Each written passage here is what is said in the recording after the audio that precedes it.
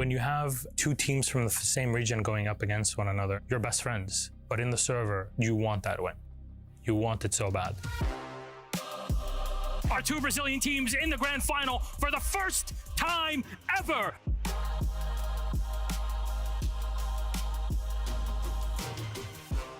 Ninjas in pajamas! Some tournaments you have a better feeling about winning, and that one, it was ours. Our second Brazilian team, Team Liquid! NIP was very well prepared. They were like top 1 team in Brazil. It goes to Brazil no matter who wins it, but for NIP, it means a lot. We lost to SSG a year before, and then we knew like in our hearts that this is an invitation we need to win, you know. It was a very difficult time for us as a team. It was pretty hard, like especially because of what happened to me at the moment. Like I lost my dad during the competition. In that final, I think Liquid kind of won people's hearts because of the tragedy that had happened, but because they had also played incredibly well throughout the tournament and through the grand final. They gave us an incredibly entertaining game. Psycho goes big with 4 kills to push them over the line on Cafe, and that is going to be NIP 2-0 on maps. There you go, the kill comes in. He knew exactly where the man was coming from, and that's going to be Team Liquid taking our second map of Chalet. Palu, 1 second left to go. Diffuser goes down in the absolute nick of time, but Moringa, he gets a huge kill, He gets a huge kill. We're going all the way to 5. We're going to find out who really is the best in Brazil. Palu cannot find the kill. Out comes the Nitro. Shot out by Pino. That is the round in 2020. Brazilian hearts were broken, but like a phoenix, NIP rise from the ashes to claim the hammer at the 6th Invitational 2021. It was one of the best days of my life. I think we can compare that as a Brazilian team winning the World Football Cup. I think winning the 6th Invitational was the best feeling ever I had. Was the best moment of my life in the sports scene for sure. I was crying a lot. I was out of control. We were very sad to lose, but we understood the limits of the team at the time, and we were very proud.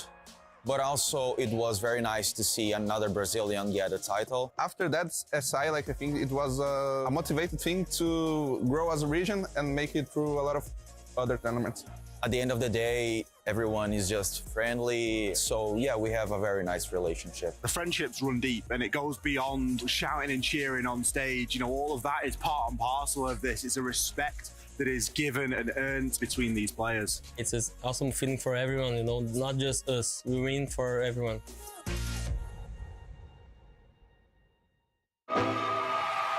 Last man alive is Necrox as MVK is on the floor. It's looking. Oh my God! They did it! They've done it! A double APAC semis. I remember I looked like this to Cancel and go. I'm like, what is going on? And it's just one of those like, this should not be happening, especially not against such a strong team as EG, and it did. Fnatic demolish EG with a 2-0. Dizzle takes it. There's rare coaches that have been able to achieve what he has. That's immensely unusual.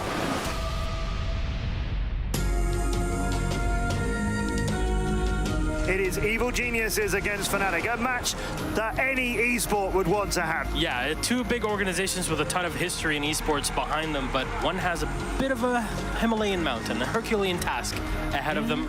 The night before we were supposed to fly out to Brazil, I get a bit of a stomachache. I try and, take pain medication or something. Nothing works. They run a couple tests on me, and I finally get the news that I have appendicitis and I need to get surgery right away. He was not able to fly to Rio de Janeiro for the Pro League finals at the time. This is your in-game leader. It's your captain. It's a big, big problem. The unofficial ruling was to be that we could find a substitute as long as they weren't contracted to an organization and hadn't competed in any of the Pro League circuits around the globe. Yeah, basically we had to make the call, and it's like, look, there's nobody else. I guess I'm just gonna have to play. Normally when a coach has to become a player, we're always thinking that's going to go terribly wrong. And to make things worse, Dizzle came from Xbox or console, so he didn't play with mouse and keyboard before. It is interesting, though, when you have the coach playing, because he's potentially coaching in real time, especially as they've lost their IGL. It had been almost 2 years since I played competitively, but that having been said, like, I generally always had a competitive spirit and I have nerves of steel. And Dizzle will glitch it! Fnatic to take the 3rd round! Dizzle in that event was called Disgod from that moment on. Round 4 for Fnatic, and APAC 2 rounds away! I knew he was a good player on Xbox, but I mean, I knew he knew how to play the game. I just didn't know if he was like mechanically up there, and obviously he was apparently. We knew, like, if we're going to win, it has to be on Oregon. And the call came out and just said, guys, we need to get out there, need to give them pressure. Like, just don't let them get comfortable, don't let them execute. I'll never forget Aces bringing FO12 Ella and jumping out the window on Oregon from Armory, and then, you know, getting 3 kills and finishing up the game practically for his team. Last man alive is Necrox. It's looking, oh my God, they did it! They've done it! They've done it! Fnatic demolish EG with a 2-0. Look at that. They can't believe it. We can't believe it. The crowd can't believe it. And they just got destroyed by APAC. It definitely sucked not being there, but I just thought it was great that the guys won without me and they won with Diz. I just couldn't believe it. Like, the crowd went up, and I'm just sort of sitting there going, like, is this real? And then to have like all the thousands and thousands of Brazilian fans like chanting and stuff. We've never had so much support before. It was absolutely incredible.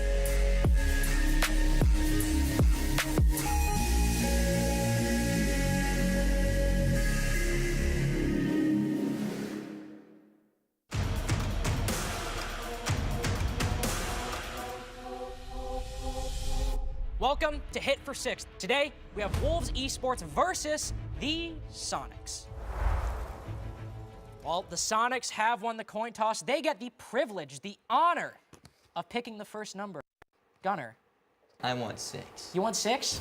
Number 6. How many times has Sweden hosted a major in Rainbow Six? Just a major? Majors. Majors. Just a major. All right, you guys have an answer? I think it might be 2. I'm thinking 2.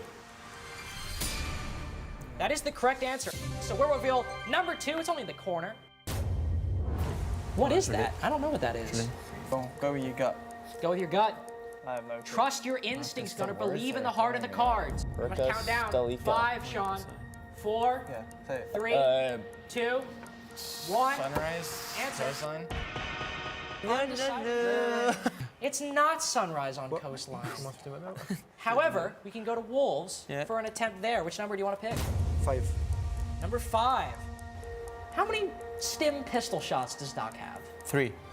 Easy question. See, he knew immediately. That's a well-seasoned Doc player right there. Let's reveal the image.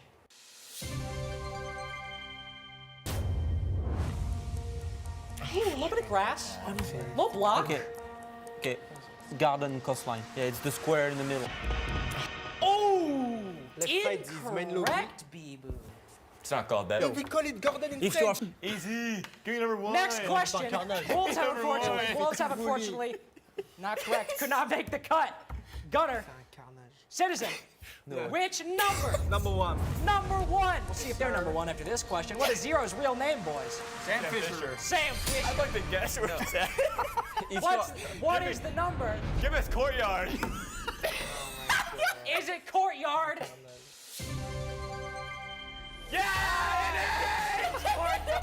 That's a steal. You know, that's the only way they won something. It's okay. In my heart, we won. Well, and you know what? As long as we're still in positive spirits, that's what matters. But thank you for watching Hit for 6. Tune in for more action between all of our teams at the Copenhagen Major.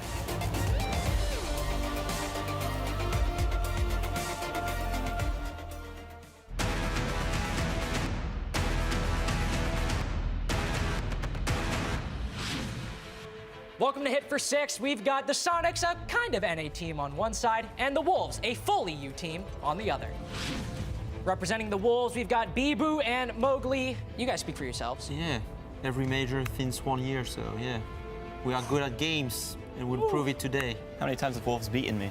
Little humble brag right there. Not so humble brag, actually. Now, I know the Soniqs, last time you played the Wolves, you came out ahead in a best-of-3, but let's see if you can take them down in a reaction challenge today. And in this game, one of these teams will be the fastest. You guys have 30 seconds, but at 15, you gotta swap out. And Bibu, you'll have to finish the remaining time on the clock. You two ready? Ready. Okay, all right. 3, 2, 1, he's prepped. Go! There we go. All right. So he's not employing the feed strategy. C'est trop dur, ça. Oh. He's so slow, bro. All right. 3, 2, 1, swap. Oh! A little bit of a messy transition, but they worked it out. I like the pose. Yeah, he's entered crab position. 5, 4, 3, 2, 1. Mais t'es trop proche. Time out. 35. A little bit of trouble there towards the end. Little shaky. But let's see if they can beat 35. Soniqs, now please take their place at the board. 3, 2, 1, go. All right, he's got his pose. We're on our way. Go, Ghana. Go, top right. Bottom left. Top left. Bottom right. It's okay. 3, 2, 1, swap. Oh, he's moving. He's grooving. Bit of an off stance. Oh, getting close. Almost there. 35 to score to beat. He's got to find it. Boom, he's made it. It's a victory lap at that point. 39 by 4. Well, with a beautiful score of 39, Soniqs, you have taken the victory, but that's it for Hit for 6. Thank you for watching, and make sure to tune in for more.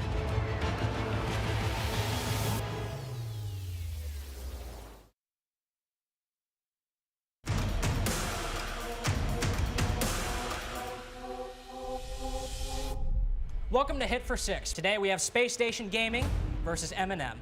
Representing Space Station, we have Forest and Foltz, third team to qualify from North America. And of course, we also have representing M&M, we have Yuzus and Salatov. Today's game is a quiz. There is an image hidden behind a block of numbered squares. The goal is simple. Pick a square, answer the question, and if you get it right, it'll reveal part of the image and give you an opportunity to guess the map. But if you guess wrong, the other team gets the opportunity to steal. Foltz, Forest, which number do you choose to start out? We'll do 5. 5 it is. What is the longest match in Siege history by rounds? G2 versus Empire, 2019. That's unfortunately 18. incorrect. M&M that gives you the opportunity to take it out from under him. Okay, let's go koi phase. Let's go koi phase. Let's go first. M&M have pulled off a heist, so let's see what is behind square number 5. I mean, if you guys want to guess the map right now, you can try. Go for it. You don't lose anything. Fortress. Fortunately, it is not Fortress, but it's all good, because you just stole Space Station's question. Now you have an opportunity to pick your own square. So what are you going for? 6. 6 it is. So, question. What word used to be on the side of Tachanka's LMG? I have no idea as well. No idea? Nope. All right. That gives you the opportunity to take it out from under him. Like Lord? It is Lord, was written on the LMG. Let's go. So, Space Station have stolen M&M's question back. If we can reveal what is behind square number 6. All right, do you guys want to make a guess? You seem confident. What map do you think this might be? It's theme park. Can I get a 100%. room on theme park? It's got to be office. All right. Our guess got is an office. Office on theme park. Can we get a reveal?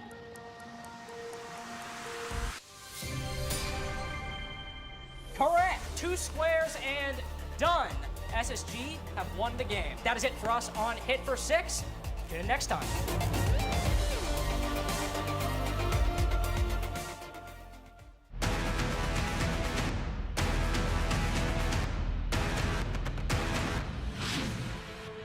Welcome to Hit for 6. We have Space Station on one side, and on the other, M&M from Europe. Representing Space Station, we have Forest and Foltz. I'm just gonna, who's the best just aimer on the team? Who's the best at pointing and clicking heads? To you, bro. I appreciate that. That's what I was thinking. On the other side, of course, we have M&M, Yuzus, Salatov. Thank you for joining us. You know, Yuzus, I think you're a good player, but do you think Salatov might have the edge in the clicking heads department? I think so. Just Think about. so? Reason I asked all that, of course, is today we have a reaction-based test for you guys. See which one of you, out of Space Station and M&M, has the quickest reaction time of them all. Space Station will be testing their reaction times first. So Fultz, Forrest, you ready? I'm ready. Yeah. All right. Let's get it. You may go. He'll have to switch. So as he's tapping right now, he's doing all that. Yuzu's about 10 seconds. Forrest about to jump in. You think he's gonna do better or worse? 'Cause he's doing okay right now. I think he's doing worse than Fultz. Think so? Well, in 3, 2, 1, switch. Sure. Nice, little boost right there. I appreciate it. I can't tell. Is he doing better or worse? Looks about the same to me. Think so? Oh, he's gonna get to 40. Got 2 seconds. 1, time. Time out. Thanks to Fultz and Forrest, 43 is the score to beat. But now you guys need to try your hand at the reaction time test, so go on over. All right, Yuzus has assumed the winning position, so go. All right, he's off to the races. Remember, 15 seconds. You guys are gonna need to swap. Who's already We lost this game. Oh, this is not looking good. Oh no. Oh, he's tapping in. He's tapping. All right. 3, 2, 1, swap. Gets it. Ooh, that was a little delicate. That was cute. I mean, Forrest, you had a really great second round right there. Ooh, 5 seconds. Remember, 43 is the score to beat. You got to get 12 in 2, 1. No more time on the clock. I mean, you kind of got 43. You got 34, just the inverse of what you wanted to get. Space Station knocking it out of the park at 43. Eminem, unfortunately, 34. Not enough to cut it. But join us next time on Hit for 6 to see who might come out on top.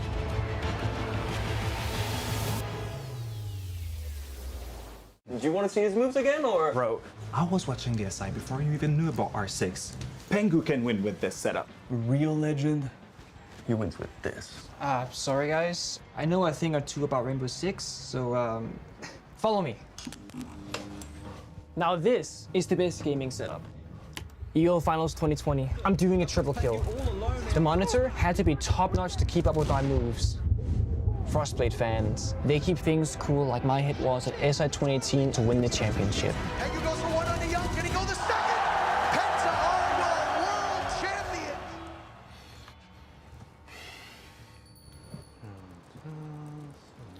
Are they gone? Yep. But with 2 Orion towers fully upgraded and 2 screens. Good job, man. Thank you. Takes the best to be the best.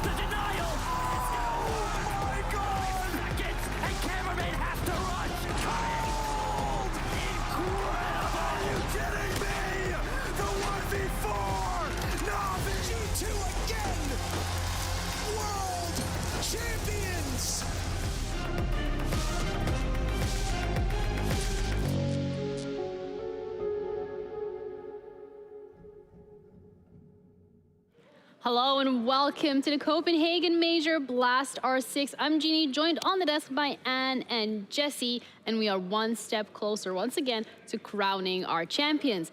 Yesterday was an interesting one. We had 6 best of 1s, 2 best of 3s. Yeah. Yep. I'm getting in the mood swing of things, okay? But all in all, the results, I want to say, have been maybe what we expected. Revenant Falcons were sent home. M80 and M&M were able to continue. We even qualified FaZe Clan and W7M. They're the first 2 teams to be cruising towards Phase 3.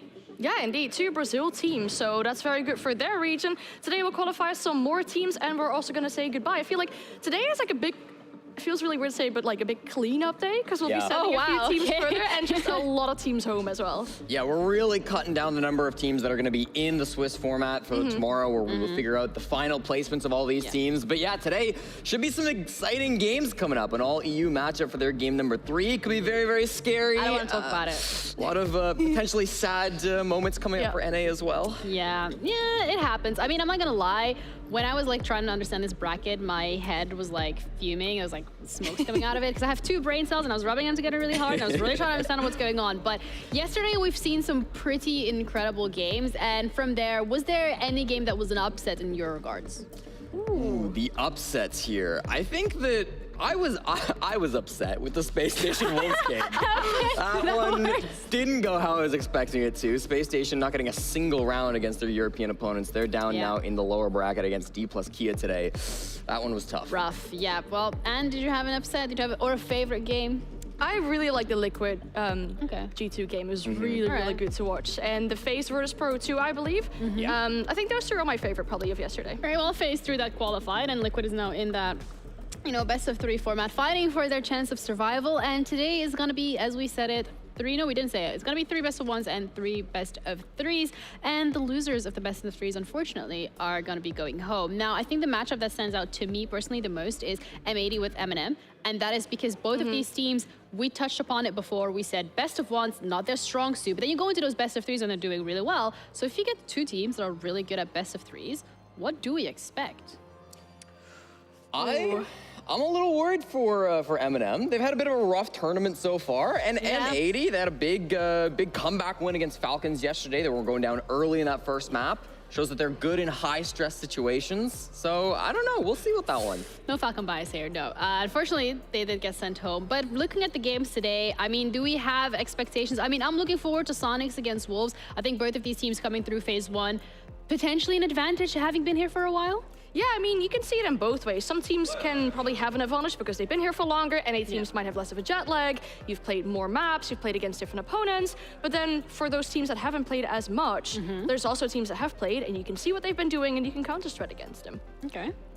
Well, would we like to agree or would we like to disagree, Jesse? I would agree. Well, I mean, the thing is as well, right? Even teams that did get to skip that first phase, sometimes they've been struggling with the counter strats anyways. I mean, I think we saw DarkZero have a problem with that, playing Theme Park back-to-back, got kind of read out by their North American opponents. So yeah, I think having a little bit of extra time and learn the meta a little bit, understand how your opponents play, get over that jet lag, especially if you're in that first phase playing against some lower teams where you can afford to be a little bit sloppy, clean that stuff up for now the big games here. I think that's been a big help for some teams. Are you over your jet lag?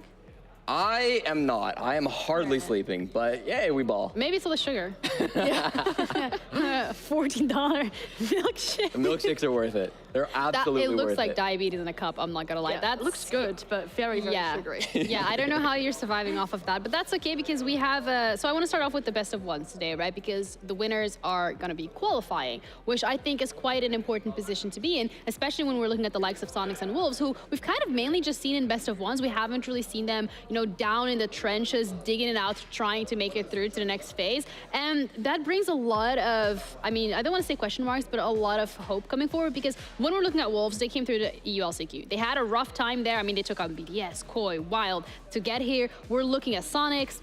Kind of a similar story. They had to come through LCQ as well. But then it brings the question of, you're here as an LCQ team, but you've been doing so well. So what do you think happened between those LCQs and now actually being here on stage? I mean, for example, especially with Wolves, I think, you know, having made that player change right before they got into EUL, obviously you need some time to adapt. They made a huge player change, like taking out Rise with so much experience and bringing in a younger player. It's okay to have some worst first few games, but then to have that comeback in the LCQ, as you mentioned, that's really good. Yeah, and I think Deadshot's been performing really well for them, especially at this event. I think Soniqs are in a similar boat where, like, the stage 1, they struggled. They weren't really playing in the meta. They were not really on top of things. They seemed to be struggling in a lot of aspects. But then LCQ, they've been playing amazing. They've lost like 1 series since that LCQ started. So Soniqs are playing fantastic right now. They've definitely upped their game since the start of the stage, and it's great to see them playing well. Okay, I think another thing that we touched upon very lightly was the prep going into this, right? Because we have NiP up against Scarz. That's the first game that we're going to be heading into after the break.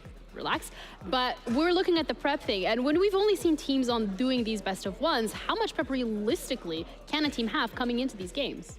I mean, it depends on how much your opponent has played, right? If your opponent has played so many different maps, you have to keep this in account when you're going to do that prep, because you have not done the map and phase yet, and you won't know what map it's going to be, so you'll probably have to prep for more different maps. I think the other thing, too, is with the Swiss format, you don't know who you're playing until I think 12 hours ago or so, we found out the matches. So, you know, you got to get sleep time in there, you got to eat supper, so... sleep's overrated. Well, I mean, for some of these coaches, it kind of has to be, right? You got to be up late, you got to be grinding and figure out what your team's going to do against these opponents, get that prep done and underway. So yeah, it's a big factor that I think is affecting a lot of these teams, and you're seeing the squads that can be a little bit more adaptable, can play their own game rather than being so focused on counter-stratting, are finding a little bit more success. Yeah, I think Falcons is one of the teams that very much highlighted the fact that they were rather an adaptable team rather than, you know, going through VODs, going through scrims, setting up things. Unfortunately for them yesterday, it didn't work out the best. I think that was also more of a mental side of things, you know, when you're 5-1 and then you end up losing that map, how do you crawl back? So that's also going to be an interesting one to see here, because these best of ones, again, are going to be down to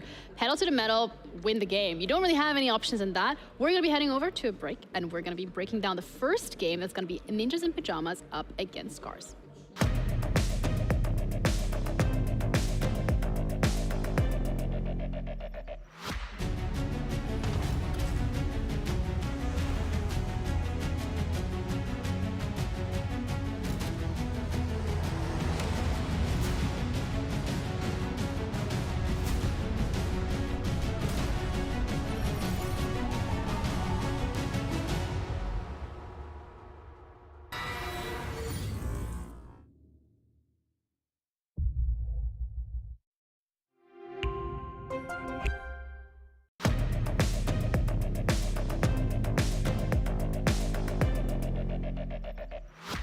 Welcome to the first game of today. We have Ninjas in Pajamas up against Scarz for a chat to be in phase 3. Now we're gonna break this one down, starting off with Ninjas in Pajamas, because it felt like seeing them throughout these phases, adaptability has been key to how they've been performing. Oh yeah, and I was really impressed by their game yesterday, more so their defenses than their attacks, or at least how they started on attacks, because on their defenses they made it so difficult for the opposing team to really spot out where they were hiding, to really utilize their time and defending positions well. And on their attacks, once they get to that, this team will either commit to these funky 5-man rushes, and then even if it goes wrong, they will still hard commit. And if that doesn't work out, they can still adapt and do these more, you know, normal takes with 5 operators, clearing the map, taking their time.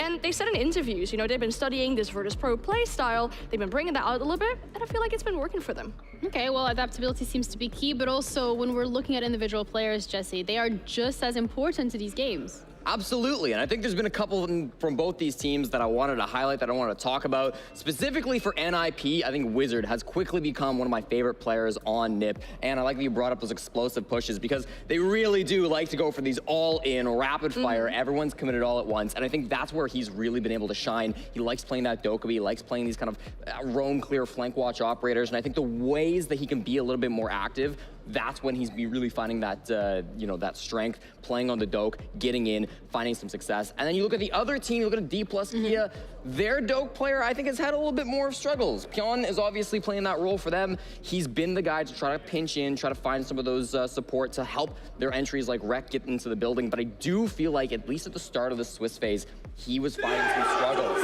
Oftentimes on those aggressive operators, you know, he was falling early. He's gotten better though, right? Last couple of games, he's really started to step up his game. He was positive in their last match against Dplus Kia, so I'm excited to see that improvement continue from him, and hopefully that can result in some good round wins for Scarz. Yeah, speaking about Scarz, what are we expecting from their side of things? I feel like the good thing is you mentioned Pyeon, right? But he has a good set of teams or set of players around him that can really help him and support that. Rek has been having a really good game yesterday with those nades, super effective. Washoy as well in those last few rounds, super effective on the flanks. And I feel like this is something that Scarz did really well in their game yesterday. They really spotted out the defensive gaps in the playstyle of Dplus, where they had these holes that no one was watching on the side of Dplus, or they had these players in really, really vulnerable positions, and Scarz took advantage of that very well. Yeah, well, we have the veto coming through as well, because we now know what maps we're going to be looking at. And surprise, surprise, it's going to be Skyscraper. Looking at Skyscraper specifically, are we feeling like this is potentially favoring one of the teams? Not a lot of plays from both of these squads. This is an uncommon map. NIP only 1 play so far this year. That was the first match of the LCQ to beat Black Dragon 7-5, not terrible. Scarz, a 2-1 record in Stage 3 last year, but it's been a long time since we've seen them play it in any official competition. So it's gonna be kind of new ground here, testing the waters. You talk about that prep in the pregame, Ginny, that's really not gonna be a factor here. It's like out the window. Yeah, Scarz haven't played that many maps yet, though. So for them to ban out the maps that NIP seem to be really strong at, feels like they might be starting with a bit of a smaller map pool here. Okay. As you mentioned, they haven't played it yet. It does kind of feel, if you look at their map bans, like a little bit of a higher preference map because they don't really ban it themselves. The only time they banned it was yesterday in that game against Dplus. So it does bring to question as well in terms of potential, what we can be expecting from both of these teams on this map, because both of them clearly felt comfortable letting it float, which means both of them are happy to play it, and that then means maybe you don't have prep in terms of FOD reviews, but we can be expecting opposite playstyles clashing, especially as you mentioned, and Scarz is very good at finding some of these little holes in terms of the playstyle and just blowing it wide open. Yeah, they will be starting out on defense, Scarz themselves, and for NIP to start out on attack, usually I'd say on a map like Skyscraper, you may be a bit of a disadvantage, but then their attack rate in Skyscraper isn't really all too shabby because it's their second best attack in win rate, so I hope for NIP that they're able to pick up a few rounds on their attack. Oh, yeah. I think it can definitely favor that explosive playstyle that NIP like to go for. You know, they're not always rushes. They're not in the 30 seconds. They're not making things go faster than they should be. But what they do is they'll set up, they'll get all in position, they'll make sure that they've opened the walls they need to, and then boom, in an instant, they're in like lightning. So you've really got to watch out for Scarz. It'll be interesting to see if they try to put that pressure early to stop NIP from setting up. We've seen them do that before. They can get a little aggressive sometimes. You know, we talk about Rek. He's a guy who likes to get active, and so I'm excited to see what he can do here on the defense. Yeah, aggression, however, seems to be one of the most beneficial things that some of these teams have had, and it's gotten them really far. So when we're looking at both of these rosters, they like to play it, however, you know, their own kind of style. So I want predictions from you guys. I'm gonna start with you. Listen. Sorry, Jesse, you're the first one under the bus. Yeah, well, I'm going to go for Ninjas in Pajamas here. I really have been liking their new players coming into this roster. Their old players are legends, world champions, of course, back a couple of years now. I think NIP, I don't see them going down into APAC's finest. Scarz are a good team, but they've still got some problems here. I feel like I'm gonna have to agree with that. I feel like Scarz might be able to pick up a fight. You know, when they have these places where they do spot out the defensive gaps and they can take good use of that, they might pick up a few rounds, but I feel like this opponent will be too much of a tough battle for them. Okay, the analysts in green going for NIP. This is actually crazy. Both of the analysts are agreeing. Let's see if the casters want to agree with us, because we have Dez and Ace ready. So guys, do you want to throw in a little spicy prediction? I'm excited about Scarz. I mean, and that's coming from somebody who absolutely loves the LATAM region. But for me, it's that story about, you know, we've had the regions sort of separate a little bit. We've got a Japanese team that can make it through to the live finals if they just get one map. One quick point, Jesse. She's definitely wearing blue, not green. You might want to get your eyes checked out, mate. Blue? No, that's green. This is green, it's like emerald, my guy. Yeah. It's pretty blue from here. I think the age is like starting to show. Is it going to turn into one of those green It's when you ask let's not start that argument all over again. Do you see? It's green, You guys can go and argue about Yeah, we're going to argue about the color. You guys can argue about your pretty predictions. blue from this TV here, but thank you very much, guys. No, I think I'm very much the same as well. Scarz for me, underdogs, but knowing the map that we're going into it itself makes it very, very exciting. Hello, everyone. For me, it's one of those that I'm looking at and thinking, Skyscraper for a start. Favorite map. Absolutely love casting it these days. And two, Scarz have not played it. This roster was picked up by Scarz in March of last year. It's a complete unknown. If you're going to bring it out, what better match to do it in? I've literally just said it 5 minutes ago to Des, and I think it's a point worth bringing up. You'll look at it and you think, this is a huge moment potentially for this Japanese team. Put the region on the map, get to the live finals in front of everybody, have that moment on the live stage, bring out maybe something they've been saving. Who knows? It's all of a sudden never been played for them, and then it makes it through the bans in one of their most important games. You gotta wonder, have they got something set up and ready for us? I think coming into this, it's kind of easy to look at it and go, NIP win. And I think, you know, I predicted it, and I think a lot of people doing predictions, thinking about how the game's gonna go, would favour NIP. That's the reality. But this, I think genuinely, if we can see the Scarz that we saw yesterday against Dplus Kia, I think this could be a much closer game than we think. And I have a question mark over the map. I'm wondering if Scarz have managed to win this in the map ban phase potentially. So much of this for me is going to come down to comfort on the map itself. Yeah. For NIP, it's not exactly a slouch map either. It's their fourth most preferred map. They played it a good few times. Only once, interestingly, so far in 2023. But over the last year or so, have played it 4 or 5 times. So it's in their wheelhouse.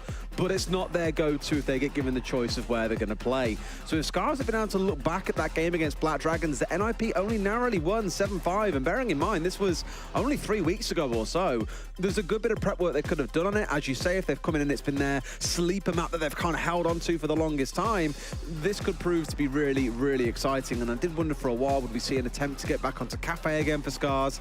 For NIP, it's their top map. You can understand completely why we're not going back there. So even though the last 4 maps these two teams have played, 3 of them have been Cafe, it does make sense that we're going somewhere a little bit more exotic, dare I say. Bands have rifled on through, not at all too surprised to see the Ying ban coming out of NIP. It was the exact same ban that they had last time round. Interestingly, the Valkyrie as well, the exact same ban that they had against Black Dragons just a few weeks ago. But obviously here we're facing up against new bans from Scarz in the form of the Monty and the Kai, which again, NIP will be used to. They saw this in the Black Dragons game being banned away as well.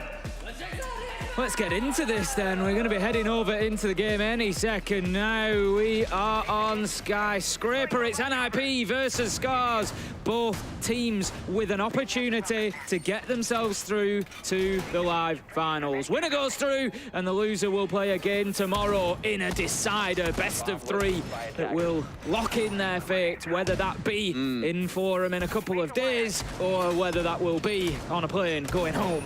That's the real crunch of this, the real crux of it, right? Whoever wins this one, you're safe. You're out of the madness. A day off. Yeah, you're out of the madness that is going to ensue tomorrow, because for a number of teams, let's not forget, your elimination game is a best of 3. And while someone look at it like MATR, no doubt, and say, hey, some best of 3s, that sounds like a fun time.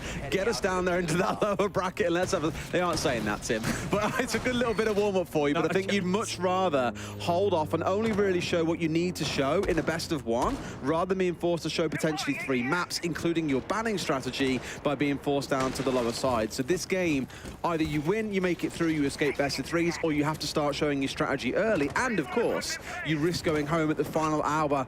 How heartbreaking that would be, Tim, to lose on literally the final day and not make it to Forum on Friday. Very, very tough. Our operator bans were, of course, Monty, Ying, Valkyrie and Kaid.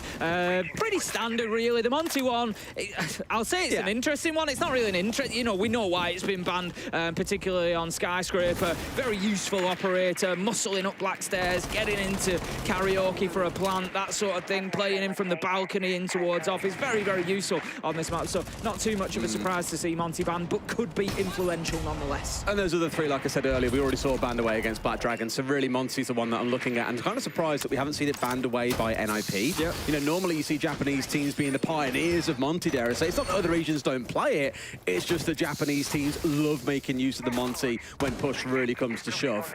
Anyway, here we go with things starting out on the east side of the map, out towards Exhibition and Office. It's Wizard looking to work some magic up towards Shrine side, and you can see the Flores drones just rolling in front of him there as well, forcing the shield away. So piece by piece, you're going to see NIP looking to peel back the layers of this defense. The main frustration being that with an Azami on side, it's very easy for Scarz to reconstruct these defenses and get things set back up again once those Flores drones have already rained on through. So it will force NIP to have to be a little bit more dynamic here, a little more creative in how they get through this. But with Habana, with nades on side, Flores drones, Selmas, Ash breaching charges, they have got so much to, breaching rounds, sorry, they've got so much to work with here to destroy things like the Azami barricades. NIP have come prepared. Worth noting that Scarz are doing a pretty good job on the information game. 5 drones down, leaving only 5 for NIP. Flash is going to go into sight, and we're a minute left on the clock. They've lost a lot of time here of NIP. Pino is finally going to pick up that opening kill. We actually saw him take an attempt with a nade earlier onto Tayu. He took a lot of damage and manages to finish him off now, but it's taken an awful lot of time to get there. They've 30 seconds left to go. Scarz are in good positions here. This is doable, Des. And Rek has been a wrecking ball for the last 2 or 3 days for this team.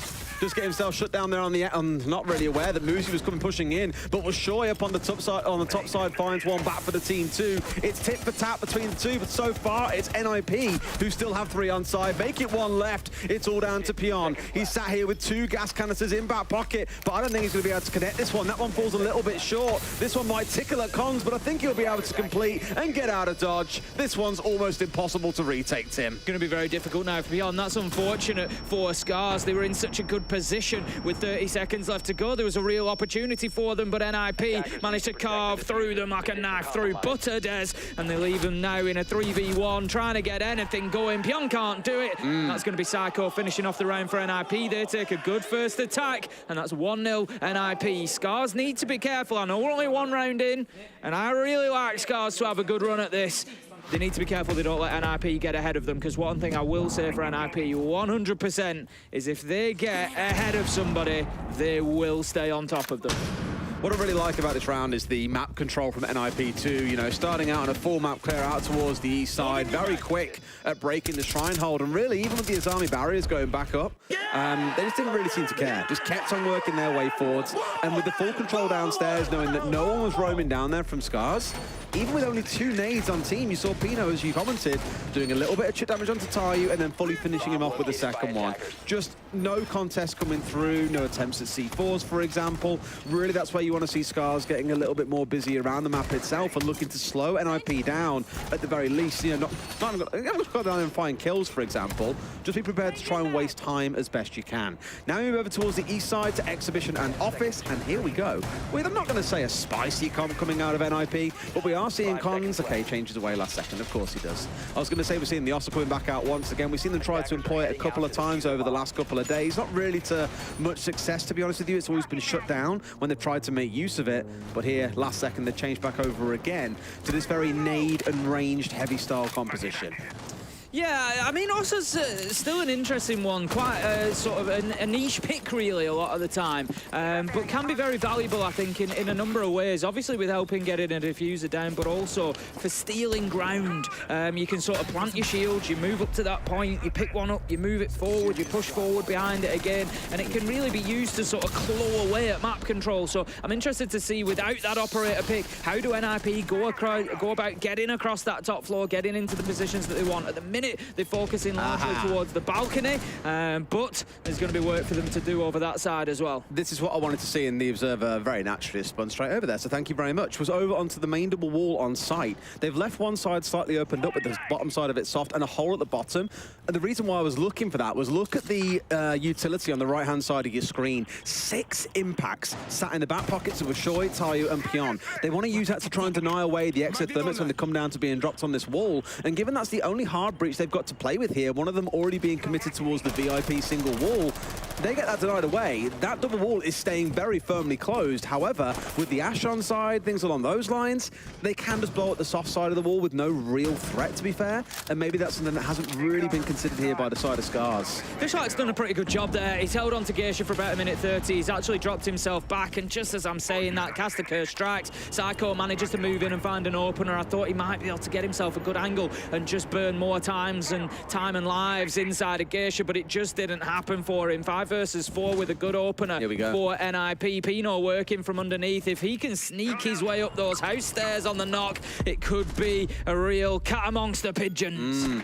This is looking really clinical, and we spoke about this yesterday, how we need to find a better name for the slightly slower playstyle that some teams are employing, that, you know, arguably VIP of engineered, because NIP are doing VP engineered, sorry, because NIP are now looking to do something very, very similar, where it's all about the drone play. You know, for 2 minutes solid, they've been sat on drones, making sure downstairs is clear, upstairs is clear. They've had players holding retreat angles, so if someone is out roaming, they're going to get shut down on the way back.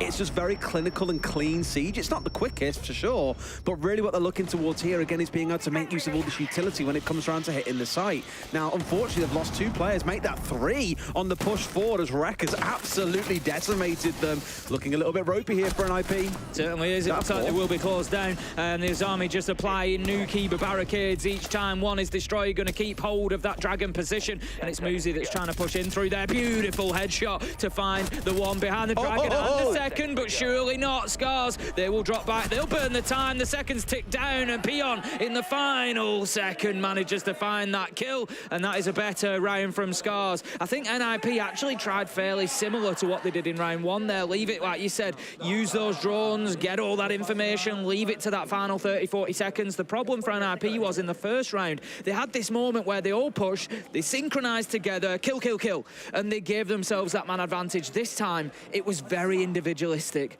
There was one pushed from Terrace, lost the gunfight. One push from Dragon, lost the gunfight. One pushed from the bottom of house stairs and lost the gunfight. And that was the problem for NIP. They were chipped away at individually. So if they're going to play that late style, they're going to have to do it in a way that they work together. That first kill from Psycho was exactly what I was talking about, by the way. Kind of forcing players back by chucking drones at their feet. You know, I think we all know this if you play ranked as well. A drone's, well, not everyone. If there's a drone at your feet, run away. Very fair chance. They know exactly where you are. You've been yellow pinged out. They've got players coming for your life. You need to move, which is why you see players trying to charge their way forwards. And obviously you're in a spot where you can't check every possible angle that you might be getting blindsided from. So it was good for Psycho to be in there. Good discipline being shown by NIP. My kind of take on that was they wanted downstairs control to make use of the 3 nades they still had in the back pocket of Muzi and Psycho. But unfortunately losing 2 or 3 players to Rek, who really has dragged his team through the kind of latter parts of that round, was the main contributor to why they didn't win. And that's an interesting triple stack onto the wall. Who were they expected to come running through there? Monty? Well, he's not going to be. Exactly, and that's what I mean. Like, I guess like it'll do. I think it's 60 damage per explosive, so maybe there's Ophia. Like, I don't know. Ossa as well. I get it. Yeah. Okay. Normally we see a double stack and that's enough. But all right, let's go for it. A lot of eggs in one basket, Des. There is. That door is where they are investing everything. We'll have to reinvent that saying a little bit. We could reinvent it in a siege style. Don't put all your EDDs on one door. That could be. I knew where that was going before you even got there, and I was just like, for God's sake, don't put all whoa! Don't put all your EDDs on one door. It doesn't really roll off the tongue though. Don't put all your cap cans on one door, maybe. I like it. We'll see. We'll work on that one and bring it back out again at a future point. Here we go, though. 2 playing out on the Shrine balcony here as well. They've got to be mindful of potential jump outs. Teams normally double Claymore up the window here as well to stop any kind of jump out. There's one set down, no double. For the number of times that we've seen, especially when I think back to APAC North, again, you know, down 1 Kia, now known as Dplus, used to do it a lot. Impact out the window, jump out, kill the players that were out on the Shrine balcony. You've got to be really mindful of that, especially now the Solus in the game, who of course can see those Claymores outside, and potentially how many players are sat on drone. Still I'm going to call it a moderately paced round from NIP. We're a minute and a half in, not really too deeply established inside of the map yet. Don't have top floor control. Still got Fishlark and Rek up there looking to hold them off for as long as possible. Just burn as much time before they can start pushing. The thing is, if NIP are struggling for time a little bit and we're seeing last 20-30 second executes, this is a good site choice from Scarz because it's essentially the top floor with a couple of extra steps. You know, you still need to get in there and get a hold of Geisha, Karaoke T, and then start pushing on towards site. NIP aren't doing terribly. They've got the bottom of Black Stairs open. They've got the Ossa shield there, so they've kind of got what they need. Pino needs to win this fight, but no, he's not going to see the man on the stairs. It's Rek that picks up the first upstairs, gets Psycho, and this is what I was saying about that top floor hold, but NIP have an answer. Tried the retake and the Ossa shield on Black Stairs, really helped out towards this as well, really denied the whole angle of a retake coming out from Scarz, and despite their best attempts here, they're down to just 2 players left. Shoy has barely got a bit of HP to his name. It's taken away by Muzi with a headshot. 1 or 100 simply did not matter, and now it's down to Pion to clutch up. Finds 1 and 2 still stands. 20 seconds left to go though, Des. It's not necessarily the longest amount of time to hold on, but Pino has a sliver of an angle from the drum stairs and manages to slam the last man, and that is going to be NIP taking round 3. But I tell you what, this is feeling like a good game here. I'm excited about this one. 2-1 NIP. It's an interesting conversation, again, coming back to the whole, air quotes, VP style of playing, where I think for the longest time we've looked at it, and the teams are executing with 20 seconds on the clock. We're like, yeah, that's not very good. You're leaving that a little bit late there. Whereas actually a lot of teams now are more preferring to prepare extremely well for the execute. Take more time to drone things out, soften things up with utility, and then say, right, we've only really got 1 shot at this, but we're confident that we can pull it off. And that's kind of a bit different to what we've seen at a number of teams, most teams arguably around the world at the minute, playing this very fast, aggressive play style, you know, being more dynamic. Whereas for NIP, it feels like playing things as a checklist, you know, have we droned out this room? Yep, okay, what's in the next room? Oh, there's a player. Let's get 2 drones on there, force him back. Psycho, you're in spot for the flank watch, right? Yep, absolutely, I've got him, cool. 1 player dead. And it is forcing Scarz into a very different play style to what we saw yesterday on Cafe. Think about when we had double jump outs, we had C4s out windows, we had run outs. They were playing so aggressively, but NIP are just not giving them any room to be able to employ that play style today, which I think is why we're seeing a slightly more muted Scarz. Sure, Rek's done pretty well in a couple of these rounds, but that's really all they've got going for them. And as I say that, here he is at a window/doorway looking for an early kill. We're going to see them back into Karaoke Tea. This was the round that we saw in the first round, the site that we saw in the first round. NIP were able to get the win, but it came down to that synchronized push in the final 30 seconds where they managed to get a couple of kills. So Scarz, if they can burn a couple of lives early, the soulless potentially of Rek, get out there, get a couple of kills, give them the man advantage, that's going to significantly help them. Alternatively, they could have thought about maybe bringing a couple of trap operators, slow down NIP even further, you know, maybe a Legion, maybe a Banshee here or there, but they've gone down the road of playing with that roaming soulless, get Rek out there, try and deny the information, and they just need to burn that extra 10 or 15 seconds. Is he still laid down inside the bathroom, by the way? It looks like he's broken his knees with the way that he was laying against the wall. Look at him. Yeah. Ouch. It's like a really bad magic trick with the whole, like, box cutting thing. Just he's actually lost his kneecaps this time round until he spins to his side.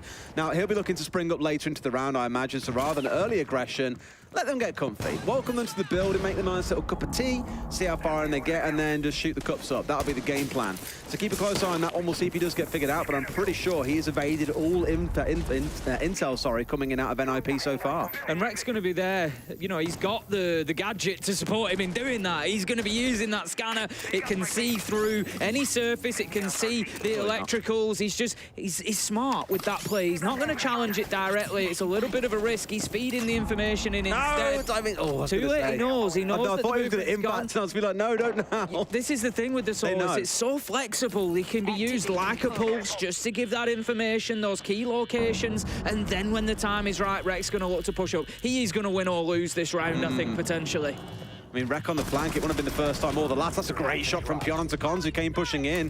Muzi elsewhere finds Tyre, though, and this is where we've got to see Rek really start to make a move, because the execute largely has come in. They found a couple of kills, and his backline is in tatters. Essentially 4 versus 2 on the push forward, and here comes Rek. Finds Wizard, who was tasked with watching him the whole time, but looks the wrong way. Psycho finding him out. It's a 3v2 once again for NIP. Rek was just too concerned about Terrace there, and Psycho was able to take advantage of that. Pino goes in. He's always going to shred through you when he manages to get into sight. It's all up to Washoy. Shut down by Psycho. And that's going to be NIP taking another round, and they're starting to look a bit too comfortable for Scarz's liking here on the attack. Dare I say, what I'd really like to see here from Scarz is more aggression in the early rounds. And I'm very aware that I said in the previous round, hey, yesterday they were every window and doorway. We love seeing it. What I want to see them doing more than anything else is chewing through the drones, because it's almost like running a gauntlet where you've got like an end of a runway to get to. There's something chasing you from behind. It's like a boulder rolling towards you, and you've got maybe 2 minutes to win the round, or at least have enough of an impact that you're going to be able to disrupt the round. So when you've got NIP doing all this drone work, they're getting set up around site, they're able to execute at their own leisure. We saw it in that round. They pushed forward, they went 2 for 1. It was essentially 4 versus 2 on the push forward. Sure, Wizard got shot in the back by Rek, but they dealt with that flank very easily. They've got to shut drones down quicker to slow NIP down further, to force them to take more risks and pick up kills early into the round, because right now, they are running the roost, and I'm hoping that's the kind of conversation that Scarz have just had in this timeout. Yeah, the tactical timeout could be an important one. I think ultimately, like you say, Rek, as I suggested, there was sort of looking at the first time NIP had attacked onto Karaoke Tea. I'm looking at that thinking, just waste a little bit more time, just push them a little bit deeper into the round, and you might have that, you know, that success. And there was 2 ways of doing that. I mentioned the potential for trap operators or the potential for playing a roam game. I think Rek was just a little bit ineffectual. It was too little, too late, really, because NIP were established too deep, and that's why Psycho gets the kill onto him, because he's then having to worry about Terrace, he's having to worry about Dragon, he's having to worry about Drum, because NIP are too far forward. If that flank comes a little bit sooner and he can catch them in Office and Exhibition, maybe a little bit in Dragon before they've got so established, maybe he gets 2 or 3. And it just felt like maybe a little bit too late for Rec, but it's always a difficult one when you're out on the roam, you've kept yourself hidden, you're off the radar like that, to know the exact moment, the exact right time to push forward. You know, maybe that could have been supported by a bit more information from his team on the top floor to say, look, this is what's going on, this is where they're up to. You know, and maybe a bulletproof cam up there somewhere, something, you know, anything to just maybe give him that little bit of extra info that would have helped. Now, probably where I don't want to say I'm disappointed, but more kind of like a bit surprised they didn't have this conversation, is that Scarz have gone back to a very deep comp, right? They've got 3 shields on side, they've got the mirror windows, with Mai for support, smoke. It's not that aggressive, let's get out there and try and cause a little bit of damage style comp. It's much more, how can we hover around site, how can we fall back and be largely impenetrable? And I feel they've got an okay read on it. There's no forest on the other side, but NIP have come tool to the teeth again with range destruction. They've got the nades on the Iana, they've got the Zofia and the Ashe together. Those 3 operators really are enough to chew through these shields and then some. But for me, again, it's Cons playing on the Ossa. You see the Ossa coming in towards a site like this. I'm not entirely sure what their game plan is in terms of the attack, because they've got to, again, clear all the way down through top floor. Chances are you'll see it dropped on black stairs facing downwards to stop a flank angle coming out of Scarz once again, but that might just be about it. Going to be a nice opener for Washoy there, just managing to shut down Psycho as he tries to push into the map. And the thing is, Scarz have done reasonably well on the entry. They have had a few, they have been able to pick them up, but they just don't seem to really be able to make the most of that man advantage when they get it. For the time being, Rec and Peon, they're going to be at the sharp end of this defense. They're going to try and deal with this Ossa that's looking to push in. Cons is going to take a little bit of damage there. A lungful of the smoke does do its job. He's just going to have to hold back for 10 or 15 seconds before he can continue that push towards the top of black stairs. I mean, he'll be ecstatic at this point, I imagine, because if you're burning through smoke canisters this early in the round, not entirely sure what moves he was looking for. I think there you go. Site. They found 2, make it 3 on the upstairs as well.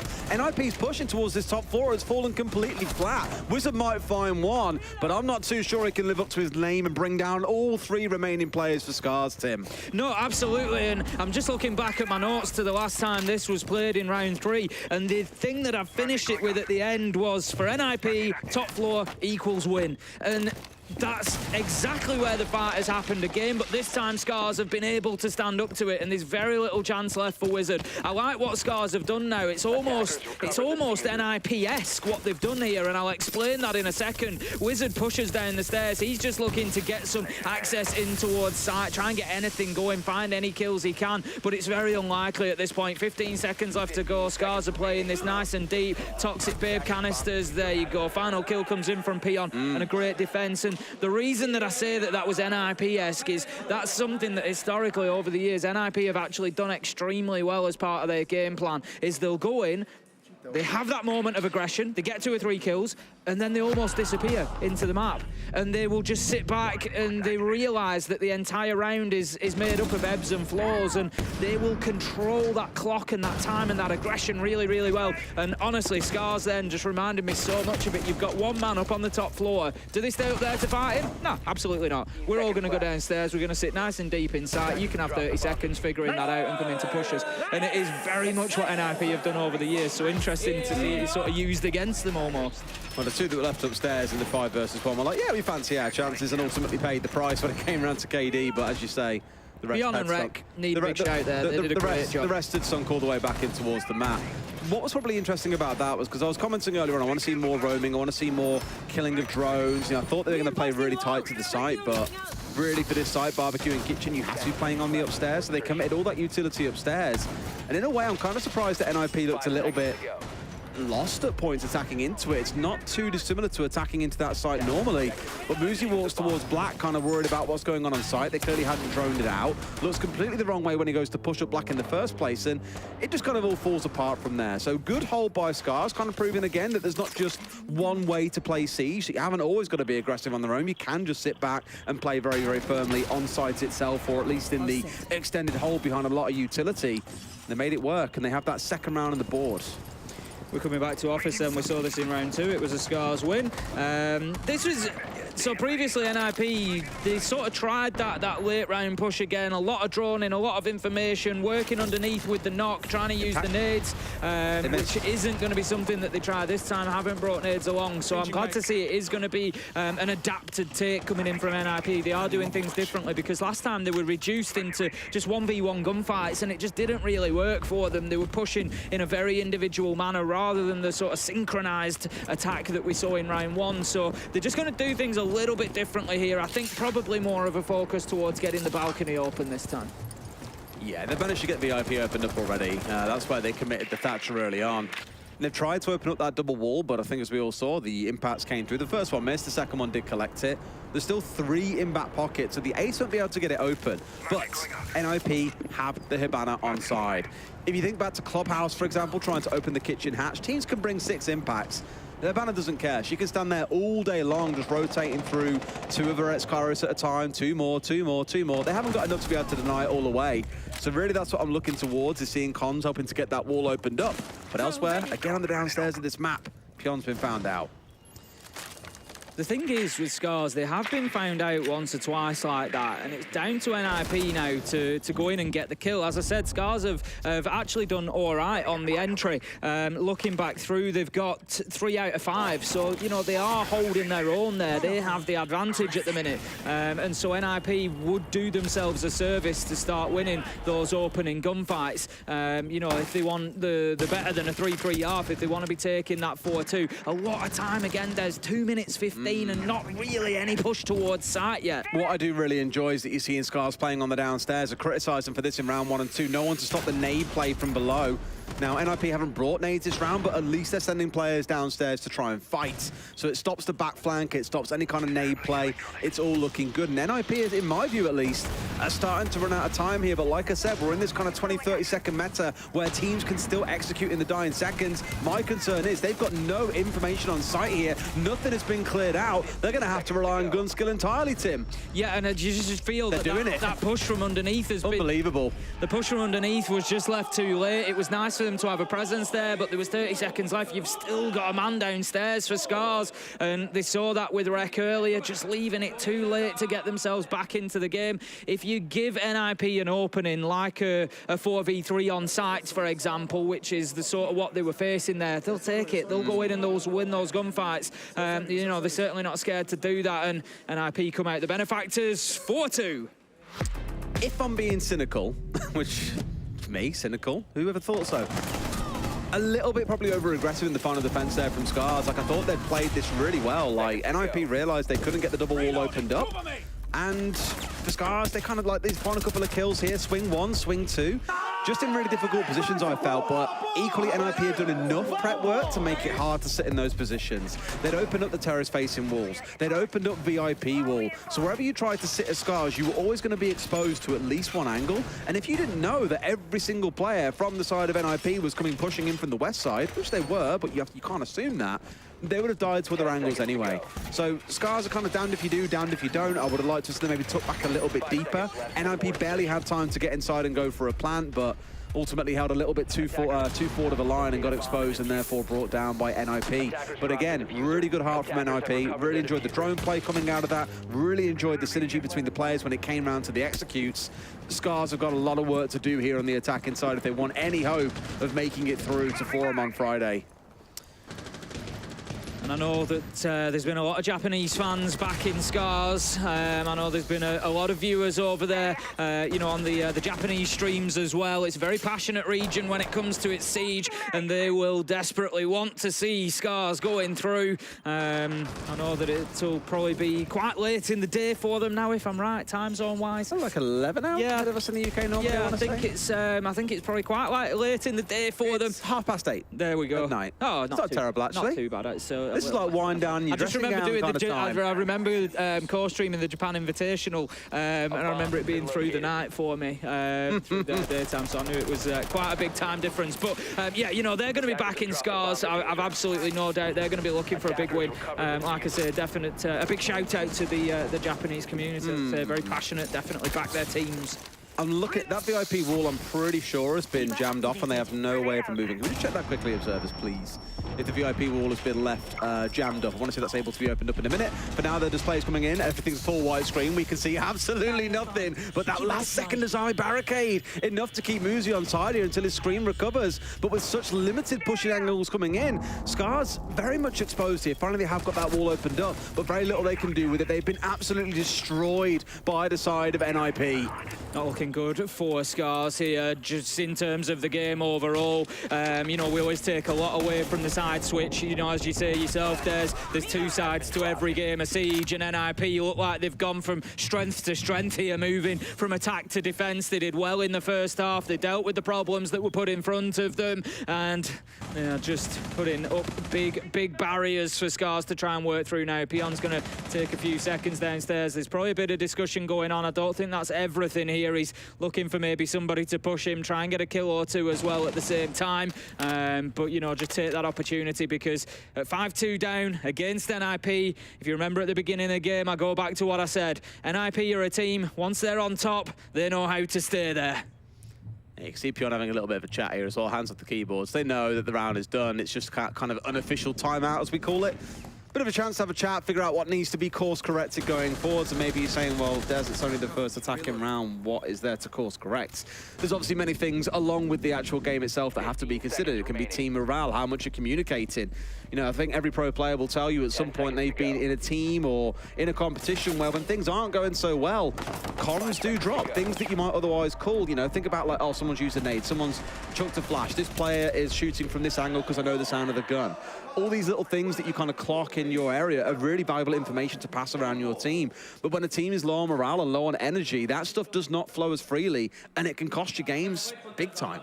The other problem that Scarz are facing at the minute, that's within the last couple of rounds, NIP have had a few flawless rounds now. So that's a few rounds without kills for Scarz, and you know, the pressure of that, the weight of that starts to mount really, and it's gonna look like a steeper and steeper hill to climb that they're currently stood at the bottom of. 5-2 then for NIP. Not taking anything away from the Brazilians either. They've played this fantastically well. I think there have been some mistakes, unfortunately, for the Japanese side, particularly on the defence. As I say, the use of players underneath, I think, was a good plan, but maybe not executed quite well enough. But NIP have taken full advantage of that. When the moment's been there in front of them to strike, they have. They've won gunfights against some very talented players on the side of Scarz. You know, we've got some big gunners on there. Rec is going well currently, 8 and 6. There's just a couple that are struggling to get themselves into the game, and that's because you're coming up against the likes of Muzi and Pino and Psycho, and you know, they're just an absolute nightmare to play against. Unplayable is the term that we sometimes use. On their day, yeah. Absolutely. On their day is always the kind of big, you know, statement that you put around that. I was just looking back at the match history for these two teams as well, and teams that they lost against to be sat here with a 2-1 record. That reminder again, whoever wins this one, they go 3-1. They qualify, the loser will be 2-2. They go into a best of 3 tomorrow to either fight for a chance to make it to our live finals on Friday, or to be sadly sent home tomorrow. But NIP lost to VP, Scarz lost to W7M. Two teams that I think could very easily be finalists here. You know, it kind of goes to show the caliber of the competition that some of these teams have to face up against, but I think ultimately when you look at it on paper, NIP probably have had the tougher competition, therefore are pretty favoured in this matchup, and the score definitely helps support that point. They look like the teams come away with the win here. Certainly looking that way, but we know Siege, and we know that a game is never over until it is over. We saw a great fight back from VirtusPro the other day, and who knows, it could be starting here as Rec gets an opener onto Pino to kick things off in round 8. They are going to be attacking into Karaoke and T-Room this time. Scarz, they've tried to soften up cons on the black stairs. There's been nades, there's been Roteros, there's been all sorts going in there, and it's only now that they've managed to get him moved out. I like this position from cons. I was going to comment the fact that, you know, sometimes we see it, sometimes we don't. There's a double reinforce on the Karaoke wall, no rotation, so you have to play the black stairs, because otherwise you are just giving up that location, and the attackers will go in and take advantage of that. So cons keeping his life here, continuing fighting is super important. Smart play from Rec as well to play at distance there, knowing that cons is the one on black stairs with the shotgun. You play up nice and close, chances are he takes your head clean off, and cons is now rotating rotated away. So with the pressure that was coming in, they figured, you know what, actually, we could just rotate away here. There's no one pushing us on the backside, so why not sit there? They'll be a little bit mistaken on that side because there is a player coming up behind them, but trying to play a distance here inside of gold. It's Psycho finding one, brings down Rek as he hits double digits. And now Psycho spins on a dime, looking for the player coming up on the backside, but it just goes to show this little bit of mistiming between the players on Scarz' side does not stop Fishlike winning the gunfight. Effectively a 2 versus 2 as Tayo is down. Wizard manages to find Fishlike, and this is going to be a big ask now for Pion. So low health. Oh, double one impact nade. Catches 2, Des. It catches 2. Beautiful. Again, one of those rounds that I thought for a second we might see Scarz bouncing back in, but NIP just hold up in the big clutch moments. You know, I will give a shout out to Rek as well. He's had a wonderful tournament so far. He was 35 and 22 coming into this game. I think he now sits at 10 and 7 as well, second highest rated overall for a team that many would look at and, you know, write off a long time ago. Fishlike, I think, got his first kill in the round as well. Prior to that, him and Tayo between them was 0 and 13. Sadly, we need to see more players standing up ready for Scarz if you want to be putting on a performance against teams like NIP. It does feel like this one should be over, though, pretty much 7 and 2, though, Tim. I think it's certainly looking that way. The only thing really going in Scarz' favour at the minute is the fact that we're moving down to the 3rd choice site. I can feel Fresh being a little bit disappointed somewhere. One of the few sites not yet utilised at the tournament is, of course, the house side. Bedroom. He's fuming. Bedroom and bathroom has not yet been utilised. I don't believe. I'll be corrected if I'm wrong, but I don't think we've seen it as of yet. Fresh likes to run his bingo card, and that one is still needed on there to see every site played. But no, NIP, they're going over to kitchen and barbecue. I believe that's the only site we have not seen. There was one more. There was 2 sites. There's also Border. We haven't seen one of the sites on Customs, I think it is. Supply. Yeah. Every other site in the game we have seen. Yes. So maybe you'll have to wait for the best of 3 to kick in. To be fair, once best of 3 kicking, you do get more map variety. Might see a little bit more rotation. Yeah, Sky is the least played map so far, with only 2 plays at the competition, 3 including this game. Yeah. So I do think we'll see it a lot more come playoffs. Yeah, sometimes you get that with a map because teams don't really like playing it, but I think with Skyscraper it's more that teams want to keep hold of it. Sadly, in Best of Ones, you'll see this a lot, is the banning strategy is you ban away 4 maps that you're generally weak on, or 4 maps that your opponent are strong on. You end up with like a 4th, 5th prep map, which tends to be things like, you see quite a lot of Claw, a bit of Villa in the mix as well. Oregon falls in there. Chalet's quite a generalist map these days. You know, I'm kind of surprised at the amount of theme park we've seen. It's still our 3rd lowest played map, but still surprised we've seen it a fair whack. NIP not really being pushed about as of yet. Ooh. Still holding on to the top floor. We've got the I mean, they've got one of my favourite lineups. In there. Right? Go for it, Des. I was going to say the Azami, the Castle, the Aruni. Again, it's the 3 architects coming in here that just transform the way that sites get played. So a good way to straight Scarz, I guess, coming into their last attacking round. This is definitely the way to do it. Just going to burn through that laser gate there and give access on into Geisha, but Wizard is going to be holding for as long as possible. You know you love it, Des. I love it. I do it just to please you. I'm not saying that I put any extra on it when I say it or anything. No, you definitely do. I know I do. 100%. Scarz then working their way in here. They've got the shrine control they need and still about 1.5 minutes to play with, so a lot of time. Not forgetting they've got to clear this top floor to then look at the site on the downstairs. Rek comes in again and finds himself another big kill moving forwards. Bushoi rounds the corner though, wasn't aware about Muzi or his position. Gets another shutdown here, and Fishlike into his 2nd kill of the game. 3 versus 3, and looking a little bit ropey still. Muzi really stuck between a rock and a hard place here, or if you want to be more literal, gold and a grenade. Still manages to keep himself going as Rek falls down. This looks to be it, Tim. Certainly does. Pino managing to get that kill to help Muzi out of dodge, and he's going to be able to escape. Put down as he tries. You just thought for a second that Pion might have something on the flank there, but ultimately Psycho shuts it down. NIP close out the round, they close out the game, and that is going to be NIP qualified through to our live finals here in Copenhagen. A bit of a whimper out for the side of Scarz, but I'm sure our Des have got a lot more to say about that. Back in a couple of minutes.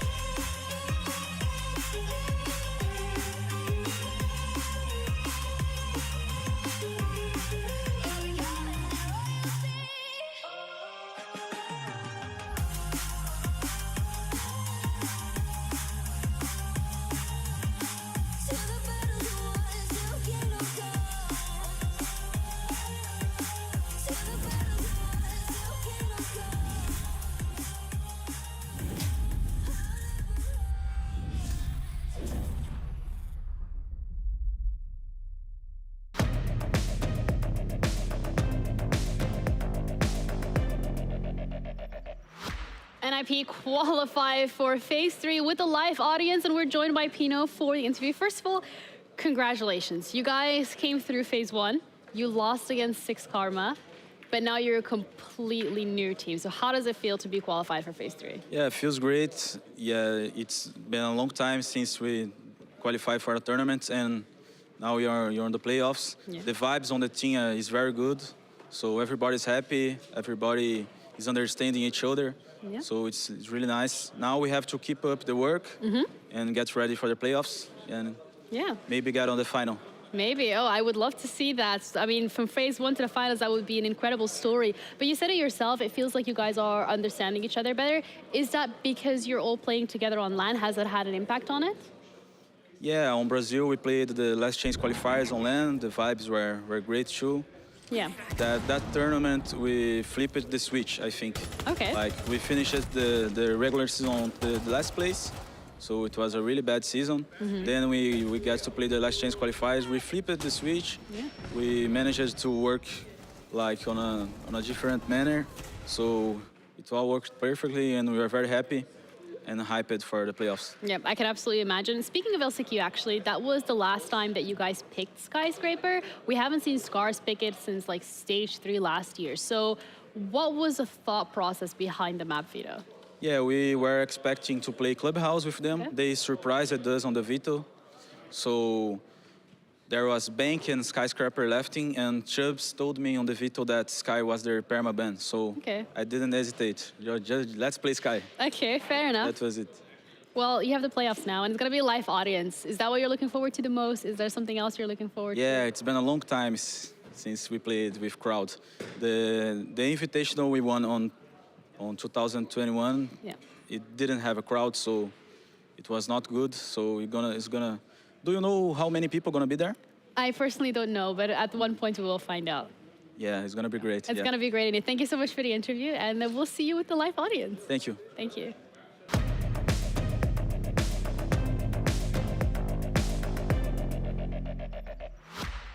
They've done it. They are going to playoffs. I mean, you know, you guys were both actually agreeing on the fact that it was going to be NIP that are going to get through, and you're right, they did. So let's talk about what we've seen from them, because I think from phase 1 up until now, phase 2, they have just had consistency, and they've had so much confidence over the last couple of games.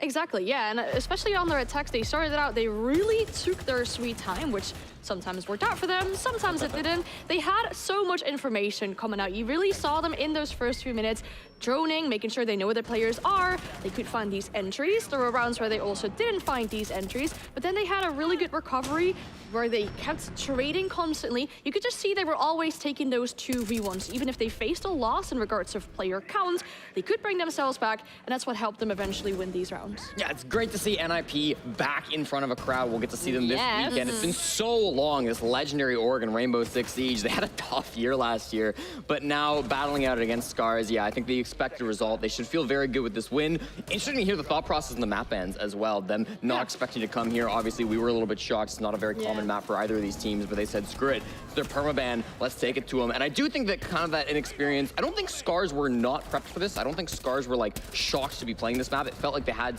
like default setups. They were playing the map in a way that they'd clearly practiced. Their Mira setups specifically on Exhibition were pretty good. I really liked the way they were setting up those sites. Ultimately, though, just in the gunfights, if a good chunk of your team is not showing up, they're not hitting their shots in the server, it's tough to win no matter what your strats are. Yeah, it felt like it was Rek and Tayu partially, or sorry, Rek and Pyeon kind of facing against the entirety of NIP on that light up there. And as you mentioned, the Skyscraper map that maybe these teams weren't necessarily expecting, to bring it out in the best of one, it can be a bit of a difficulty if you have that other team starting out on defense. It is a big map, you have to clear a lot, you have to get a lot of information, and if NIP bring out these time stall setups where they have these operators like Castle, they have Aruni, Azami, it's all utility that you have to get through before you can get to the site, before you can do your roam clear. And this led to Scarz sometimes having to face check multiple different corners. And if, NIP are winning their gunfights, it's going to be very difficult to win that out. surprised. They did win their gunfight, and one of the players really that was a standout performance was Pino here. And I know you wanna take this one away. Yeah, I really want to highlight how Pino's been playing in his opening engagements because I really do like the way he plays in the early game. I think he was the MVP coming in for the team today. First couple of rounds, he's playing below, right? He's got the depth charges going, and it works all right for him. The first round, he gets this grenade kill, great throw from him. The second round, he tries to play below as well, and he's not quite as successful. He's down here with the rest of his team. Most of his squad dies before he can even get active. So after this round, he starts playing really well with his squads. Not so much on the entry for the majority of rounds, but really good at trading his teammates. Coming in now, 5v5, you see Rek gets a frag. Pino is right there, spots out where the guy's gonna be, sees him over in Geisha, misses a couple shots, but gets it in the end, finds a beautiful headshot. Round 4, the exact same situation. Throws in the flash, gets the trade, beautiful pick onto Black. Round 5, he tries the same thing. He's got the drone information, he peeks the window, Rek hits a nasty shot, so it doesn't really help him out. And then round number 6, Ping coming in from Cons, got that perfect information, swinging on the Dokkaebi. I talked about Wizards maybe being a great Doke for this team, and I do think that he is, but Pino today really also stepping up on that operator. Thought the early round was played fantastically and often gave NIP a huge advantage in those rounds. You ever consider being like a caster?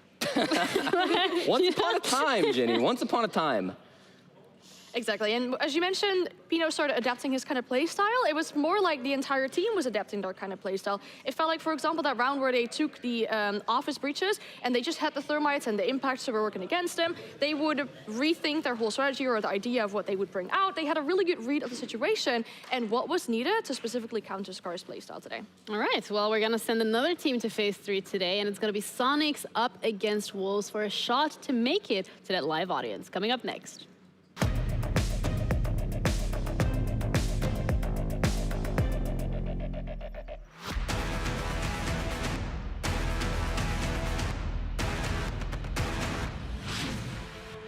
Welcome to Hit for 6. We have Space Station on one side, and on the other, M&M from Europe.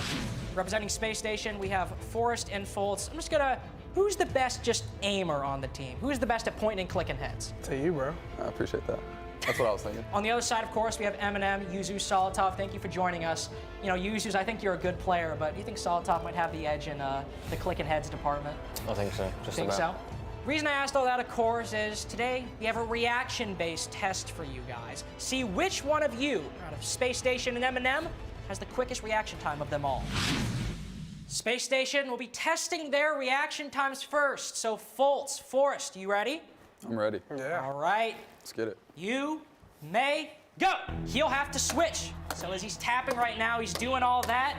Yuzu's about 10 seconds. Forrest about to jump in. You think he's gonna do better or worse? He's doing okay right now. I think he's doing worse than Fultz. Think so? Well, in 3, 2, 1, switch. Sure. Nice little boost right there. I appreciate it. I can't tell. Is he doing better or worse? Looks about the same to me. Think so? Oh, he's gonna get to 40. We've got 2 seconds. 1, time. Time out. Thanks to Fultz and Forrest, 43 is the score to beat. But now you guys need to try your hand at the reaction time test, so go on over. All right, Yuzus has assumed the winning position, so go. All right, he's off to the races. Remember, 15 seconds, you guys are gonna need to swap. Who's already We lost this game. Oh, this is not looking good. Oh, no. Oh, he's tapping in. He's tapping, all right. 3, 2, 1, swap. Gets it. Ooh, that was a little delicate. That was cute. I mean, Forrest, you had a really great second round right there. Ooh, 5 seconds. Remember, 43 is the score to beat. You got to get 12 in 2, 1. No more time on the clock. I mean, you kind of got 43. You got 34, just the inverse of what you wanted to get. Space Station knocking it out of the park at 43. M&M, unfortunately, 34. Not enough to cut it. But join us next time on Hit for 6 to see who might come out on top.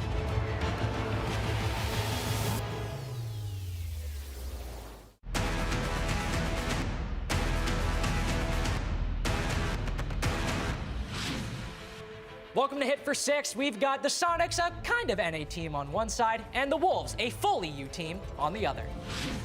Representing the Wolves, we've got Bibu and Mowgli. You guys speak for yourselves. Yeah, every major since 1 year, so yeah. We are good at games, and we'll prove it today. How many times have Wolves beaten me?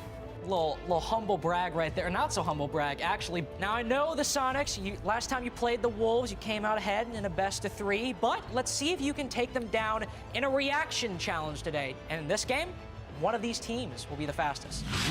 You guys have 30 seconds, but at 15, you gotta swap out. And Bibu, you'll have to finish the remaining time on the clock. You two ready? Ready. Okay, all right. 3, 2, 1, he's prepped. Go! There we go. All right. So he's not employing the feed strategy. C'est trop dur, ça. Oh. He's so slow, bro. All right. 3, 2, 1, swap. Oh! A little bit of a messy transition, but they worked it out. I like the pose. He's entered crab position. 5, 4, 3, 2, 1. Mais t'es trop proche. Time out. 35. A little bit of trouble there towards the end. Little shaky. But let's see if they can beat 35. Sonics, now please take their place at the board. 3, 2, 1, go. All right, he's got his pose. We're on our way. Go, Ghana. Go, top right. Bottom right. Top left. Bottom right. It's okay. 3, 2, 1, swap. Oh, he's moving. He's grooving. Bit of an off stance. Oh, getting close. Almost there. 35 to score to beat. He's got to find it. Boom, he's made it. It's a victory lap at that point. 39 by 4. Well, with a beautiful score of 39, Sonics, you have taken the victory. But that's it for Hit for 6. Thank you for watching, and make sure to tune in for more.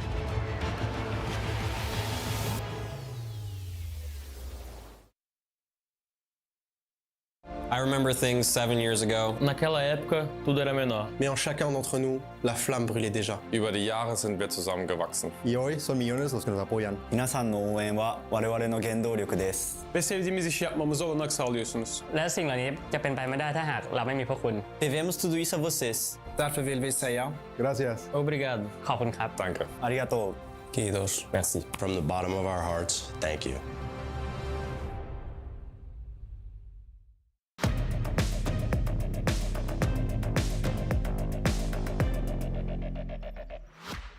Well, Sonics.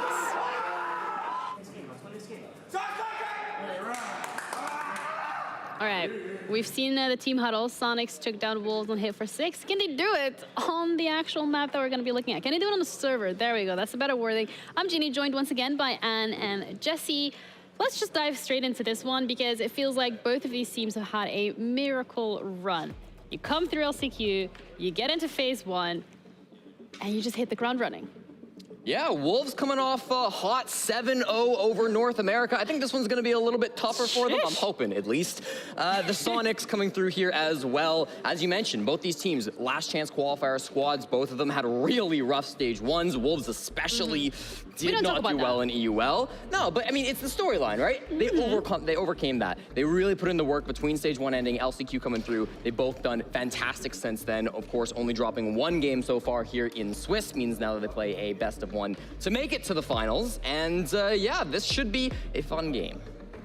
Yeah, when we're looking at Sonics as well, they've really leveled up. I mean, from their NAL up until what we're seeing today, it's been really a treat seeing how they've been playing. But it does feel like yesterday specifically, and it was maybe a little clutch reliant. Yeah, I mean, to be fair, they did have a really, really difficult game ahead of themselves. So W7M, and to be fair, they were the one opponent that really gave a struggle to W7M, that came the closest to actually beating them, took them to overtime. But yeah, if you have that game being so close, and Gunnar is the only player with a positive rating on the side of Sonics, you kind of expect more from that. The survival rate not being too high either on the side of those players, indicating that it could be indeed a bit clutch reliant. Yeah, it came down to a clutch 2 times in that game. And you have this really strong front line on the side of Sonics, but you need those players to step up around the side of Gunnar because we all know he's been down to a more passive role. You need those frontline players around him to step up and really win their gunfights. Okay, well, we have the map feed already as well, so we know at least where we're gonna be going. It's not gonna be Hit for 6, it's gonna be Bank instead. All right. I know why you're reacting that way because Bank and NAL and Soniqs, just they weren't best friends. This is Soniqs permaban. They're rocking out with Bank. They haven't played it since Stage 3 last year when they went 0 for 2 across 2 matches.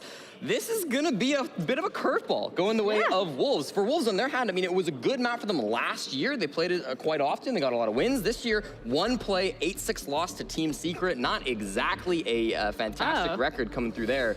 So Soniqs, a bit of a curveball. This could be exciting. Yeah, I mean, that game that you mentioned was very early on in the EUL where they were still struggling with that new player on the roster. Then again, if you look at, you know, their preference on the side of Wolves, it isn't really the highest preference for themselves either. It's more so on towards that mid-level. Surprised we're not seeing a Chalet because it's a pretty good map for both teams. I would have liked to see that too as our battleground. But we're going to Bank, and you know, if you think about Wolves, they had that full turnaround in their game where they were able to persevere.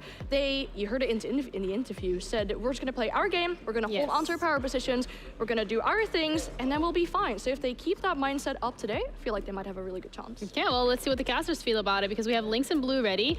Lynx, I know you're very happy about seeing Bank. Lucky, see, some of you might think that this Bank pick is like a little out of left field, but lucky for you, I like crazy. I like the curveball. I wonder why. I think Soniqs are cooking, and I'm afraid that Wolves let them cook a little too hard.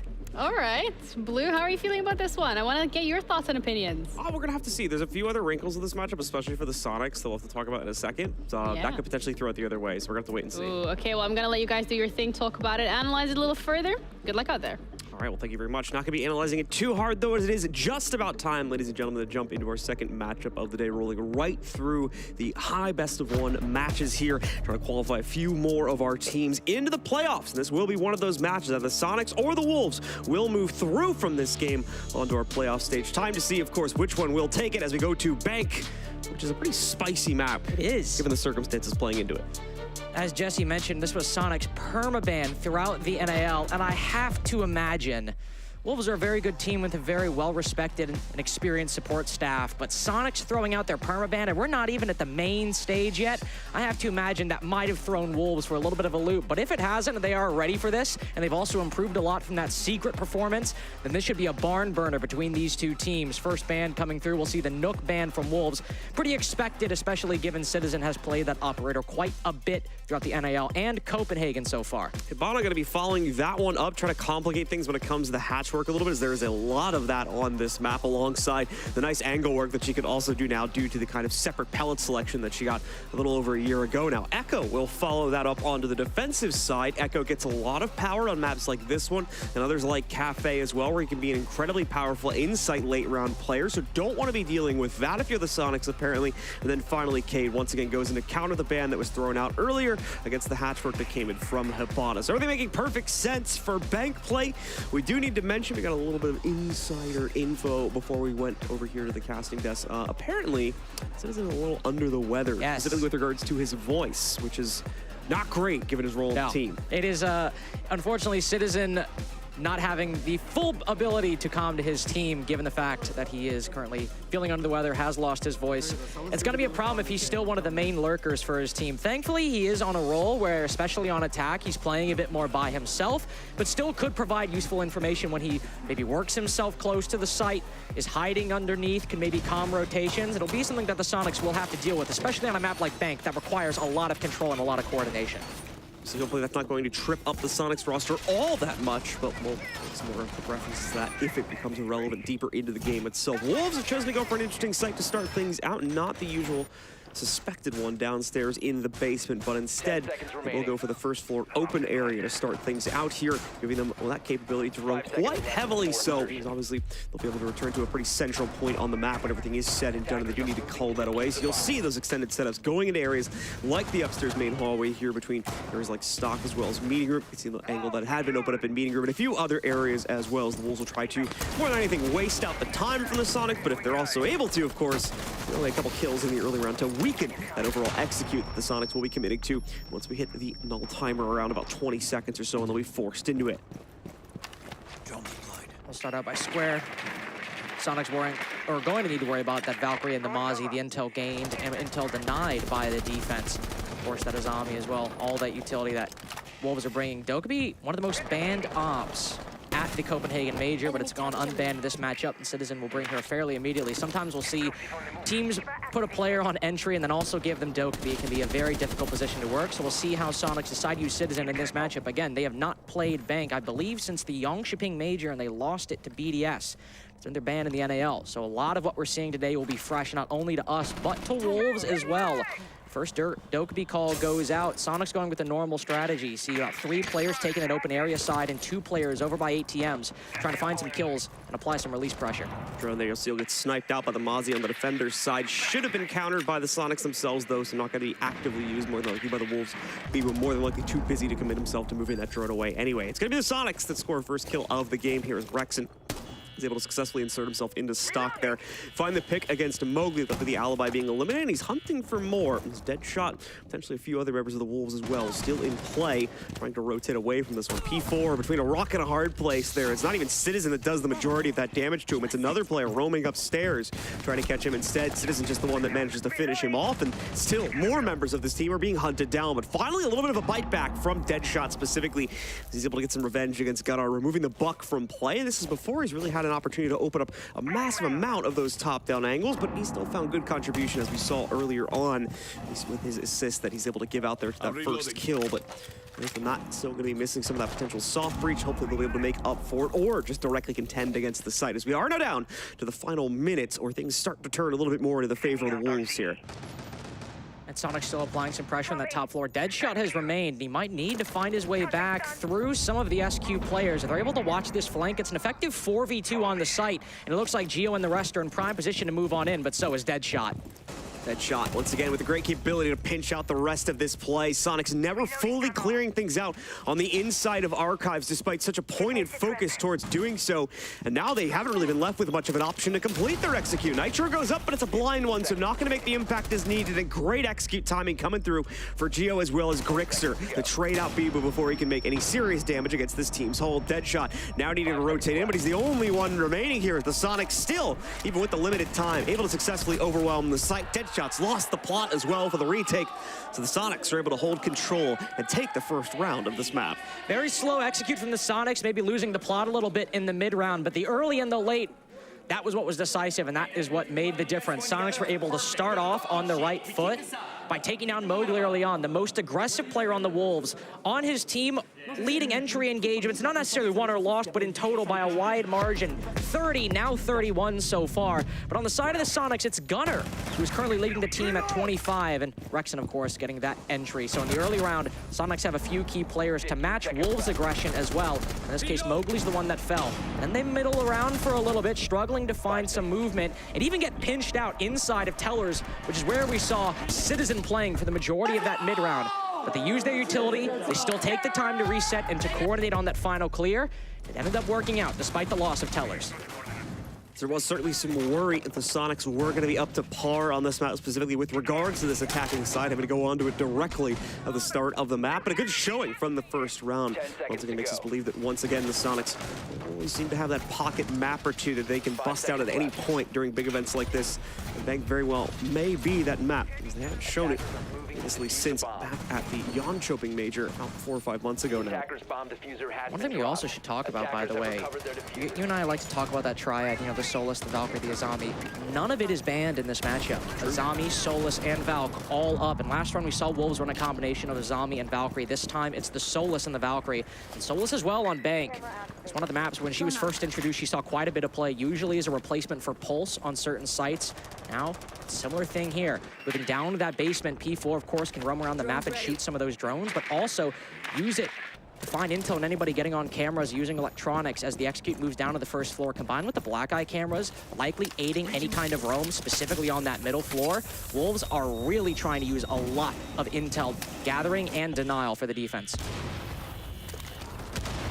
P4 quickly backing away from any adventurous positioning he may have been taken up over there by open area at the start of the round.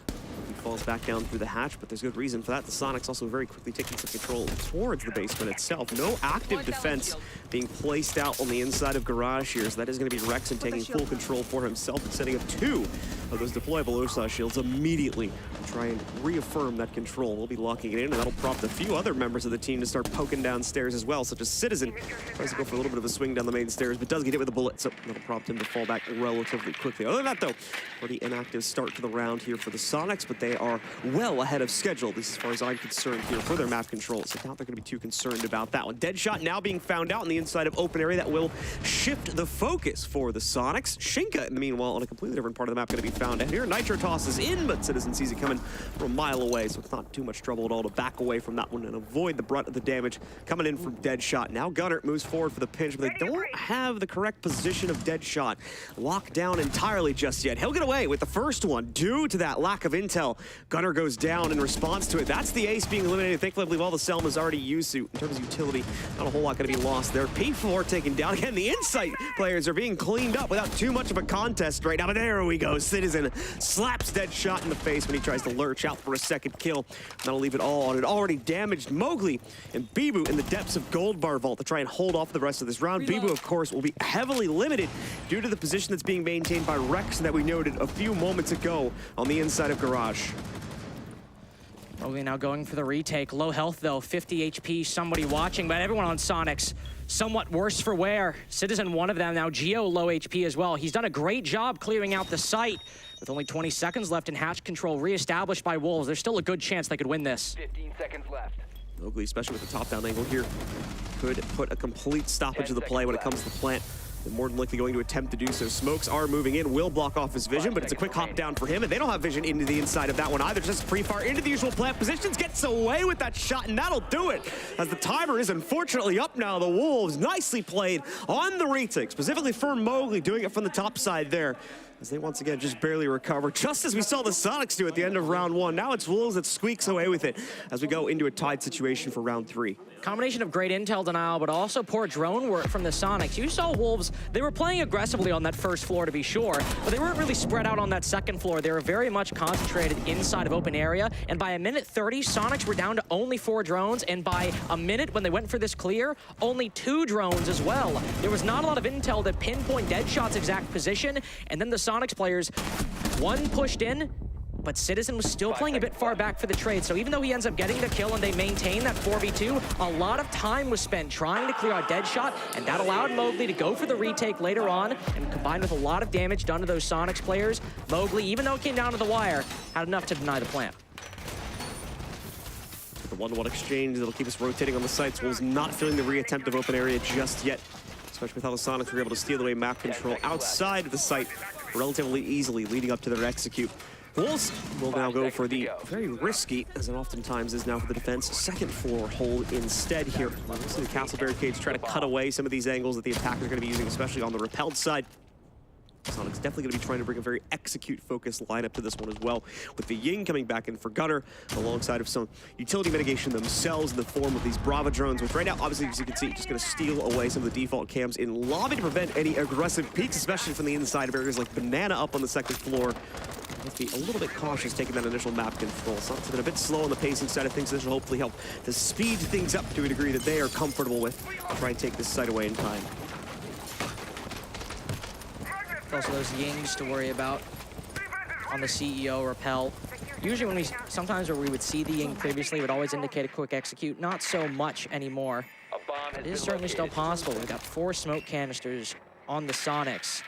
We see that Capital. That's honestly more of an indicator of a quick execute than this right here. Soniqs might still go for this lurk. Of course, get that main lobby cam. Of course, get some flank cameras, but also try to take down some of those magnets inside of the site to make nading out players outside of stock or elevator and Kanto a lot easier. And second clutch drone goes down. Unfortunately, it'll be a loss for Geo. But the smokes and Candelas already going out. It's just to bait out players from Wolves, to try to make them nervous, try to make them anxious, and hopefully get a kill on a defender rotating around the site. The execute is still a ways away. No sign of forward momentum, though, from the Soniqs. They're a little bit stuck right now in trying to hunt out that first player or two. The focus, as you can see from the yellow pings, is on trying to mitigate some of these castle barricades and potentially open up a pathway towards the Banana players. Gunner as well, keeping his full options open. Deadshot having fully rotated back now as well. Where's the first play going to come from? Wolves have no reason to hop themselves out trying to stop this directly themselves. So it's all in the hands of the Soniqs right now in terms of how they want to play this to start their round out. Thankfully, they'll start it well, eventually pinching out Mowgli yet again. This will be the first to fall for at least the second round now inside of this game. Additional pressure will go on the Shinka, but they'll return some of that onto players like Gunnar. We're going to get dropped down low, but Rexon still able to control the pacing there as he turns it back onto Shinka, eliminating him.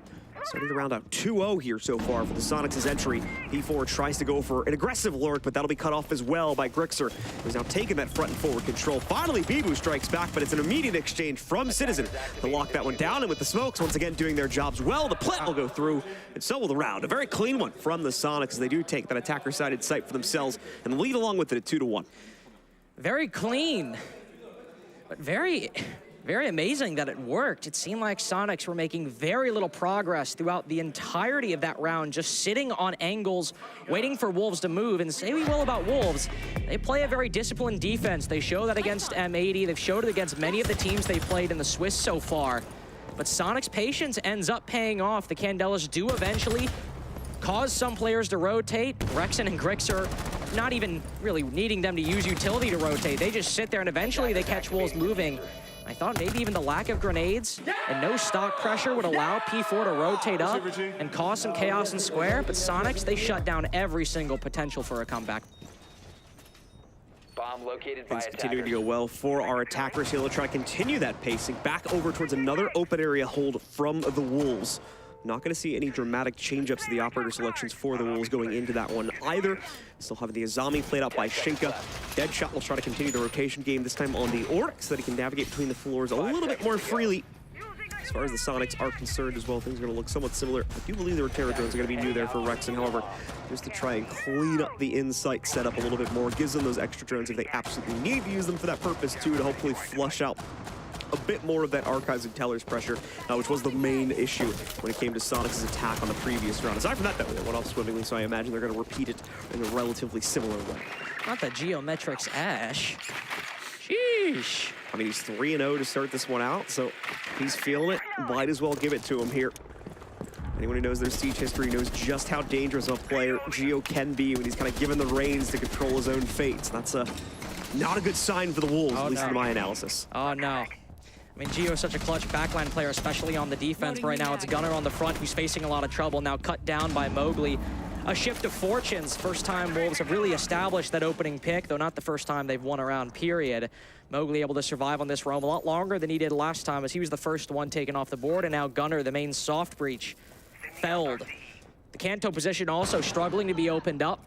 It's jammed currently, so we'll need to try and destroy it somehow, but Soniqs have not really tried to use these nades. Citizen, he's got them, but he's just pushing on into the side anyway, hollowed it out completely. Forced the issue due to them already having copy control as well, so a good combination there. There we go, the double push now comes to full bear against Mowgli, as he very easily could have won that initial duel, but no longer the case in a 2v1 peak scenario. Rexon does get dropped, but on the rotate, P4 already being found out. It'll be a great round coming in there from Geo and the rest of the Soniqs, but now it is brought down to a 1v2 as Deadshot attempts to recover, quickly lost, however, as the ace is completed by Citizen. Nicely done here, as once again forces the issue onto the site and carries it through, obviously with some assistance from his teammates there, but finds every single kill on the entry to lock it down. No voice, but he's got his fingers, and that means he can move and shoot with the best of them. The ace will demoralize Wolves, not entirely, but at least make them take a tactical timeout to try and stem the bleeding. Again, this is a best of one, folks. So Soniqs, if they close this out and they can continue and ride with the momentum, they'll be able to close this one out. Wolves need to start getting these rounds on the board, because even though Bank can trend attacker-sided, if Wolves go down 5-1, it just requires a couple clean defenses from the Soniqs. I think it's pretty apparent in this point that this map might have been a permaban in the NAL, but it was hidden, hiding in plain sight even, from the Wolves' eyesight. Obviously a pivotal point in the tournament for the Soniqs, so a perfect point to try and bring this one out to quickly attempt to lock things down with regards to their playoff qualification, their final bracket qualification as well. Only so many teams can make it through to our playoff stage here on Friday. If things go against the favor of the Wolves, I believe that is going to leave them with a 2-2 record, forcing them into a best of 3 tomorrow to fight for survival, or of course, Ascension if they can win it, into the same position that the Soniqs are looking to take here now. And at the moment, not looking like a lot can stop them, but the attack pause hopefully bringing new life into play for the Wolves. Let's see if it'll change up their fate as they bypass the secondary basement play and head upstairs onto the second floor for an early second attempt here. Soniqs' attack last time had a lot of emphasis on smokes, candelas, and patience. I want to see if Wolves will take advantage of that. Of course, they have to be careful that especially moving down that long elevator hallway to not open themselves up to players like Grixer holding the main lobby rappel, or inside a janitor, Rexon holding that CEO rappel. But Soniqs are also shifting things up. At the 11th hour, a lot of operator changes. Instead of the Ying and the Brava, we've got an Amaru, a Monty, but Rexon sticking that Zofia once again. So a lot of these players, Rexon and Grixer specifically, I imagine will hold the same positions as they did before, on the rappels, outside of main lobby and CEO. But with the Monty, that indicates one thing in my mind. When you're attacking CEO and you pick that Montaigne, you're walking up the spiral stairs and you're trying to collide straight into the defense's setup. Let's see if the Sonics can force the issue. Already nearly did so on the last attempt here, just 2 rounds back. Gunner, of course, immediately on the rappel to start putting some of that pressure inside of the site with the G8 himself. And if he needs to, as the guard have to try and surprise him a little bit later on in the round, which I see part of him descending now. Actually getting the hook ready, it looks like a second ago there. So let's see if there's going to be an immediate fall through. Oh, big jump from Citizen. He gets scared of it as well, as there is a response that comes in from the Wolves. Another member of their team tries to swing out and challenge that, but even that player not really ready for the fight as no bullets come out from them. With it end up kind of awkwardly backing away from each other as no damage is done to either side there. Surprised the lack of hard breach denial from the Wolves, denying that Kanto angle would free up their defensive rotations very, very nicely. But because they don't have that, because the sun was now opened up, players like Mowgli got to be careful where they step. They're protected from the square angle, but elevator and the Kanto wall, they really got to stick over by stock, and Citizen might be able to pressure it successfully in the late round. At the moment as well, Geo is now clear to walk up elevator with no one directly to his right. A lot of the angles Sonic needs and a lot of the kills as well now going their way. Leslie found by Gunner to start, but immediately things turn back into the favor of the Wolves. Grixer will save it though with an equalizing kill. However, he's incredibly detached from the actual execute. It's just Geo and one other member of the team playing onto the inside right now. Even that second member I don't think is entirely with the push from Geo as well, so things are going to slow down to a pretty drastic extent. And now the hop out from P4 grabs Rexon. Perfect time to do it, as well as Grixer just committed himself to the inside, so there's now no room for a trade on that. P4 will be able to head back towards electrical and safely re-enter the building with no consequences for that jump out. Does leave the site a little bit vulnerable, so Geo will take advantage upon that one. Now try to make his initial bid for the plant. Will there be an aggressive response from the Wolves, or are they just going to allow it to happen? Looks like, again, the rotations are not really set up that well for the defenders to work their way back in, so it is going to be allowed to go through. Good positioning from Grixer as well. Immediately grabs Deadshot as he tries to retake some positioning closer towards meeting room there. Geo can, of course, stand directly in the way of the retakes towards areas like Janitor, but now Grixer going to continue to harass things out. His third kill already on the round, doing a beautiful job of making sure this still goes the way of the Sonics when everything is said and done, despite a bit of a rough start to the round. P4 now alone in a very tough situation, given that Geo is going to be standing directly in his way this whole time. He'll have to quickly look for a victory in the duel against Grixer, but already on the losing end of it, it'll be a quad from Grixer as the members of the Sonic continue to give off impressive performances round after round after round. It's an ace, just one round back from Citizen, and now a quad kill on the next from another one of their members. Sonics have that individual potential in players like Citizen or Grixer, but honestly across the whole squad that makes champions and makes international performers. And they're able to bring back around from a 3v4, not necessarily from the brink of defeat, I will say. There were a lot of very good plays, P4 especially recognizing that if he hops out, the odds are that Sonics will not be able to counter him. There's only one player in that rappel. He makes it work. But Sonics played that 2v3 incredibly well. They realize that Wolves are playing very far back. They've given it up and moved in for a retake. If they can move in and just commit and take that gamble, there's a chance it'll pay off. And when it did, and they realized that no one from Wolves was playing aggressively in the site, they somehow made a 2v3 post plant work to their favor.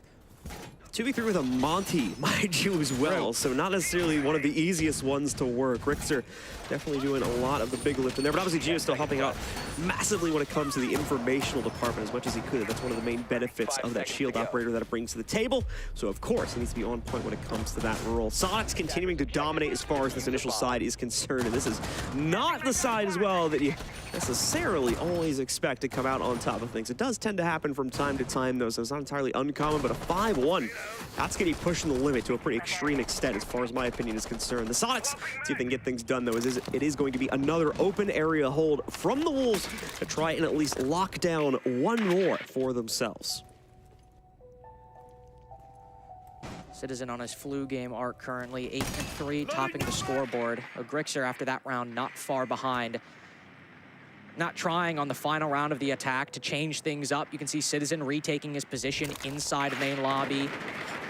See also a few SQ players moving in through open area as well. They're looking to take the early bit of control on that map, but we need to see some adjustments from Wolves. Deadshot still playing inside of Banana, but as Citizen just sprints up, they don't drone Deadshot in that position, so I suppose not a change up in positioning, but certainly a shift of fortunes.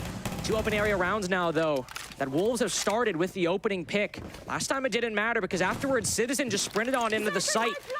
But Wolves are more than ready for it now. Mowgli has angles looking down into at least half of it, and you have other players watching that double barricade to ensure that he can't just walk in a second time. So Sonics will now have to work a lot more for this control, and they'll have to do it at a deficit. No immediate way to recover things from the loss of the initial player. So an expected follow-up to come through for the Sonics here now as they slow things down to a snail's pace to try and double, if not triple down on their intel game to find a kill like that one there. Nicely picked up by Rexon. He is able to trap out Mowgli, leaving him with no real safe route to recover or fall back from his position just outside of Stock and Janitor.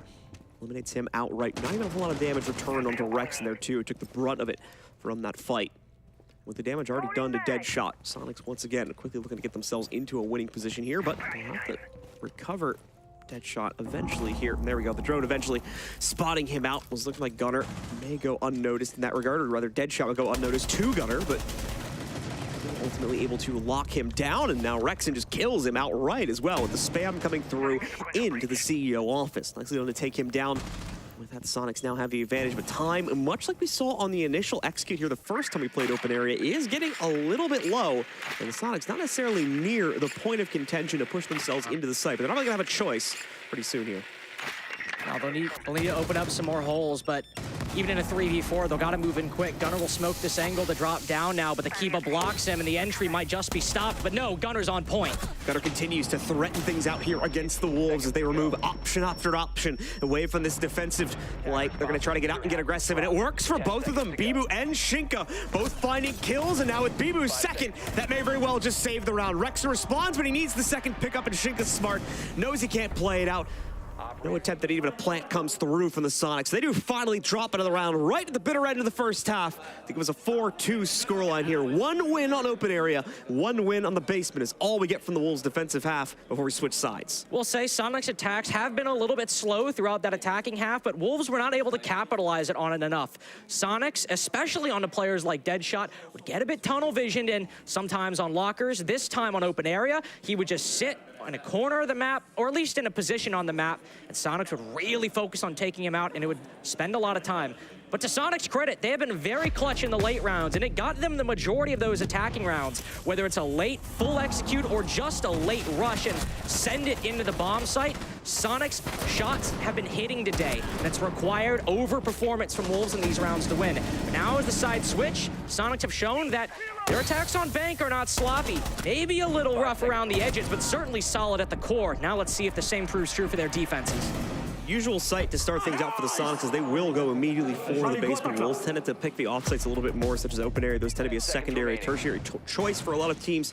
Not going to be the case here as the Sonics do return to much more stable territory as far as they are concerned and play into pretty much all the usual benefits of that site as well. Pulse will be brought out by Citizen to play into the depths of gold bars once we reach the bread and butter of the round. Grixer will look to delay the play as much as possible as well with the Goyo canisters that'll be built on top of Gunner's Toxic Babes, of course, which are always in play for that basement defense. We've got the Valkyrie cams to give a little bit more aggressive play capability to the members of the Sonics still roaming around upstairs. And then, of course, the laser gates to mitigate the additional utility that'll be chucked in by the Wolves deeper into the site. Not actually a whole lot of that to be eaten up, but that'll work even more so into the favor of the Sonics when you consider they only have those 3 flashes on Bibu to try and get rid of some of that play. Mowgli making his way into the building very quickly. He sees an early engagement, but he's caught off guard by Citizen mid-mount onto the circle table. It'll also be a breath of fresh air for Citizen. Sometimes the Pulse playing off of the site, not by himself in this case. He did have support close by an open area, but that could be an easy target for an opening pick, and I think Mowgli had the right idea there. But moving in by himself, he's now also cost some useful utility for Wolves, but they accounted for that.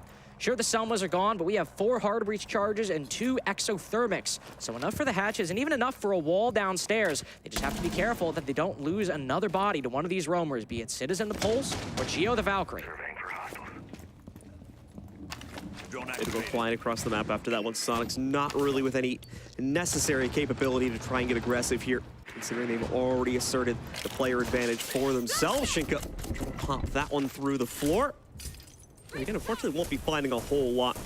A little bit more of a nervous pop of that one to try and flush away any remaining presence from the Soniqs. But like I mentioned a few seconds ago, bomb located he's by long attackers. gone. They've already rotated all 5 players back down into the depths of that basement, playing it very much like a basement Oregon site here. They have that little bit of roam presence out and about to start the round off, but once you picked up a kill, just pull it back, because you've already got the advantage. And especially with the pulse in play for Citizen there is no real reason to extend your luck to try and go for a second or third one here. Wolves realize this finally, and are going to start working on their descent.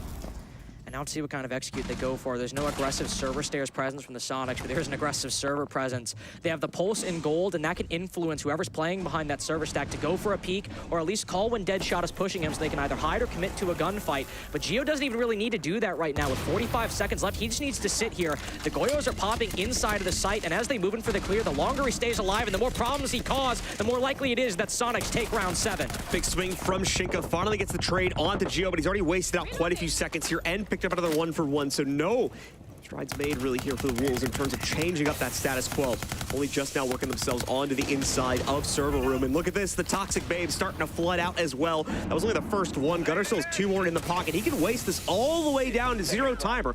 Wolves need a secondary angle, and they need it right now. And I'm not sure if they expected this much resistance in terms of utility. A big overstep from the Wolves, if so. And here we go, they're walking right into it. Bibu on the back flank from Gold Bars, though. Might be changing it up, but there's the problem. Their planter walks directly into the utility setup there, blocking the way by server door, and that'll lock in another victory here for the Soniqs. That's classic Bank right there. Waste time off of the site in the first half and then play the utility on site for the second.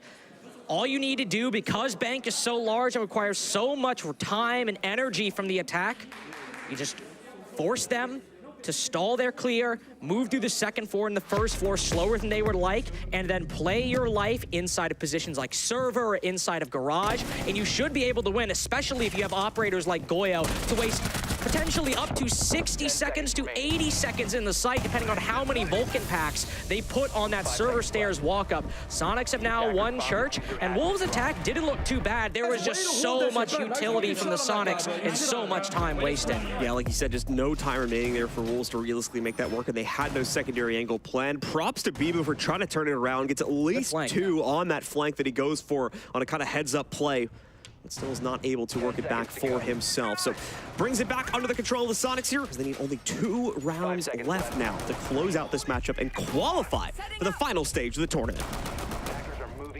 Could potentially be, depending on how the games go today, the only NA team to do so. Every other North American team currently in an elimination match today, M80, SSG, and DarkZero. SQ the only ones in a promotion game right now. So if our region's fortunes, John, aren't looking good today, hey, if Soniqs win 7-2, at least we can hope they lift the trophy by the end of this major. Open area defense, of course, they'll need to worry about to try and move to match point. Wolves starting out with a normal clear. They brought the Flores, they brought that explosive utility to not destroy any of these Kiva barriers, but specifically to destroy some of these frost mats and bulletproof cameras that'll not only watch them if they hop on in, but potentially cause them to look at a different angle as they hop in as well. That will set up for the execute later on. And now, for those Rotero drones used and some of the initial intel gathered, they start to clear out top square. We will move into electrical to start the carve and cut away some of this defensive presence from the Soniqs a little bit outside of the site in square. P4 obviously working on opening things up when it comes to the soft breach potential there with the Rotero drones, but not able to So they don't have a whole lot of actual insight utility. Not that there's a massive amount of it to be taken down by those, to be fair to you as well.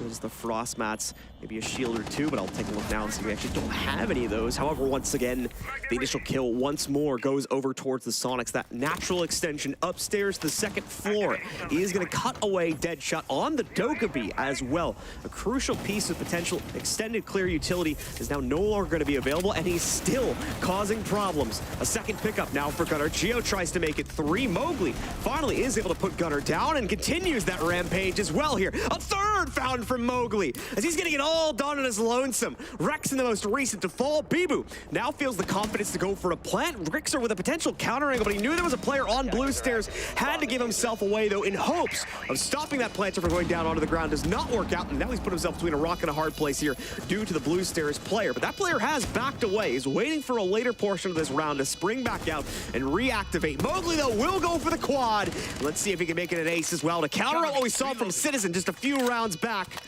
Nicely done either way from him to open up this site pretty much on his lonesome here. And whether he gets the ace or not, it's more than likely going to be a Wolves round now. And indeed, it will be the ace from Mowgli to match the pace of Citizen. Back on round number 4. Cold as ice from Mowgli. 2 rounds that Wolves have tried to make a sudden flank on the backside work.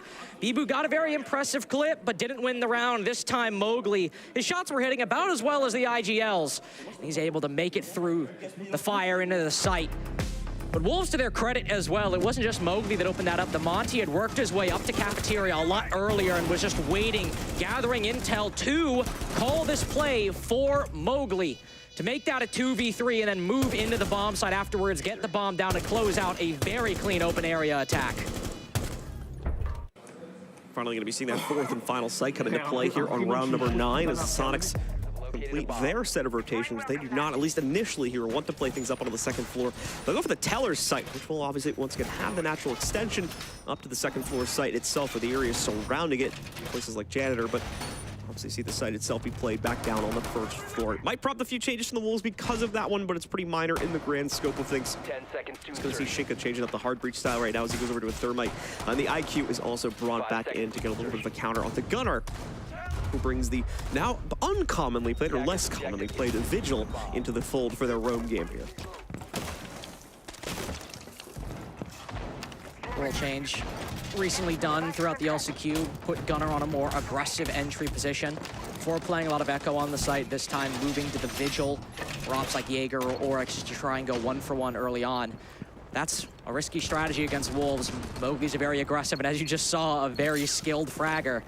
So Soniqs will need to make sure they support any of those roamers, or else giving a 1v1 or a free 1v1 to Mowgli will likely spell destruction for the first half of this round. They have that support. They've got the Valkyrie cameras to give intel, and the ERC from the Vigil to deny it.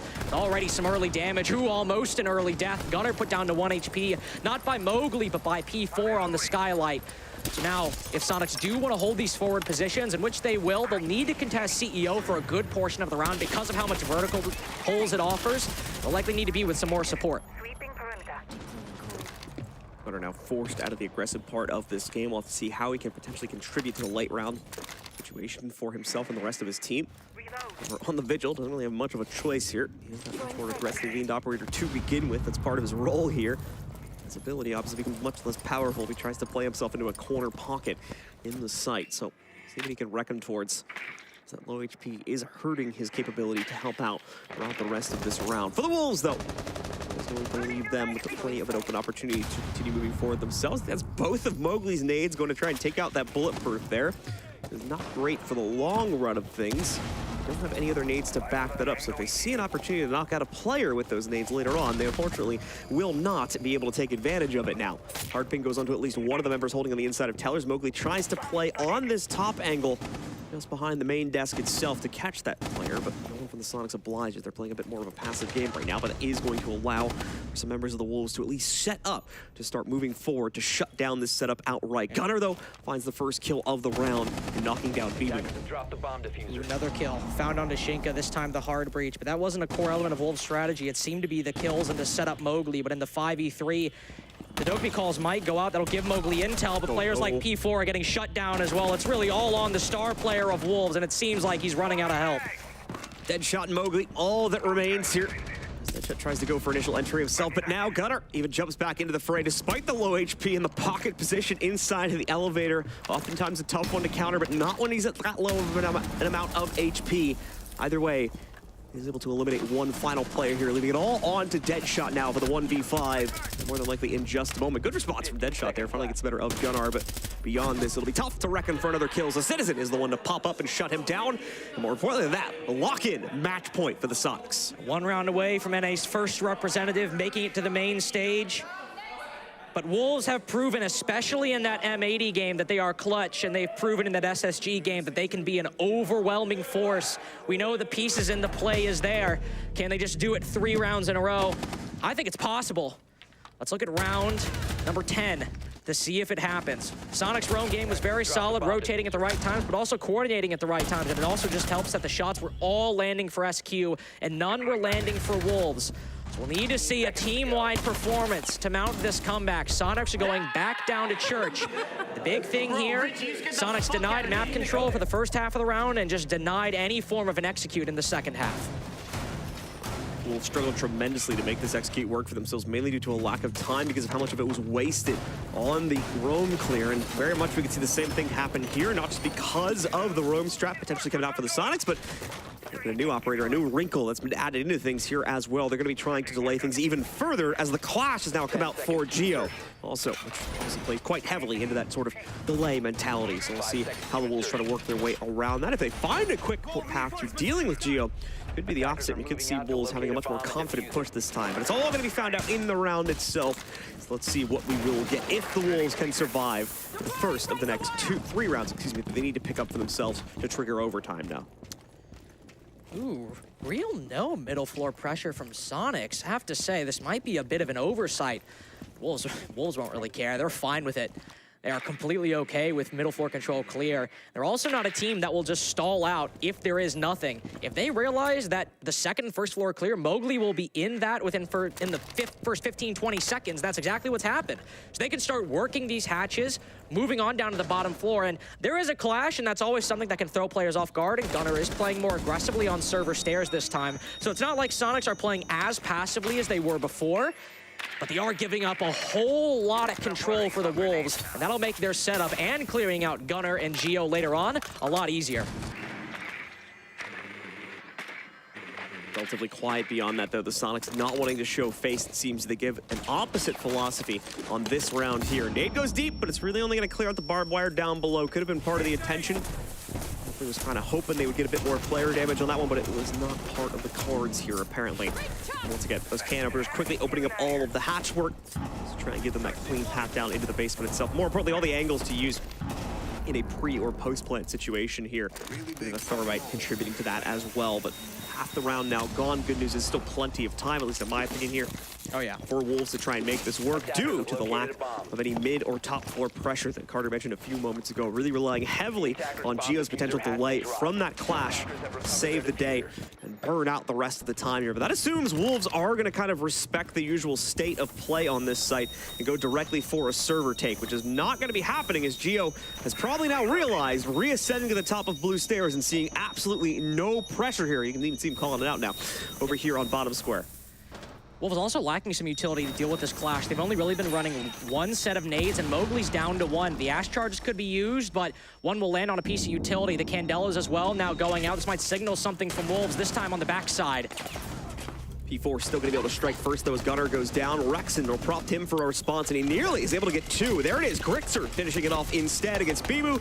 Citizen locking out P4, and it's NA on their way to the first playoff spot. Unless we can see either Deadshot or Shinka change things around. Deadshot pops that open, is going to block off access to the site from Geo.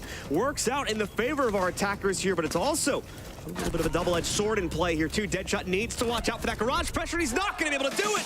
Citizen with 2 more frags. Might be struggling on the vocals today, but he's not going to be struggling for playoff contention as him and the rest of his team move through as the first team from North America to qualify for the final phase of the Major.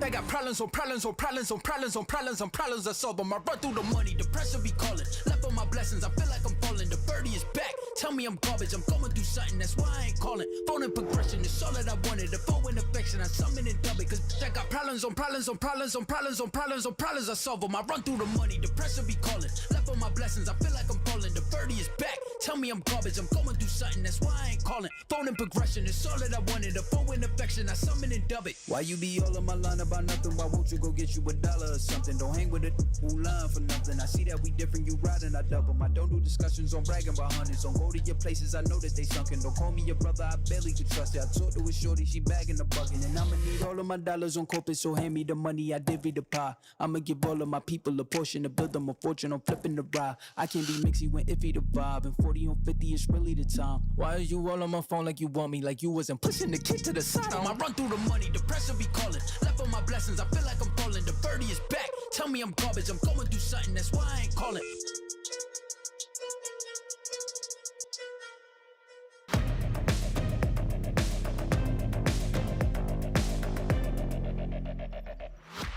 Welcome back to the Telestarter, as I will explain to you a great strat from Soniqs, which is maybe a strat that we've seen more often. It could be seen as a simple one, but they did execute it very well. Now, we'll be looking at this clip. It doesn't play just yet, but we need to pause it at 0.57 because we'll see a few things that we need to talk about first. Right, Soniqs are setting themselves up. So in execute, we have Shinka playing in the middle of Janitor. He might play a huge part because there is a Ying on the board. They might go for a CEO plant. But unfortunately for him, if we let this clip play a little bit, we'll see that he dies to an angle that was being held from the windows right here. But if you look at the side setup for Soniqs, they're setting themselves up for these really good angles. We see geometrics moving up to square. And if we pause the clip right here, I'll explain to you what kind of angles are being held. We have two players on the side of square holding the angles here. We have players on the windows holding down towards the side and not visible on screen. But we do also have a player rappelling from the Kanto windows holding a line of sight to B4 that's sitting on the shield close to Janitor. Now we take those arrows away and we let the clip play further just a little bit because we're gonna see something very funky here. Right, can we pause it right now? And I want you guys to look at Gunnar because my man, I will zoom in on him just a little bit to let you see where he is. When we let this clip play, look at Gunnar. My man is on a mission. He will be crawling past the windows to get in position for side. B4 feels the need to move up, gets shot from the windows on the side of Kento. Gunnar is in the middle of the smoke. Where is your warden? He's dead. They can pull off the plant. All angles are being covered. Deadshot has nowhere to go because there's players on the side of square, players in Janitor, and on the windows. And Soniqs get this plant off super, super well. Now, I believe the planter is standing with Janiro for an interview.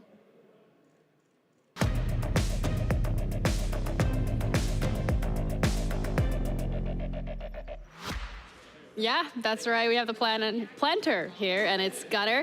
I'm gonna start off by saying, honestly, like I don't even have notes on what to ask for an interview, so we're just gonna do this super casual because congratulations, you're through on phase 3. This is like your 3rd time on the interview desk? Yeah. Love it up here. It's my job. How does it feel to win? Feels great. We, especially on that map of all maps, we took a gamble, and it just goes to show that our work's been paying off. Okay, so speaking about that map, Bank, I know Jesse, who's standing over there grinning, was like, what is going on? So what happened with Bank? Why did you guys let it through? Well, I mean, we're at a major, and we can't just keep playing the same maps over and over again. Yeah. So we've been, working on that map in the shadows, but we thought today was the day to bring it out. We liked what we saw when we watched their VOD. We thought we would destroy it. Okay. Which we did.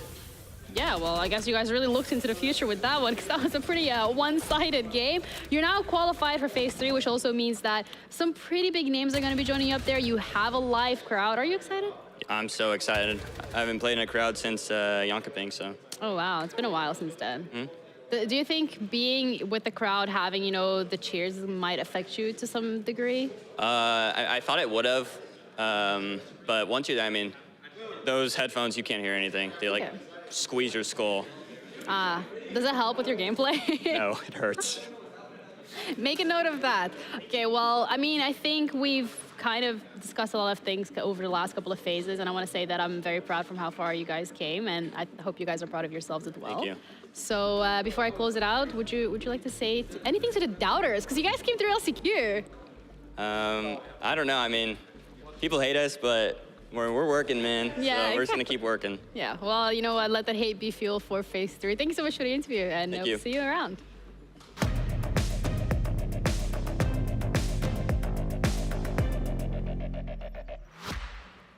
That's pretty nice. Yeah, they seem pretty happy. I mean, they should be happy. That was a really dominant performance. I think let's start off specifically with the fact that there were 2 aces in 1 game.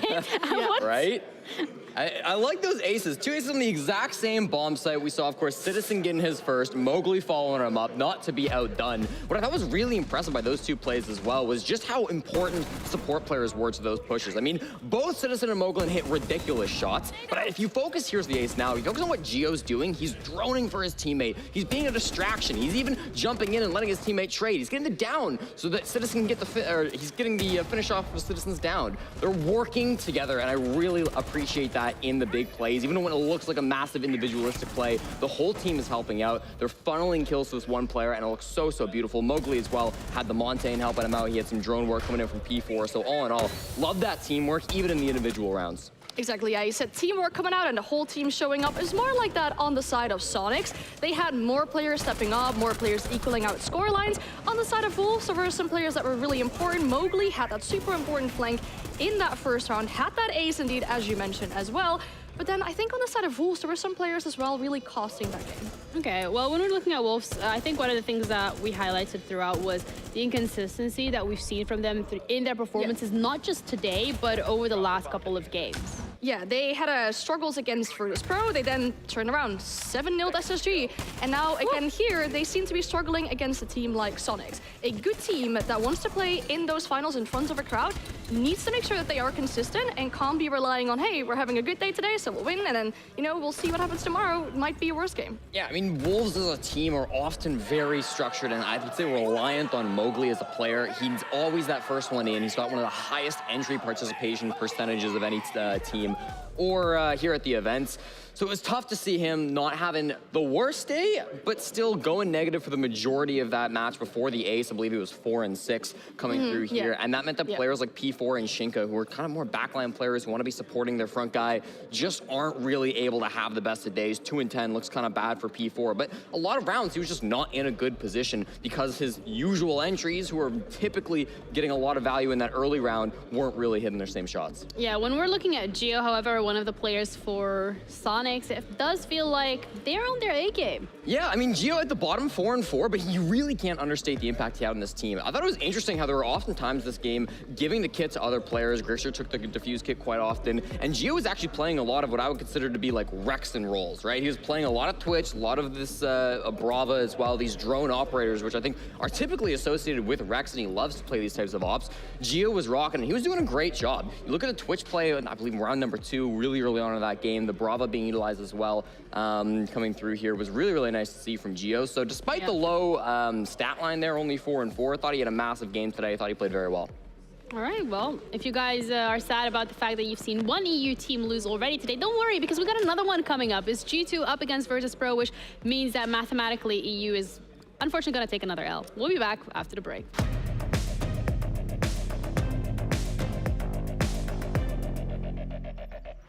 What? Dude, Benjamin Master at the Major? Do you really think he's gonna play with this? He needs something way more powerful, man. It's obvious when you see his moves. Do you want to see his moves again, or...? Bro, I was watching the SI before you even knew about R6. Pengu can win with this setup. Real legend, he wins with this. Sorry guys. I know a thing or two about Rainbow Six, so follow me. Now this is the best gaming setup. It's the HDR 400 monitor, the XB 25.3 QGP 24.5 inches. EO Finals 2020. I'm doing a triple kill. The monitor had to be top-notch to keep up with my moves. Frostblade fans, they can cool the best graphics card, the best processor, and even the biggest hard drive with the most memory. They keep things cool and calm like my hit was at SI 2018 to win the championship. Pengu goes for one on the young. Can he go the second? Penta, oh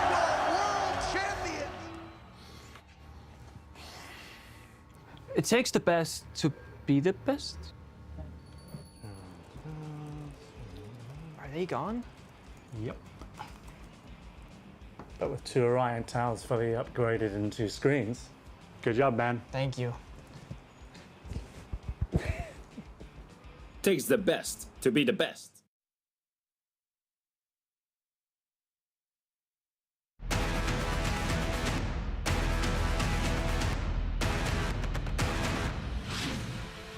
Welcome to Hit for Six. We've got the Soniqs, a kind of NA team on one side, and the Wolves, a full EU team on the other.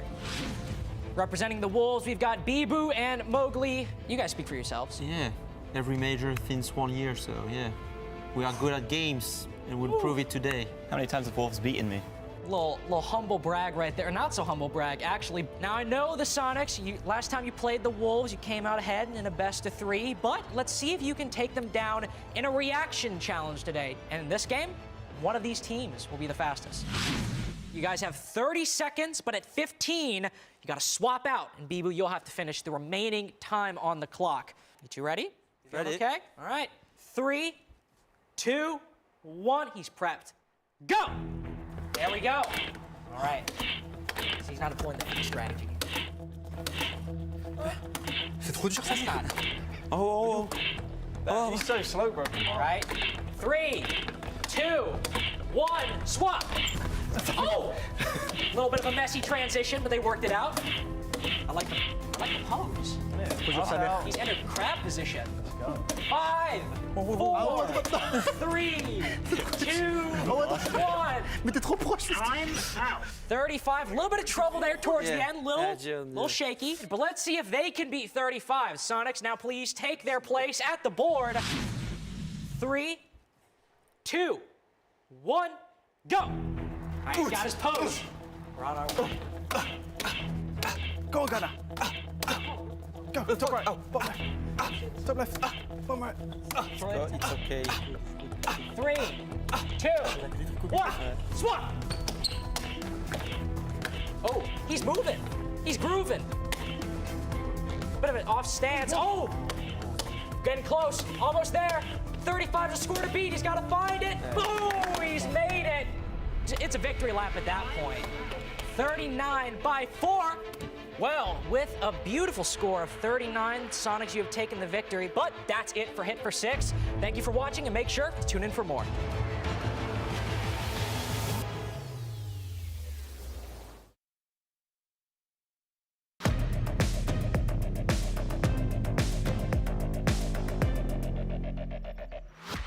Damn. Who knew Hit for Six would actually predict what would happen? Okay. Anyways, we're back. I'm Jeannie, and fresh Jesse joining me today. I'm really sorry about that one. You know why? Because this is the EUL finals happening all over again, and you actually don't cover the EUL, but yeah. We got G2 up against VirtusPro, and if history repeats itself, and this is not looking good for G2. Oh, yeah, no. VirtusPro really are G2's arch nemesis. I mean, if you look at the history between these two in EUL, it was they played in groups. VirtusPro won 8-6 on Villa.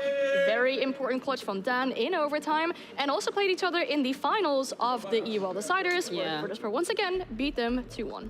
VirtusPro have been really dominant so far. Obviously, great UL stage, great start to their major, but we learned something important yesterday.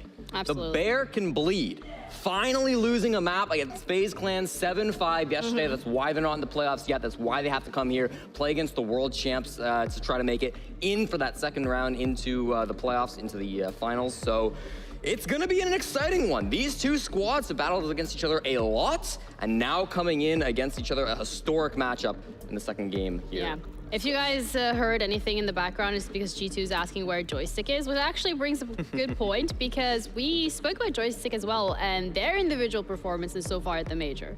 Joystick is back in 2019, it seems like. While they had that whole time off, he went back to the olden days, found the old Joystick, and has brought him back. Joystick has been playing incredible, just like he did all those years ago. He's got a 1.4 average CGG rating, the highest of any player here at this tournament, averaging 1.23 KPR. He's been incredible throughout this journey. Even yesterday when they lost to FaZe, the only positive player on that team. His consistency has been incredible, coming back in onto a top team once again, and has been so good to watch him play Siege. Yeah, well, another team that's been really lovely to see play Siege is G2. I think especially, I mean, yesterday against TL. Yeah, yeah, it was a pretty good game. happy. And Yeah. I mean, fair, you know, to G2 because they really had a good read of the situation that was happening in front of them. They had this Dokkaebi ban, which allowed them to play very solo, freely, roam, and the players of the side of Liquid were really struggling to take down these G2 players on the roam. They didn't know where they were. There's really good adaptability coming out from G2 where they have this awareness of what's happening in front of them. And yes, they've been beaten by VirtusPro before, but they do also have these players on the side of G2 that can cover this up. Yeah, another game, another shot. Maybe third one is a charm. This time around, we're going to be heading to Cafe. That's where we're going to be taking it. Jesse, I see you're like, I mean, you guys can't see it because like the laptop is hiding it, but that's what he was doing. So I don't know, how would you call that? Like, well, this isn't, we've had 2 maps so far today, which there's really not a lot of VODs, a lot of surprise maps. G2, no surprises here. They're going to a map they've played a lot. Cafe, 3-game win streak for them dating back to the grand finals of the 6th Invitational. They beat W7M, and then 2 wins this year over M&M Gaming. 7-0 in the regular EUL season, and then 2 days ago, 8-7 here in the Swiss stage of Copenhagen. That means that there are recent VODs. VirtusPro undoubtedly watching those games. It's going to be a test for G2, see how much has changed up in that time. But clearly a comfortable map for them regardless. Yeah, I do hope that VirtusPro have been watching those VODs because if you look at VirtusPro on this map, it is not looking all too pretty. This is actually their 2nd worst map, and now you're wondering how does this map even come through in a situation of a best of 1? I think this is down to the fact that VirtusPro don't have that deep of a map pool because they do have 2 maps that they don't consider themselves that good at. They don't play these maps, Border, Theme Park. They need to ban that in the situation, and then another 3rd map that you're not that good at or you don't like playing can somewhat sneak through a map ban phase like this. I'm very curious whether it was just an insta-ban or they've been hiding it. yeah, I mean, we have the VP Dow train over here, so we're gonna head over to our casters to see if they're on the same boat or not. Lynx and Blue, what train are you on today? We're from the Not From Europe train. Yeah, this is. I mean, so is Jesse, to be fair. I mean, listen, like, Soniqs, we imported an EU player, but we're still an NA team, so we just qualified. So, like, as far as I'm concerned, but you had to import an EU player to get that victory because he was a top fragger. Sorry, there are a lot of Dutch teams succeeding right now, man. I don't know if I missed that. Sorry, you're breaking up. Yeah. You're breaking up. Oh, We need to cut off the Sorry. conversation. Yeah, you guys do the thing. Sorry, we can't hear you anymore. My bad. That's on me, I guess.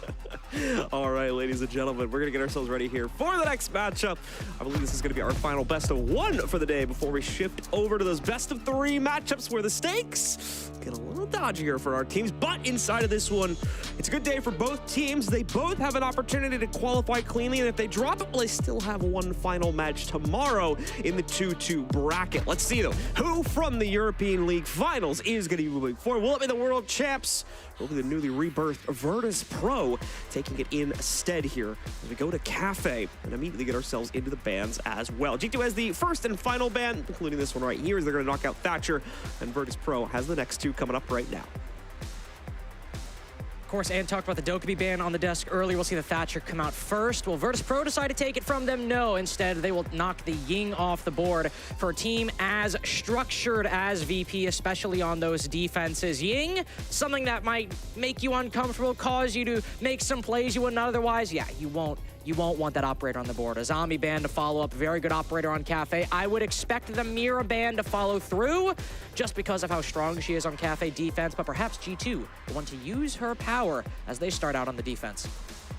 See as G2 has that final ban. Do they keep it inside the triangle? Try to go for something different? Nope, it's going to be inside the triangle here. Like we said, Azami as well as Valkyrie and Solus have been our 3 most commonly banned operators, traditionally at least over the past month or so. And at the Major. Here on the defensive side, yep, and on the Major overall. So that is going to stay in play for our defensive ban side of this matchup. No echo ban or anything like that means he is in play. He's immediately going to get selected as well by G2, who of course had the defensive start here. And they're going to go for the kitchen site as well. So a perfect site to play him onto. It's all smiles and all giggles, apparently, for G2 as they get themselves into this one and look to try and take first slots in the playoffs here for Europe.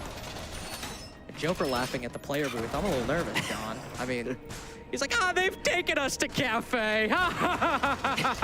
Maybe Anna's right. Maybe they did sneak a map in over VirtusPro. Listen, I'm not going to name names, but there have been some players on VP who have been very vocal about their distaste for a 9-map pool. I won't say who, but you know who they are. So maybe Anna's right. Maybe this is a map that VP aren't super comfortable on, but G2 have been able to fan out. I mean, they've got the coaching staff to do it. They've got Fabian, they've got Titan. We know they have some very good prep. And if they've boxed VP into a corner, they'll need to run up the rounds on these attacks if they want to get this one.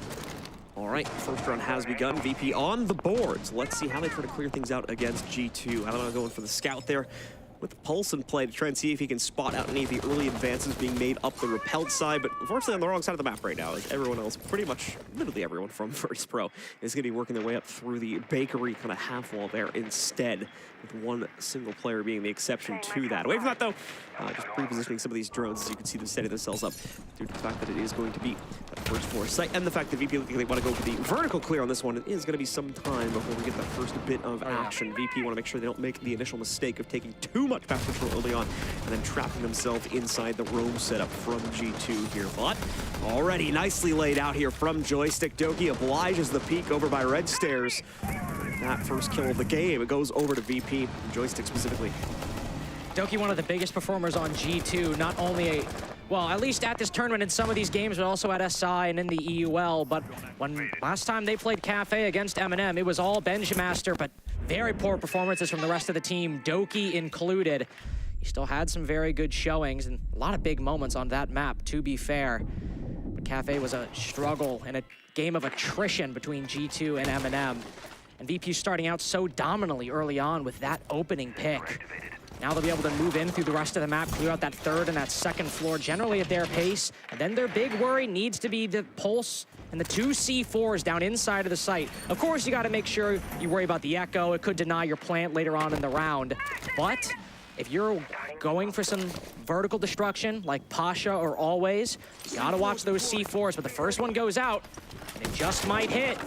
It's almost there, but Always, he'll break open the ceiling, and G2 remain calm. Slow play still here from the rest of VP, even with that opening kill found for themselves. G2 also continuing to kind of hold back their remaining bits of aggression until the Pulse can figure out exactly how this is going to be played out, and they can point themselves in a counter direction against that. But for now, bring it down to that final minute of contention. We can see VP trying to double down on the top-down openings for themselves, both the Sledge and the Buck doing all that heavy lifting and just now finding the confidence to swing into Freezer itself. Shepard the first to commit himself to the inside of it. A lot of HP going to be lost on the side of G2, and now a player goes down as well. Always picks up the next frag. It's a whole flood working their way into the site, and G2 just not able to stop it from the looks of things. They've had to back away. They've had to respect it, and that means more than likely they'll have to allow the plant to go down onto the ground. Blur will try to move back in, retake some control for himself, but he's immediately doused by Joystick, leaving it all on Virtue, who already, unfortunately, had his own comeuppance and trying to push back out to the inside of that kitchen breach. He'll be taken down outright by Dan when he tries to repeat it one final time. So it'll be a flawless start to the game here for VP. A flawless and very convincing start for VP on that attack, able to find Doki very early on, and then just convert that entry into success in the late round. This is VP's strength right here. You can get aggressive and get in their face on the defense, but VP always have a way of containing it, no matter how big that aggression gets. They've got the air jabs to lock down flanks. They've got the players and the gun skill to win 1v1 engagements. So if G2 are going to roam, it's going to have to be a little bit smarter and not just a run-and-gun style of play, and that might be indicated by shifting Doki, the opening pick in last round, from the Vigil to the Clash.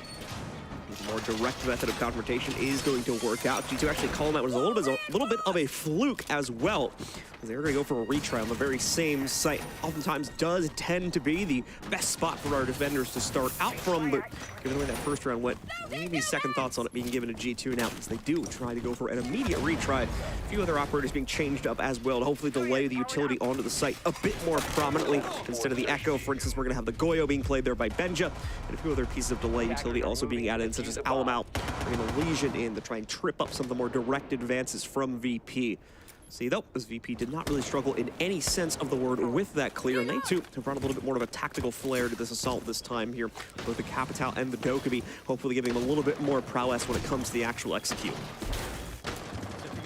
And their smokes are always something you got to be worried about when you're the defense. The Goyos should hopefully counter that once you see those smoke grenades going down. You have a Vulcan pack still lying in wait that you can detonate and delay 20 whole seconds on the clock. with VPU can sometimes still play that 20-second meta. They can go for decisive executes, but it still could take a large part of the round. Those Goyo packs can go huge to bypass a gunfight and just burn time off the clock. Joystick going for that same clear. VP as a whole looking to destroy some of this intel, destroy some of these cameras, but just acquire map control on Cafe by starting at the top and moving down through the bottom. You already challenged on the back of the swap van. Dan gonna try to move himself forward here and be the one to pick that player off, but he's not able to lock in any successful shots against the members of G2. VP though, still moving forward swimmingly with regards to getting their own bit of map control. You can see the drones have scouted things out on the second floor quite prominently already, so they'll be able to move beyond the third floor, down to the second. Again, opening up the top downs yet again. Same procedure as the last round so far. It will differ a little bit due to the operator selection when we get into the actual execute itself, but everything up to that point is being played exactly the same so far. That's not a shocking statement to say about VirtusPro. They know their formula, they know their game, and they play it to perfection, and that's what makes them so scary. But G2 have changed things, if you said. The lack of C4, the introduction of a clash, makes the forward denial once VP go for an execute a lot more difficult. There's still that shield bottom white as well, and still 2 toxic canisters out of 3, starting to throw them down and starting to pop these Goyo canisters. So at about 1 minute and 10 seconds left, G2 have started burning out the time, but there's only a finite amount of utility. That clash can and could do a lot of work, but with this firebolt, if they throw it in the corner and have the intel, Doki will have to move or he might lose a lot of HP. The drone continues to sweep through and gets even more of a semblance of intel in terms of what is going on. Doki with no clean way to get himself out of there is dropped to a sliver of HP, but more importantly, he survives, keeps himself in the fray. First kill finally goes over to VP as they catch Alamo rotating down Whiskey Stairs. Doki still blocking off the path forward, unfortunately, with this position on the inside, and now opening up a window for Blur to push from VIP side. Thankfully, that low HP finally comes back to bite Doki.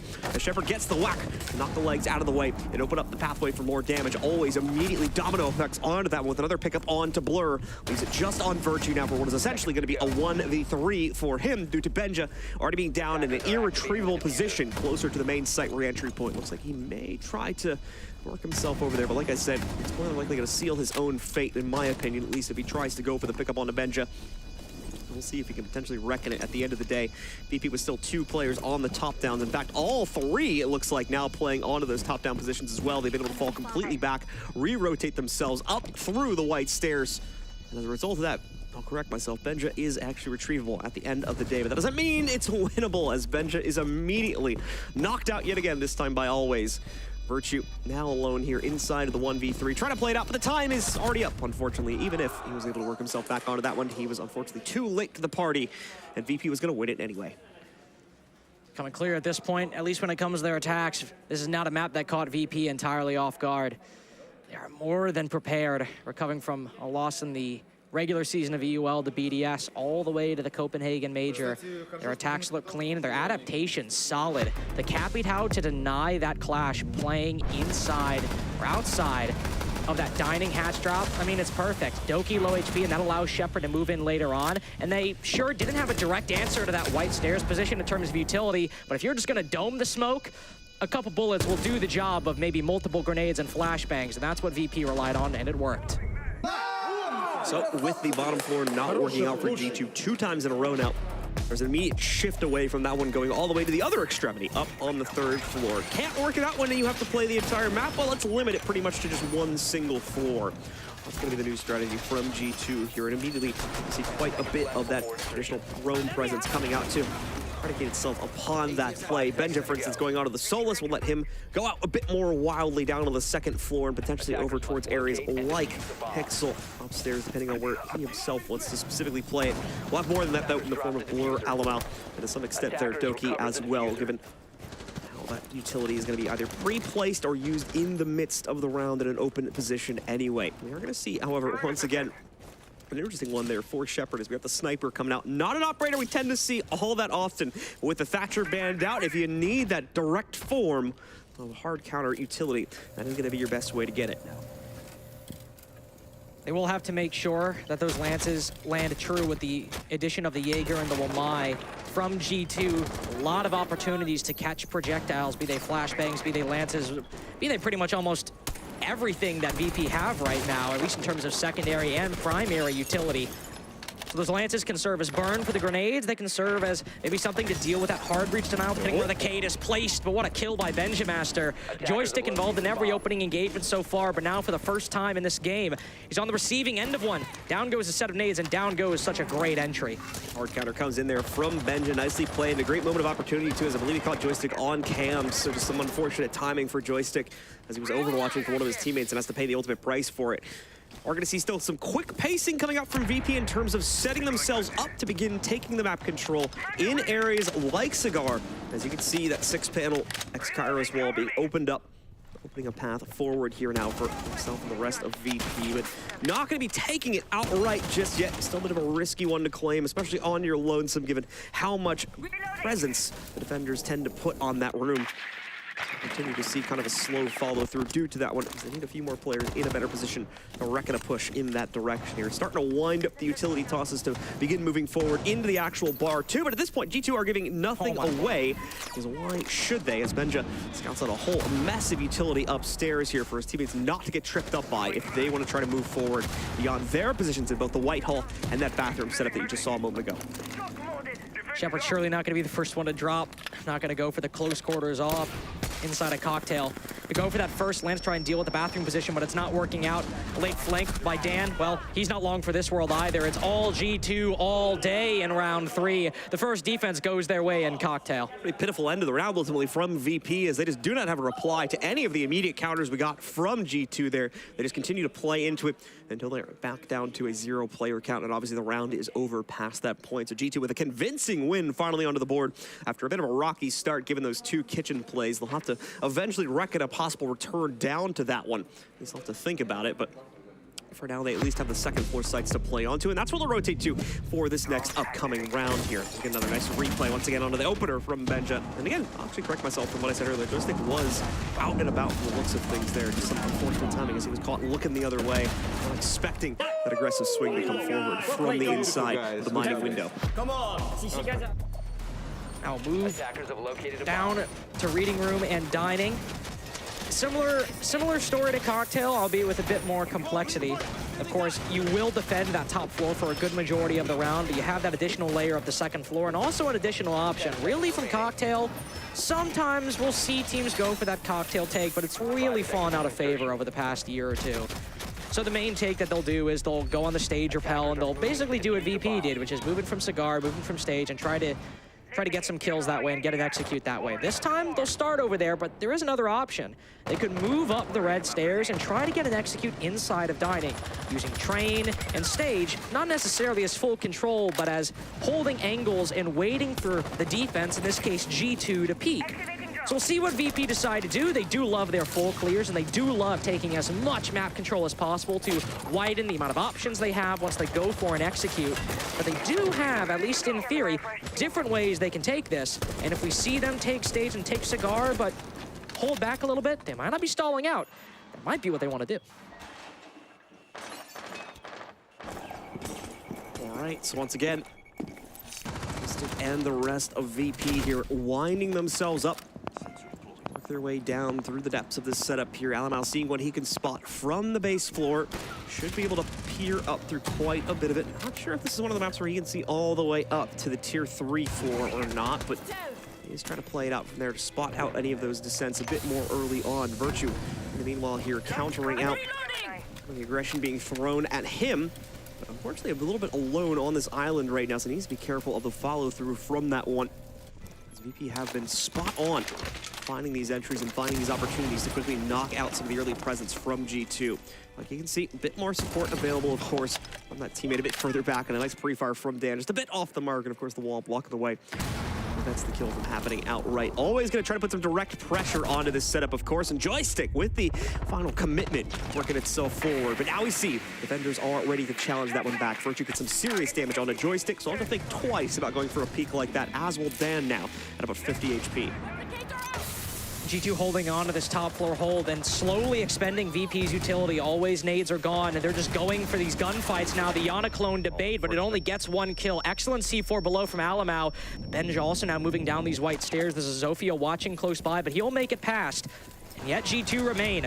Blur holding bathroom, and now with joystick down, if Blur gets this kill, this round's pretty much done. Immediate stop on the momentum there with that counter to the initial pick from VP here. Time starting to get very low, and VP still have not made any serious progress on map control due to Blur continuing to maintain this position on the inside of the bathroom. Doki strikes again, as does Blur, and now this should be a pretty easy second pickup for Blur, and there we go.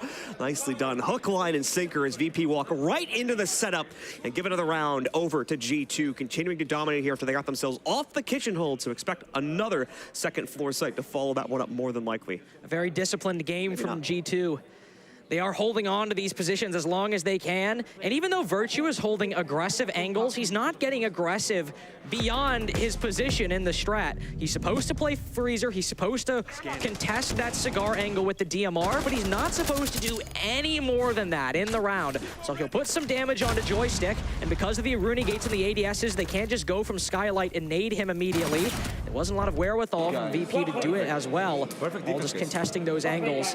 And if G2 can continue to hold back their aggressive impulses and just play the angles and play the strategy, could work out. All right, so a few more change-ups going to be coming into the fold this time. As I'll, again, correct what I was saying before. It does end up being a first floor hold, actually, from G2. They'll go back into that kitchen setup for the third time this game now, in hopes of it panning out better this time around. Now that they've had a little bit more momentum swinging into their own favor. Now they've had a bit more time to read into VP's earlier play for more direct counters to that. It's going to be more in the style of round one here, too. Virtue is bringing out the Echo. Once again, we did see Benja playing that back in round one, if memory serves me correctly, but he's got a different role now, as he's taking on the cap can, trying to add a bit more direct disruption to VP's clear. They have been a little bit stressed for time when it came to those executes VP have, so this is a pretty natural adjustment given that commonality. Very little adjustments from VP in the aggregate just over the course of the stage. Consistency and success, but also consistency in what they desire to do. These C4s have proven to be more and more effective as the defense has gone on for G2, though, not having a lot of success in that first kitchen round. And they get a kill in the second one, kill in the round we just saw. Now it's something that VP need to worry about, because it's not going to be completely evaded. With that IQ, they can spot that pulse and the vigil through the floor, as well as find those yokais later on. But if they also take a long time to get to the execute, which they tend to do as a team, and tend to on kitchen as well, those EDDs will need to be looked out for on those many doorways. Minute in, and John, color me shocked. Joystick on Dokkaebi has made his way into Cigar. There's going to be VP able to make that forward progress this time, but obviously a bit more disruption out and about on the second floor. We have seen G2 play this out previously, but it has not worked for them when they have decided to go for this one. Quite a scramble showing up across the second floor hold right now for G2, as well as they're quickly trying to reckon positions back down onto the first floor. They do not have confidence in this hold. Doki has stuck around to kind of buy some time for his teammates, but in the process, that's set him up for his own death, unfortunately, as he ends up in a very losing position there in the duel against the Descent from VP, trying to take White Stairs control. Joystick now, I believe, 3-1 on the opening picks. 2 times now, 2 kitchen defenses. That opening pick has been Doki on the Vigil.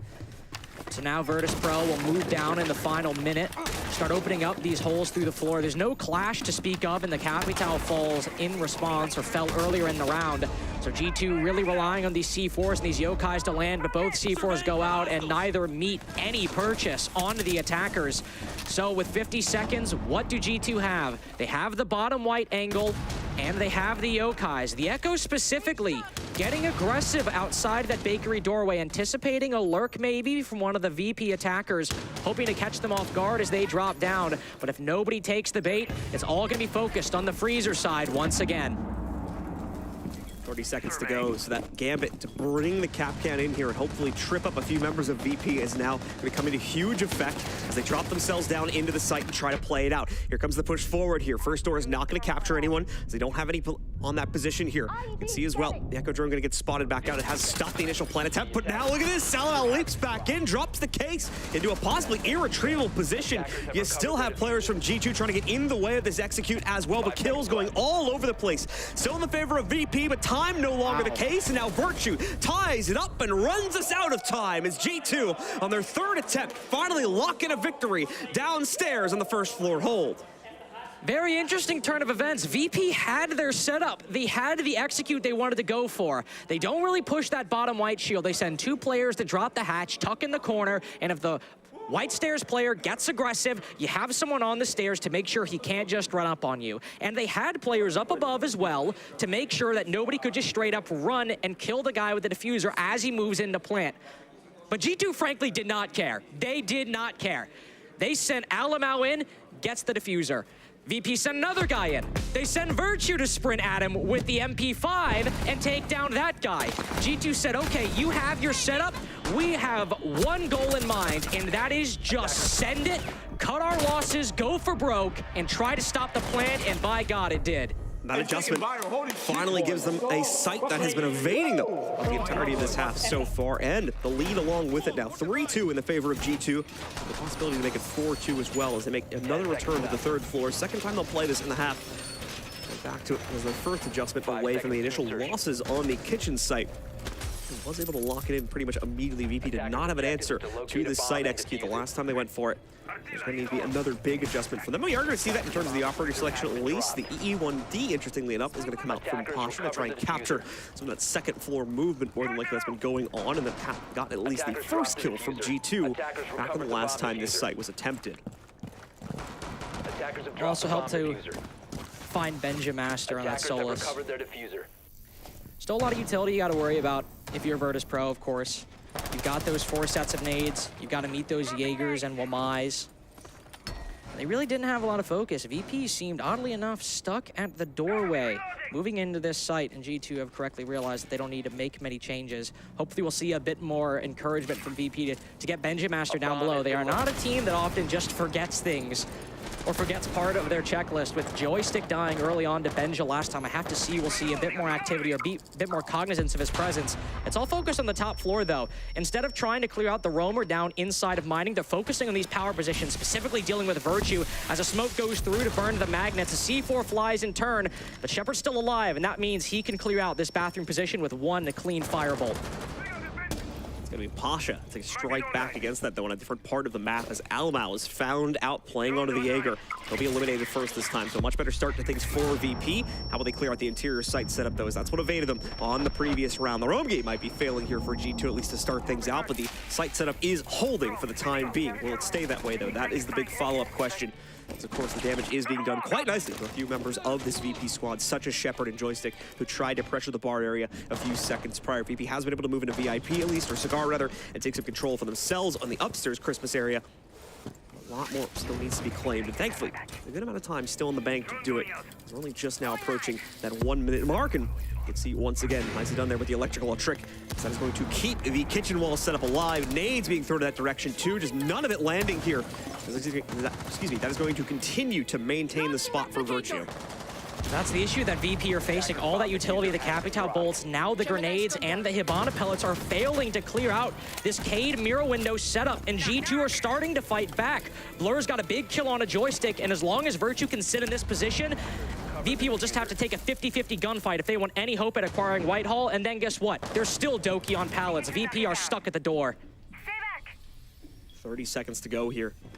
VP have gone completely quiet, hoping for an overpeak on G2. They're not going to give it to you. They're way too restrained at this point of a team to do that. Oh, a missed opportunity, though, for the members of G2, but they are going to be able to get it back. As Pasha gets knocked out, revenge for that opening kill, and now Benja finishes off an already downed Always as well. Take him out of the play. Dan, though, finally given a moment of opportunity, trades it back against Blur to be able to knock him down. Doki, he restores the advantage for G2. And last member alive is still on repel by Cocktail, so that's an easy shutdown as well. G2 lock in the advantage after they drop the first 2 rounds. It's 4 straight for them to give them a 2-round advantage at halftime. Able to recover that one kitchen bomb site and then just replay their game on the other 3. Beautiful work by G2 on that defensive half, though we end up with what historically is sometimes considered traditional on Cafe. Now it's VP's turn to switch to their defenses. Again, last time we saw VP play this map, it was a very dominant loss to BDS inside of the EUL. They'll have to really fight back on their defenses to try and keep their dreams at the main stage at least alive and confirmed at the end of the day. VP at least gets a little bit more control over the situation now going on to the defensive side, so hopefully they can slow the pacing down from G2. Again, this is a pretty multifaceted map that requires a lot of coordination between your teammates. So G2, if they're able to find a way to pierce past one or two of them, that could cause a domino effect onto the rest of the setup, as we have often seen here, especially in those initial setups from G2, and they were on that side just a few rounds back. But the VP taking the immediate choice to go upstairs to the top floor hold for themselves, not wanting to take the same risks as G2 by going on to the first floor hold, even though that generally is a pretty safe bet for the defense. They feel that this third floor hold is going to be a little bit safer for themselves. Let's see if they're right about it. As now we got G2 spawned out onto the board here. Some similar flair to what we were getting out of VP. The Dokkaebi still coming in for them as well, similarly to how VP were bringing it out. And the EE1Ds also alive. They're being played by Doki at the moment. Doki planning to use those Lions to freeze VP in position, but you often don't need EE1Ds to do that. You can just rely on VP playing their game. Unless maybe you get Joystick feeling a bit aggressive that day. I imagine VP aren't going to be too keen to venture outside of bathroom, or even if they're offside, venture outside of pillar, holding angles against G2's attack.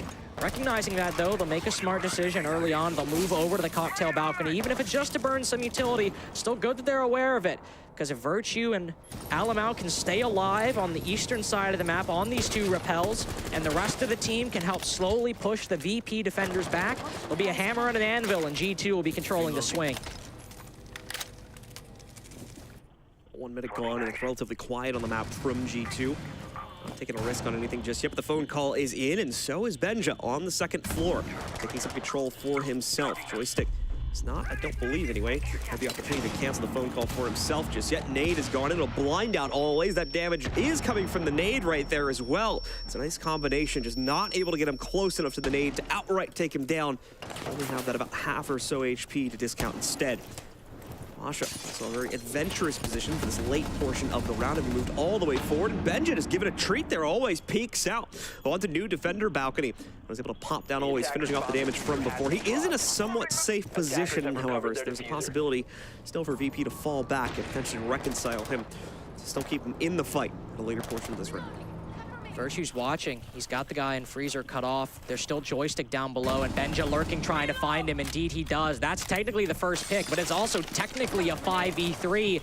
G2 now in a good position to execute. VP still have some angles. This one from Dan especially good, not only to hold another avenue of rotation, but also to kill that player if they rotate in from the cocktail balcony. So G2 need to consider this, but if they do, it could still be a win. Pasha immediately shuts down Benja as he tries to swing back up through white. Blur's there for the trade, but Dan counteracts it just as well to take down Blur. 3v2, VP still down a player, and now two, as Alamau has the cutoff for Dan. Shepard, the last player standing here, as we have seen the only other member from VP get knocked out, but the wrong read on the punch from the M59. He does not adjust to the swing quickly enough. So G2 still locking in here. They're up to 5, 2 more to go, and they themselves will lock in playoff contention. G2 playing that cocktail site really, really well.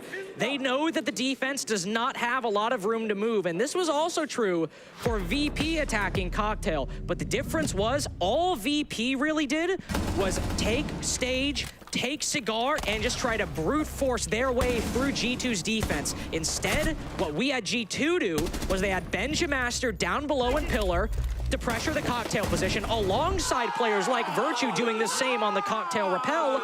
And they didn't really focus on stage all that much. If we just keep pressuring those positions on the site, eventually they'll have to move a little bit, and that's our opportunity. So G2 now just a few rounds away from locking it in. VP will be forcing the site change back down onto the first floor, so a lot of operator changes will come with that. That means G2 are also going to be switching up quite a bit on their own regard as well. Alamau brings in the glass here, so expect heavy smoke setups to be a big part of this execute to try and counteract any of the more aggressive swings we could get from VP on the inside of the site. It's only the 2 smokes from Alamau himself, though. Nothing else actually built up behind that. So that will limit his own personal potential just a little bit, but assuming he's able to set himself up well enough on the outside of Bakery or another 3-plant position, it's still going to leave him as a very powerful foe to VP, trying to make any moves themselves when it comes to the big team fight. Blur with that buck using some of his skeleton key to open up bottom white. We didn't really see VP care that much about the deployable shield. They really just held a passive angle on it, made sure that the smoke couldn't run up onto Freezer with a shotgun or SMG-11. And beyond that, they were fine to just send a couple players through the hatches and dodge it. G2 seem to be applying a little bit more focus. They've opened up a similar hole to cut off that rotation, but this one much more aggressive than a passive one on white. So as always, moves down the stairs, who have to deal with Blur holding that angle. He just might have made it past, still has a gunfight going his way, but he takes the chance a little too many times. And now with always down, you see Benja lurking over by VIP. VP gotta be wary of this because G2 are setting up a pinch. They're going for a very quick one, too. Only down 1 minute in the round, but you can see the amount of advanced positioning they've already been able to maintain for themselves. VIP is under pressure down on the first floor. Pasha trying to assist with this one on top of the whiskey bar to counter out the window hop in. Not just a bait from G2, though. They really only wanted to pop the window open, fall back, get on their drone. You can see Benj is the one that accomplished that. The rest of the team already working on dining room positioning as well. So very, very fast clear going on so far here from G2. No sign of it slowing down as well. VP need to find a way to hop out and get involved here. Otherwise, they're not going to have much map control to play off of relatively soon. As Dan, more than likely going to be the next target. You can already see that. Dan, indeed, found out by Benja, taken down by him, too. Already one has been isolated. Oh, beautifully done by Alan. Now the silenced walk in here from the glass rifle to pop off Pasha and make it a 5v3 plant situation. You're going to be 4v2, obviously, with Joystick's response there. The Echo Dream moving in, but he's got the wrong position to try and counter the plant there. So an unfortunate slight mistake cost him too much time to drop it, move it, and put it back up again. And that would have been the last real hope for VP to potentially save this round. It's going to be tough to retake from a 2v4 here for the remaining two members on VP, but they're still going to try for it, of course, as Shepard and Joystick are left alone here with about 20 seconds left to get themselves onto the case. Shepard going for the immediate prep kitchen retake. Don't be taking any chances with the top rotate, and they completely misread that Virtue is already up here on the inside of the fireplace as well. He gets the immediate shutdown against Joystick. Shepard, as you can see, has pretty much resigned himself to it, just going for some stat pad kills at this point. Nothing he can do, and time is now up. This round is going into G2's hands, and one more way will qualify them for the playoffs. G2 might hate best of ones, but they're certainly performing and showing up today. 6-2. Flawless on their cafe attack so far, at least in terms of victories, not necessarily the actual players left alive at the end of the round. And just another really, really solid attack. They know that VP love their power positions. They love holding those spots like bottom white stairs, and translate it from other maps that VP do like and perform very well on. So they just put as much pressure as they can on bottom white, just as they put as much pressure as they could on Cocktail 2 rounds ago now. And eventually it breaks. They're able to kill Always as he rotates back and kill Dan as he sits behind that shield. And once they have that, they can send Benja in, they can send Blur in, they can move in for a plant and play man advantage. And if they can do that on reading and clear out that Cocktail while getting a 4v3 or a 5v3, this might be a 7-2, which I don't think anybody expected. This much of a dominating scoreline, that's for certain, but G2 is very much in pole position to take it that way right now unless we see a major response finally show up from VP. The early round impact has not been made. The late round setups are falling to pieces. Everything is going against the way of VirtusPro right now. This is not what you wanted to have happening, especially when you already started down 2-4. At the start of the half itself. So let's see if we can see any form of recovery from VP, or if it's just going to be that quick shutdown from G2. A quick shutdown or a slow death in round 9. Setting up and execute for 1.5 minutes, 2 minutes, and then by the time you sprung the trap, VP don't even know what's going on. You haven't seen a lot of star power from Benja on this note, and not even in that he's doing bad. He's 8-4 so far, but I saw him at that VIP window, and felt like I could already see him hopping in that window and getting 3 kills in sudden fashion, but it's been a full team effort from G2 so far. You might find his moment in this round. We've got players pinning down Joystick on Cocktail. That's a prime position to send it up white. Alanar's got the white hull cut off. They've got the Cocktail repel. Joystick and Always in a difficult spot. Spray coming in from Always here at Pixel. He gets challenged quite heavily. Now the other angle coming in as well. Almal is just stolen away. Third floor control, and Joystick not aware of the comms. He's continuing to carve his way through it. Another kill now picked up by Almal against Pasha as well. Already bringing it down to the 5v2. Finally missteps here as he overpeaks on white by just a pixel, giving an opportunity over to Dan. Wow. Shepard as well off the yellow ping. Gets an M590 pumped through the floor to knock out Blur. Nice retake of the situation from VP. That's at least going to stabilize things for the time being. But still, a 3v2 put against VP here. They're still having a rough go of it, given the entry power that had been put out there, at least by Alamau at the start of this round. And now G2 have to reset. They aren't able to just ride the waves into the site. Doki's got a very good position. He's on the back line. They know now that default's up, so he can't move in very quick, but there's Benja slowly waiting till the end of the round to have his impact, and it's just Dan left to make it into the playoffs. Dan with a good pre-read there, catches Virtue, immediately trying to work his way in through hell. The other two still evading him. He knows where one is. Does he have the read for the second? There's number one, the triple kill on the round, and the 1v3 clutch, very possible now, but extra damage snuck off by Doki instead. Playoff contentions for Doki. You can tell the pressure is gonna be in play for him. Trying to pop up another rotate wall here as well, but finds the angle instead to close it down. That's gonna be G2 moving on to our final playoff bracket, as they force VP into a final best-of-3 play. We're gonna go to a short break, ladies and gentlemen. When we come back, your desk will be waiting to break this game down.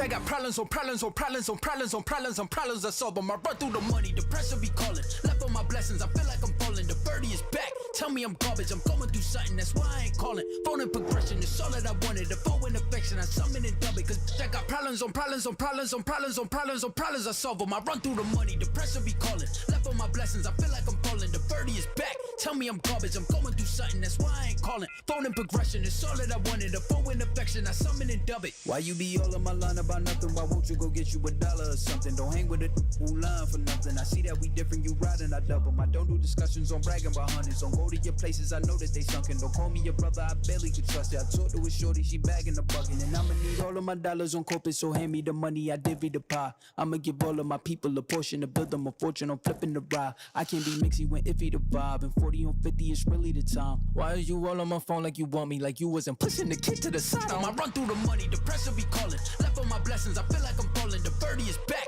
Tell me I'm garbage, I'm going through something, that's why I ain't calling.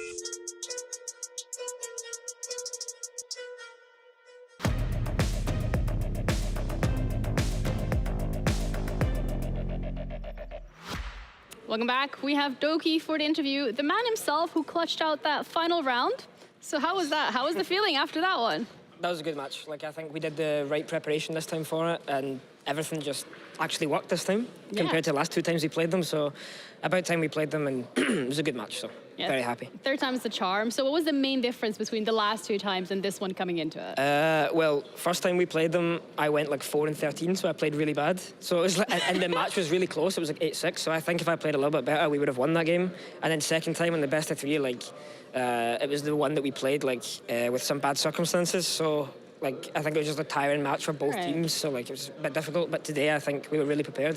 And we didn't mess up the map bans and stuff this time, so we played them on a good map. Yeah, you ended up going to Cafe, which is a good map indeed for yourselves. Yep. The mental coming into this one as well, because you are coming in off of the back of 2 losses against VP, but then what was that like, sitting down on your computer? Because I heard you guys shouting, like, joystick, where are you? So, you know.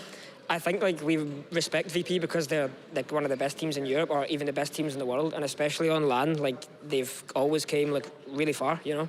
So we respected them a lot and just put in extra work to kind of see what we can abuse, what we can't abuse, type of thing. But the main difference I would say is just, I don't know, we just played a right game plan for once, like for once against them, it worked.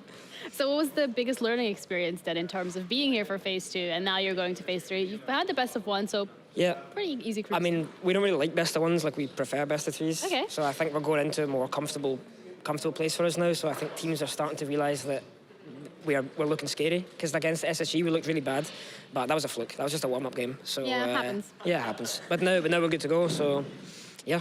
All right. Forward to the main stage. Are you looking forward to getting maybe 2 back-to-back titles? Well, that is the plan, right? Like no one's ever got 2 back-to-back titles apart from our coach, whatever he is. Somewhere, yeah, being useless. But no, yeah, like that's the plan. Like that's when you kind of staple yourself as the best team, you know, because anyone can kind of win one event, but if you can consistently win two, it's like, you know, that's the talking point. So what's your personal goal to make that happen?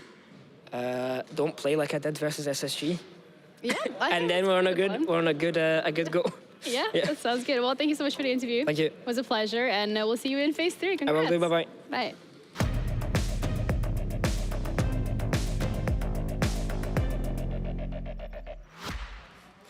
That was such a quick switcheroo. This is like broadcast magic. We're making it happen, but so did G2. They made the third one. It was a charm. Yeah. We came into the saying, we're not too sure. They haven't had the best performances, but Exactly. Third time's a charm. They cracked the code, and we didn't love to talk about this in EUL. Like, you know, VirtusPro is so difficult to play against. What team is finally going to crack the code? How will teams learn to play against VirtusPro? And I feel like G2 did that today. We complimented them yesterday on their good awareness of the situations that we're playing against Liquid, and today it kind of felt like the same. They realized what was needed to win this matchup, and I like the perseverance of them bringing out Kitchen so many times, because it is the bomb side on this map that requires you to clear the most of the roaming, and, you know, VirtusPro being slow, it kind of plays into that for G2. It took them 3 times to win the bomb site, but, you know, the perseverance, it finally happened, and then on their own attacks as well, they really set the game here. It seems to be a theme, like 3 times. Yeah? Then it works. There's the charm. Listen, G2 very happy with this. Of course, they're moving on to playoffs. I really did think they played well. Obviously, 7 in a row to close this one out against VP. Tough there for the new squad of VirtusPro, but still, I mean, this was a game I think they can learn from, right? A lot of those attacking rounds or defensive, attacking rounds, I really do think they could have been getting a little bit more active, tried a different angle of attack. It felt like they were doing kind of similar pushes, top down, time and time again. They weren't finding very much success with that at all. So it always felt like that was going to be a struggle for them. G2, I think, did a great job, even if they were retreating, even if they were falling back from a position or two. You're getting there, you're fighting. You're not always winning those fights. We saw the first couple of rounds, even later on in that last kitchen defense, you know, you lose the opening pick. Sometimes joystick's beating you there, but you're still challenging them. You're still putting that pressure on, and you're making sure that you at least slow them down. Yeah, it's good that you mentioned those opening kills, because VirtusPro, prior to yesterday, had 100% entry rate from their openings, but now they're kind of slacking on that, as G2 seem to be picking up on their own recovery rate. Yeah, VirtusPro maybe had the better hand of getting those entries in this game, but G2, time and time again, were able to come back even from a man deficit. Yeah, we heard it from Doki as well, saying that now they are in the shape that they want to be in, at least. The game against SSG might not have been the best showing of their potential. So the question remains here, is it more G2 stepping up, or is it VirtusPro slacking off a little bit, having won 2 games already back-to-back, getting a little too comfortable?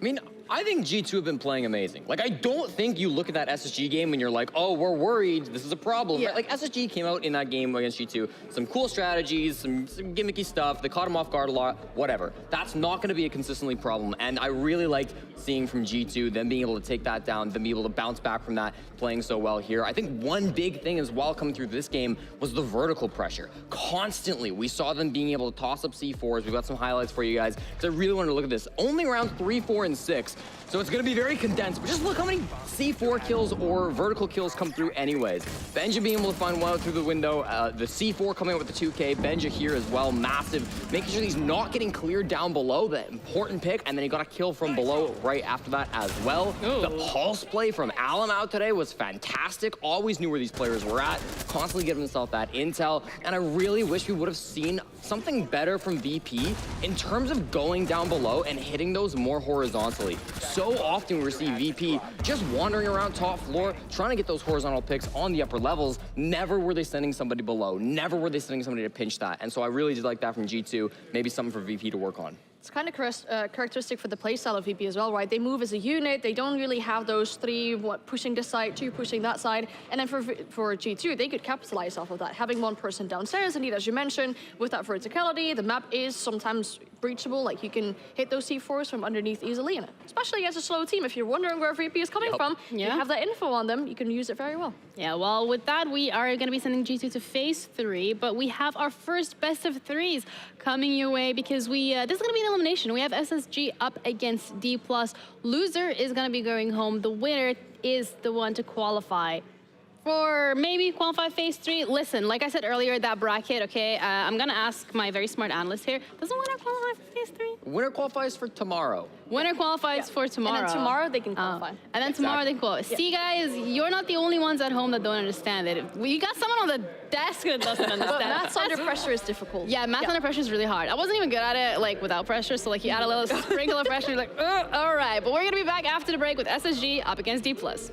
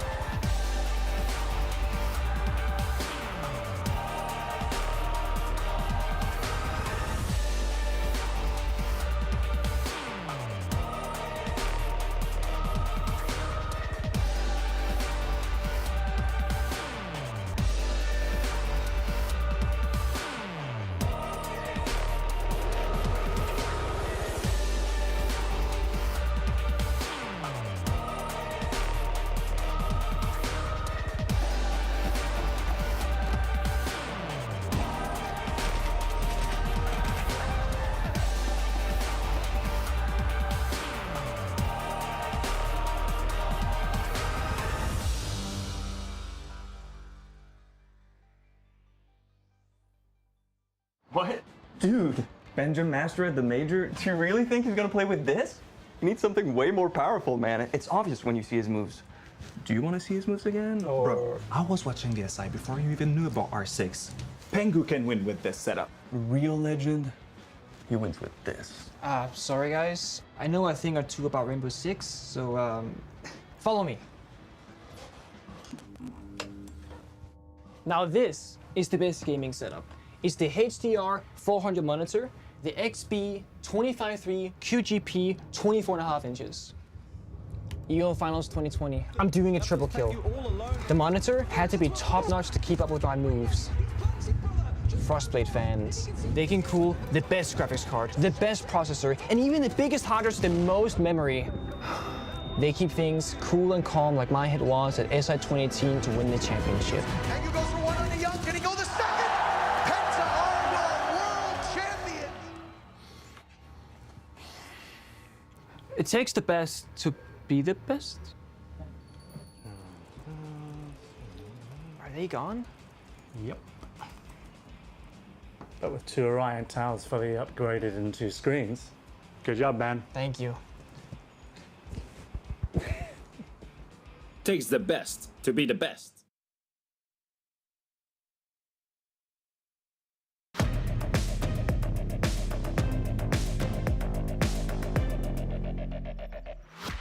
Dplus up against Space Station Gaming. One of these teams is going to be packing their bags and on their way home by tomorrow. But let's not get ahead of ourselves. Let's try and see what's going on here. Ginny, Am, and Jesse. See, I got it right this time around because it's not an EUL match. Yeah, there we go. I mean, when we're looking at SSG, they've had a visible mental barrier in the last couple of performances. Yeah, especially that game yesterday. They faced off against Wolves and had a very, very difficult game. You could see that it was hitting them on the mental aspect as well, because players were repetitively dying to the same traps that were set up.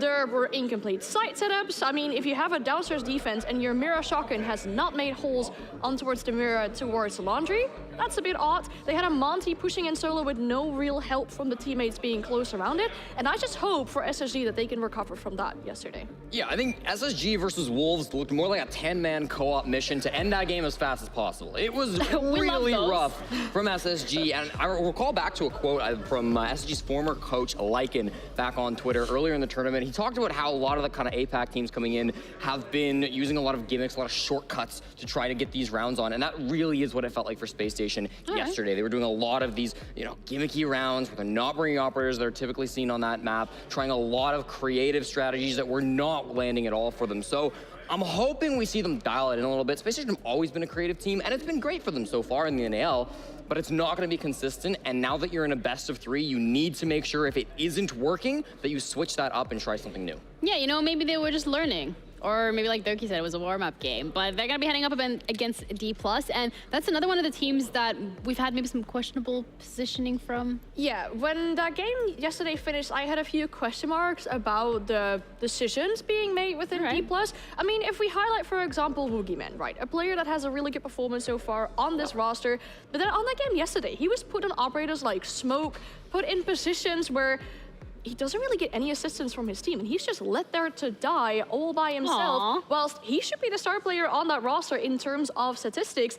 And then they also had these site setups sometimes where they had left obvious gaps that Scarz would really empathize and really utilize, basically. And also just lines of sights that no one was watching, giving free real estate to the players of Scarz.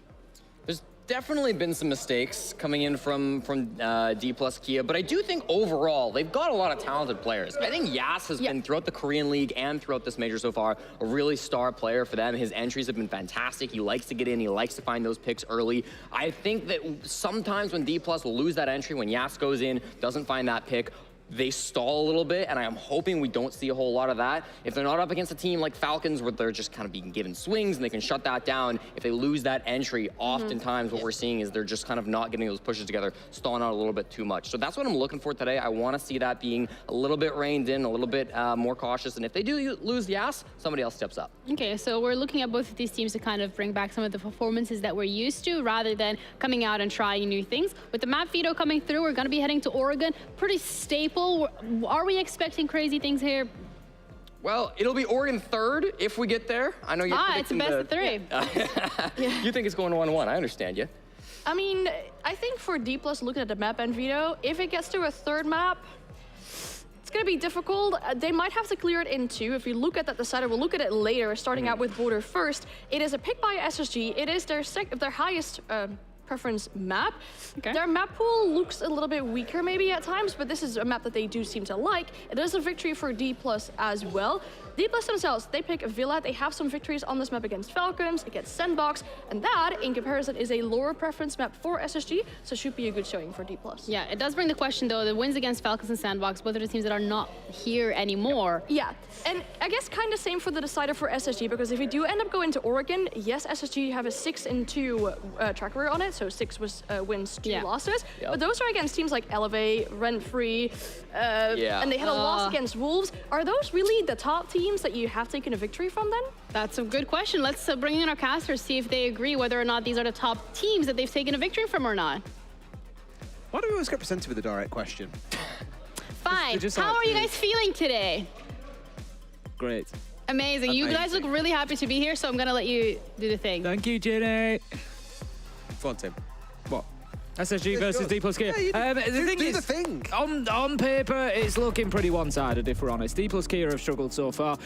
We cast them just the other day against Scarz. It wasn't a good performance from them. Sorry, Dplus Kia. I'm one of the biggest supporters over the last couple of years, but I've got to say it as I see it, and it wasn't fantastic. It certainly wasn't. Now Tim is at the end of his rope. Okay. It's, you know, it wasn't the best that we've seen from them. It wasn't as good as they can produce. We know this. You know, the analysts have just raised a couple of very good points there about, you know, potentially players in positions. Is everybody in the sort of optimum, you know, where we can sort of see the best from them? We're going to see as we come into this. SSG, by contrast, I'm not going to paint much of a prettier picture for them, to be honest. They've had an up and down, bit of a roller coaster ride so far, including, I'll say it quietly, an 0-7 loss. But the thing for me for SSG is, again, another very, very good team. When we've seen them on their day, very exciting to watch, very good stuff building. It's just consistency at the minute. It's getting that performance in regularly. I honestly think, I've got a feeling, Des, we are going to see one of the good SSG days today. I think with the draft and the way it's gone, I'm completely on board with that as well. Border is SSG's best map. You look at the stats, highest preference, decent win rate on it as well. It's just one that I look at and say, how the Nora have the other side let this get through. So we'll see how well they can deliver here today.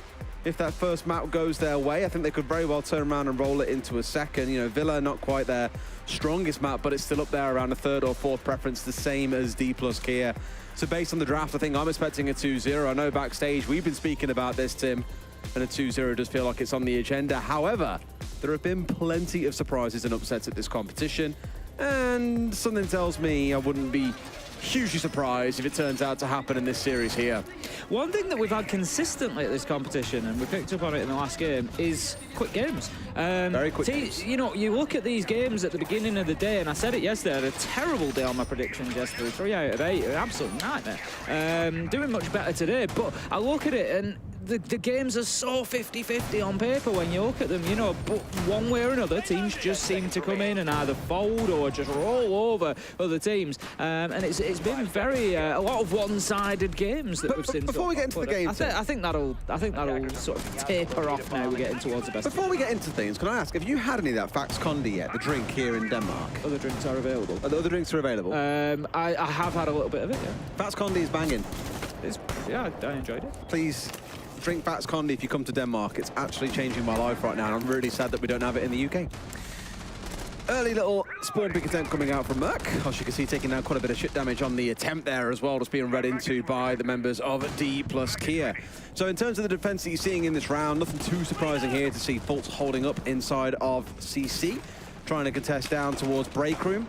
He has already dipped himself away here, knows the pressure coming from multiple angles. You can be pressed from the west main window, the west main doorway, the break room door. Just lots of things can work against you very quickly. So being able to rotate here in towards 90 through a very common rotate that you can see right here on your screen. Very, very standard kind of setup for this site. It's going to be for for Dplus Kia. Slipping into old ways. It's too easily done. Too easy. Too easily done. Dplus Kia, it's about getting into the building. It always is on border. The fights largely come about once the attackers get established. It is a lot more difficult for the defenders to win once they've got their beachhead and they can build from there. So the defense of SSG, they want to prevent Dplus Kia getting too comfortable inside of the map, meet them at the boundaries as much as they can. Now then, that's an interesting angle from Woogieman there, all the way through into Archives, and he picks it up just as I say it. Manages to get a nice kill onto J90 to kick things off. Those kind of angles are why a lot of teams really dislike Border. Is pretty much everything through the entirety of this top floor is soft. It's very easy to get these longer angles opened up. Yep, of course you can reinforce some of them off, but it doesn't protect you from every single angle going. So you can find some long cross-map kills if you're not too careful. Forest being shit down here by Soldier, I imagine it is, as in comes Coated. Finds Fultz as well. Dplus Kia, the tempo in this round a little bit, I don't want to say strange, but it's definitely unsettling. SSG look a little bit confused as to what's going on. Swinging on towards Harper, but not finding a single shot. Hot on cold is all that is left as SSG start cold and Dplus coming hot. Certainly do. Dplus Kia, what a start it is from them coming into this. I've just spoken about how I expected SSG to maybe have one of their better days today, but after round one, certainly didn't look like that. Not the strongest start. They almost suffered a flawless round at the hands of Dplus Kia, and Dplus Kia just seemed to have woken up, and I tell you what a time to do it, Des. If this is the point in the tournament that they say, right, this is where we start turning things around, save themselves from not disqualification, but save themselves from getting knocked out. Elimination is the word I was looking for. Thank you very much. I got you. That's why I bring you. But yeah, that's, you know, we've got to remember these are the stakes. Every time you see a best of 3 map here in Copenhagen, somebody could go home, and that's the reality. Well, the grey card now reads no longer D+. We're up to C+, given that little start of her performance. I know yesterday a few, after their defeat, were saying, I'm more like D-. Very understandably so. But a good first convincing round. We see 2 or 3 of those. I reckon you will see an early TAC timeout coming in from SSG. I speak about this a lot. I love the post-round 3 TAC timeout from teams that find themselves falling behind. You've played a quarter, or you've played 3 sites that you tend to see teams on. That's a good chance to reflect and amend going into the next 3 rounds, where chances are you will repeat the same 3 sites once more. Let's see if anything changes up, though. Again, very heavy intel game coming out here for SSG, looking in towards the Valkyrie, the Solis, for example. Really doubling down and getting behind that information to help spot out exactly what's going on, because as I said, the pacing was a little bit strange in that last round from D+, not in a bad way, but it was in a way that really unsettled SSG, and they weren't quite sure how to react, it seemed. A little bit panicked almost. I mean, if you remember at the beginning of the game, like as if it was a long time ago, 1 round ago, I said coming in here on border, an important thing for the defenders is to prevent the attackers getting in and getting established. You want to meet them at the boundaries, you know, fight them out of the map as much as you can. And I don't feel like that's something that SSG did, and Dplus Kia really, you know, got dividends paid from that, because they got themselves in pretty easily. There was no real fight. There was an attempted spawn peek from Merc to begin with, but beyond that, there was no real challenge for Dplus getting inside of the map, and I think that's something that SSG need to change quickly. I was about to say, I'm so ready for Yas to run this second Bravo drone into another mute jammer. There was the one, I think, that was positioned inside of Workshop, or inside Vent, sorry, that caught that first one out, and I thought he was going to roll the second one straight into the same fate. Hot and cold playing a pretty cheeky angle here, so hoping to find a couple of drones, and there we go. Drone discovered, drone taken out. Going to be getting himself another one by the looks of things. If it comes around the server stack, he's going to have a bit of support from above. Fultz just missing the... This is infuriating. Just missing... They're just missing a Flores to make this a full Robot Wars team. Yeah, there's a lot of information and intel going to be coming into the attackers of Dplus Kia. They haven't got themselves established quite as quickly, but it's Wookie Man once again, Des, that gets himself into a spot that could be very, very tricky for SSG. There we go. It's almost as if I spoke it into existence again. This time it's hot and cold rather than J90. It's the second round in a row again where Woogie's found that long-range kill too, just getting himself into a uncomfortable position for the defensive side and taking the long-range firefights, coming out on top.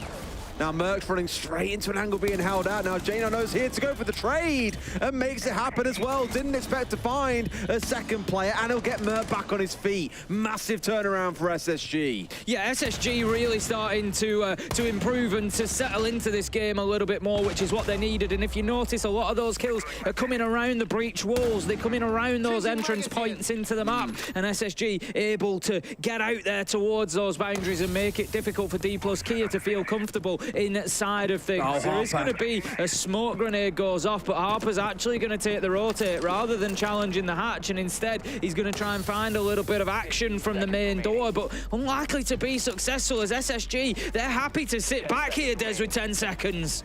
Might as well try and go for a plant here. At least you got some assistance, but no! Steps forward and gets crossfired off the back of it. There's no way he wins out against both here. Just these last few members of SSG hiding in the shadows and striking at the right time. A lot better from SSG there. As I said, they got a little bit more aggressive within the round. They took the fight to Dplus Kia, you know, towards those entry points of the map. They were getting in, but they were not really too comfortable once they did. There were challengers coming into them immediately, and SSG just putting them sort of, you know, forcing them onto hot coals almost. As soon as they got in, they were having to maneuver, having to change. There you go. And nowhere was really safe for Dplus Kia that time. And at least 2 kills come in at sort of boundary and entry points like this. It's beautiful stuff, absolutely. I mean, really, now you've seen a kind of a dominant round on either side. I know that round had a couple of moments in the middle of it that looked a little bit ropey for the side of SSG. Namely, if Merc had been finished off out on East Main and then the J90 trade coming in didn't come to fruition, that would have been a very, very different story. Because actually, as that trade kill came in, we saw the call come in from the DKB. That would have really given everything away. So you're looking at a few hundred milliseconds there to make a big difference in the outcome of the round. Just showing between these two teams how close it can still really be. Round 3 then, it is going to be the final rotation choice, potentially, that we will see out of SSG. We've already seen Armory, we've seen Ventilation. This time it's going to be Bathroom and Tellers. We are yet to see, I believe... Don't. Fresh will get upset. We're yet to see Customs. Fresh is sat there waiting for his bingo. There's two sites we need, right? There's 2 sites. Supply and Customs, and then Bedroom on Sky. Yeah, Bedroom and... all we need. So Fresh is going to be waiting with bated breath, I'm sure, to see if that one pulls off. But interestingly, detention has been left soft at the minute, so that's going to be a potential route of ingress for Dplus Kia if they recognise that. Could get through there quite quickly. They've got the soft breach of Ash, put a little bit of lateral pressure on. They are going to need to take top floor. The office hatch is particularly important here if you're trying to get a plant down, trying to hold on to a plant. So they are going to want to get that area, but it could be a good start for them just to put a little bit of unexpected pressure, because in round 2, don't forget, as I said, at least 2 of the kills for SSG came at entry points into the building. So if Dplus Kia can maybe do something a little less expected, it might help them get established. Here we go. He must know. Sees the man's shoulder, and Merc just showing a little bit too much of himself there to Woogie. Absolutely a good start. Is that the 3rd entry in a row for Woogie, by the way? It is indeed. Man's on fire. Interestingly, in their game yesterday, I think he was like 1 and 8. It really wasn't his day. And they're all onto different SSG players, so he's just making his way through the roster at this point. Man gets a buff for each different unique SSG player that he brings down, so he's just slowly working his way through a hit list at this point. But yeah, he's a big player that we need to see really step up today. It was Soldier that kind of woke up and made an appearance yesterday, but as a supportive player, you want to see a little bit more from really entry. So, I mean, Woogie's playing flex, not even playing entry, but he may as well be the entry for how chaotically Border can play out sometimes. But Yas is the main entry looking towards to really shine. Still 5 versus 4, as Dplus Kia have not yet managed to solidify that man advantage that they got. They will continue for the time being, moving pretty slowly. 2 minutes into the round, still trying to get that top floor control. They haven't got Armory locked down yet. We've still got Forest playing inside of the small office there. I'm not sure if they're aware, and that could be particularly dangerous. Fultz is here inside the big office, and he is still going to hold on for the time being. It's Hot and Cold, actually, that's taken down. The Azami will continue to play here. You can just see the little playground that Fultz made for himself with all those Kiba barricades there, just trying to create new angles and new cover. Manages to drop down, find a kill as they try to push directly into sight. That's not too bad for SSG, actually. With 30 seconds left to go, it brings them back to 3 versus 4. I can't really tell if this is intended chaos or not, but I spoke about the weird kind of tempo in round 1. It's the same here, where Dplus kind of step one player forward for a kill, and they drop back. Then another player steps forward, they drop back. It's not like they're all committing towards a push at the same time, and that normally is bad, but it's getting them kills so far. My only concern here is the clock is now really against them. They've got 10 seconds to make a push work, and they're not going to have enough time, Tim. There's only 5 seconds left. They find themselves a second, but it's J90 on site, cleaning house, and somehow Dplus, despite finding 2 kills in the mid-round, can't convert. Yep, too little too late there from Dplus Kia. Like you say, they got kills, but they never really did anything with them. They never went and took control of anywhere. We saw Fultz ultimately dropping away from office, but it was very late in the round. Forest was never really forced out of small office, and Dplus Kia never really had a comfortable hold on that top floor with which to build from to get that diffuser down, and ultimately they saw what happens when you try to just drop the hatch without proper control and try and throw the diffuser down. It's not going to work for you. And SSG, they were pretty calm in that to say that they were 3v5 at a point. It was a nice turnaround from them. It was, yeah. Again, for Dplus, a little bit of a kicker because they played it so well on the upstairs, just slowly poking their way forward, waiting for swings and rotations to come out of the boys and SSG. But fundamentally, when it all really matters the most, Dplus cannot convert the round. That's our first quarter down and dusted then, Tim. That means we get a bit of a reset of the side, starting things back upstairs once again. Kicking things off inside of Armory and Archives. Now, on the side of SSG, once again, we're seeing the Solist. It's been a bit of a staple for them. We've seen it across a few of these rounds now, just using it more for the information game. You've seen the game plan that comes out of Dplus. That kind of slow creep forward, like poke at one player, poke at another, hopefully get a couple of kills off the back of it that's worked well so far. the information that Hot will be serving back and forth to his team should help them find, or at least prevent being so heavily shut down by these members on Dplus. Yeah, you would have thought so. Obviously, this was the site that Dplus Kia won back in round 1, and they were able to get themselves established pretty easily. There wasn't too much of a challenge from SSG onto those entry points. They kind of invited them in, and Dplus Kia hurt them once they'd got themselves set up. So I'd like to see a little bit more aggression, more similar to what we saw in round 2 from SSG. You know, just preventing Dplus Kia getting themselves settled inside of the map.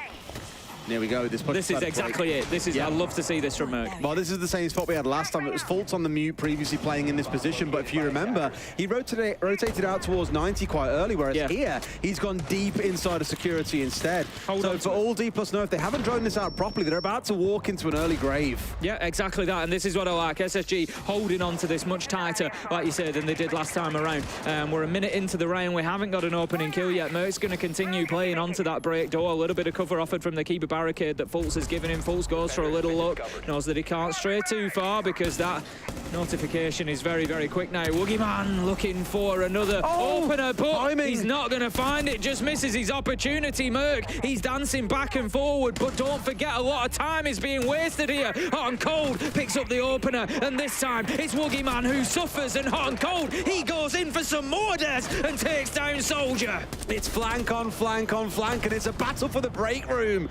The fight over the kettle really is heating up in the office, but it's SSG who are claiming all the table stakes. Only Harper left alive, and I love the move from SSG there. Going super aggressive to support themselves inside a break room, and really everything's spot on that dime of East stairs. Woogie got into a good spot, but once we had that flank coming up behind him, there was no kind of external support to help those that were playing out on the balcony trying to get inside a break. Just a very good dynamic defense coming out of SSG, and Dplus really got to start pulling some ideas together here. Yeah, it's the extra aggression that I wanted to see out of SSG compared to, say, round 1, where they didn't really hold on to those key positions. Much better from them this time and winning out gunfights as they go. Harper's going to try and work his way in on the Ash, see if he can find anything, but anything he does find is likely to be a consolation at this point. 30 seconds left to go. He does have diffuser in hand. I mean, that's some outside thinking, but it's one thing to his credit at least, I guess, but no, he's going to take the opportunity to sit back and just see if he can pick himself up a cheap kill or two, and then who knows in the last 10 seconds, but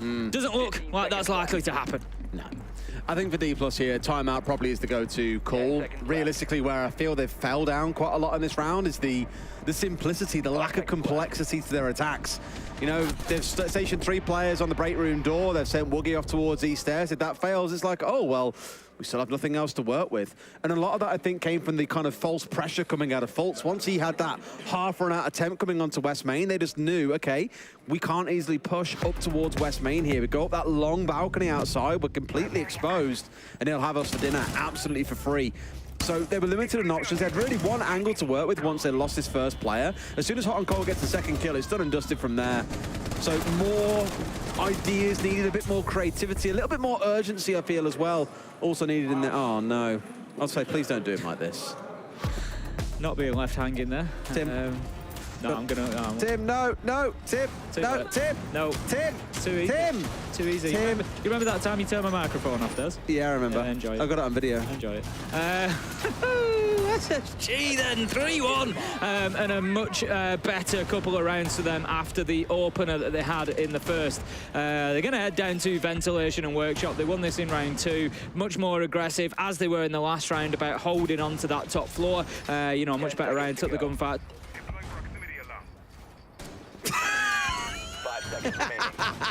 Remember that time I turned your mic off, Tim?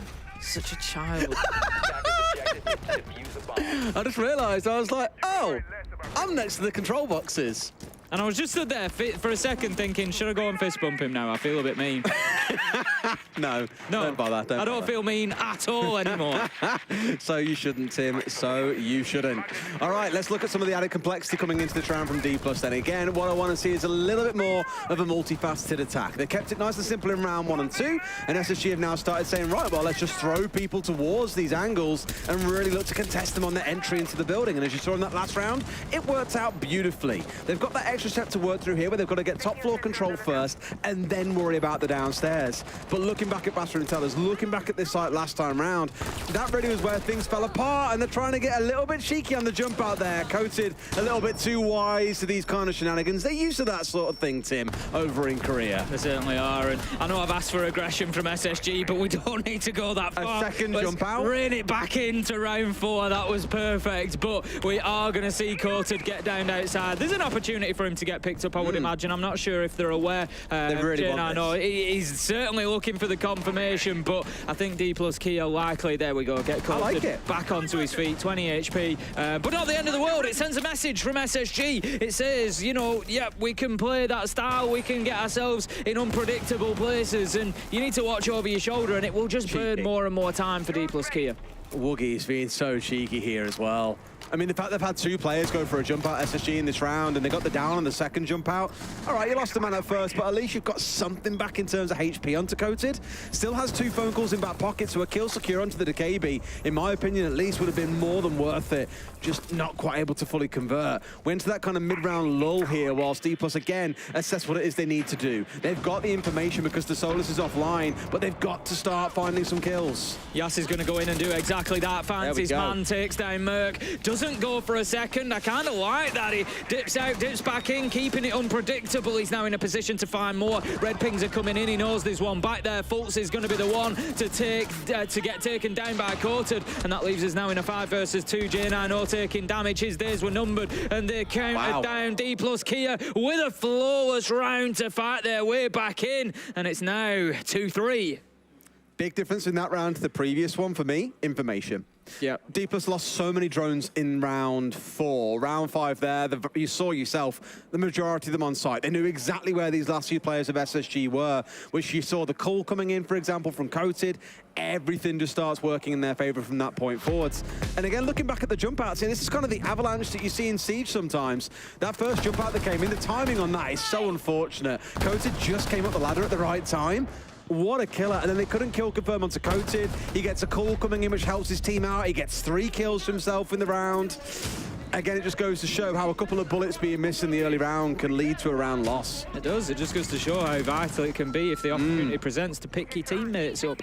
You never know what they are going to go on to do with that 20 HP. Dplus Kia then managing to keep themselves in touch. I think that was a really important round for them, to be honest with you, Des. SSG go 4-1, and it's starting to look a little bit dire for Dplus Kia at that point. So final defensive round coming up. SSG will be looking to secure this one, I think. They're going to be confident on the attack of Border. I would expect, as you said at the beginning, Des, a map that they've shown us, you know, an ability to play previously. So I'd expect them to be on top of things for attack. If they get a 4-2 half here, then things are swinging heavily in their favor.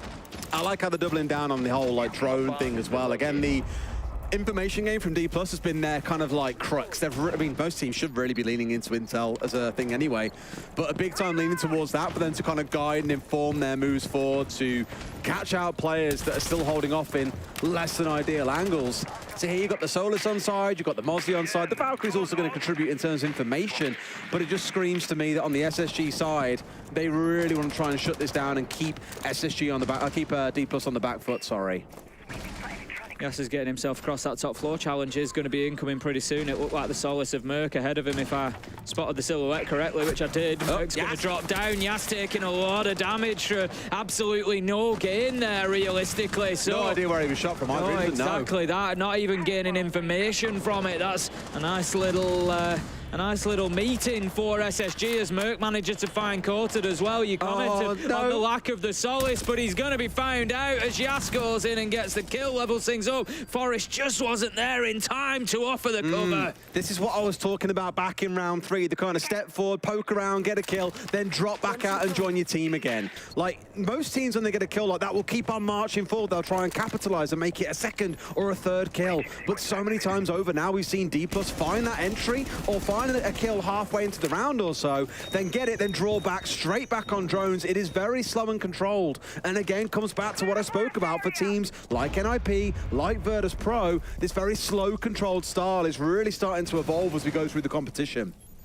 Woogieman just seeing the soles of the boots of the man down in customs, I think. Sends out the ping, knows that he's there, but just can't quite get the angle. Doesn't want to give away his location because he knows if hot and cold on the castle pushes too far forward, then Woogieman's jaws will snap shut and he'll be taken down. Yas is trying to find him. He's peppering all around him, but as hot and cold, stands up, he's going to find himself his position revealed, just taking bullets. But Forest, he manages to find Woogieman with a nitro, and that might just give a little bit of freedom as Forest comes to the rescue, and hot and cold somehow survives a very tense 30 seconds. And again, SSG just all converge on where they realise the aggression is coming from Dplus. It's so adaptive and responsive, and I just love how you're seeing two different styles of Siege come to a head here, and ultimately SSG are the ones who are pulling it off better. Yas is left alone against 4 with 15 seconds on the clock. This half is done at 4-2, Tim. I'm really excited to see how SSG attack going into the second half. The fact that hot and cold was alive to get this final kill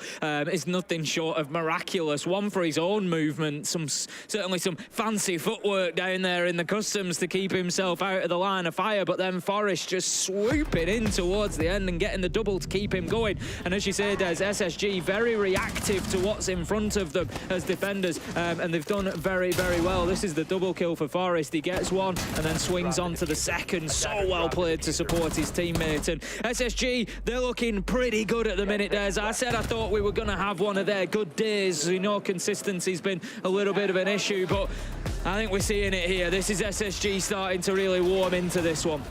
In a way, that's kind of been the issue for both teams, I think, throughout the competition, has been consistency. On the days when they're on, they look unbelievable, but it's the days where they're off that really punishes them both.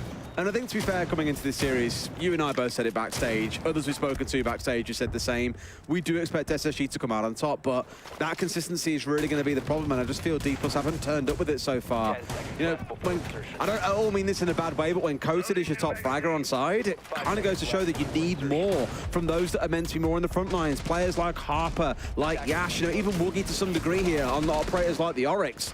You want to see him getting more involved. Let's see if they can turn it around on the defensive half then. The sides have switched. Dplus Kia move on to the defense. Their first site is going to be upstairs. Armory and Archives, to nobody's surprise, really. Woogieman is going to be roaming underneath on the Oryx. For those maybe a little bit newer, Oryx does have two abilities. He's able to smash his way through soft walls using his brute strength. Look at the muscles, look at the guns on the man. He can just burst. Tim, calm down. I don't want to hear you talk about another man like that, Tim.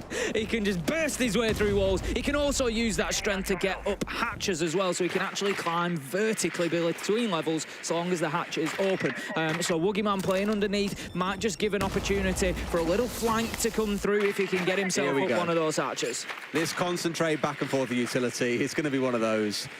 Is it going again? Yep, and guess what comes out straight again after? It should be from the Azami, another one of those keeper barriers being deployed. Yas still with it in back pocket for now. Forest finds the entry. Out comes Yas on the run, but they were just ready. Merc able to respond. We saw that kind of attempt coming out from SSG in the first half, but no kills were exchanged. Here, it's a bit more of a full send out of Dplus.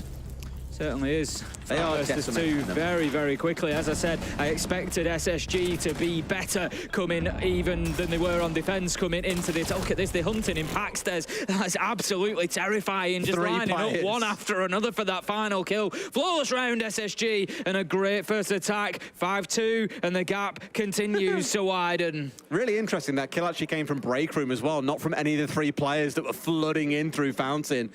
Finally, we see a timeout called in here by Dplus Kia, down 5-2. And that, dare I say, Tim, it already feels a little bit too late for this timeout. The momentum of this game is so firmly with SSG. It really is. You know, they've got to be absolutely on top of things at the minute. Dplus Kia, like you say, a tactical timeout. But I think, you know, just... They've got to be feeling at the minute like there's not really much they can do. This has been in the hands of SSG. It's been SSG that has brought the aggression. It's been SSG that have controlled the pace of this game so far. And I honestly can't see that changing on the back of a tactical timeout because, of course, you know, again, don't forget, this is an opportunity, of course, for the Dplus Kia coach, Houndbird, to have a chat with his players, but it's also, on the other side, an opportunity for SSG to have that same discussion. They get that same time. It's not just the team that calls the tactical timeout. So, you know, they are going to benefit from that as well. And I can't help but already start thinking about the next map, which is Villa, of course, as well. That is Dplus Kia's pick. And you're going into a map there that, as we commented earlier on, is not exactly a slouchy map for SSG. It's their 4th highest preferred map. So, what do you expect? It's definitely not Dplus Kia's best map either. A bunch of those got, well, not a bunch, but they got banned away. So, there's definitely considerations here on what they can do going into map 2. I'm just not convinced there's really much they can do, to be honest with you. The momentum just far too firmly with SSG for now. Here we go, though. Round 8 underway and over onto the attacking side. We can take a little look at what they're looking to lock in here. The DKB and the line on side. Over to a Blackbeard, maybe. We'll touch on that in a minute, Tim. Over on the other side, though, double architect setup. I always talk about these architect picks. I love them because they can make sites change so much. It's, you know, at some point, Ubi looked at this and were like, okay, sites are a little bit samey. Teams are still finding all these possible unique ways to attack them. Let's make them an infinite number of possibilities by introducing dynamic defenses with the Kiba barriers. The castle changes things up as well.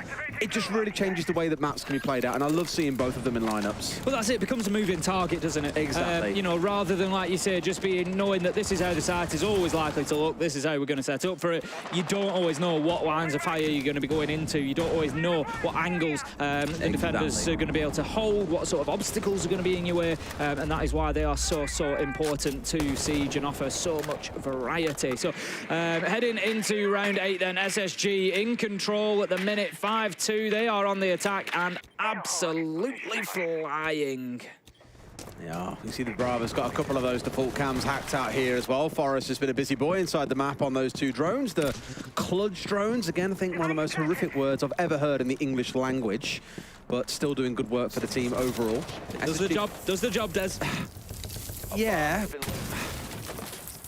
I'm trying to think of an analogy here of what else is the job, but it's not pretty or anything else. Fresh, I guess, is a great example. Yas on the vertical finds Merc out. Up on the vertical. That's a good start for the side of Dplus. It is a good opener. Just going to have, again, a bit more of a patient approach this time from SSG. Holding down that window. Forrest is moving in, just trying to chase down Aroma here. Hot and Cold finds Soldier. Forrest is going to miss his man, but he manages to just walk into side and get a double! Unbelievable play from Forrest. Fultz gets in on the action along the way as well. Hot and Cold, he's going to slam that diffuser down on the deck if he gets the opportunity. Harper is trying to find his man, but the shots are whiffed. He can't get the kill, and it is all up to him now. Half Elf, 1 versus 4, trying to push forward, and he's on the clock. And again, this is the big difference. Think back to when Yas walked inside server previously and got a single kill, then sprinted back out the map and was on drones. Forrest is full committed there. He knew a player was inside Workshop. The team calls were there, and they have just cleaned house with Dplus Kia. It's SSG going up to 6-2, and it's looking dire for the Korean side. Certainly is. That's after a tactical timeout as well.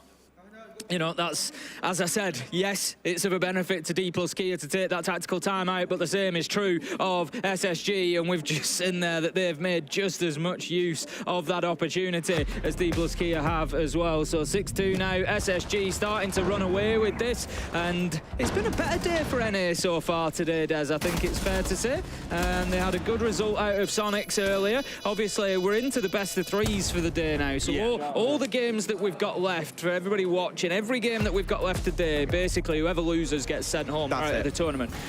So NA could be a bit of an issue. They're in every one of these knockout games. As Jesse waves at me from across the studio, I don't think he's happy with my line of thinking here. But SSG are the first, and who knows, it could be a domino effect that every one of the NA teams save themselves along the way, and all of a sudden we've got a very different landscape regionally in front of us for the tournament. Yeah, absolutely spot on. Yeah, the next 3 games for those who are curious: SSG versus Dan1 Kia, which is now M&M versus M80, Liquid versus DZ. Yep, it's a tough day for NA today, but SSG is showing that they are quite capable of standing up to it. You know me, Des, you know me. I like different regions to win things. I'll tell you what I love, is the talent are so obsessed with NA versus EU that no one has yet really acknowledged that 3 LATAM teams are currently in our top 5 that have made it into the land stages. We don't worry about that. We don't talk about LATAM. They're just the beast in the background. everyone wants to ignore. Yeah, that's it. That's a problem. But for you can't day. ignore them because they keep on winning things. Well, they haven't won for a while, but they're still a good team. This is what I was going to say. You know me, I'm not massively like EU biased. I do like the EU teams, but what I do like is different regions to win things.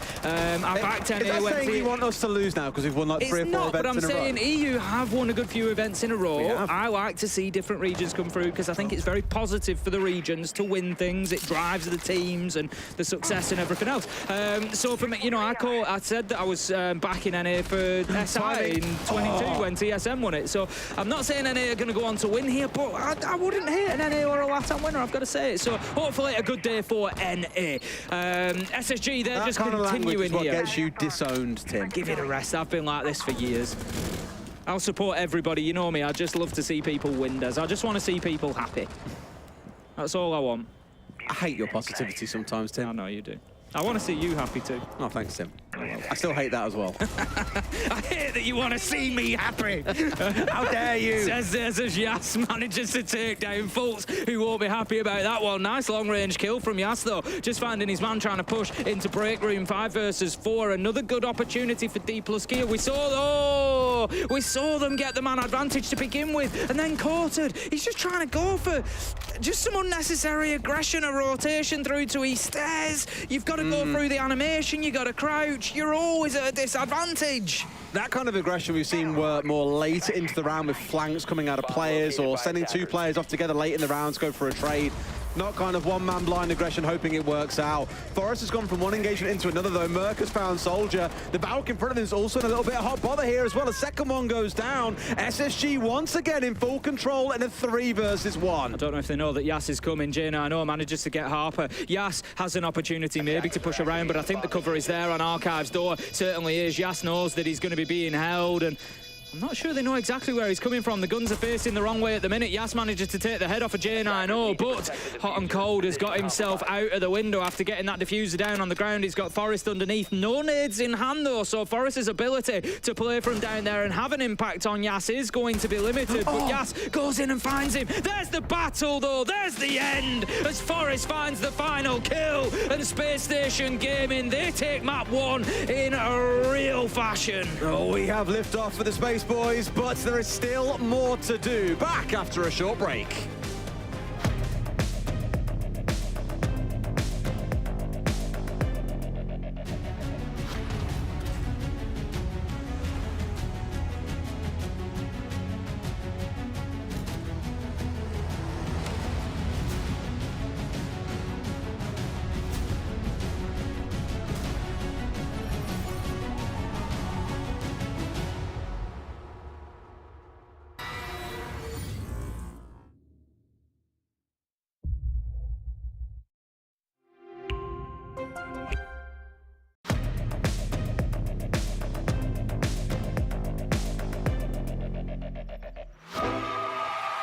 Last man alive is Necrox as MVK is on the floor. It's looking. Oh my God! They did it! They've done it! A double APAC semis. I remember I looked like this to cancel and go. I'm like, what is going on? And it's just one of those like, this should not be happening, especially not against such a strong team as EG, and it did. Fnatic demolish EG with a 2-0. Dizzle takes it. There's rare coaches that have been able to achieve what he has. That's immensely unusual.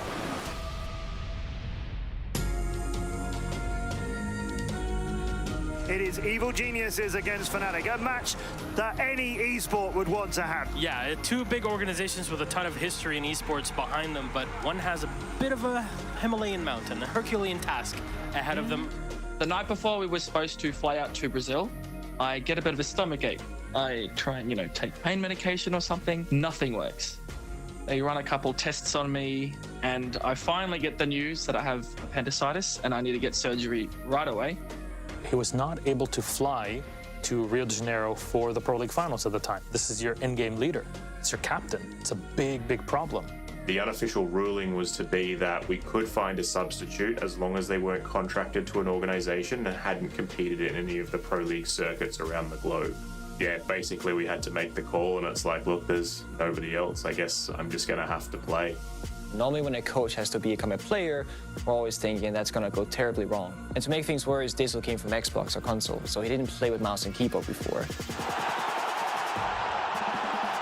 It is interesting, though, when you have the coach playing, because he's potentially coaching in real time, especially as they've lost their IGL. It had been almost 2 years since I played competitively, but that having been said, like, I generally always had a competitive spirit and I have nerves of steel. And Dizzle will clutch it! Fnatic to take the third round! Dizzle, in that event, was called Diz God from that moment on. Round 4 for Fnatic, and APAC 2 rounds away! I knew he was a good player on Xbox, but I mean, I knew he knew how to play the game. I just didn't know if he was like mechanically up there, and obviously he was apparently. We knew, like, if we're going to win, it has to be on Oregon. And the call came out and just said, guys, we need to get out there, need to give them pressure. Like, just don't let them get comfortable, don't let them execute. I'll never forget Aces bringing FO12 Ella and jumping out the window on Oregon from Armory, and then, you know, getting 3 kills and finishing up the game practically for his team. Last man alive is Necrox. It's looking, oh my God, they did it! They've done it! They've done it! Fnatic demolish EG with a 2-0. Look at that, they can't believe it. We can't believe it. The crowd can't believe it. And they just got destroyed by APAC. It definitely sucked not being there, but I just thought it was great that the guys won without me and they won with Diz. I just couldn't believe it. Like, the crowd went up, and I'm just sort of sitting there going, like, is this real? And then to have like all the thousands and thousands of Brazilian fans like chanting and stuff. We've never had so much support before. It was absolutely incredible.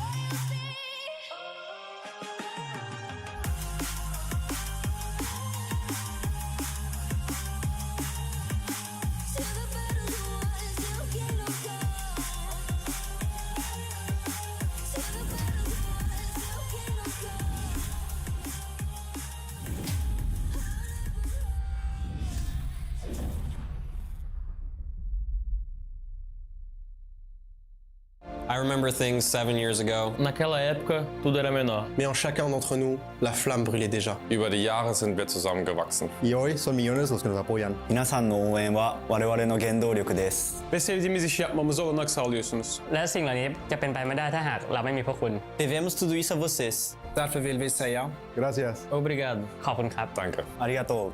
Kiitos. Merci. From the bottom of our hearts, thank you.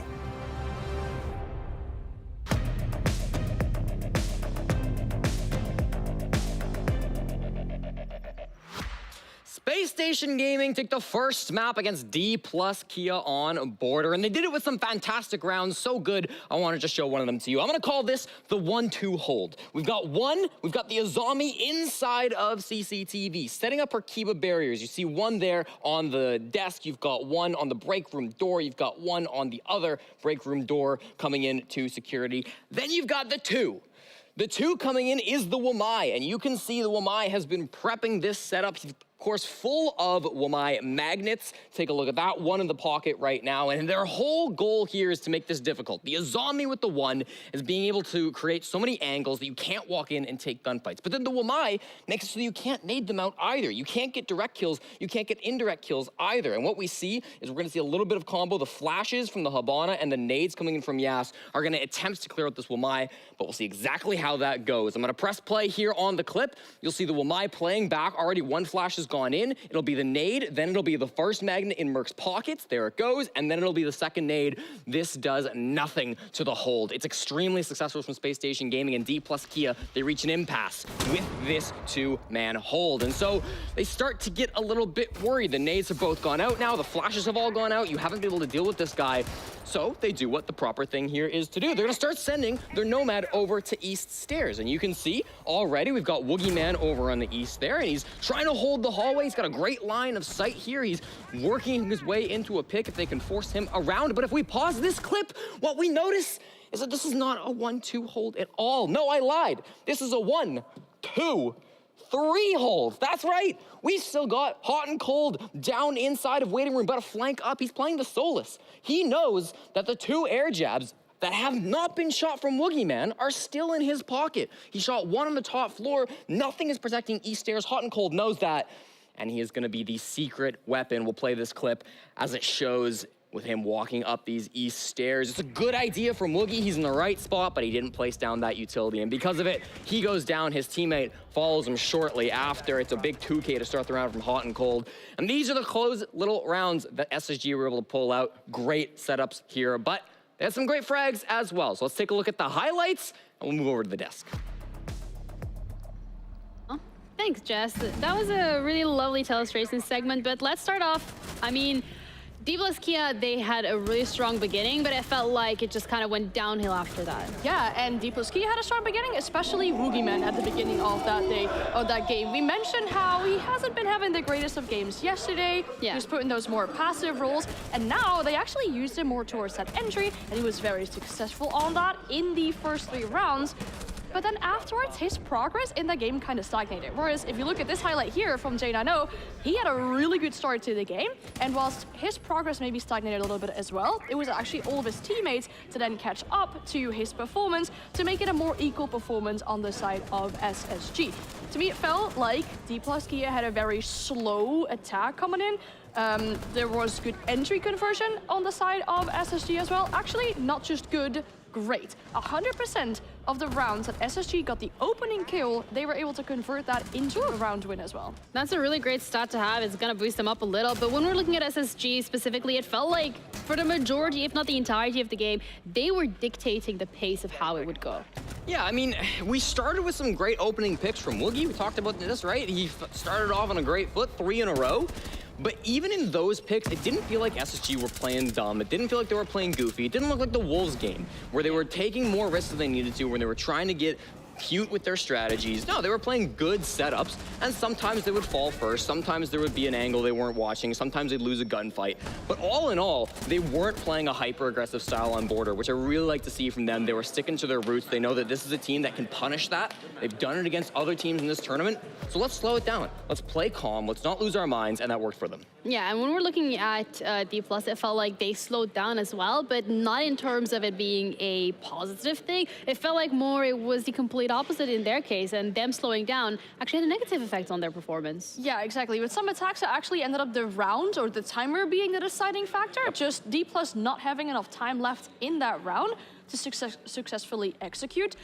It felt like on the side of SSG as well, when they did suffer that one entry where they lost a Solus, that's where Dplus really came to shine. They had that information, but the rounds where the Solus actually stayed in play and actually had an effect onto the round, as you mentioned on the Telestrator as well, it felt like that was a really strong and solid win factor on the side of SSG.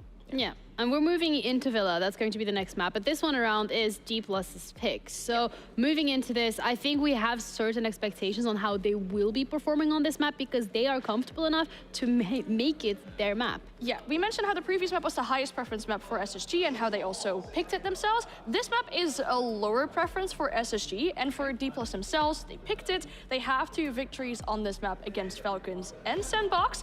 Some trends I'm looking to see if they will continue on that map. For example, the entry conversion on SSG. We talked how bad it was. We talked about how bad it was in the previous 2 games and how good it is now. I'm hoping for them that they can keep it up.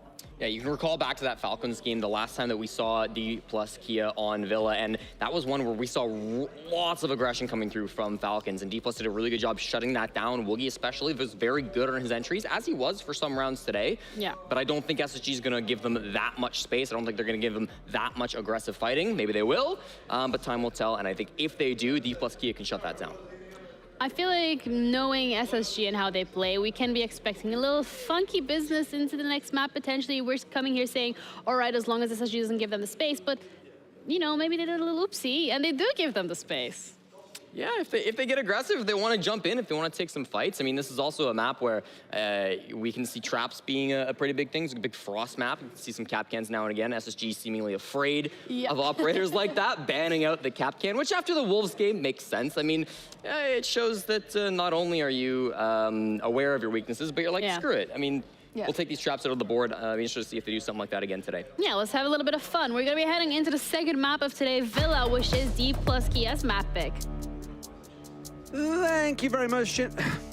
Sorry, I got confused there. Thank you very much, Ginny. I was about to call her Jasmine. I was like, that's not Jasmine. That's Ginny. No, still Ginny for now.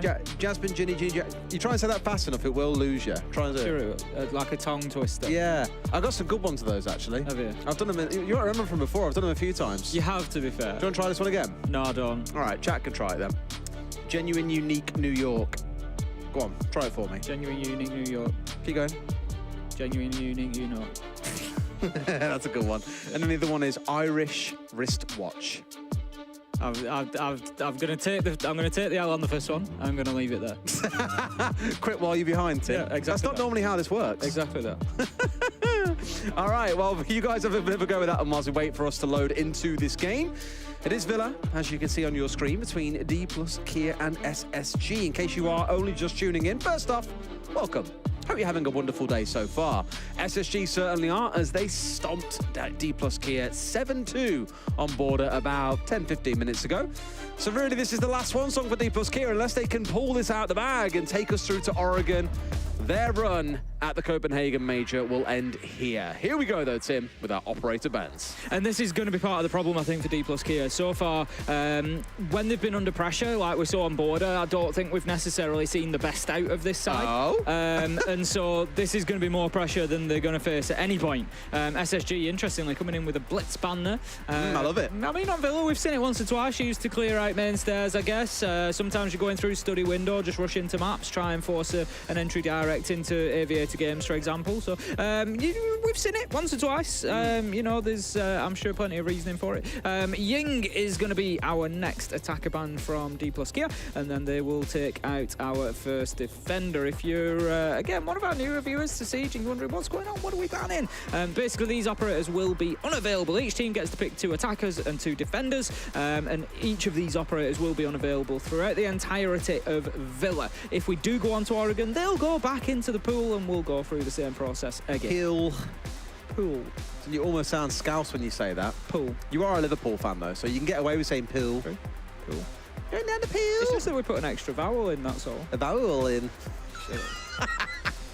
Absolutely. And that ban is worth noting as well, the Ying, the second attacker ban that came up from Dplus Kia. Ying is generally... Oh, we're onto the mouse spins again. Oh, they ain't got the Bolo techers, though. No, we lost more than we realised when Bolo retired. We lost the Bolo spin. But we did gain unhinged Bolo on Twitter. Very true. I tell you what, I said the video, I was watching his Twitter like daily for the space of like 3 weeks, just waiting for the next video to drop. Like, there were so many good ones. I haven't seen one for a while, so Bolo, if you are sat at home watching, please, the timeline needs you. Please come back. All right, then, here we go. Touching on the Ying for SSG, that is kind of, I'm not going to say it's a crutch operator, but it's one of their go-tos. I really expected that we'd see it quite a lot coming out on border. Obviously didn't, but they were the ones who made a really cool strat for dumping a bunch of Candelas inside a site on Armory Archives, executing in towards Archives itself while the other site was completely white flashed. Just very much a strong operator they love using, and this is an early jump out coming in here actually from Merc, who was hoping to find someone in spawn, but Dplus Kia are having none of it, as pretty much every player has spawned here on the south side of the map, all bar one, poor coated, all by himself up to the north. SSG start on the defensive side, which is going to be great for them. Of course, it is Dplus Kia's map choice, so SSG choosing to go on what we would generally consider the stronger side of Villa. Maybe those percentages have narrowed a little bit since, you know, once upon a day when Villa was first introduced. What was the operation that Villa was introduced? Was it Parabellum? Parabellum, yeah. It was Parabellum. My Siege history knowledge serves me well. And yeah, you know, Villa started out heavily defender side, and I think it was largely because of the size of the map that it took so long for that to sort of be leveled out a little bit, but it's certainly not as pronounced as maybe it once was. But SSG are going to be very happy with the start here. I'm so sorry, but Ginny is being an absolute child in the studio. Woogie, far from being childish himself, put hot and cold to the sword. Still a good hold there, and I think Hot and Cold himself is even like, wow. I mean, you're trying to spray someone down with a thing. It's not really the gun to achieve those long-range kills, I'll give you that much. Yas now on the charge up main stairs as well, going in behind these grenades. It's a bit of a trade play coming in. No! J9O falls just short. Dplus Kia starting this map out. I was going to say the same way they did on Border, in absolute style, but they've been shut down. All 3 players taken out, now leaving us in a 2 versus 2. What has just happened in that 30-second spell, Tim? That was a hell of a swing, Merc. He just manages to keep himself alive with unknown movement away from that grenade. In a 2 versus 2, this is going to be a real swing around for SSG if they're able to lock this down. Forest for the time being just taking out those drones, trying to deny a little bit more information. Still 5 on the side of Dplus Kia, though, at this point with 3 dead. There's going to be plenty of eyes on the map for them, and they're going to have plenty of opportunity to find out what's going on before. You say that as every player is watching operators. There's none left on the flank, I think. They weren't. There was 2 on drones when I said it. They just happened to jump off very quickly as I said it. But Woogieman very low health at the minute. It's not ideal for what is going to be a late round push here. We're going to have a little bit of a breach opened up into the wall that they can sort of work their way to have a look through. But Forest, he's going to be just using the reverse of that. SSG having prepped that wall at the beginning. This is going to give them exactly what they want, the lines of sight to try and stop this study push. Are they going to try a backstab at the same time? Oh, Forest, if he pulls this off, this is mega. He's gone pushing them. They think he's staying on site, but they are not. In comes the backstab, and Forest finds that shut down. The confidence from SSG again in these late round situations is sublime. Forest at the end there just proving that they weren't stuck in there with Dplus Kia. I'm not stuck in here with you. Dplus Kia. You're stuck in here with me. Stuck in there with Forest as he managed to work his way on the flank, get himself inside of Study and close out the round in the 1v1 at the end. Absolutely perfect from SSG to a point. They shouldn't have been in the position they were in realistically, 2 versus 5, but then just the huge swing that we saw on the main stairs. We're about to see it now. What a nitro from Forest. Dumps it in to the danger zone and gets his kills. SSG just will not be beaten here today. I had a feeling about them coming in, Des, and they're proving me right, and it's nice to see.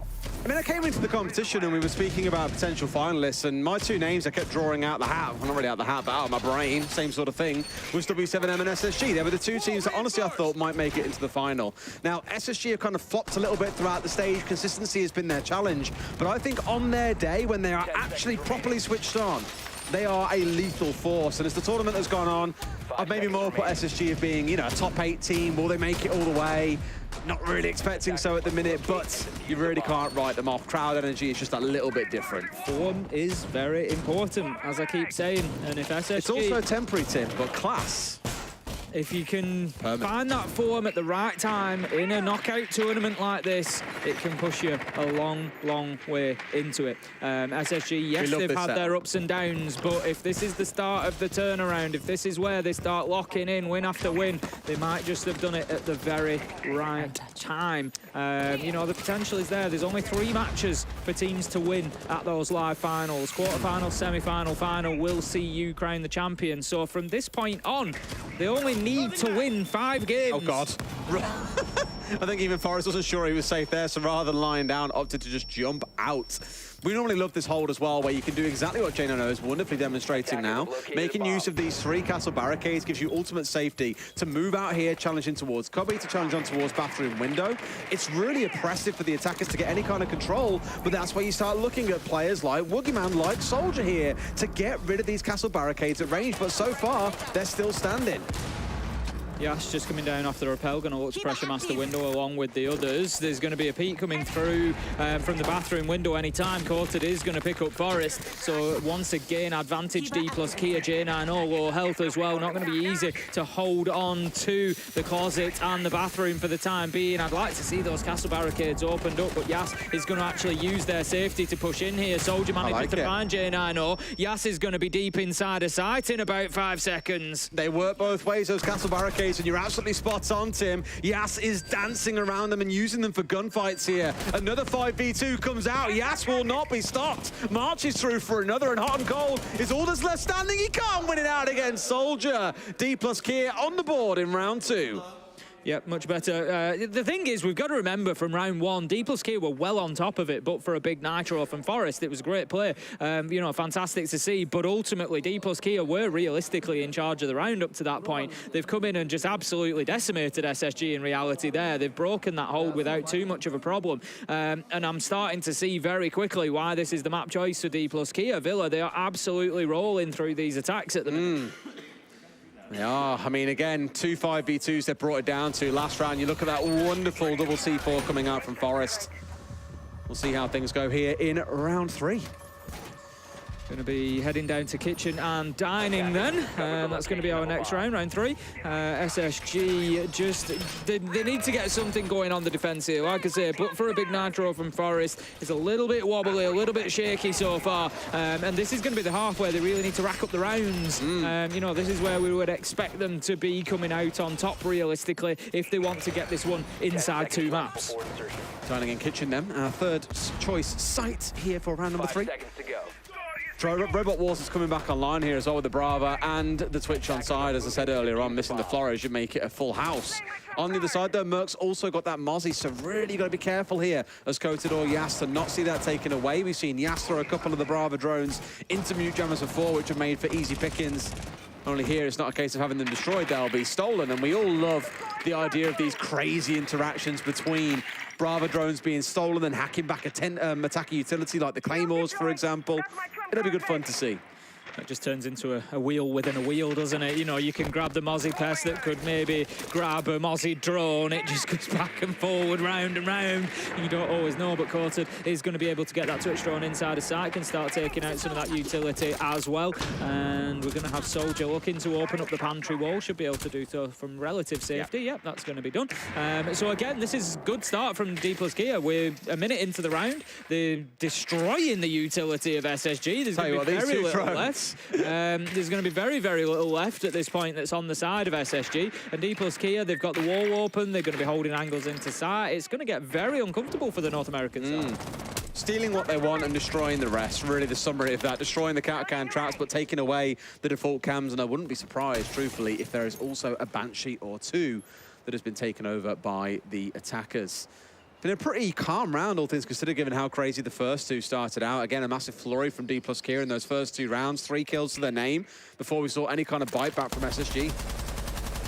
That's just opening up yet another window. A little bit more lateral pressure for Dplus Kia. 1 minute 20 left to go. Need to start thinking about exactly how they're going to get in and where the execution is going to come. They haven't got themselves an opening kill yet. So SSG, for all the progress that's been made, they're holding on pretty well. Woogie missing too many opportunities, you've got to say there. Merc somehow wriggles away with his life, and that creates a problem for Dplus Kia because now the message is there. There's one on the top floor, and we don't know where he is. It's maybe a touch cynical, but we've seen across both maps a couple of gunfights like that. I look back at Harper, for example, and his full mag spray on the Jaeger towards one of the players playing downstairs on border. Those are the moments that you look back on and say, those really should have been freebies, and Woogie's being reminded of that as Merc has now domed him in response. These are the things that make a difference, Tim. It is, and Dplus Kia, I felt like their momentum was at the beginning of the round, just missed the opportunity again there. I know it's a harsh one to criticise when you've got about 3 pixels that you can see, but if you're going to choose to play the angle, you've got to be able to play it. We're going to have Fultz picking up Yas there, managing to get that kill, and it's just too easy as J9 comes in behind, and what a turnaround we've had, Des. You've got Dplus Kia in round 2 that look phenomenal. They look really, really good on that master take. And then you've got SSG coming back with a flawless round. And the thing was with that round, it was a funny one because Dplus Kia came in at the beginning and I commented how much they were making, you know, such quick, good progress. They got breaches open, took utility down, got themselves into position to hold rotations inside a site. It was looking like a bit of a nightmare for SSG. They managed to hold on for half of the round and then just come back with a brilliant second half of the round. For me, really, it was capitalising on chaos is probably the summary of this round overall. The end of it especially, you know, 3 kills in quick succession. J9O pushing up red really was the catalyst that got it all started. But as soon as he gets that first kill, it's like a Venus flytrap. The rest of SSG just spring into action and quickly close that round out. No doubt overwhelming the comms of Dplus Kia, which is why you didn't see a reaction inside a museum. What's it called? Memorial room. That's Memorial. The one. We've had this debate before. I always forget the name of it. Memorial. That was where you saw the push come through from J9O. But I imagine at that point, comms were screaming, "Oh, he's up there! Oh, he's over here!" But no one called out exactly where J9O was, which is why there was a free kill. Back to Aviator Games we go for SSG then. They're going to need to do...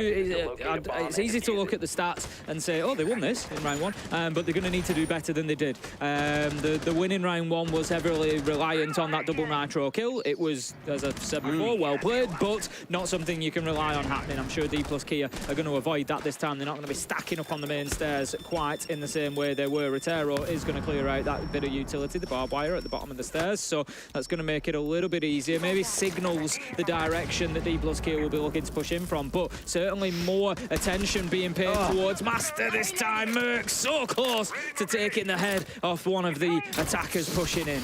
He'll be feeling like he really should have had Yas's head there, and it's the head that you want to take away from this team. I know he's far from being the shining player throughout the competition, but he's still a very rock-solid player on this roster that you have to fear on the entry. Murky holding up tight. Of course, we saw those Thoruses coming in from below as well, so he's got a little bit of support coming in from hot and cold in the below. But this whole goal is just waste as much time as you can. Burn through drones, burn through utility, whatever you can do to slow down Dplus Kia. Yeah, only a minute into the round, so Dplus Kia, no need to panic yet. Plenty of time to build this attack and start trying to pick up those loose bodies. Yas is going to be moving in. He knows that Merc is there to make the challenge, but I don't know if he knows exactly where he's positioned and that he's got those keeper barricades to play behind. We're going to have the prox alarm going off there that's just going to signal the arrival of Dplus Kia for Merc, so he knows that he needs to be watchful now from the red stairs. Plenty of drones there that are feeding information, but I don't know that they're absolutely convinced of his position just yet. Absolutely not all, because I mean, Red Ping's going to give it away as well that he's been spotted and should force him into, not quite a panic, but bad towards sight here. It's an opportunity to collect a freebie for themselves. This constant rotation again of the keeper barriers, we saw it a little bit on border. You destroy one, another one appears, and Woogie's there ready to capitalize on Forrest, who was feeling a little bit too cheeky around 90. Another good entry. Woogie Man has been great across both maps so far in getting those numbers at least and giving Dplus Kia the advantage. 5 versus 4, 55 seconds left to go. Hot and Cold is playing underneath with the Solus, and if he can keep himself off the drones here, he could be pivotal. He will have, I would imagine, impact nades. No, he's used both of them, but he will have the opportunity to shoot up through the floor, but it's going to take more than a last-second diffuser. Stopping the diffuser going down here for SSG to win this. 3 versus 5. Pressure now mounting inside his study. Is that a miss drone? He could have a field day here, Des. Well, Yas is going to go down for free now, can spin onto the window and go back in for another challenge. The long angle covered by the keeper barricade. All they've got to do is burn a little bit of time, and this is theirs. Hot and Cold out the window, vaults into another. It's down to a 2 versus 2. They almost managed to pull it off, but Dplus stabilize. They've got 10 seconds to go. Woogie's trying to stick the plan. Hot and Cold's going to be somewhere, and he's ready to just spray, but he's up on the pool table. Great thinking from Woogie in the last moment. That's absolute smart play from Dplus Kia there, just knowing that the Solus was still unaccounted for and underneath, and I feel like both teams have really had their moments here. Coated is going to find his with a kill onto Merc. Hot and Cold manages to spray down Woogie. Surely not. He needs this final kill. Coated half health. He's got about 15 seconds left, Des. If he's going to be able to do this, he just tries to just tempt him out by just tickling that diffuser with the audio cue. 7 seconds left to go if he wants to be able to disable it. There is nothing surely that Hot and Cold can do. Coated cuts him down, and what an end to an unreal round between Dplus Kia and SSG. If Hot and Cold had got that second spray onto Coated, I'd have been done. Headset would have been off, someone else could step in for the rest of the round, or the rest of the map even. Unreal that he got the first spray and almost converted it into a second, and Dplus Kia, dare I say, in a position where it felt like for a moment they were throwing things away. You know, the quick flurry of kills, again, really good coordination between the members of SSG to spring the trap, and 2 or 3 kills come their way in quick succession. The whole aim being to completely overwhelm the comms of Dplus Kia, and it worked previously, but in a 2 versus 2, this time round, finally, Dplus Kia with the better team. What a round that was. It was a roller coaster ride, Des. It was almost a best of 3 in 1 round. It was brilliant. Like you say, Dplus Kia, great start. 5 versus 3. SSG fight their way back in. You think Hot and Cold's going to have the opportunity from underneath. But no! Woogieman's on the pool table! He does have the chance, but Woogie's just a bit too big brain for it. Unbelievable round. That's one of the best that I've seen so far in Copenhagen, and the quality of Siege is just going up and up, building and building towards the excitement of those live finals. So we head into round 5 then. It's 2-2 at the minute, very little to separate these two teams on Villa. SSG do have a 1-map advantage. If you just join in us partway through, they did win pretty convincingly. If you have a look up at the top right of your screen, our wonderful production team, keep that updated for you. 7-2 it shows that they were able to win on Border, which was their map choice. We're now on Dplus Kia's map choice, and they put in up a much better showing. They are, but for me, it's going to be about that warming into things as well. Once SSG get on the attack inside, how do the fates change? Because historically, look back 18 months, everyone will be like, ha, winning more than 1 or 2 rounds on attack on Villa? You're mad. Whereas it seems to become pretty commonplace these days. It's kind of crazy. Yeah, like I said, the gap has definitely narrowed, you know, massively. And it's just, it took time. You know, a big map, a complex map for the attackers to really get a thorough handle on it. So Woogieman's going to be sending in the Rotero drone, just trying to break this hold that they've got over the Master side at the minute. Hot and Cold on the Frost, just trying to pressure from the triple wall there and in through concrete, in through the door into Master. And for the time being, he is preventing the push coming in from Dplus Kia. I was curious as I said that, actually. I wanted to go and check out the stats. Which map do you think has the highest defensive win rate here so far? Just in Copenhagen? I don't know, it's difficult to say. Maybe, we've not seen a lot of Clubhouse, but maybe Clubhouse? Oregon, 71% okay. with 9 plays. That's crazy. That's very high, very, very high. Ludicrous. Meeting and Kitchen has a 78% defensive win rate. Across 18 rounds. I was going to say how many rounds, but that's a decent sample size. It's a pretty decent sample size, yeah. Not bad at all, then. Well, we'll see. We might get a bit of Oregon. If we go to our final map, Des, it will be the decider if Dplus Kia are able to win here on Villa. They've got themselves established now. They've forced Hot and Cold back out of the trophy statuary side, so they can start pushing in towards maps. They will now know that Fultz is located in 90 Corridor. They managed to clear this area pretty easily last time. Woogieman just was able to walk on in and get the kill, but 40 seconds left to go. Dplus Kia need to get a wriggle on, Des. They do. I'm always kind of at that mind in this competition where you can wait until the last 20 seconds and make it happen, but you need to have all the prep work due if you are going to gamble everything on a last-second push. And Jano, no, little does he know. No, he definitely knows, Tim. He definitely knows. Down goes the Woogieman.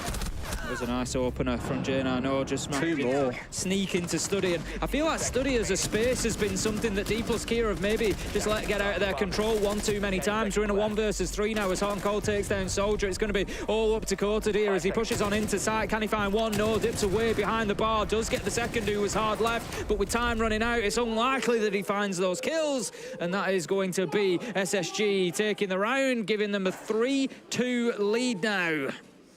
All right. Things looking pretty good for the Spaceman overall. The big decider, well, not really the decider, but a big influence in the rest of this game is going to be this next round, I think. We saw SSG up at 4-2 on the previous map. They moved it to 5-2, and then we saw Dplus Kia take their time out. But I said at the time it was too little, too late. It proved to be exactly that as they marched on towards a 7-2 victory. I think if Dplus Kia want to stay competitive, this round has to go their way. I don't know if you remember. Oh, that's naughty. I don't know if you remember. Just before we started, not the Villa, but the game overall, we were talking about what we thought might happen. And we did predict a score for both maps. 7-2, 7-4, I said. We predict. I came in with a 7-2, which you agreed, and then you added the 7-4. And between us, who knows? Who knows, Des? We might just look a little bit clairvoyant by the end. Just massively big brains. That's all it'll come down to. Could be. Wrinkle brains, not smooth brains, Tim. It's as if we watched a bit of Siege before. Right, coming into round 6 then, it's going to be kitchen and dining. Bottom floor will be the final defense for Space Station Gaming. They're going to be holding on to a little bit of top floor. They didn't really hold on too much to top floor last time. They did sort of start out up there, but then we saw, I think it was Hot and Cold was able to rotate up there sort of in the mid-round, and there was nobody else up there, but there was nobody really there for Dplus Kia either. They tried a lot of laterals, they got the walls open, they got rid of a lot of utility, but never really did anything to get them into sight. No. Love the use of the Yokais here as well. I mean, a few teams have taken inspiration since Berlin, back when Koi won the whole major. I think DPEC inspired not just a nation, but a whole world at that point. We started seeing a lot more Yokai use in slightly more aggressive positions, out drone holes, hopping up through hatches, you name it. Here for Faults, it's more about getting into positions where they can make use of it to inform them of pushes coming in. So kind of like a much more dynamic form of Valkyrie, who is indeed banned away, and you can see maybe why they banned it away here. 1, very strong operator. 2, they feel they have an alternative in the Echo. Pantry wall is going to be open. Again, something else that Dplus Kia were able to do last time they attacked onto this site. Didn't really gain them too much. Forest is ready for it, playing in behind the deployable shield. Just looking through the lineup, there's 4 nades there, so they do have the ability to take that shield out. They could use a Selma charge as well if they can get that to land, but it's likely to be taken out from inside the site. But they could certainly do with clearing Forest out of that position, because otherwise, if they're looking to apply any pressure from Pantry, it's just not really having that effect at the minute. Absolutely not, no. A bit of a slower start for Dplus Kia, and I think we were used to this from Border. Really, largely all pushing in the same direction, very drone-based, quite slow in terms of how things played out, which again isn't too bad, but the big disruptor for SSG was bringing a lot of drone denial or a lot of their own information. And as mentioned with the Yokais on side, it's a very similar story, supported, of course, by Merc on this Pulse. Interestingly for the Pulse, though, Tim, no C4 on side, barbed wire instead. I haven't seen that for a while.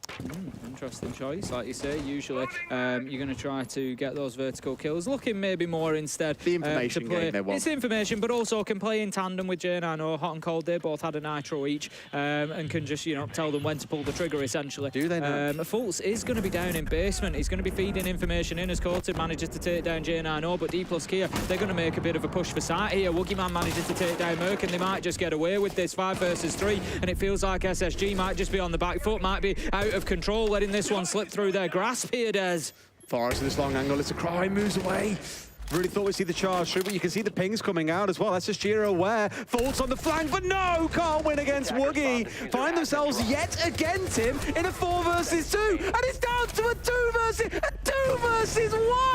How have they let it happen for the 3rd time this map? Yas gonna try and recover, but he's staring down the barrel of 5 seconds left on the clock. He finds 1, but Forest is nowhere to be seen. How on earth have Dplus Kia let that happen? It just continues to happen is the problem, Des. You look at the score at 4-2 now. I can't make an argument for Dplus Kia. They've had some good play. They've had some nice kills. They've worked well at points, but I can't even make an argument that the score should be 3-3 or that they should have anything more than they have, because they've allowed that to happen too many times. That flank, we saw the flank into study from Forest. We've seen the flank there. Fultz and Forest particularly have just been an absolute nightmare for them. They haven't been able to get a grip on them. I'm not having this, Tim. No. I'm not having this. That is a wind-up. How many times can it happen? Again, you're in a 5 versus 2, and you give the round away. But they're just throwing it away at that point. What frustrates me, and to be fair, I don't know the Korean players that well. I don't speak Korean, so we haven't really been able to converse very much. Me and Envy Taylor sometimes talk through a translator in DMs, and that's about it.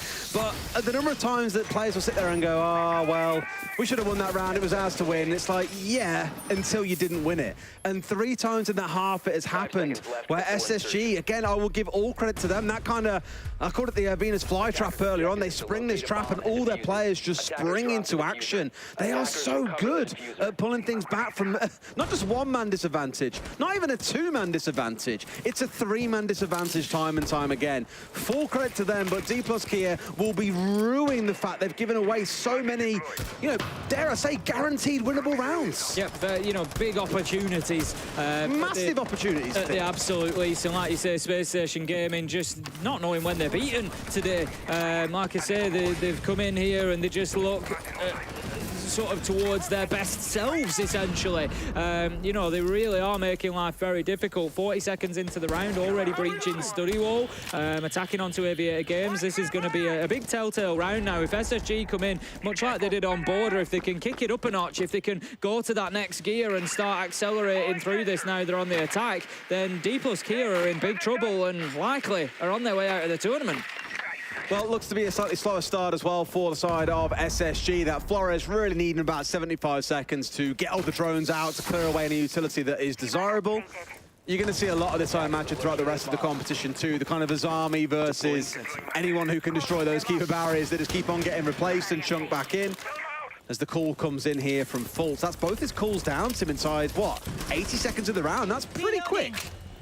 Just giving up one of those Selma charges there a little bit freely. Yas able to step out and just take it out, and it's a shame. It's a nice angle if you can open it up from the 90 window. Merc is going to take down Harper to kick things off. J9 onto Soldier, but there is two down. Woogieman and Coated managing to finish them off 3 versus 3. This is turning into a bloodbath there. Fultz manages to get Woogieman. He's looking to get the angle in through maps. He has found it on the side, but Yas steps around and gets Forrest, and now leaves us 2 versus 2. Coated knows he's going to take the fight. He's going to win the fight. Beautiful headshot onto Fultz, and that leaves it all up to Hot and Cold underneath. 1 versus 2. He's got all the time in the world, Des, but he doesn't have the manpower. Got it all to do. He's got a couple of flashes that he can play with here, so it's not exactly the end of the world, and there's no utility left on the other side. He's got to be really careful about what he's playing into, because the answer may well prove to be a shotgun at the minute. It's an SMG. Gonna see one and finds it. Isolates the 1 versus 1. The last player, and he's got 2 flashes, as said, that he can make use of. Both come out. Doesn't see the man cross. Goes for the firefight, and Hot and Cold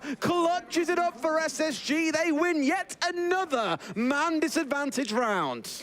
Hot and Cold there has just given us a lesson in patience and how to play patiently in that 1v2 situation. It was absolutely wonderful from him. I'm sure we're going to get to it in the replays, but he doesn't overcommit, Des. He goes in through maps window.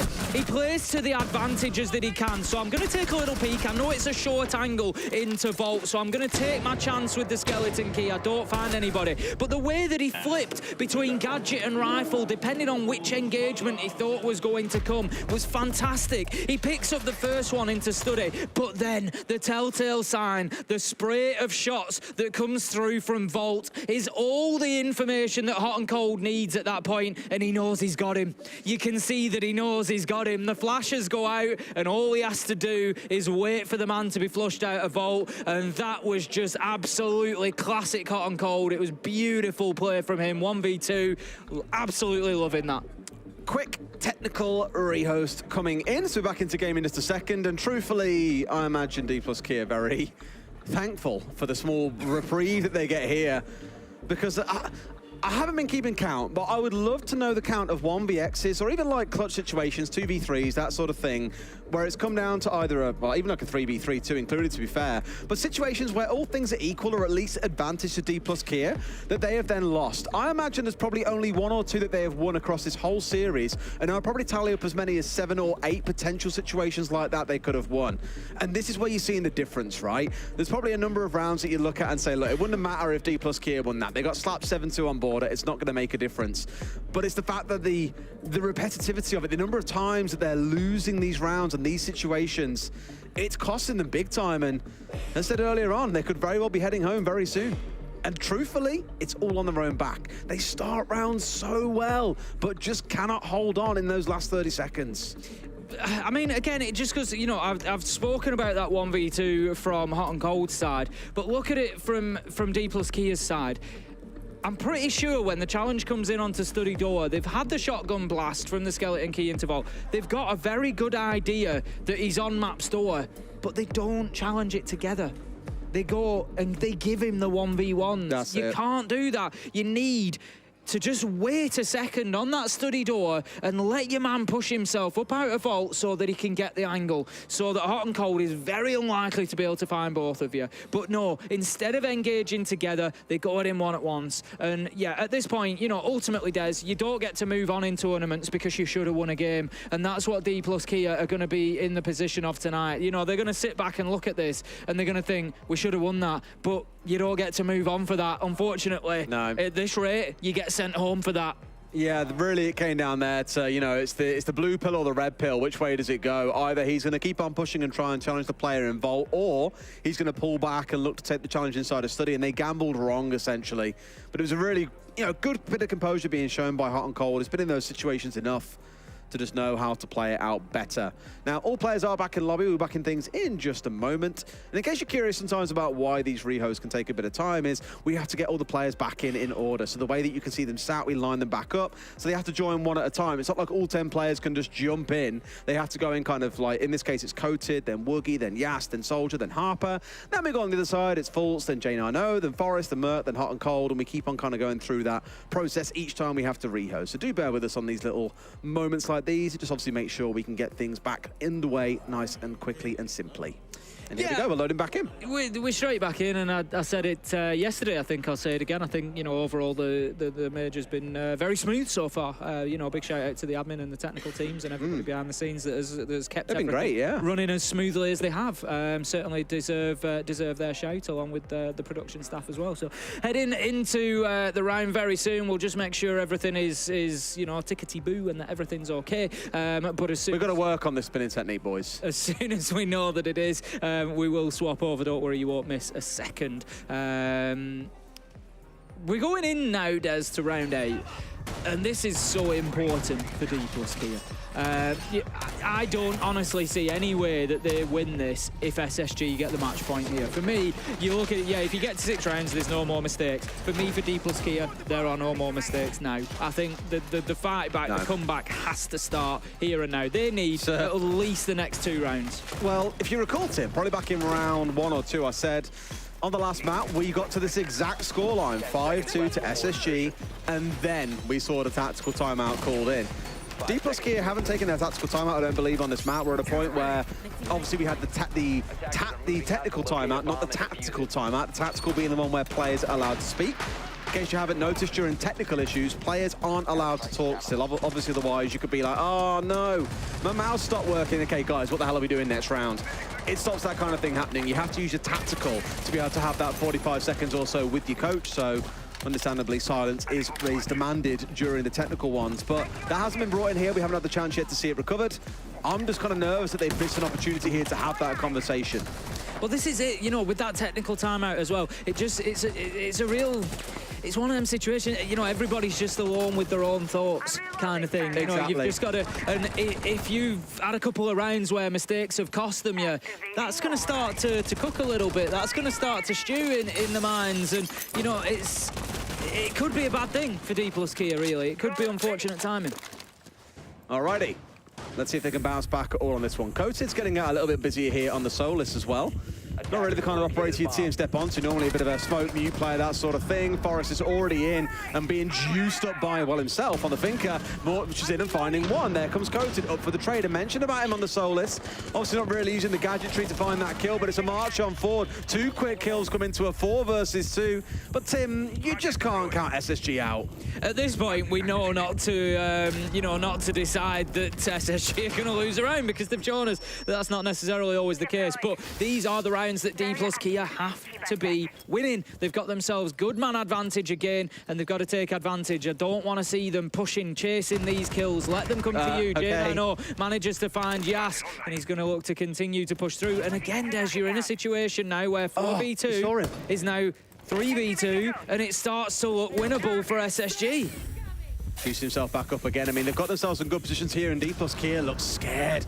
so dug back. They've got the bulletproof camper, a little bit of help here as well, but Woogie, he wins out the 1 versus 1. That's what you wanted to see. Now it's on J9O to try and find a fight, but it's not going to happen. Woogie finds both, and Dplus Kia finally get around on the board once again. I think Forrest knew that he needed to sort of get something going there. You know, decides to walk through statuary. Maybe the play, in hindsight, could have been to push, you know, into trophy door a little bit. He knows that there's a couple in there, but he's not going to get there for free. And there's the potential that they might have been utility there that I don't know about. So it's really, you know, pick your poison at that point. Go and try and get the kill from where you are, relocate. You know, there's many different options you can go for. Unfortunately, it didn't pan out for Forrest. SSG going to lose that round. Dplus Kia, they've got to find that as a foundation now to start building.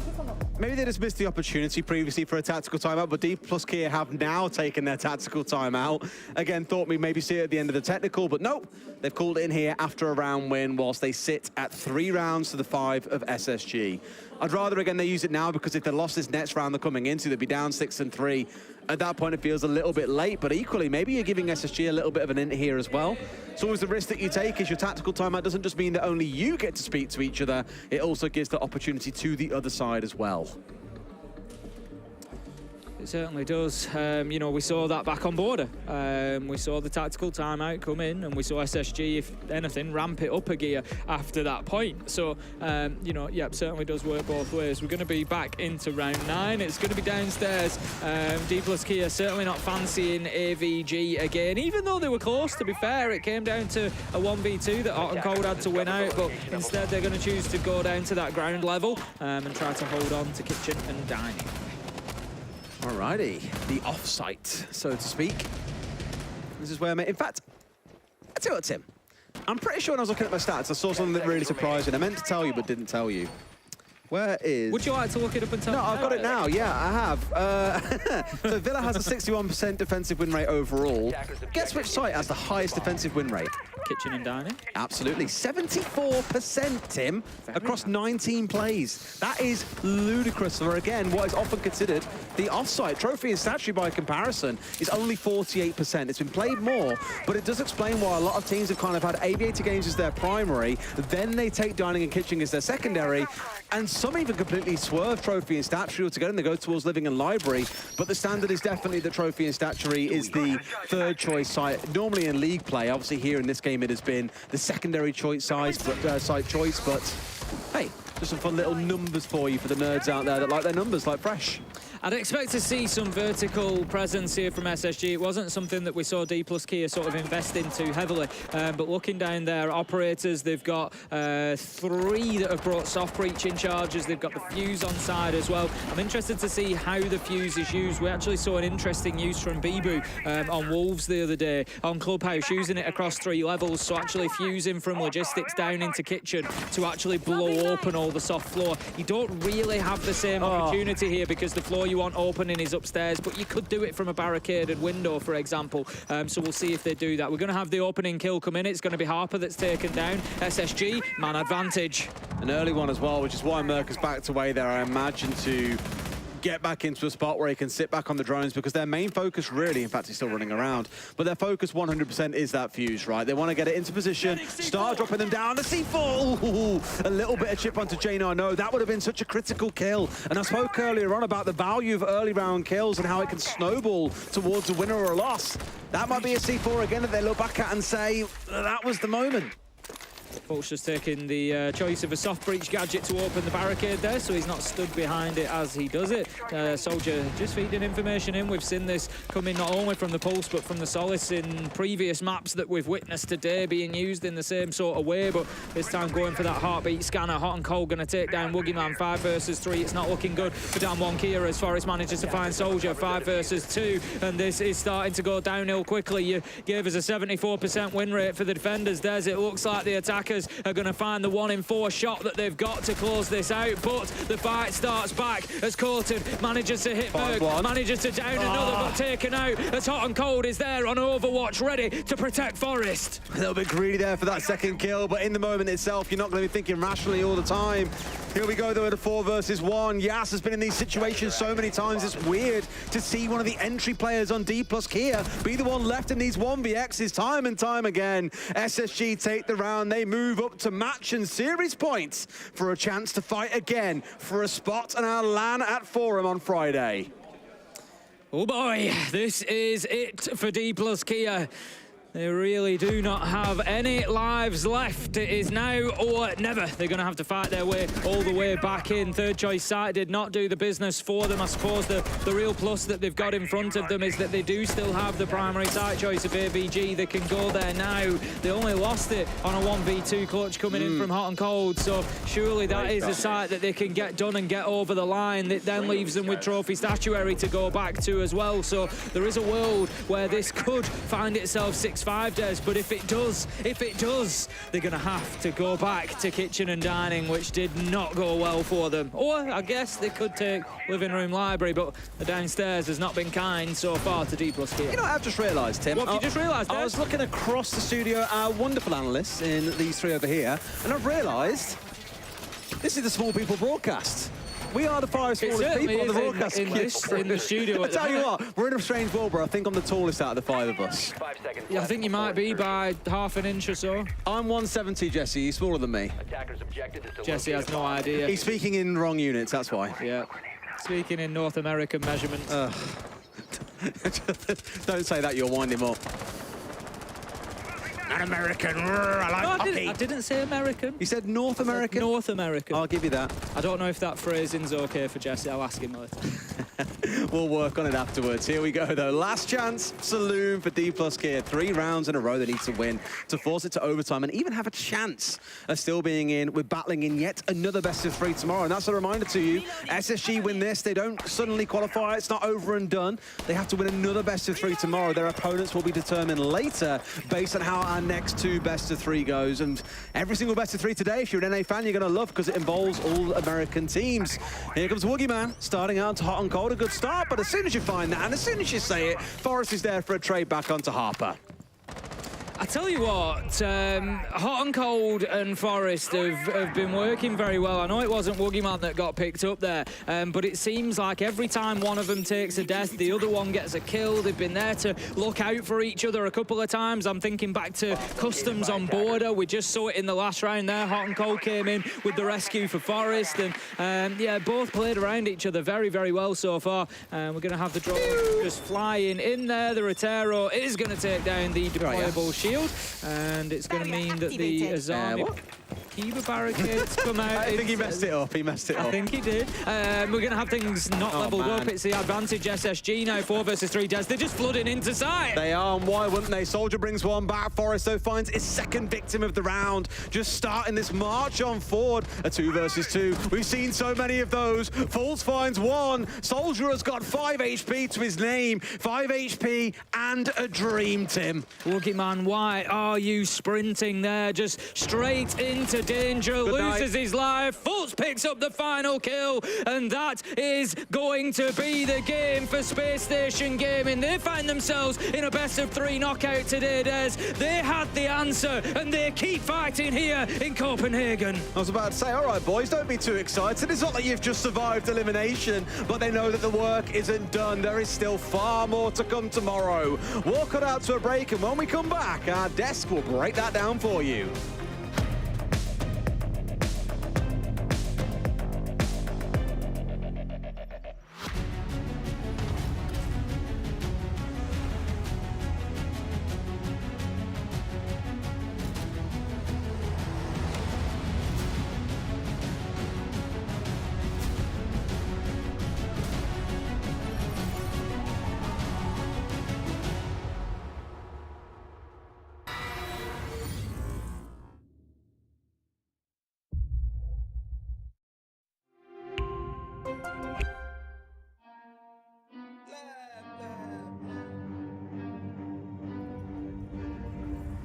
I got problems on problems on problems on problems on problems on problems I solve them. I run through the money, the pressure be calling. Left on my blessings, I feel like I'm falling. The birdie is back. Tell me I'm garbage, I'm going through something, that's why I ain't calling. Phone and progression is all that I wanted. The phone and affection, I summon and dub it. Cause I got problems on problems on problems on problems on problems on problems, I solve them. I run through the money, the pressure be calling. Left on my blessings, I feel like I'm falling. The birdie is back, tell me I'm garbage, I'm going through something, that's why I ain't calling. Phone and progression is all that I wanted. The phone and affection, I summon and dub it. Why you be all on my line about nothing? Why won't you go get you $1 or something? Don't hang with a who line for nothing. I see that we different, you riding, I double. I don't do discussions on bragging about hundreds. Don't go to your places, I know that they sunken. Don't call me your brother, I barely could trust it. I talked to a shorty, she bagging the bucket. And I'ma need all of my dollars on corporate, so hand me the money, I divvy the pie. I'ma give all of my people a portion to build them a fortune on flipping the ride. I can't be mixy when iffy the vibe, and 40 on 50 is really the time. Why are you all on my phone like you want me, like you wasn't pushing the kid to the side? I run through the money, the pressure be calling. Left on my blessings, I feel like I'm falling. The birdie is back,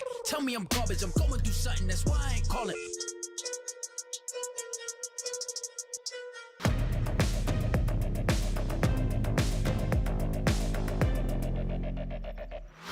Hello guys, welcome to the interview. So I want to start off with saying congratulations. That was a dominant performance on the best of 3. Yeah, thank you. Thank you. Absolutely. So you guys came through phase 1, and I think I'm speaking from a lot of people when we're saying that there's been a lot of improvements between what we've seen from NAL, phase 1, and now here on phase 2. What's been the biggest takeaway over the last couple of 2 weeks? Honestly, at least since we've been at this tournament, it's kind of, you really got to be on your A game, like every single day. We saw some good teams go out in phase 1, and then we started off phase 2 with a win versus G2. Obviously that felt good, and then now fast forward to today, and we lost our last 2 matches, so kind of a lot of ups and downs for us, but I think we're finding our footing for sure. Yeah, absolutely. It does feel like it, but also moving forward, as you said it, some really great teams have already been knocked out, but some really great teams are yet to qualify or have already qualified for phase 3. So it's getting a little bit more difficult. Competitions get a little fierce. What can you do to stay in the headspace that we've seen you in today? Because it was very convincing. Yeah, I think it just comes down to us knowing our opponent and you know, replicating our game plan that we have going into the match and going out there and executing it. And I think if we can do that, it doesn't really matter who we're playing. I think we'll give a good fight, so. All right, what was the game plan then coming into this? Versus these guys, I'm not gonna give too much info, I don't wanna leak too much, but they're more of like I would say like an older style of Siege. They play kind of more passive, more linear. Yeah. So, you know, we prepped for that accordingly, and it worked out well for us. Aw, no leaks. I was hoping for a little bit. It's fine. We'll take those. No, my coach would not be happy. Okay, fair enough. We'll leave it at that. Tomorrow, though, you have to play a game to qualify for phase 3, and I'm assuming that is the goal. Yeah. You're saying it yourself. You're taking it game by game. You want to stay in that own headspace. So going back to the hotel tonight, showing up tomorrow, what's that going to be looking like? You know, we do the same thing every day. We have the 8 a.m. wake up, we eat breakfast, we go to the gym. We prep, like we have a strict schedule. Every day is the same to us, so it's just wake up and repeat. So nothing really changes, yeah. Well, it seems like that's been working out really well. Thank you for the interview. Appreciate it. And we'll see you guys tomorrow. Yep, see ya.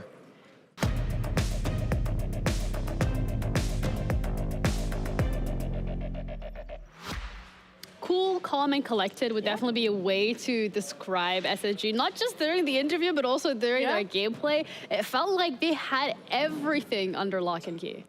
Yeah, I mean, I think Des said it best on the cast. Job's not done, right? They're not jumping out of their seats celebrating just yet. They know tomorrow's going to be a tough game for them, whoever it ends up being that they play. So you know, lots still to grind for, to get ready for, to prepare for. But this was a good win for them. They avoid elimination. They're not going home just yet, and they should feel good about that. I bet the North American within you is very excited and happy. The North American within me is still very cautious because we have 2 more NA teams who are trying to avoid elimination, but it's all right. You know, it's a good start for NA. Unfortunate for Korea, that's their last representative sent home here from Copenhagen, but still, you know, not a bad run through the tournament. They did manage to find a win here in Swiss, so, you know, some positives to take away from for sure.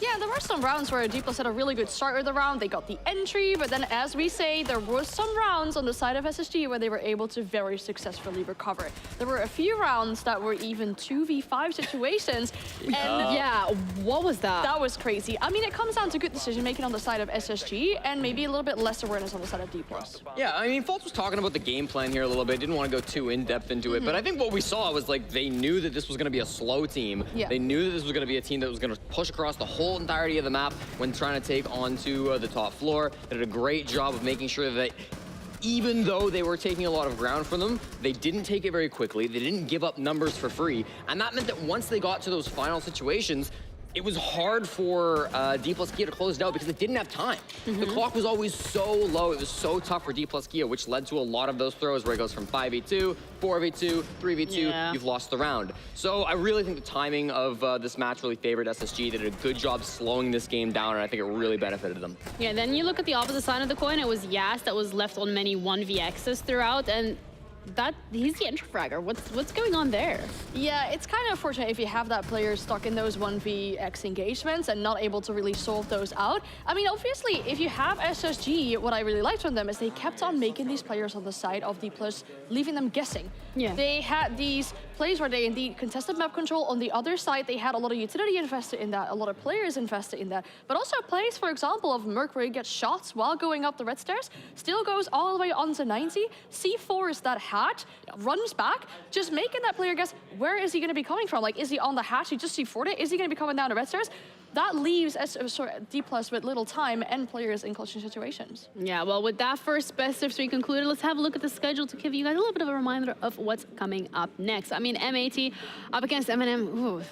Ouch. We then have Team Liquid up against DarkZero. And just a reminder, guys, loser of these matches goes home. I mean, if you told me that Soniqs was going to be going through to phase through flying colors, but then M&M and M80 were fighting it in that lower bracket as well as Team Liquid and DarkZero, I would tell you probably need to go check back in with your doctor. Yeah, I mean, DarkZero Liquid in an elimination match. That is way too early to the rumor for this. But, you know, they made mistakes through the Swiss format. They've both now fallen, and that's where we're at. Yeah, well, we're also at a break, so we're going to be heading to that, and then we'll be back with the last 2 best of 3s of today. Thank you guys for tuning in.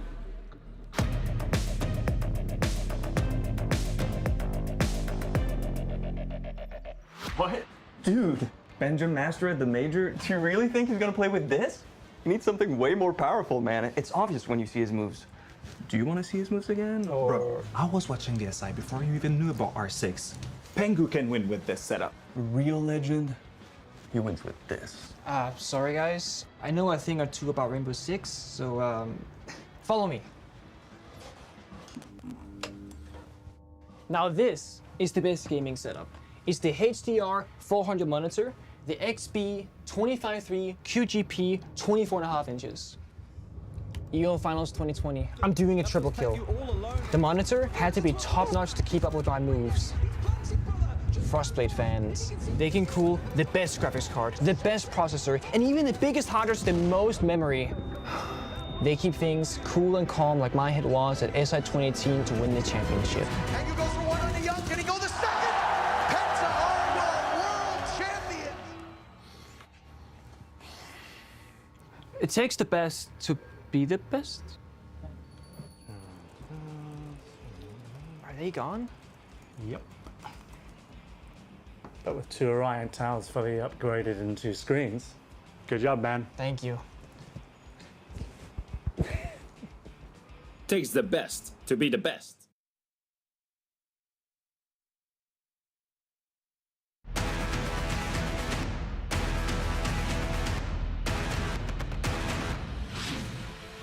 Welcome to Hit for 6. We've got the Soniqs, a kind of NA team on one side, and the Wolves, a fully U team, on the other. Representing the Wolves, we've got Bibu and Mowgli. You guys speak for yourselves. Yeah, every major since 1 year, so yeah. We are good at games, and we'll prove it today. How many times have Wolves beaten me? Little humble brag right there. Not so humble brag, actually. Now, I know the Soniqs, last time you played the Wolves, you came out ahead in a best of 3, but let's see if you can take them down in a reaction challenge today. And in this game, one of these teams will be the fastest. You guys have 30 seconds, but at 15, you gotta swap out. And Bibu, you'll have to finish the remaining time on the clock. You two ready? Ready. Okay, all right.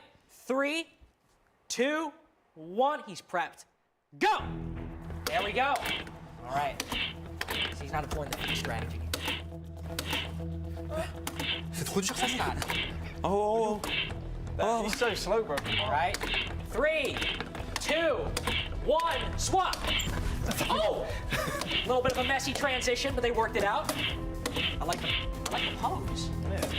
He's entered crab position. 5, 4, 3, 2, 1. Mais t'es trop proche. Time's out. 35. A little bit of trouble there towards the end. Little shaky. But let's see if they can beat 35. Soniqs, now please take their place at the board. 3, 2, 1, go. All right, he's got his pose. We're on our way. Go, Ghana. Go, top right. Oh, bottom left. Top left. Bottom right. It's okay. 3, 2, 1, swap. Oh, he's moving. He's grooving. Bit of an off stance. Oh, getting close. Almost there. 35 is a score to beat. He's got to find it. Boom, he's made it. It's a victory lap at that point. 39 by 4. Well, with a beautiful score of 39, Soniqs, you have taken the victory, but that's it for Hit for 6. Thank you for watching, and make sure to tune in for more.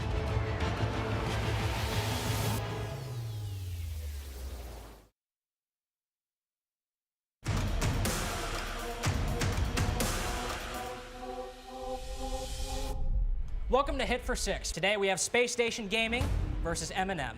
Representing Space Station, we have Forest and Fultz, third team to qualify from North America. And of course, we also have representing M&M, we have Yuzus and Solotov. Today's game is a quiz. There is an image hidden behind a block of numbered squares. The goal is simple. Pick a square, answer the question, and if you get it right, it'll reveal part of the image and give you an opportunity to guess the map. But if you guess wrong, the other team gets the opportunity to steal. Fultz, Forest, which number do you choose to start out? We'll do 5. 5 it is. What is the longest match in Siege history by rounds? G2 versus Empire, 2019. That's unfortunately 18. incorrect. M&M that gives you the opportunity to take it out from under him. Okay, let's go koi phase.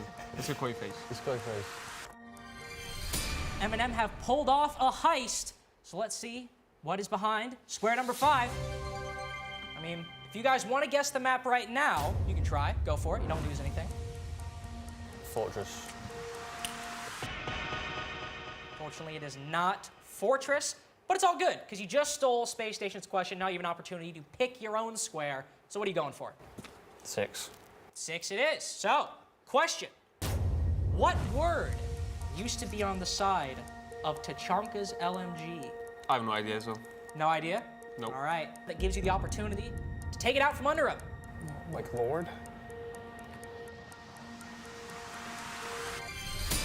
It is Lord, was written on the LMG. Let's go. So, Space Station have stolen M&M's question back. If we can reveal what is behind square number 6. All right, do you guys want to make a guess? You seem confident. What map do you think this might be? It's theme park. Can I get a room on theme park? It's got to be office. All right. Our guess got is an office. Office on theme park. Can we get a reveal?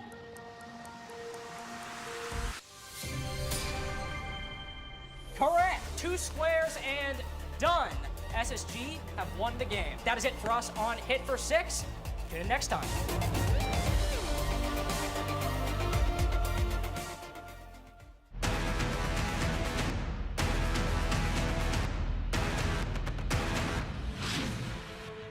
Welcome to Hit for 6. We have Space Station on one side, and on the other, M&M from Europe. Representing Space Station, we have Forest and Fultz. I'm just gonna, who's the best just aimer on the team? Who's the best at pointing and clicking heads? To you, bro. I appreciate that. That's what I was thinking. On the other side, of course, we have M&M, Yuzu, Solotov. Thank you for joining us. You know, Yuzu, I think you're a good player, but do you think Solotov might have the edge in the clicking heads department? I think so. Just Think about. so? Reason I asked all that, of course, is today we have a reaction-based test for you guys. See which one of you, out of Space Station and M&M, has the quickest reaction time of them all.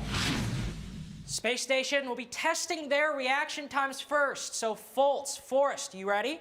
I'm ready. Yeah. All right. Let's get it. You may go. He'll have to switch. So as he's tapping right now, he's doing all that. Yuzus, about 10 seconds. Forrest about to jump in. You think he's gonna do better or worse? 'Cause he's doing okay right now. I think he's doing worse than Fultz. Think so? Well, in 3, 2, 1, switch. Sure. Nice, little boost right there. I appreciate it. I can't tell. Is he doing better or worse? Looks about the same to me. Think so? Oh, he's gonna get to 40. Got 2 seconds. One, time. Time out. Thanks to Foltz and Forrest, 43 is the score to beat. But now you guys need to try your hand at the reaction time test, so go on over. All right, Yuzus has assumed the winning position, so go. All right, he's off to the races. Remember, 15 seconds, you guys are gonna need to swap. It was already We lost this game. Oh, this is not looking good. Oh, no. Oh, he's tapping in. He's tapping, all right. 3, 2, 1, swap. Gets it. Ooh, that was a little delicate. That was cute. I mean, Forrest, you had a really great second round right there. Ooh, five seconds. Remember, 43 is the score to beat. You got to get 12 in 2, 1. No more time on the clock. I mean, you kind of got 43. You got 34, just the inverse of what you wanted to get. Space Station knocking it out of the park at 43. Eminem, unfortunately, 34. Not enough to cut it. But join us next time on Hit for 6 to see who might come out on top.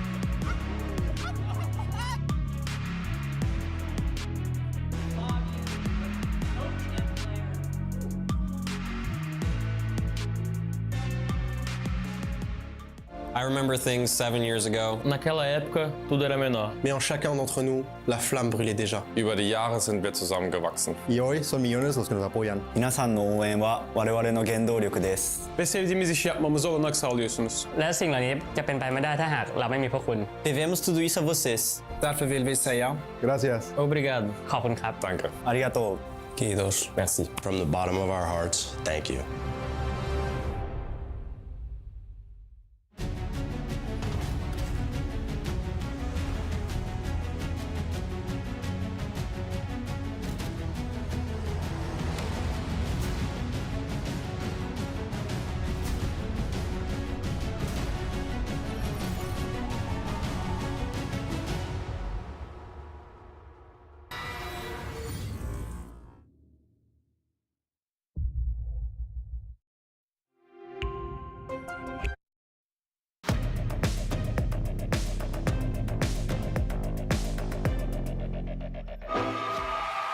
Last man alive is Necrox as MVK is on the floor. It's looking. Oh my God! They did it! They've done it! A double APAC semis. I remember I looked like this to Kento and Bill. I'm like, what is going on? And it's just one of those like, this should not be happening, especially not against such a strong team as EG, and it did.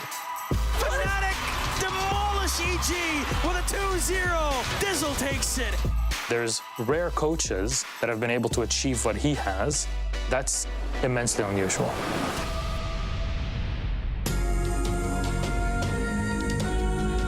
It is Evil Geniuses against Fnatic, a match that any esport would want to have. Yeah, two big organizations with a ton of history in esports behind them, but one has a bit of a Himalayan mountain, a Herculean task ahead of them.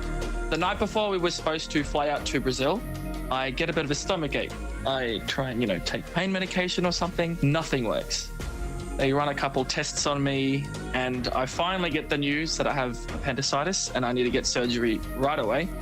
He was not able to fly to Rio de Janeiro for the Pro League finals at the time. This is your in-game leader. It's your captain. It's a big, big problem. The unofficial ruling was to be that we could find a substitute as long as they weren't contracted to an organization and hadn't competed in any of the Pro League circuits around the globe. Yeah, basically we had to make the call, and it's like, look, there's nobody else. I guess I'm just going to have to play. Normally when a coach has to become a player, we're always thinking that's going to go terribly wrong. And to make things worse, Dizzle came from Xbox or console, so he didn't play with mouse and keyboard before. It is interesting, though, when you have the coach playing, because he's potentially coaching in real time, especially as they've lost their IGL. It had been almost 2 years since I played competitively, but that having been said, like, I generally always had a competitive spirit and I have nerves of steel. And Dizzle will clutch it! Fnatic to take the third round! Dizzle, in that event, was called Diz God from that moment on. Round 4 for Fnatic, and APAC 2 rounds away! I knew he was a good player on Xbox, but I mean, I knew he knew how to play the game. I just didn't know if he was like mechanically up there, and obviously he was apparently. We knew, like, if we're going to win, it has to be on Oregon. And the call came out and just said, guys, we need to get out there, need to give them pressure. Like, just don't let them get comfortable, don't let them execute. I'll never forget Aces bringing FO12 Ella and jumping out the window on Oregon from Armory, and then, you know, getting 3 kills and finishing up the game practically for his team. Last man alive is Necrox. It's looking, oh my God, they did it! They've done it! They've done it! Fnatic demolish EG with a 2-0. Look at that, they can't believe it. We can't believe it. The crowd can't believe it. And they just got destroyed by APAC. It definitely sucked not being there, but I just thought it was great that the guys won without me and they won with Diz. I just couldn't believe it. Like, the crowd went up, and I'm just sort of sitting there going, like, is this real? And then to have like all the thousands and thousands of Brazilian fans like chanting and stuff. We've never had so much support before. It was absolutely incredible.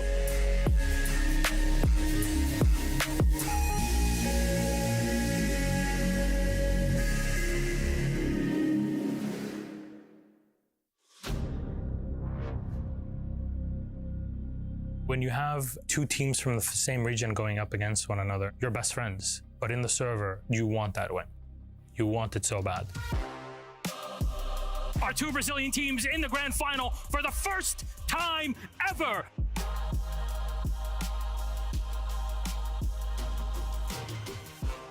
Ninjas and Pajamas! Some tournaments you have a better feeling about winning, and that one, it was ours.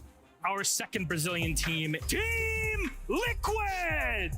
NIP was very well prepared. They were like top 1 team in Brazil. It goes to Brazil no matter who wins it, but for NIP, it means a lot. We lost to SSG a year before, and then we knew, like, in our hearts that this is an invitation we need to win, you know.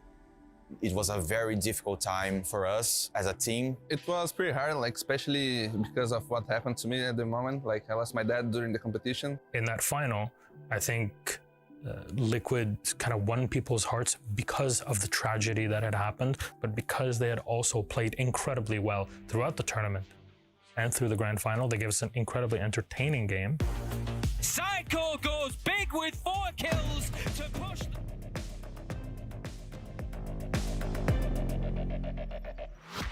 Welcome back once again, everybody, to the Blast R6 Major Copenhagen. My name is Jasmine, and I'm joined by the fabulous X and Fresh. How's it going, homies? Yeah, not too bad, not too bad. It's been a long day full of action, but I've got 2 more best of 3 to get into. Yes, our upcoming matchup is going to be none other than the Marshmallows taking on M80. We're hearing the energy here in the studio right now, and I'm really intrigued to see whether or not Eminem will be able to do it, claim victory. How are we feeling about this one?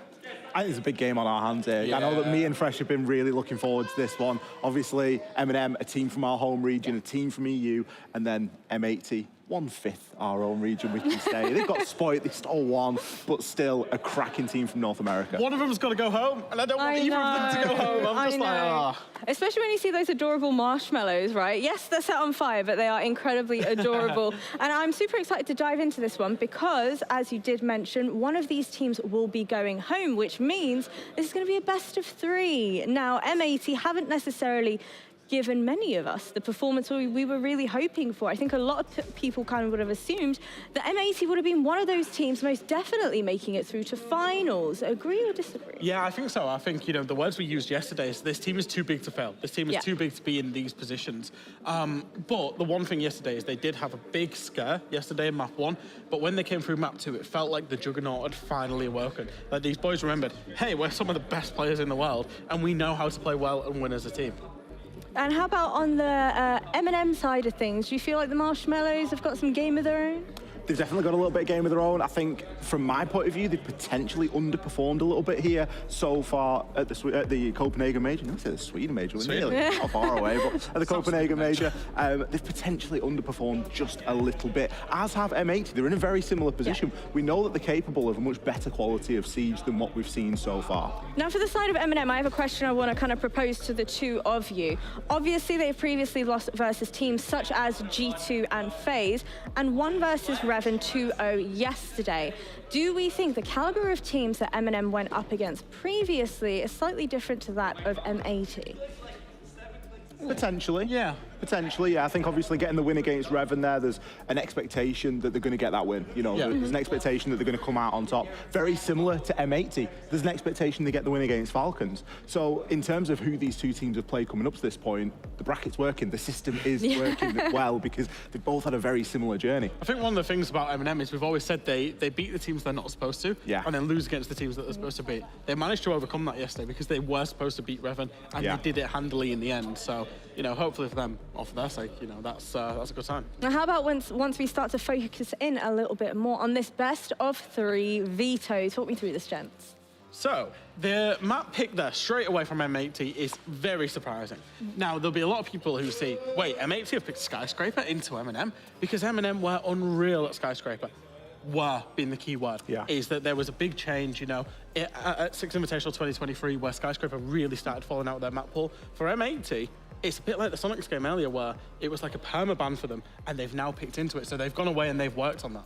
Yeah, I think there's definitely a want and a need almost from M80 to play Skyscraper here. They want to show us something. They want to. There's no point holding anything back now. We're at a do-or-die point in the competition. You're going to see teams pulling out maps that you maybe wouldn't have expected because they've been hidden for such an occasion. M&M, they've proved that they're very beatable on Skyscraper, as mentioned there with what happened over in February. So I think as far as the first map choice, we were both scratching our heads a little bit, but it does make sense the more you dig into it. Do we feel like we're going to go to all 3 maps, though?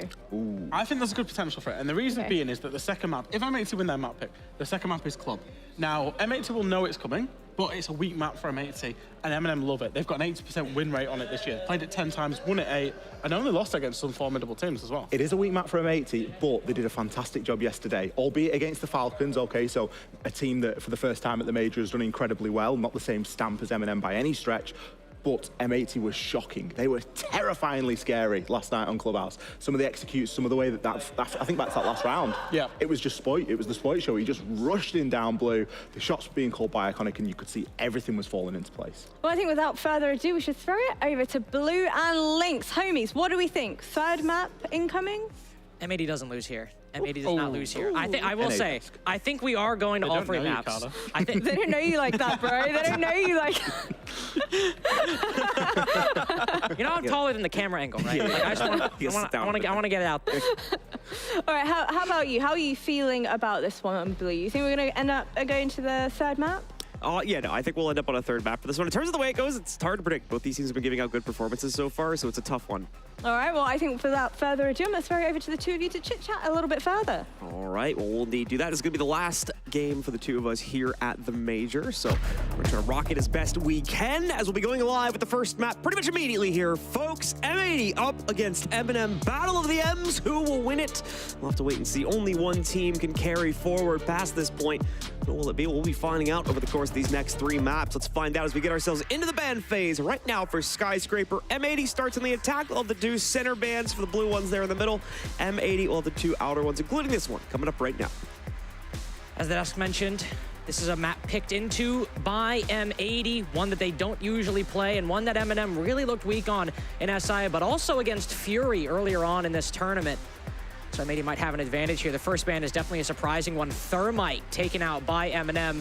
Floors, the follow-up from M80, I mean, no big surprise there. So much utility with those Rotero drones, especially if you want to play a defender like Azami, keep her on the board. But the Thermite, John, really trying to limit the hard breaching here. Yeah, to be fair though, Thermite is very much the go-to hard breach for those outside wall access points, especially when you're trying to attack like Office and whatnot. Going for another hard breacher there oftentimes makes that execute very uncomfortable. You do want that wide open breach, and he's the best one to try and provide it there. So I think that's actually a pretty good call from M&M to try and shake things up for M80's sake.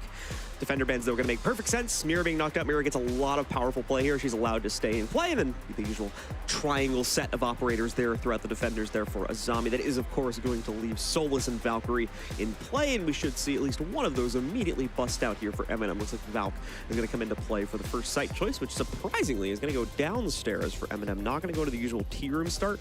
Let's go for barbecue initially on the first site choice. Also, unfortunately for Jack, it will not be bedroom, as that is on his, I believe on his bingo card.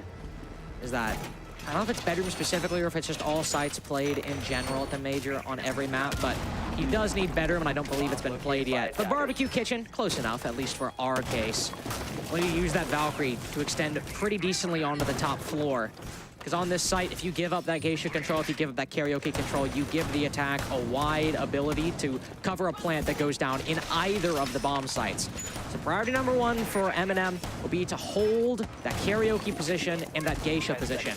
Priority number two is a little bit different, a little bit weaker. All you have to do, shoot a few drones. Skyscraper's map where you don't need to fervently hold on to map control, say over inside of Office and Exhibition. Just take a few gunfights, maybe, but shoot some drones. Fall back to places like Drum and Shrine that can often become choke points for the attack and really difficult to clear.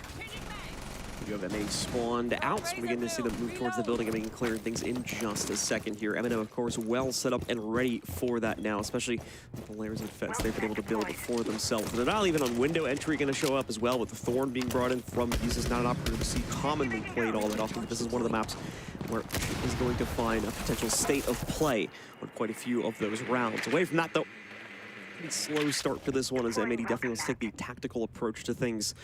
Big emphasis on the additional drone time right now to find a good insertion point, not only for Gomez, but the rest of the squad too, as they've now been able to hunt out Nafe's exposed positions a bit closer to Office side and force him to fall back.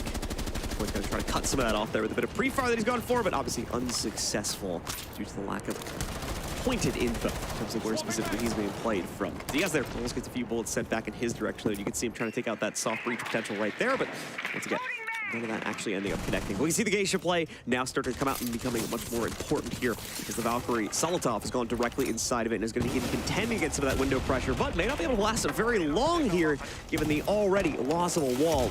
It's been played. That second impact as well goes into the wall, but the bullets also sink right into Diaz's head. First kill of the game goes to Solotov, taking him down and giving Eminem a round advantage in the round here. Solotov did lose an impact, though. While he gets the kill, I believe that hole in Geisha is opened up, so that's another angle available to the attack, but the defense has held on remarkably. Gomez getting one kill, but down fairly soon after. The trade's working in Eminem's way because of that first pick onto the Solotov, and now the second onto Iconic. Kino and Spoit, the only ones left, and what do they have? Well, certainly not top floor control, and with only a minute left in a 2v4, that'll probably be the death knell for him. Holding strong, not giving up those crucial positions, and more importantly, not being shaken out of them. A bit of a weird one for Solotov there as he misses the entry from Spoit, and he's able to kind of just sneak around him real quick. Those Thorns gonna shake him off for a moment, but again, he's under no pressure right now on the inside of Geisha, so he's able to navigate away from those without too much of an issue. For Kino and Spoit, though, still looking to try and close this one down, but Kino now going to get cut off by Tyrant, still sitting upstairs in a very powerful position here. And Spoit may very well fall victim to that same position. Thankfully, again, there's a bit of hesitance from Tyrant. Just taking the same direct duel, doesn't want to lose himself here and set up a very winnable 1v2, especially against Spoit. So backs away from it. We'll try to bait Spoit in. Actually gain free entry into the kitchen site as well. The peek will come through on Nello. They'll confirm that he's indeed inside of the site. Spoit knows that his position is not really secure here. Needs to hunt for kills, but in the process, he'll end up hunting down one of those goo mines as well. Pretty much has killed most of the time he had remaining, having to go back into the corner and take that Thorn out of his legs. So you can see this Eminem do not want to contend against him. They just sit back, waste up the time. Spoit knows he won't be able to get it done, so just stat pads a little bit here. And the round will close out convincingly in the favor of Eminem. This is where M80 might face a lot of trouble. That forward aggression, those frontline players from Eminem are really strong, especially Solotov and Tyrant. So clearing out positions like Geisha are going to be very difficult. And this might bear some parallels, especially on sites like Barbecue, to that game against NIP, where M80 really struggled to clear out just positions held by the defense with a lot of utility and a very mechanically gifted player behind it. On Chalet, think of Piano or Blackwall. On this map, think of Geisha or where Tyrant's playing right there, Shrine.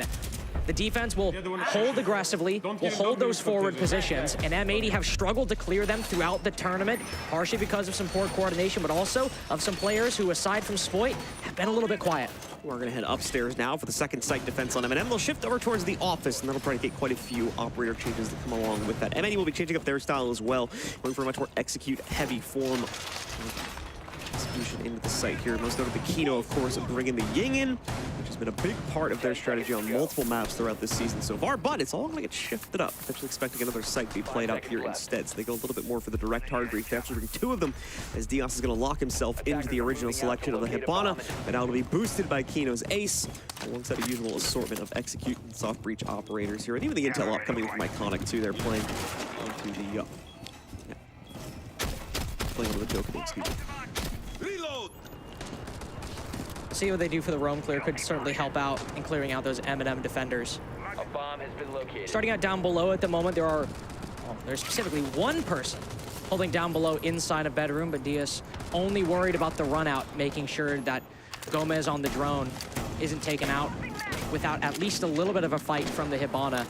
Clearing out Exhibition and Office. Usually we'll see some presence on that western part of the map over by Teen Karaoke. It appears that Iconic will be the one helming that role, while the rest of the team will clear out the utility on the site and open up some of these angles. The strategy can often be a little slow for the attack just because they'll be sitting outside the balcony for quite a long time, but now with Gomez joining the party over by Teen Karaoke, hey, maybe this might go a little quicker.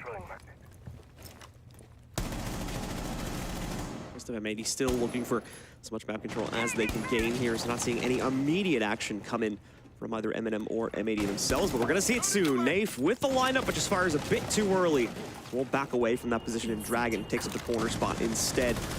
Protocol goes in to try and relocate this player. Unsure if they're going to be able to evacuate immediately from that spot or if they'll be sticking around. Looks like the latter option.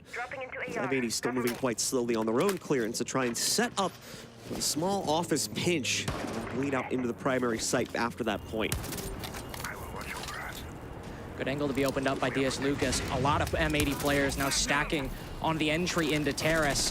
Very good for them, but the Bandit being alive allows them to get at least one X-Kairos, but arguably the more important one is opened up. They can now look into that Dragon position and cut off the defender sitting inside of there. That's Nafe the Wamai right now. So M80, if they can pinch this player successfully, now have a very, very viable pathway into the site and the man advantage if it works.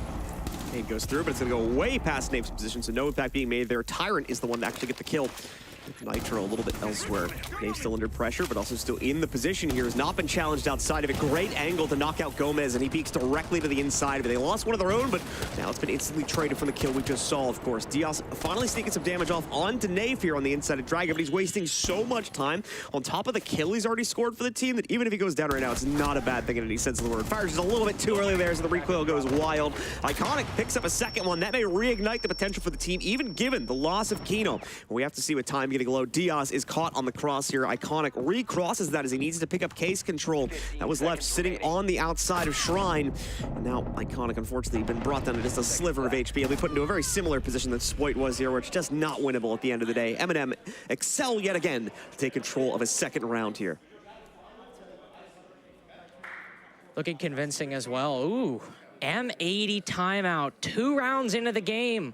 I would have thought to be the worst side on Skyscraper, and they are already pressing the pause button. We kind of understand, based off of form at least, they had a lot going for them on that attack in particular. They had an angle cutting off Nafe. They had Diaz holding the flank. They had one player on that Shrine window and another one just around the corner ready to push, and they're completely outmaneuvered by M&M. Tyrant comes up from below. M80 aren't aware of it whatsoever. And then M&M are still able to outgun the pressure, which is only equal at that point. 2 M&M players in that position versus 2 from M80. M&M still come out on top. M80 are looking a bit more like the theme park M80 from yesterday and not the clubhouse one against Falcons. It's a bit of a similar position to what we saw happening in the first round there too, where once again those extended positions, especially Nafe inside of Dragon, just never really getting touched, or at minimum taking far too long to be cleared out there. But M80 are just not left with a reasonable amount of time to focus on the actual site execute there. So that's a bigger issue they'll need to be working on as well, hopefully pointed out now by their coach in the tactical timeout. They can begin trying to speed things up a little bit when we move ourselves into the next site. Thankfully, again, this is a much more straightforward site for M80 to attack as well. Here as we'll finally move over to what is usually the default for a lot of teams in the T room. normally the primary site, as you mentioned, John, but M&M have had such success on Barbecue and Office now. Unless the timeout works, this could be a shoo-in and a hat trick for M&M, getting all defensive site victories. That's what M80 are facing. And I'm gonna do the cardinal sin. I'm gonna talk about it not before the repick is settled in, but it's too intriguing to let go by. Kino on the Monty currently, and I wanna bring that up not just because M80 play that operator or try to bring that operator out alongside the Ying if things are going tough, but also that kind of like CEO on Bank, when Monty's brought here, there's a very specific type of take teams tend to go for. It's over on that back stairs side. See someone hop in that window you're looking at right now inside a bathroom, move up those stairs, and then a Monty comes in from the top back stairs door. And then they try to converge on that position, clear out anybody actually playing on the stairs. Right now for M&M, doesn't appear that they are. Then get a plant down inside of Karaoke. M&M are spread out all across the map at the moment, by the way. So if that does happen, that is what M80 are going for. Site's actually pretty free right now, all things considered. A real centered setup for M80 to try and abuse that. Unfortunately, they're still going about their usual early round duty, so it's a proper gambit from M&M to try and take that chance. More than likely, by the time M80 will have realized the weakness in the actual site, we'll have seen M&M make their return to a relatively strong point for themselves. But we are going to see quick control of the barbecue area be taken now by M80, or at least attempt to be taken. Dave is going to try to get in the way of that. Wasted out the time on the previous round. This time he's going to deal with a Monty, so it's a little bit less straightforward. But first kill of the round is still ultimately scored by M&M's second kill is as well. Solotov and Nello knocking out both Gomez and Spoit, respectively. Bringing it down to a 5 versus 3 situation. M&M once again going to have their life on easy street for these next 2 minutes, just because of the inherent advantage they've built up. As long as they don't overplay their hand across the map here, they'd still be in a pretty strong position. About a minute from now, when we will see M80 forced into the execute, and even better now, Solotov, just the walkout against Diaz to take him down. Iconic finally gets the team onto the board, and dealing with Nave, who had been playing in Barbecue a few seconds prior, but already made a moot point when you consider the trade that's coming not just from Usus, but Nello now as well to end the round. M&M shutting down every single take attempt so far from M80 and give them already a very strong 3-0 lead over their opponents. Comparisons on the desk made to Soniqs pulling out that bank, the surprise we saw earlier. M80 pulled out a surprise map pick of their own, and unfortunately it's the complete opposite conclusion so far. 3 rounds lost, and M&M seemingly facing a much easier time than their Fury game all the way back in phase 1 is now a make or break moment for M80. M&M will have to start repeating sites. Barbecue now open. If M80 do not put up at least a convincing effort on even say that top floor clear, let's say they lose the round, if they still look like they're getting stuck on holes outside the wall, it's gonna be a rough time. All right, gonna re-host, it looks like, folks, so stick with us for just a second. I think we had a drone bug or something like that. He said before, that is basically when a player has a frozen drone at the beginning of the round, which basically removes it from play. Even if they pick it up and throw it back out again, it still is bugged usually. So not going to take a chance on that, as it's not really fair to the attackers. So we're going to rehost to make sure that everything is as fair as can be. And we'll start the round out exactly from the beginning of that one. I mean, sure, one less drone, but you do have Spoit on your team. True. So that hasn't always been the winning formula, though, as we've seen at this event. Nah, that's true. I mean, this is an elimination match, I guess. So, yeah. There was a compelling argument. If there was ever a pressure point for Spoit to step up, it would be here and now. But at an 0-3 start, it's going to be quite the momentum breaker if he was reliant upon that in any sense of the word. Don't necessarily think that's the case for a player of his caliber, however, so need to see him and the rest of these star players on M80 wake up, find some solidarity here inside of the first half. Otherwise, once again, they're going to be staring down the barrel of a very, very rough scoreline they'll have to try and retake from at a potential 1-5, or maybe even worse than that, if things do not rebound in their favor. Only about to go through the second rotation of sites, however, so still a good possibility for M80 to rebound here. Give us like a 2-4 or 3-3 even if things go much more their way here on the second run of those sites. I mean, that's what happened during the M&M game. The half ended 3-3, and then Fury just won 4 rounds in a row, and it was pretty much done and dusted, at least for that map. They ended up losing the series, of course, but still, M&M have been able to get 3 rounds on the board, end the half even, and then completely collapse on the second one.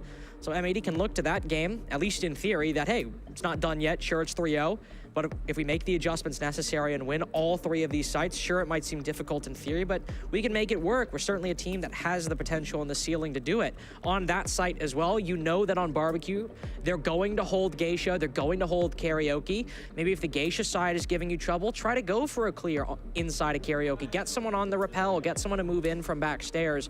Maybe focus on the T position instead and take that, and then try to apply pressure to both positions. Whatever it is, whether it's M80 running the same take back or doing something different, at the end of the day, what needs to be fixed is the coordination between the players, because especially that last round that we saw on T and Karaoke, their entire plan of moving in through that bottom floor and trying to move up the stairs, it was basically stopped before it even began by M&M. It is going to be a complete redo of the rotational, at least to start things out here for M&M, not favoring going over to the living room site, just for this first hold at least, but could obviously evolve past that if issues pop up with any of their other sites. Wasn't really the case though, so M&M have a strong reason to replay them exactly in the same order that we saw on rounds 1 to 3. M80 will be keeping the Ying in play for this secondary attempt of the site, and that's alongside some other key pieces of utility.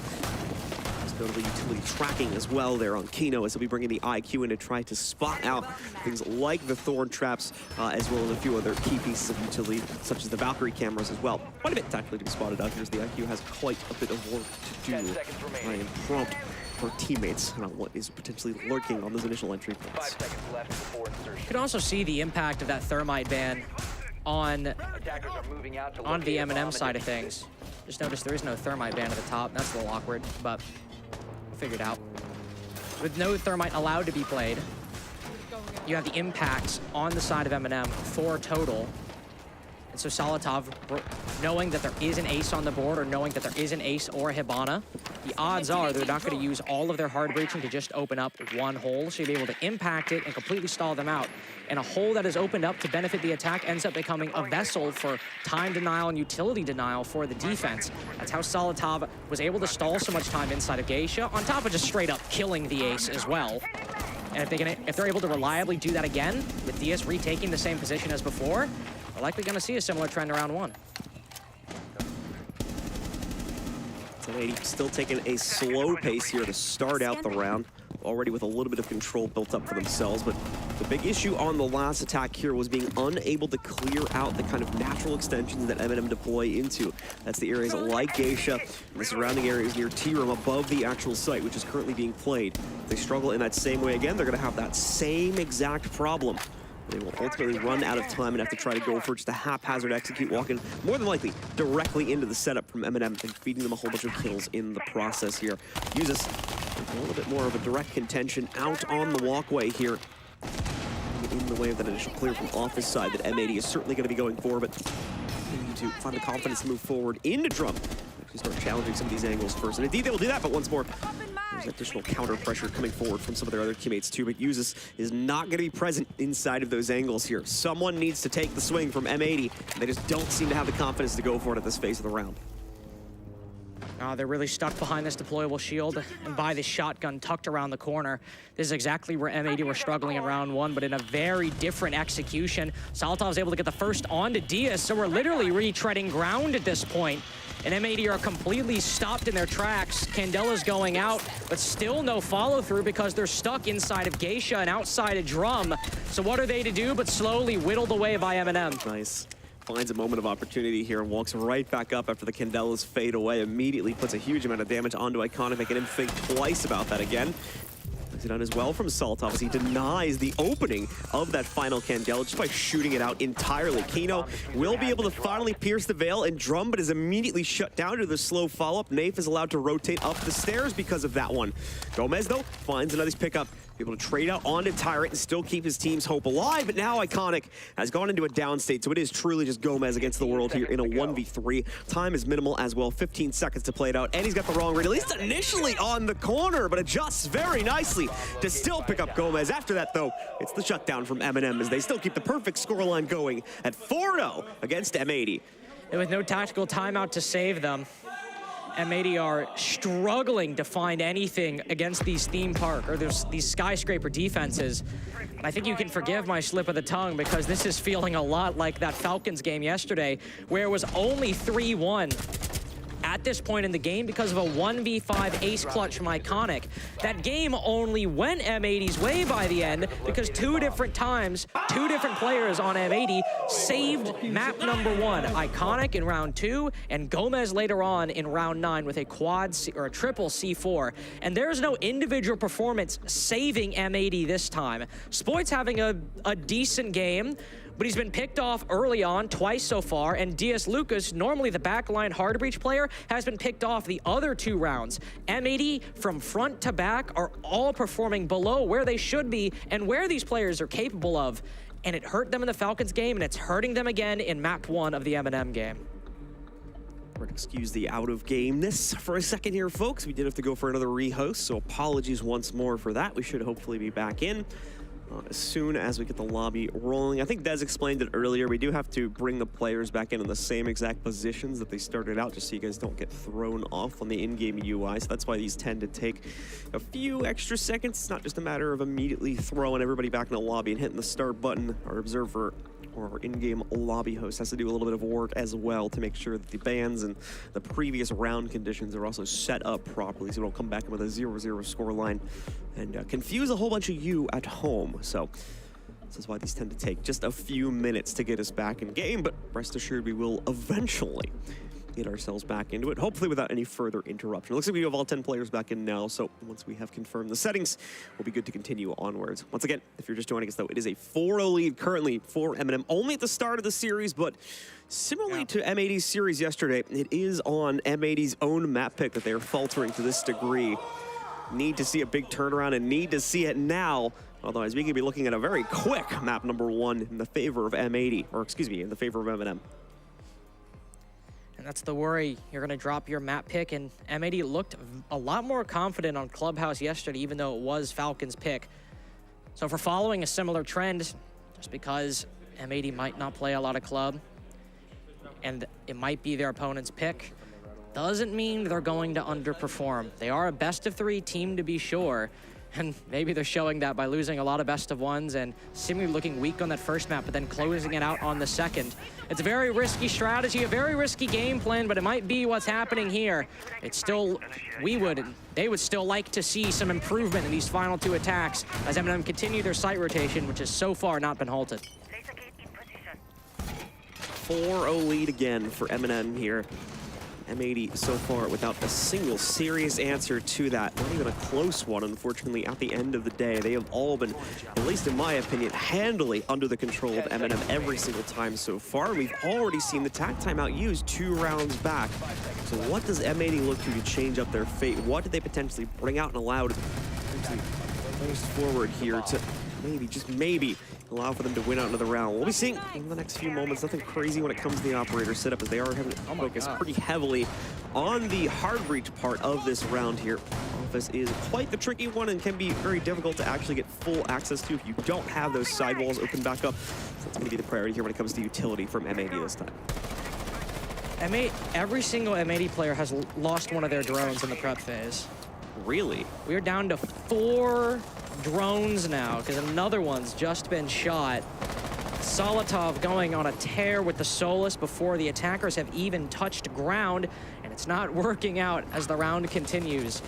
If M80 are looking to clear out positions like Shrine and Terrace, I mean, at least they know they're there, and they're not getting caught off guard initially. Nello tries to get aggressive, and he's shut down by Gomez, and that's the first time M80 have started around with the opening pick. A good sign, hopefully, and throwing out so many drones in the early round that it's at least led to them finally getting the opening pick. And it's going to be a quick follow-through because of the fact they have the buck as well. Look at this, Gomez sees blood in the water, and he's going to snap at it. Nicely done to find kills 2, 3, and suddenly 4 for the members of M80. A plant will almost certainly come along with that. That's the M80 we've been missing now, and finally might be getting for the rest of this map. Plants on the ground. That should be it there. I doubt we'll see a clutch from Nafe, as he's got absolutely no clean way to get himself back in the site. And there we go, a flawless round from M80 out of absolutely nowhere to finally put them on the board.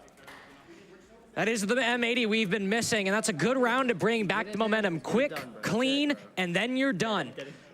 M80 didn't have to slog through that one There was no question whether they were going to lose it. The moment Gomez got that second kill, not necessarily the first one, but opened up that wall with the skeleton key and immediately started pushing on through with that kill onto Yuzus. The round was pretty much done at that point, and then he just got a clean shot on Tyrant for the victory lap.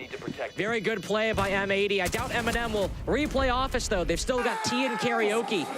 That is unlocked and not lost by the team so far.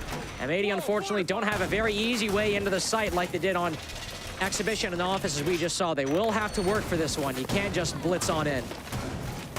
And once again, a bit of an issue for M80 as well, in the fact that they get away with that one mainly because of a mistake of their opponent and leaving that massive gap and not having a constant overwatch for that. So M80, assuming that we don't see the same level of mistakes being played out by M&M, could very well run into the same issues we've been seeing in the previous 4 rounds before that. At the same time, a nice confidence boost also being given over to M80. They tend to play pretty heavily behind those and can have a bit of a snowball effect. So they were able to find that first round or two for themselves. Maybe we'll see that confidence continue to burst forward here. And it may be enough to get them at least that second round inside of this half to make it still winnable for themselves. At 5-1, though, it'll be tough to be able to sustain enough of a comeback to still stay in the fight for this map here. Let's see how they try to reconcile that at least second round. They'll begin carving their way towards the building here. M&M still giving us the usual assortment we've been going for on similar sites in the past here. Nothing crazy being shown out by their own operator lineup that M80 will have to watch out for, but M80 also bringing the Monty back too. That means they will have to be a little careful of the Legion. They can very obviously get in their way quite directly. Also got to be careful that they don't just walk directly into angles held by M&M. M80 did not do a very good job at taking account of M&M's setup, who had vertical holes basically looking at every entrance on the first floor below Karaoke. They had one looking at bathroom, had some looking in barbecue. They were watching M80 the moment they set foot in the building on that first floor. M80 aren't doing that this time. Gomez is lurking a little bit, but he'll make his presence known. Tyrant's close to that nade. You can't nade him through the stairs, and now he knows there's a Yana lurking down below, or that knowledge is confirmed. So Gomez will back off. He won't push his luck and pressure a more important position. Somebody playing in the Geisha drum area. This position has proven very difficult for M80 to clear on Barbecue and Kitchen and on T and Karaoke as well. The Monty's over here this time, not trying to push up backstairs. With Nello looking close by and support inside of, or outside of Geisha, inside of Drum and on main stairs, there's still a lot that M80 have to deal with. Spoit ready to work for the entry, but a deployable shield will stand in his way, as will the ADS is being placed just on the inside of the doorway as well here. So no confidence for Spoit to be able to swing himself directly forward into the actual site area itself, and as a result of that, Nath will be able to score the first kill, capitalizing on some of the hesitance here from M80.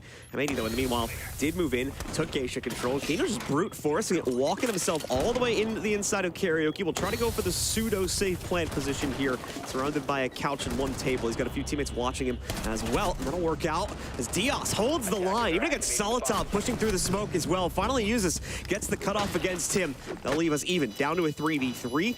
Somewhat of a 2v3 when you consider that Kino obviously is not going to be the most active participant in any of these gunfights, and now he won't be a participant at all, taken out by the M590 of Nath. Time is still ticking down, and now we've seen a little bit of a stoppage from M&M here. Gomez with not enough confidence to swing up the stairs, but when he finally reignites it, it's perfectly timed to quickly take down Tyrant and wrap back outside as well here. Iconic's starting to get a lot of pressure thrown out against him as he is on the repelled angle, but now M&M running out of time. They need to get themselves onto the counter defuse, and no, the M590 pump will take down the one, but you still have the second player on repel, and Iconic with the fadeaway shot to shut it all down as M80 do indeed find that second round at the end of the half. Ever elusive, they finally have something. Just 2 rounds onto the board. That might be enough to save them. We need to see these defenses. M80 have picked a map that they play arguably less than their opponents, though M&M have looked weaker on it than last year. You need to make a compelling argument for why you can stay in the Copenhagen Major and why you picked Skyscraper. M80 had some cheeky executes, and that one certainly worked, even though it entered the 3v2 and they got the bomb down in a man disadvantage.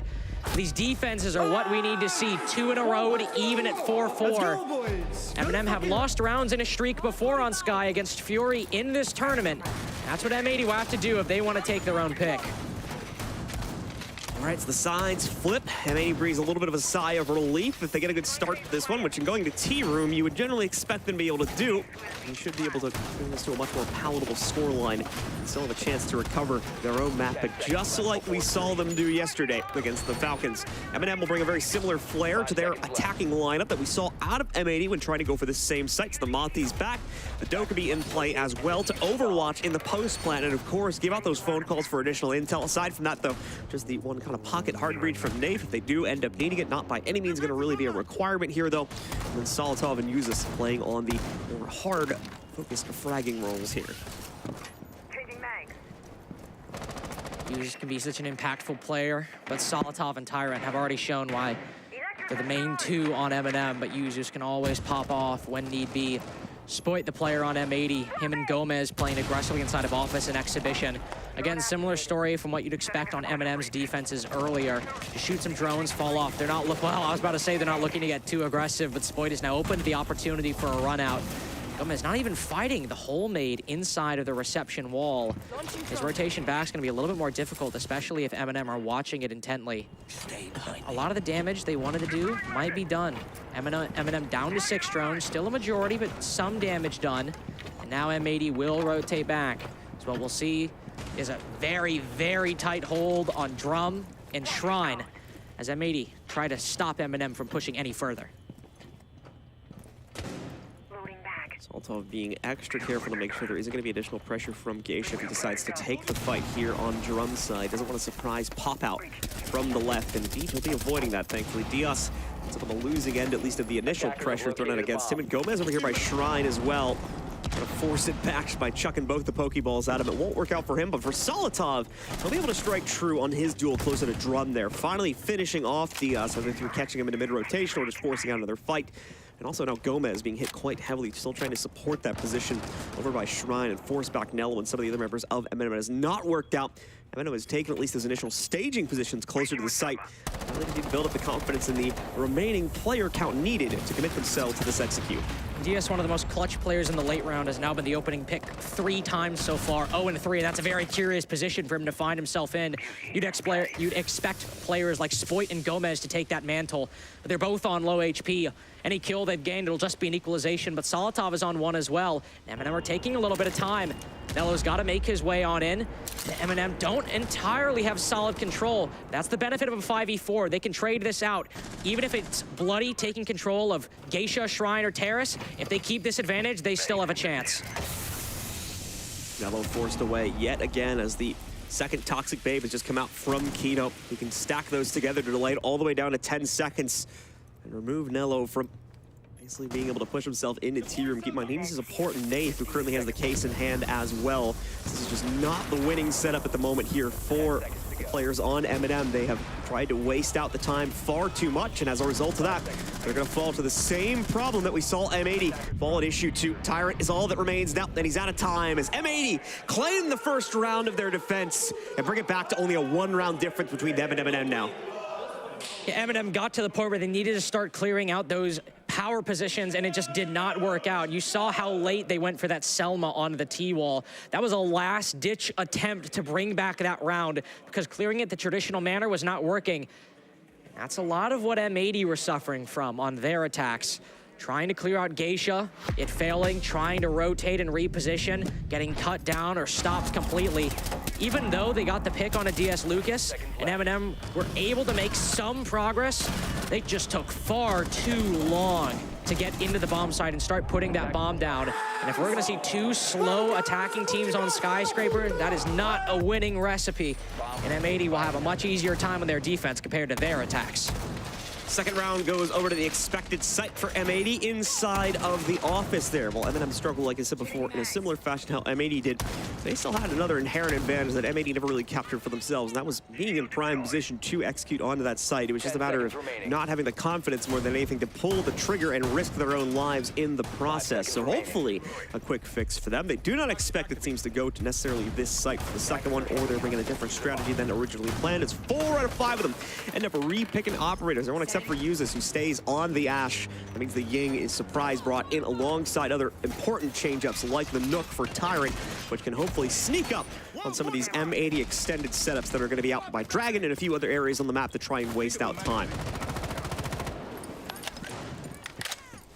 I can imagine that Spoit and Gomez will take some of those positions. Hopefully not DS Lucas. He's 4-2, but he's not had the luckiest goes of things in the early round of many of these rounds so far. M&M split pushing at the moment. Couple starting on the exhibition side, just trying to open up some angles, work them a little bit.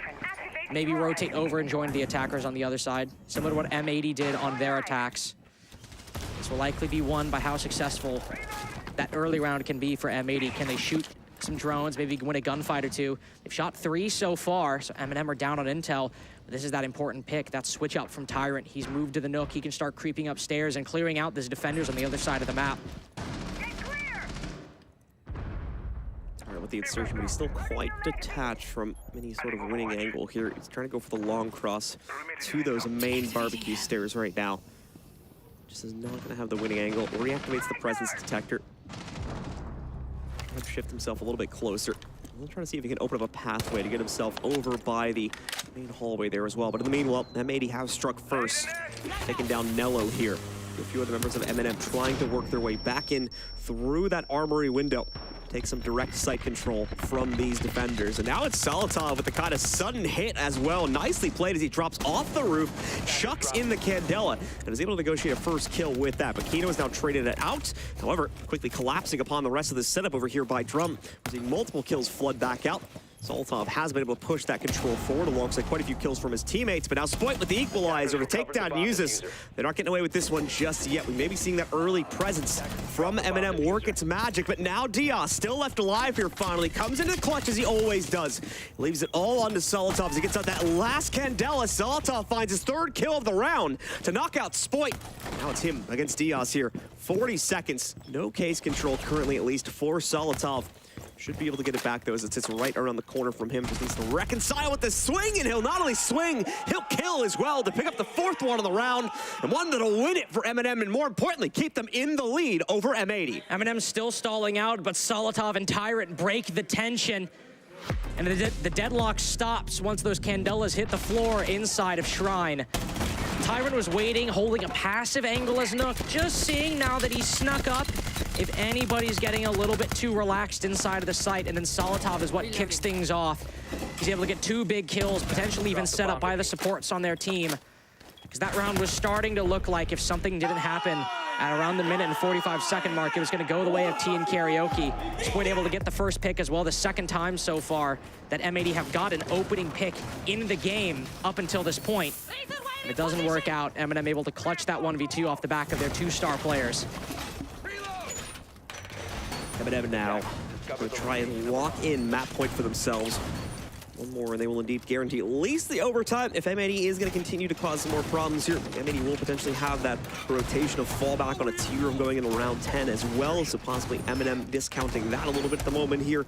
So focusing up quite heavily to try and make sure they lock down at least this one so they can get number 6 now and do not allow for M80 to close the gap to that somewhat scary extent. But if they are allowed to take this control here on Barbecue, we're going to round back over to T-room where they've already won once previously. That could very well be the tie point at 5-all and allow M80 to truly come back into this game, just like we saw on Theme Park yesterday when they played against the Falcons. But that's pretty far into the future, so let's focus up on M&M's initial clear first to see how exactly they're going to be looking to try and get themselves even near the barbecue site, which M80 is currently defending. Of course, they'll need to clear out Geisha, T, and Karaoke later on. They'll start on the opposite side of the map to acquire control inside of Office and then move forward. Help try and form a pinch inside of maybe Drum or Shrine, and then combine that with a player. If it's over by the Geisha side of things, one player outside Geisha window. If it's over on the backstairs side of things, one outside backstairs. In this case, might be the former. Solotov on the ace, opening up that wall. We'll need to see a bit of an entry into Drum to make sure this pinch works, but unfortunately for him, he meets the same fate that he dealt to DS Lucas a lot of the times with those Geisha defenses. The ace goes down first. So with M&M down a player, down a hard breach as well, that is going to certainly affect their pacing a bit as they try to come up with options. don't rely so much on the Heartbreed potential working out. They spam their way into Dragon here in the meanwhile, here unloading all the ADSs with their flashes, making sure the nade goes through to the actual shield to take that one down. M80 respond and give respect over that to some extent, but as you can see, the Ella still positioning herself over by the top doorway here. Yuza just forces the issue on the Geschmack mine as well. Thankfully, not seeing too adventurous of an M80 response to that one. They are going to be able to maintain pretty safe positioning. Mistiming on the aggression from both Tyrant as well as the other player from M80 on the other side of that angle as well. So no damage done to either one, as M&M is still trying to reckon with forcing this pressure back from M80, which is currently boiling out from the top side T-room site. And a lot of the burn for the magnets is now gone as well. All they really have to deal with any of those magnets and projectile denial were the flashes, but those are now gone, so it's the secondary EMPs. But Gomez going wild. The MP5 on the Wamai doing more work than the utility. Users will try to bring it back. One lines up, the second does as well, but he's cut down soon after. Not much luck taking it beyond that, unfortunately, as M80 deny it, even on the extensions here. A similar issue that we saw M80 themselves struggling with quite a bit in the previous half. Now it's M&M that's lost at least 2 rounds to that very similar fate. Nello left alone. Not really going to be expecting him to do all that much. As you can see, just literally sitting on the angle right now. So will be wasting out the time and is going to allow for more... is going to allow for, once again, just a bit of time for their coach to kind of give input just in this kind of default state. I heard it on the comms as well. There was going to be a pause called from M&M after this round, but I think given this like free 30 seconds or whatever that their IGLs had to talk to Nello and the rest of the team, they have canceled that. So I think they're kind of getting their like pseudo pause in right now, just in this rappel point. I don't envy either team attacking on Skyscraper. It seems like they're both falling to the pitfalls of this map. Once you get to the points that you need to clear with utility and not just by gunfights, Terrace, Drum, Geisha, Shrine, they're both running into a wall and they're not able to break through. It worked previously because Solotov and Tyrant were both able to just use their guns and get kills. But with Solotov cut down so early here, M&M constantly working at a disadvantage. And also, none of the utility really working. It lands and gets shields, sure, but M80 are still able to take aggressive fights and keep M&M at bay. There was not much more they could do after that. Maybe hope you can keep Solotov alive, use those Selmas to open up more angles, but M&M, they might just need to keep trying. I hope they either land their shots or they add a bit more utility to the mix. All right, well, it's do or die time now for M&M, potentially about to lose control over the lead here if they do not find some way to make up for the issues that showed up on the last T-room attack, which, to be fair, wasn't entirely awful from the M&M side of things. It actually gave us a pretty confident performance right up until they got to the site. That's when everything fell apart there, as they just did not have the confidence to go for the direct entry play. And as a result of that, ended up losing it at that kind of gate that M80 refused to let anyone into there. And finally was forced into it due to the lack of time, and exactly the way you think it is, with the Toxic Babes blocking your way.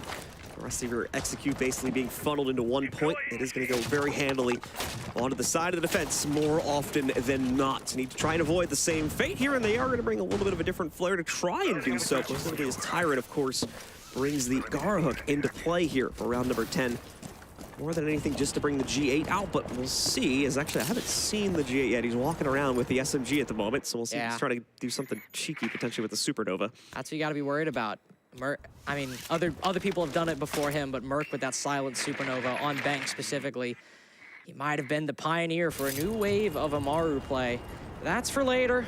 Right now, we just have some good old utility, some opening of the Geisha wall with that Selma charge. But the Monty that we saw from M80, ooh, some shots flying by someone in Geisha. Iconic, trying to contest very aggressively.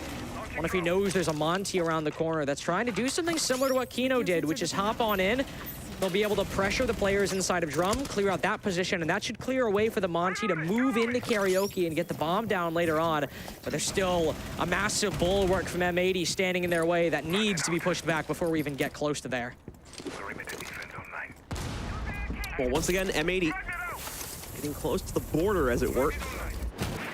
Just trying to reconcile how to clear out some of these natural extensions, which aren't even being played into too heavily by M80, but that hesitance again costs them.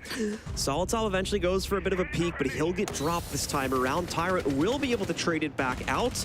Nello has been allowed to sneak in through Drum to Geisha, and he'll use that as a pathway to get towards Karaoke. They're going to try to do the same plan M80 did at the tail end of their half, but once more, they just don't feel that they can reconcile it right now, and I would say they're right because of that flank that's roiling from the barbecue stairs, but they don't really have a choice. They need to speed this up in some ways. They're going to try to make it work anyway now. Plant should be going down from Nello. Trying to play past this point, but is losing almost all of his HP due to the Toxic Babe. Nearly caught as well as he tries to get down to the corner, and indeed he will, but the plant is also secured. Oh yeah, this is the unfortunate outcome of it though, as that second player also got taken down. And with that, it's an easy task to quickly knock out the only remaining one in the Monty here. Retake is assured for M80. They take it back for themselves, and now they've tied the game up at 5-5. Now have a timeout requested by M&M as M80 are beginning to hit their stride. They're not just playing those positions and whittling down the time like M&M were. M&M played a decently passive game on the defense. If a position called for aggression like Solitav and Geisha, he'd get aggressive. He'd take a fight or use his utility. Kino has been doing a similar thing on M80 when he's the one holding Geisha. That's what we saw him do 2 rounds ago. But M80, the confidence is starting to build. We can see it. Spoit is now swinging, trying to get kills on the defense instead of playing the time. Same with Iconic. Sure, it didn't work out, but you saw him go up to the right of that Geisha window to aggressively deal with those players moving in onto the balcony. M80, it takes a long time for them to heat up, but it's starting to get hot, and M&M are feeling the burn.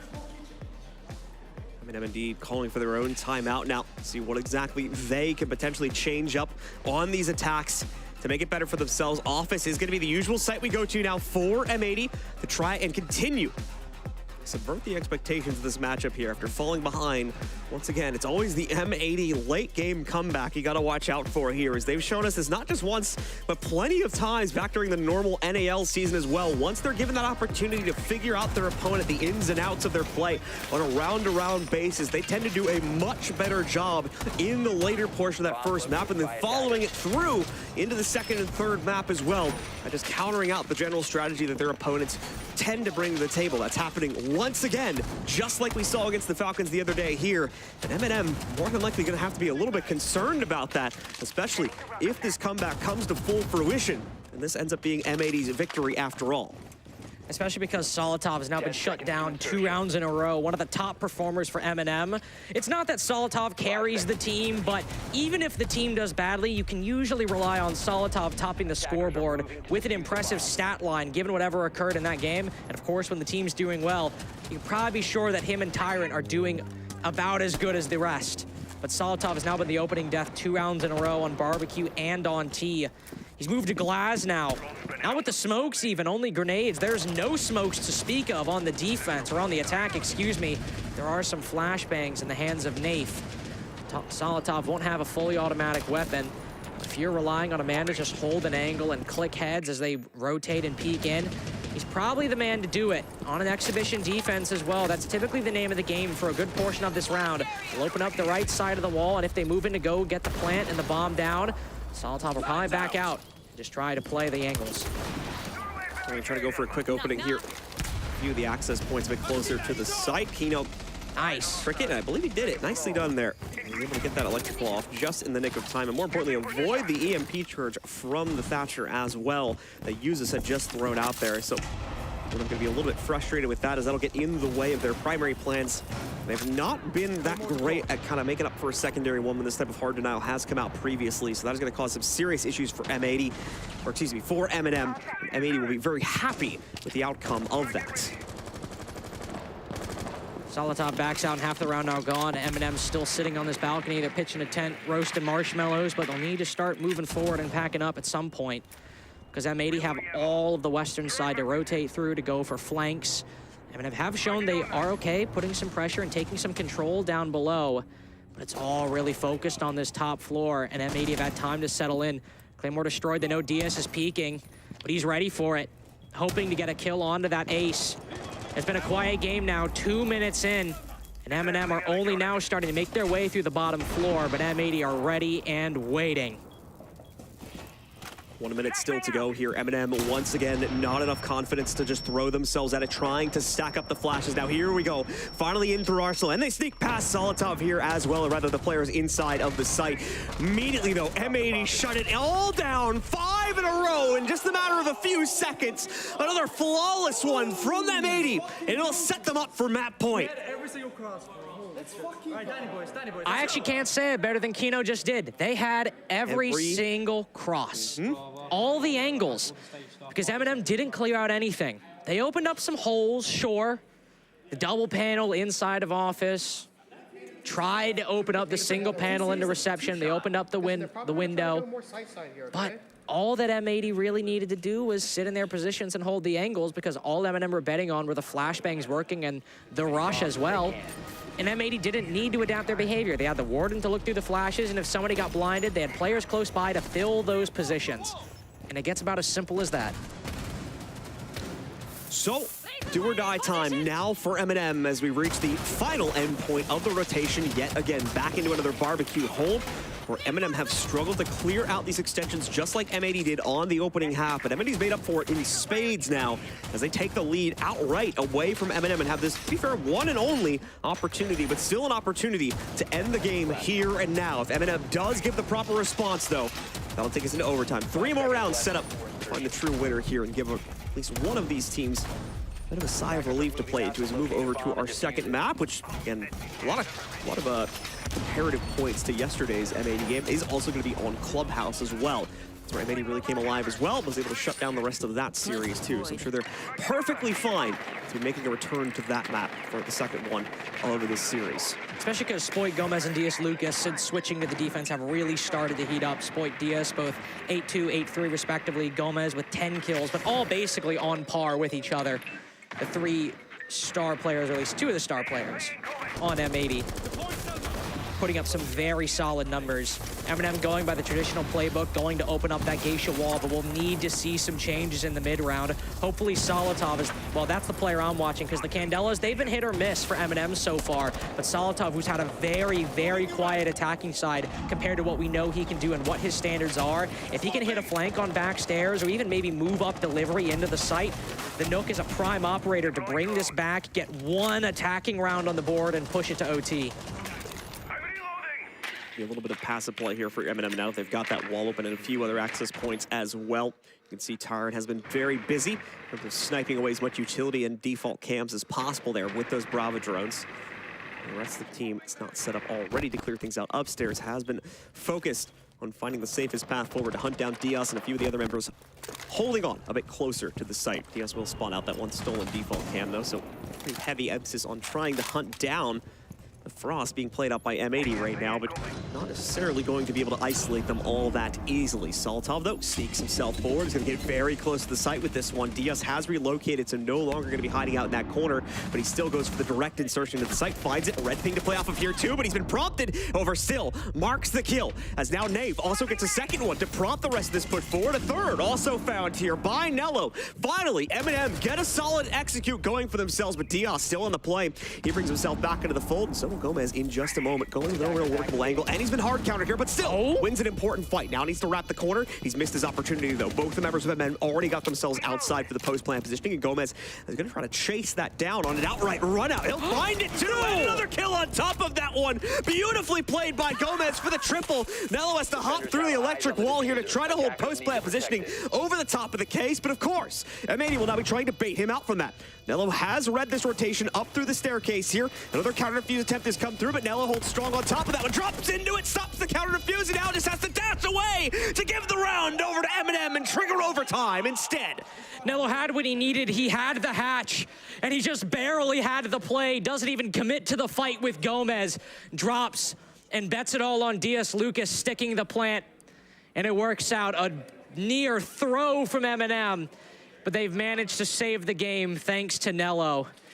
Very good clear by M&M, to say the least. They were starting to get stalled, and finally Solotov is able to work his magic. He's got that Nook, and no one from M80 is watching. He found his opening, rolls the dice, and the bet pays off. And even though they almost throw it, and it comes down to a clutch within a clutch. Now going to OT, but unfortunately for M&M, they get the attacking side, and it is by far and away looked to be their weaker. M&M with an opportunity still, however, to rebound after they already had a massive lead of 4-2 to start themselves off inside of the second half. Unable to follow it through to an outright victory, though, as M80, once again, just like yesterday, came back with a vengeance on that defensive side. As Carter just mentioned, though, M80 will now get a massive advantage being able to play into that side, starting things out in overtime. You need to get it not just once here, but on the 15th and final round, should M&M either win this first one here or respond in the second one. Also, M80 have chosen to go over towards the office site. We've seen some very, very strong holds for them. M&M has been kind of just grasping at straws for ways to try and get access to this site, and so far have been unsuccessful for the most part. So let's see if they can try to take it for themselves one more time. We'll see, but even then, Gomez will feel fired up after that damn near clutch. Him and Diaz Lucas both. That's a scary force to face. And we're also starting to slowly fit the pieces together. A lot of their star players are still negative on this attacking side, which has basically been almost the entirety of the post-rehost. Solotov the only one even close to positive, but Tyrant, he's the Ying. He's got those Candelas looking for the roam clear, and they're not trying to waste much time before clearing out these positions. Z-Ping's on one, but they can assume the other's probably in terrace. This is where they were able to break things their way on a previous office exhibition round, and as one goes for the peak, Tyron loses his opportunity. There's still plenty more as we enter the next minute. Slow follow-up, but Iconic has found the moment of opportunity, as has Diaz. Look at this, M80 just going crazy across the map right now. A little bit too crazy in the case of Iconic. He's only caught up by Nave, but Nave is not out of the hot seat just yet either. Still contending against a few cross angles, one of them coming from the inside of Drum. Looks like it all has finally calmed down here, so Nave will be allowed to survive a little bit longer. Both teams just have to respect that 4v4 positioning they will now be inside of. Solotov, though, carving his way right up to the top of the stairs, and Kina responds to that with a direct peek. Takes the duel outright, loses his life because of that one, and now it's M&M with the advantage. This is what is throwing M80 off. Solotov is finding his stride. He's able to just walk up the back, get a kill, and then he backs out. He doesn't push for more. And that not only leaves him alive to go for the execute, but it also keeps M80 guessing. They now have to worry about their flank at a man disadvantage, but they found Solotov, and that might be the blessing they were looking for. Gomez, 14-4, can still aggressively contest Shrine, and there's one just around the corner. M80 have the angles, but it's only the bare minimum. And M&M can play the trades on Gomez. Somebody's got to support this player in reception.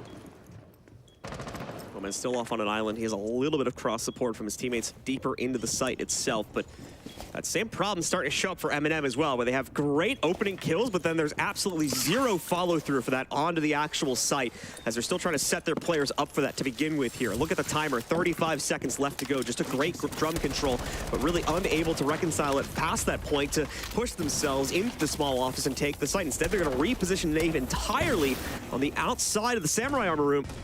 Try and swing themselves in through there instead, but oh, nicely played by Nave. Thought he was a dead man for sure, but never mind. Subverts the expectations yet again to get another kill, but what's more, it's a confidence issue. Doesn't want to take the next fight here. Uses has to come in instead, but he's there. M&M are properly set up to support each other this time. Gomez left alone.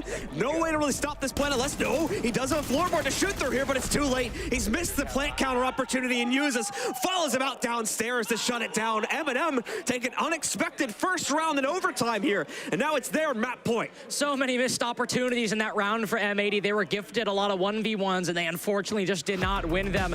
The one with Gomez on the stairs, not able to shoot it through the floor either, and then Spoit losing the entry, or losing the engagement as they moved into the execute. Can't blame them entirely. Sometimes you don't hit your shots, but when it's getting down to the wire, M&M have found a round they needed to win. They found that attacking victory, and now they get to go to the defense. Things were starting to improve for M80 when they won their attacks. They won them pretty much both in a row at the very end of the round. But it's been a bit. It's been a bit since they practiced these attacks, whereas M&M was able to roll right off where they stopped. So M80 have to shift their mindsets for just one round, back to the attacks, remember the mistakes they made and not make them again.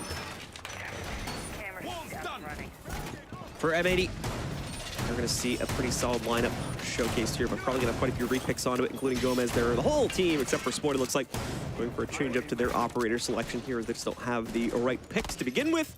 Maybe expecting to go to a different site, so I'll explain why we'll have such a heavy amount of that. In the meanwhile, M&M have gone for their own confident site choice, and we saw them close out quite a bit on the inside of the first half, of course. And then we'll have to get used to that. Again, that's usually not too much of a problem for them to readjust the secondary side. We'll see how this upstairs hold will go as they also take the office for their initial site choice and their only site choice in overtime. It was a good one from them as well. Though both teams not exactly having a perfect site record on the attack and the defense. Always start with a full clear. That's been the theme of Skyscraper so far. The Geisha control and the T and the karaoke control is free, you'll take it, but it seems also Drum might be fairly open for the attack to take. This is where M80 struggled on their attacking half. In that very first attack on Office back in round 2, they were able to open up and use the X-Kairos, open up that Shrine wall, and then start pressuring the players inside. But M&M were still able to get away with the trades. And for M80, they're not running the Ying, they're not running the Monty. They really can only win this off of angles and the actual gunfight itself. They can get through steps 1 and 2, but with step 3, they're certainly not making it easier for themselves with the utility they have. It's only flashbangs from here. It's been a problem for them in the past as well, that lack of utility, but hopefully going to be able to at least work their way into this site as we do not have a lot of that mitigation set up for M&M. What we do have, though, is a lot of strong ways to stop the actual walls from being opened up, so M&M may be limited in angle work, and that's been something that's completely scared them away from doing an execute in the first place on quite a few rounds. So just that setup and forcing M80 to go for those kind of choke point executes may be enough for M&M to funnel them in and close out in more straightforward fashion, making those flashes that they bring to the table a bit of a moot point ultimately when we get to the end of the round. Yuzus also tries to hard counter out the opening of that top stairs wall. We'll still have a bit of a breach to contend against regardless. Nafe playing onto the inside of Dragon yet again. We'll be able to more than likely waste quite a bit of time as well. M80, similarly to how M&M were struggling to clear out some of these hard point areas, more than likely going to see the same thing happen. Now the teams have flipped sides, but Nello also has the pressure building up against him over here by the check-in desk as well. Flashed out. This is that flash dump that I was talking about before, and they do have some additional angles to work from this, but where's the peek going to come from? You just had that player blind out entirely. No one goes for it. Diaz finally is the one that strikes first here against Yuzus to take him down. Nello holds for 2 out of 3 of the players pushing in through check-in though. Iconic is the one that finally trades him back out, and Solotov more than ready for the challenge coming on the other side, but he could get caught in a timing play if he's not careful here. Nave also still holding back the contention from the inside of Dragon, but it's Diaz making the big difference yet again as he cars forward. Iconic helping him out, of course. Nave now left off on an island, and Iconic will take him out as M80 take us to the 15th and final round of this first map. Just the clutch late rounds between M&M and M80. Even if you take 2 minutes to get there, as long as you can win the fights that matter, when you enter the site, the round can still go your way. M80 have won that attack, and now the onus is on M&M. They've already got Office one singular time, but as I mentioned earlier, no site has seemingly been perfect for either of these teams, especially on the attack. And M80 will get to go to T and Karaoke, which wasn't exactly the best for them. They have a 2-0 record, but one had to be one in the defuse. M&M were able to get the bomb down and put it on the floor. So M&M have been able to find ways to get to this execute, especially off the back of that Monty and maybe that Ying play as well. But everything on the attack for M80 and M&M, it's just been so inconsistent. And it might come down to who's on and who's off in round 15. Well, let's see now who will end up closing things down. It's been a very chaotic game. Neither team with a whole lot of huge benefits to look back on here. It's been flounder after flounder recovery that's come from that, but ultimately playing into the favor of neither one of these teams as we reach the 15th round. Like Carter said, it's all about who hits their shots and who is on for this final round here that will more than likely determine the victor of not just this round, but the map alongside of it, as it'll be a T-room hold from M80. Pretty usual expectation of, or usual spread of operators being brought to allow that one to work. Well, the Frost Mats out once again as well to try and delay some of the play and hopefully catch, if they're lucky enough, 1 or 2 of them on a bit of a rush take from M&M if they are going to be forced into it. Away from that, though, Iconic will be trying to hunt down the drone presence on the Solos, but has been unsuccessful in doing that, at least at the start. But at the same time, that may have just been M&M kind of holding their drones back, knowing that there was a Solus in play here. Yeah, you'll sometimes see teams do that just to make sure they have as many drones as they can for the actual early round and don't lose it in prep phase when, if you know the site or you can assume the site, you'll lose out on some initial intel, but you'll probably be able to gain it pretty quickly afterwards. See what M&M do. They've really liked some of that Geisha pressure. The Ace has traded hands multiple times over the course of this game, but he's always outside of this position, opening up the single panel, trying to find an angle in. He's also not faced a lot of success. It was Diaz, Lucas for M80, and Solitov at times in M&M, who's found themselves dying to that Geisha player consistently. But now it's Iconic to Solus trying to get aggressive inside of Terrace, or Shrine, excuse me, but losing a lot of his HP. Now M&M know this position, know where M80's playing, and they've whittled him down a little bit. They can start focusing pressure, applying some more needles to poke and prod, and it has to eventually falter with just how low Iconic is. Applied across the map here as the phone call goes in. M&M trying to use that intel to hunt out a few of the members of M80, but not necessarily being given a huge amount to point themselves towards. They do spot one player on the barbecue stairs. Tyrant not immediately going to be able to take action on that, though, as he wants to kind of wait for his teammates to put pressure on the other side, too. So he doesn't walk directly into the M590 pump. Smart play, ultimately, but this is interesting, the intel they have up there. Hoping that's a piece of utility, because there's definitely not a player in that position that Tyrant tries to nade out from the downside. Just going so slow. Oh, there we go. It's Iconic, excuse me. It's not how round 15 should look. I mean, Iconic now has an angle on the player down below. The angles don't go his way. Finally, the nade does. Iconic was already low, but it might be slow, but you ever hear the story of the tortoise and the hare? The tortoise is often what wins. And John, it might be round 15 if M&M can get it. Big dump coming in on the flashes, but Kino is able to get the shot out before that one, as I believe it does end up getting eaten up, or better yet, he's able to shoot it back out. Now Diaz holding back the tide from the main stairs as well. He's been prompted for it. It's been telegraphed now. That's the big issue here. Even with the kill coming forward from Nate, that may not be enough, as M80 still holds a strong positioning on the actual site, but Nate once again trying to save the day. Nello getting into this action as well. They've turned the tide yet again. Everything falls to Sploit. Down in the 1v2 here, come out massively inside of the second half, but gonna have to clutch it outright in order to give his team this map. They're both focused on him. No matter. Spike gets both the kills, and M80 take the map. We'll be right back, ladies and gentlemen, right after this to get you ready for map number 2 of this already riveting series.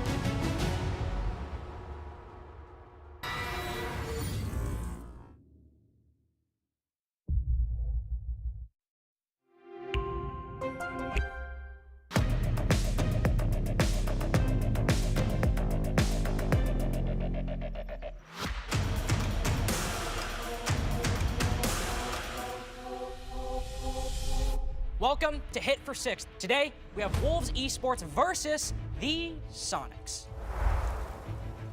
Well, the Soniqs have won the coin toss. They get the privilege, the honor of picking the first number. Gunnar. I want 6. You want 6? Number 6. How many times has Sweden hosted a major in Rainbow Six? Just a major? Majors. Invite? Just a major. All right, you guys have an answer? I think it might be 2. I'm thinking 2. That is the correct answer. So we'll reveal number 2. It's only in the corner.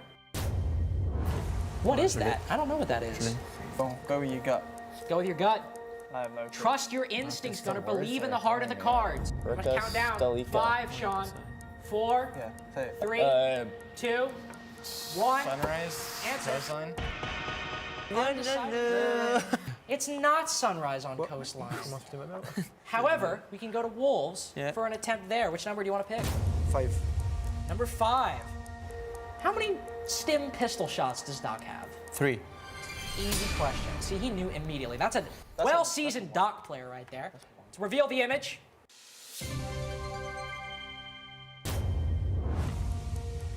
Ooh, a little bit of grass. Little block. Okay. Garden coastline. Yeah, it's the square in the middle. Oh! Incorrect, Bibu.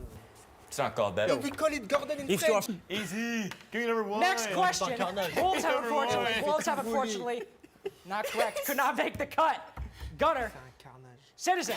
No. Which number? Number 1. Number 1. We'll see if they're number 1 after this question. What is Zero's real name, boys? Sam Fisher. Sam Fisher. I'd like to guess what it's at. What is the number? Give us courtyard. Is it courtyard?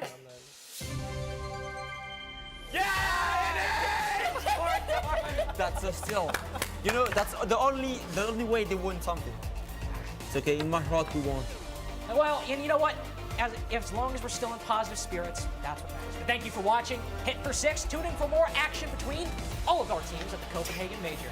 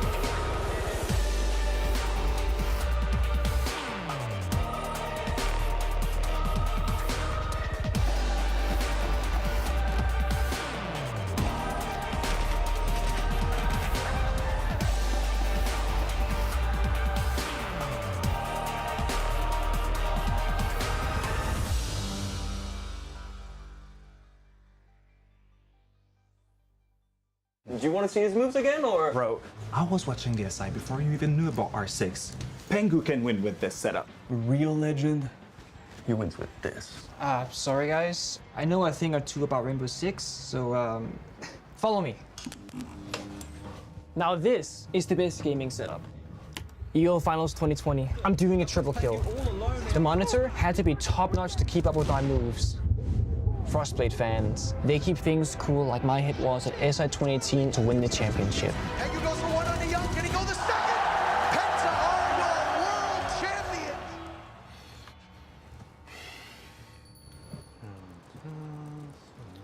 Are they gone? Yep. But with 2 Orion towers fully upgraded and 2 screens. Good job, man. Thank you. Takes the best to be the best.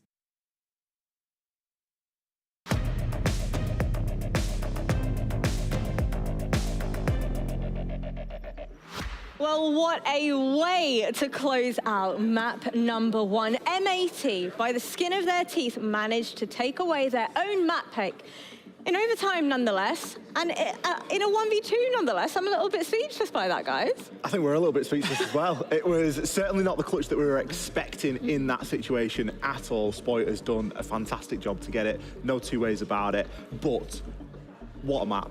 8-7, all available rounds. We were expecting 3 maps. Yeah. We weren't expecting maximum overtime in the first one. Yeah. when you identify a player and you're like, we're going to import this player and we're going to bring him in from another region, and then you're 7-7 and it looks like you're going to lose when you want him to step up right then and there to get you over the line in these big moments, and that's exactly what Spoit did. But a quick word as well, Gomez was absolutely excellent today. He's quite, you know, on the service sometimes quite unassuming, but then, you know, you want him to be doing his job and 20% more, and I thought he did that marvellously today. You know, wasn't getting the flash clutches or the flash multi-kills, but we're just doing his job and picking up those important kills.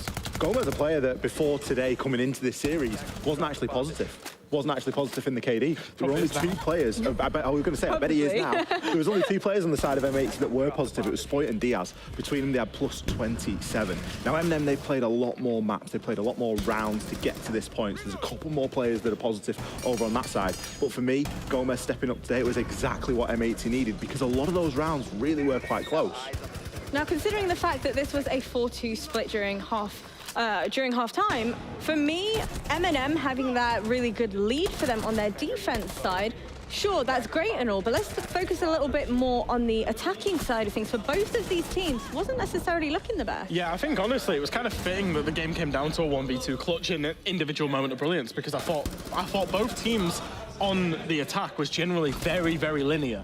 It was very, you know, there was no squeeze, there was no push, there was no tempo in terms of working these players out of positions and then punishing them. It was often, as you just saw there in the, you know, in the highlights there, it was often having to double peek and being punished for that on the attack.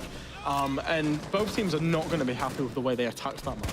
We know that attack can be difficult on Skyscraper. Something that made it particularly more difficult here is going to be that thermite ban. Now, it was M&M that brought the thermite ban out. We had a little bit of a problem with the overlay, but it was M&M that brought out that thermite ban. And we saw just how much they were able to make use of that on their defences. Picking up that 4-2 split, it really debilitated some of the ability from M80 to open up some of those walls and to really start getting things going. On the flip side, whatever you give out, you have to receive. And they suffered with that thermite ban as well. And it was something that kind of came back to bite them a little bit. M&M were a little bit more prepared, but there were far fewer instances that it was helpful for them. Do have a point about the thermite ban, but I was just enjoying the replays of the players celebrating that clutch there, and they was as well. They were just behind us looking at it. Yeah, the thermite ban's great because obviously, you know, when you're trying to open the geisha wall, it opens the geisha and the drum if you put a thermite charge on the right side, and the same with the office. It opens the office and the minibar wall. So a thermite ban from M&M, I loved it. Obviously, it's, you know, it's just a token. I loved it because they lost the map in the end. I think it was not only really a surprise for all of us to witness that clutch situation, but also for M80 themselves. The sheer amount of, you know, joy, obviously adrenaline, the way in which they were celebrating really speaks volumes. But now we're going to be moving on into Clubhouse. M&M's map pick. How do we feel about this one? Well, obviously based off the fact that Skyscraper was M80's map pick and we saw it go all the way, are we expecting this one to go all the way as well, Fresh? You know, you've got to think about this and think these are 2 well-matched teams, the system's working. I would love to see this one go just as close. I think for M&M, you know, I said it before when the bans initially came up, it's a map that they love. It's their most played map at the tournament. They've won it 8 out of the last 10 times they've played it. It was a map that was, for a long time for M&M, it was Club and Bank that was the permabans. They brought Nath in, he helped, you know, reimagine their club, and suddenly they're one of the best club teams in the world. So for M&M, I think the big challenge isn't the map, it's more, do they have the mental fortitude to come back from, you know, and I hate saying it, they've had loads of XP1 losses, so I would back that they probably do have the mental fortitude. That's the one that hurts, to come back. But the fact that they do keep losing these 4v1s, 5v1s, it was only a 2v1 there, but still, that one will hurt. So heading into this map, who are the key players you're going to be keeping an eye on? Who do you really want to see step up? I mean, you've got to keep an eye on Solo Solotov, right? You know, Solotov has had a fantastic tournament as a whole. One of the highest players in terms of KD so far coming into this. I think he was plus 34 or something along those lines. Again, he had a great time on Skyscraper. He was really doing a great job at being that backstab on the attack. His ability to find space. I've always said that Tyrant is a great player at finding space, and he is valid. But Solotov's ability to find space, to backstab, to crouch walk up the stairs, to really just appear inside of the bomb site when he's on the attack is fantastic. We need more of the same. We need a little bit more from the other team as well. There's a little stat that I've been wanting to say in the last couple of desks, and I've not said it. So obviously he won the last map in terms of Spoit with that 1v2. He's never beaten M&M. You know, he was a player in Europe. He did play for Rogue/Koi. Never won against M&M. So for him, you know, a little storyline. Getting rid of his EU brethren, dumping them out of the tournament, you know, watch out for him because He probably will turn up big. Do we feel like it's going to be another case of keeping a close eye on that Iconic and Spoit synergy heading into this one? Do we feel like they're looking pretty confident coming into this? I think so. If you look at the way that M80 have played over, you know, the course of NAL and this tournament so far, it's all been the Iconic and Spoit show. I think it was good to see, you know, DS Lucas and Gomez both stepping up as well. We know Kino's got it with that shotgun. I think it's kind of more the team now is what we're looking to step up. We know they've got it. We've seen them got it in map 1, so, you know, we're expecting it in map 2 as well. Well, I'm super excited to head into this one. I want a prediction on the score line. Do we think it's going to be another overtime? Because I'm here for it. That's rough. I wasn't expecting it to go overtime on map number 1, but maybe it's a sign of... I'll give you one, Jasmine. Go on. 8-6 to M&M. 8-6? 8-6. Okay, okay.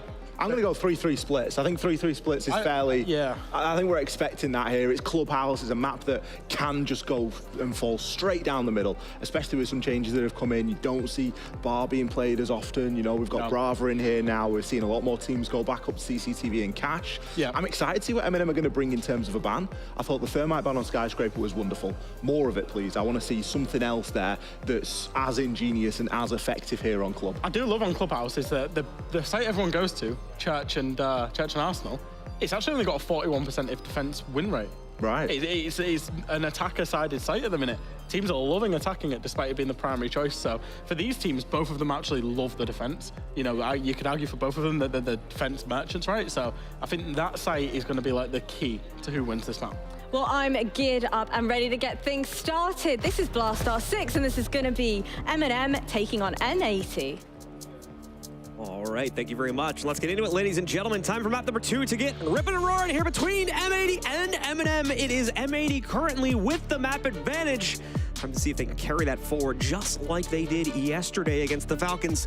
Or will M&M put up that greater challenge and send us to a third and final map? Let's find out now as we go into the bans for Clubhouse. Ollie's trying to keep us here all day. Same with Jack. But I wouldn't have it any other way with two important and storied teams. Their major fate on the line. We'll see how the bans influence this. The Sledge ban to start out. One of the most common sets of nades on Clubhouse now gone. One of the most common sources of soft destruction, but Buck is often an alternative sought by many teams, M80 especially. So now they're gonna miss the Sledge too much once they get to the attack. Fans continue to get a little spicy. Here's Ace is the next one to be knocked out. Oftentimes the go-to hard breach for a few of these situations. Sometimes we'll see a Bonnet get knocked out as well, but Ace is a bit more of an uncommon one. So we'll see how that affects the other sites. So outside of the basement, where we most notably have seen that Hibana ban kind of change things up. As we move over to the defensive side, Azami is the first defender to be knocked out here. So that aligns once again with that triangle we've been discussing quite a bit. And the final ban to come forward from M80 is going to be Mira. As Mira, once again, here, saw her banned out in the last map as well. Quite a bit of power to be played into on this map as well, so it makes perfect sense to knock her out once again, especially for sites like the basement. Realistically, all of them have some way to incorporate Mira in some way, shape, or form. With bans transpired, we'll leave Hibana available to the attack, but Cade is also on the board, so even though that the attack should have a little bit easier of a time getting those hatches, especially if you want to bring some hard to breach charges in the hands of, say, a Buck or a Fuse, for example. Wink, wink. Solid is just have it picked right now, so I cheated a little bit. But of course, with the Cade still on the board, if that were an option brought by M80, that's something that M&M would have to maybe bring a Thatcher to counter, but it's not something that M80 have done. No hard breach denial, actually, save for that mute, and of course, John, you can't get hatches with that. No, you cannot. So we'll see, though. The Soliton is still going to have a Fuse to potentially throw into the hatches themselves and just force the members of M80 out of that zone of contention. If they are going to be trying to go for that type of strategy as well. We've seen it done before, although the Fuse charges have had somewhat limited usage from the times I've been able to see them be incorporated. So we'll see how exactly it'll all pan out. As you'll note here too, M80 is going to extend themselves out quite a bit onto the second floor. They are going for the sandwich setup. We'll see if they can potentially trip up M&M in the early round with this one, or if it'll come back to bite them, as it very often does end up doing for the defensive team here, because they'll stretch their legs a bit too much and not be able to properly support this upstairs setup, losing one or two players as a result of playing into it. But that player that you'll have to clear is Spoit. Spoit is certainly feeling himself after that clutch, that 1v2. The moment where he was able to potentially save M80's Major, just like Gomez and Iconic did yesterday on map 1. He's had his hero moment. Now M&M have to fight that once they go for this roam clear. starting out on the Jacuzzi side of things, but of course with some presence over on the plat wall as well, making sure that the main two stairways back, the main two avenues back, red stairs and main stairs, are cut off for the defense.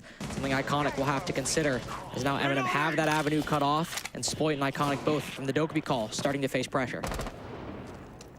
No one able to line up for an outright pick just yet, but Iconic's going to take at least a little bit of heat here from the adventures of Solotov going in through that top window. Not enough to force away the outright presence here from M80, as you're still seeing those two players, soon to be three potentially. Some of them recommitting themselves up to the top of the stairs. Still going to be fully committed to the depths of this gym, as well as bedroom setup here. Spoit taking quite a bit of heat from the spray that had come through into Logi. And now he's having to kind of hold back his own aggression a little bit, and eventually one of them will fall. It's Iconic to take the first bit of it from Nafe. That'll lead to the elimination of not just Nafe as well, but Spoit also found out. Gomez will at least be able to trade for the loss of Spoit, but still, once again, that aggressive extension for the defenders, at least in my opinion, cost them quite a bit. Now they're going to have to hope those losses they've sustained in life can be made up for in the time drain, as it did at least bring MNM down to the 1 minute marker now, as the last one finally descends into the depths of the basement. Potential for some C4s as MNM will take a little bit of time. Not even necessarily to find some vertical angles, but definitely to open up some of those hatches. Though thankfully with the fuse charge, if they were to place some in Logi, it'd basically open up the entirety of the kitchen floor. Kino's already let his loose. It's not worked out. You can see, there we go, all the holes opened up on kitchen, but more now being set down the long hall and basement. MNM are cutting a path straight into the site and just spot one player moving around Moto. They have the advantage, thankfully, so if they just consolidate around one position, be it inside of Church or inside of Arsenal, they should be able to win this one. Solotov ready to move forward here, and now in position as well to pop off these fuse charges into the depths of Church that will cause a bit of respect on the Church wall, but Moto can still be played out here by Kino. And that's exactly what he's going to be doing, but walks himself right into a flash. Two members down, but immediately two members respond as well from the side of MNM. Where is the plant, though, as we are out of time? 3 seconds left to go. Diaz still holding positioning upstairs, and that's it. No one goes for case control, apparently, or the case is just lost in the sauce somewhere downstairs. So the round is one on the timer. Oh no, so Diaz hit the flank. Case was on the hatch. Okay. Case was on the hatch. MNM a little separated, unfortunately. The two players down below looking to push into the site. They wanted to go for the Moto hatch drop. Still very linear, especially with Kino on that shotgun, but they make it work, but only on one half. They relied on that diffuser on the top floor to drop down Moto and immediately sprint on in once the two players down below cleared the way. And yup, as you see, diffuser dropped. Another clutch play from an M80 player. So M80 once again bring it back off of that brilliant flank there. Once again, that was Diaz that pulled that off with a double kill right at the tail end of the round. Sets his team up for success after already we'd seen earlier the kind of double down on the upstairs setup. Good amount of counter pressure via angles had come in from MNM. Looked like those players were going to back away, but they stuck around, tried to take the fight. That cost the lives of at least two of them. But still, Diaz reascended more than likely through the blue stairs to try and retake the angle and bar, shut down the plant avenue, as MNM did not leave themselves with enough time due to having to clear things out upstairs to properly attack the site, even with the player advantage to start things out as it brought down to a 4v3. So nicely played by M80 to once again completely remove the chances of MNM to close out on that round. So it's up to CCTV and Cash now for round number 2 here. Pretty straightforward setup as far as M80 is concerned. So not going to be a whole lot that MNM will have to watch out for, at least when it comes to the early drone phase here. Shouldn't be any surprises once they get past that point and figure out that indeed this is going to be another straightforward Cash setup. And if there is any offside presence, did a very good job dealing with it last time. So not too many bad omens to start out. It's just at the end of the round that they got to be careful for. Want to see how they're able to deal with this garage pressure. We've got Solotov on the Nook, and especially after, once he started to get his feet wet on Skyscraper, there's a scary sight to be sure. Able to break that tension and move on forward. Spoit unfortunately missing one of those impact grenades, but hey, that's why you got two. That's why you got two, to open up that gym hatch and make your way on down. But either way, with Gomez playing in that rafters position and Spoit playing off the side at the moment, there are players that MNM can start to latch onto and clear, but Spoit's already made his way back. That's a fairly solid and close to the chest defense for M80. Time continuing to tick down here. And MNM not much closer to the execute point just yet, but at the same time, M80 still with a lot of aggression they can cook up. However, Solitov is looking to counter some of that out with the bar lurk he's got going for himself right now. He's not the only one looking to clear things out, obviously. The construction presence is well asserted now by the rest of M&M. They're still trying to hold themselves back to build up a little bit more prominently. This is alongside the usual pressure over by the platform wall, which I'm pretty sure has been opened up already here by the members of M&M as well, to try and give them a secondary angle that may not be used outright to swing into the site here, but at least we'll give them a nice position to play on post plan, especially once they commit themselves and the rest of their team in through the cash side. It looks like Solitov and a few of these other players are looking to do now, assuming Nafe can get off this construction wall, but the impact comes through. Hard counter onto that. That was the second one right there, so no secondary attempt will come through on that one. M&M will have to shuffle through that doorway directly into the choke point if they still want to push from that direction. It's all going to be bet on gunfights. Solitov, such a proficient player, Tyrant as well, to break that. But the utility isn't landing. They still have one nade left, but it's all getting caught by these magnets, and Solitov is the first to go down. Utility dump back and forth, but it's M80 who get the kill. M80 continuing to hold the line here. M&M just not with enough positioning to play this one out, and still looking like they're trying to force the issue on construction. They don't really have, oh, never mind, here we go, Tyrant. I was about to say, they don't really have the time to wrap over towards Garage, but it really only was just Tyrant from the looks of things. Nafe and his only other remaining teammate now, or one of his only other remaining teammates, worked their way in through the window and were actually able to brute force their way through, mainly because of the prowess of Yuzis here. A triple kill already on the round from him, as he's taken down Spoit. Iconic is all that remains, and immediately he's countered out as well. M&M respond that first round loss with a bit of a statement of their own, forcing the issue in through just the windows and choke point doorways here to take CCTV control. It's really all Yuzu's right there. One of the quieter, more understated players on M&M, but he has the capacity to take over games, and he completely swung that round in the favor of M&M. They were completely stopped inside of construction. Aside from Garage, which Tyrant was able to get, and even then he was traded out, it was all Yuzu's, who after the utility dump from both teams, sent it into cash and sent it into CCTV and was able to get 3 kills. Because if you look right here, it's a 4v3 favoring M80, and as he hops in the CC window, he gets 2 headshots onto the site players, and all that's left is Spoit and Iconic down below. And unfortunately, Spoit tried to retake, and Iconic tried to deny the plant. Both were cut down. So into round 3 we go. We're going to continue to see how exactly M&M will try and build up this advantage for themselves, as M80, of course, has to respond in kind. They will not try to retry things over inside of CCTV and cash. Instead, they work their way over towards the third and final site they'll more likely rotate into. Could potentially see them play into bar as well. They need to go for that later on the map, but after this one, could expect a basement. But it's Jim for now. The usual operators being brought in to support that gym site. Most notably, of course, going to have the Maestro with the additional intel that will come from that being played by Kino and Iconic. Now bringing the Frostbats in to hopefully trip up the late round navigation that M&M will need to make closer to the actual site. Gomez likes playing this red stairs position, likes getting aggressive with those Rotero drones, though. Any shield utility he's playing behind can be bypassed. There is that view jammer that does need to be worried about, but if it's just shields and magnets, Rotero drones can blow up all of it. Nello already on top of these rafters. M&M are moving quickly to pinch and push back these defenders. Gomez will get aggressive, but he'll probably back off fairly soon. Take a couple more shots before he extricates himself from this situation. But no, he won't even take that. Won't even take the chance at a lost engagement. Only a minute in, and M80 have already pulled back to gym bedroom. Use this in the rest of M&M. Continuing to look for opportunities here to take that initial control, mainly on the construction side, but it's all a process of building up for themselves.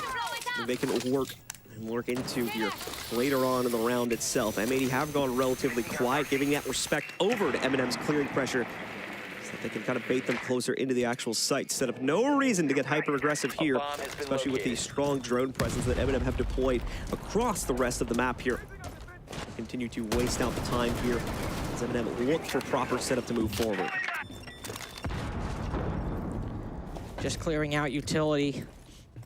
And even if they just want to base this off of some gunfights, at least Yuzu's has set a good precedent for that. One player down below, that's Spoit right now, creeping through the depths of Clubhouse, going for a pit all the way up Oil Pit and into CCTV. M&M are very focused on the utility clear, very focused on the forward aggression. Is anybody watching this flank? It seems like one might be, and indeed they are, but the initial engagement does not land. Uses strikes true indeed, but now Nafe gonna be send it off in the other direction here as well. Have to contend against that pressure that'll be constantly there from M80s. Will have to keep a player on constant flank watch if they want to pressure it this way. Could be the winning position from M80 needed to try and close out this round. It caused enough hesitance on the actual clear from M&M. 35 seconds left to go, but a sudden walkout from Iconic going into a Nello that was still hopping over the railing right there. Gives the kill over towards him, and now limits the defensive potential for M80 to a pretty serious degree here. Nello's taking out the 4th player. All that remains is Kino inside of the bathroom bunker here. He's gonna try to tuck himself into the shower itself, but he can only survive for so long. Downs out one more player, but is still knocked away a moment after that one, giving the round over to M&M in the lead with that now at 2-1. Excellent flank watch by M&M, cutting down Spoit as he moved up the rafters. Even if they didn't get that kill, they knew he was there, and they were going to make him very hesitant on continuing with that flank. He'd have to change another direction or just persevere, and again, M&M were more than aware of it and more than ready to take that gunfight and stop him from pushing on forward. Thankfully, with Gym and Bedroom and Clubhouse in general, if you're going to have a little bit slower attacks, not slow, not stalling out, but still only getting caught and stuck outside those doorways and these angles, Clubhouse and Gym Bedroom specifically, it's a site where you can make it work. You can sit on metal balcony, and if you're watching CCTV and you've also got players on jacuzzi and maybe construction or main stairs, that's a lot of the angles you need covered, and you can really box the defense in. So with M&M, we've had a slow attacking game today. Clubhouse is a map that's not really going to cause them to make as many mistakes or make them face as many problems. It's a pretty straightforward map at the end of the day when it comes to that attacking lineup. Will not present as many challenges as we were seeing on a very complex one, and one that we don't see played out all that much, despite it still being the newest map in Skyscraper that we had played out before there. So a lot of confusion coming from that one. Won't be seeing that happen here on Clubhouse, as it's a map that all these players understand to a much greater extent. Speaking of which, we've got M&M out on the board now, going for their 2nd basement attack. And the 2nd basement roam for M80 has also been deployed too. They've got still that extended presence going upstairs to the 2nd floor, and Gomez watching things on the 1st floor too in case there was a very quick bar clear. Won't be the case. Once again, M&M giving that respect over, so they will be jumping into that 2nd floor clear over the next few moments here. But Gomez might actually be able to cook in a second. This push is coming out directly against him, and he is able to sneak one, but just one more traded out after that one. Solitov tries to force the issue down main stairs, but there is going to be a very well-timed Toxic Babe here, stopping him from going any further. Tyrant, though, gets a nice timing play against Iconic, catches him while retreating down to the bottom of blue, and there is still one more player near red, too, that could also get caught out there, but could also subvert things. Turn it back into the favor of M80 if played appropriately. Solitov has worked his way in Moto, though, and Nello also in blue. So much pressure can be applied to M80. Now the Yuzus is joining the fray. He's made his way on in. He's got Case now just behind the bomb chassis, and M80 are outside of the site. Spoit going for the retake. Ooh, his opportunity just pulls back, but he sees him through the shelf. Tyrant goes on the drone. The flank not expected whatsoever, but M&M might still plant this bomb. Certainly looks like he's going to go off without any interruption. Nello now backs up. Give the respect over to the post plant here. Just going to let the players from M80 breathe back in a little bit. Retake some of that positioning, which they have lost in the actual site itself. That does kind of leave users off on an island, but all for good reason, too, because it was to set up Nello up on top. Problem is, though, took a little bit too long. Now he's been left alone in this position here. At least Spoit goes for the counter defuse. He could have realistically had it, too, had he stuck it right there, but now he's given Nello another opportunity to re-peek at a moment from now. Nello doesn't have the angle. He's going to go for the direct peek, and Diaz is there for the hard counter. So it's M80 to take another basement defense for themselves. So far, the only one they've been able to close out, but that's good enough here for the time being as it ties us up yet again at 2-2. The post-plant position's not as solid as M&M thought, and Spoit, though he hesitates the first time, he sticks it the second, confident in his teammates' coverage, and it works out. Though it was very close to the wire. If Nello had just aimed a little bit lower, might have been able to save that one for M&M. Really good execute, though, by the attack. Try to take it quick, and even though they face some struggles and are stopped for a little bit, they don't waste too long. They know that they've already started committing to the very aggressive fast play. If they just stop while Solitov is in Moto, it's only going to serve them poorly. So I really do admire M&M's calling right there, and they try to commit to it. I just don't think the post plant was unfortunately nearly as good as they believed. All right, folks, another rehost. So give us a second here. We're just going to quickly resume the game once we get our players back into the lobby. But either way, solid lead set up here and a chance to come back once again for the M80 roster. But need to get themselves together, need to find some consistency off of this site so they can try to maintain at least a 4-2, maybe 3-3 half here against the members of M&M, of course. They allow M&M to get away with that one and take that 4-2 lead on their own attacking side.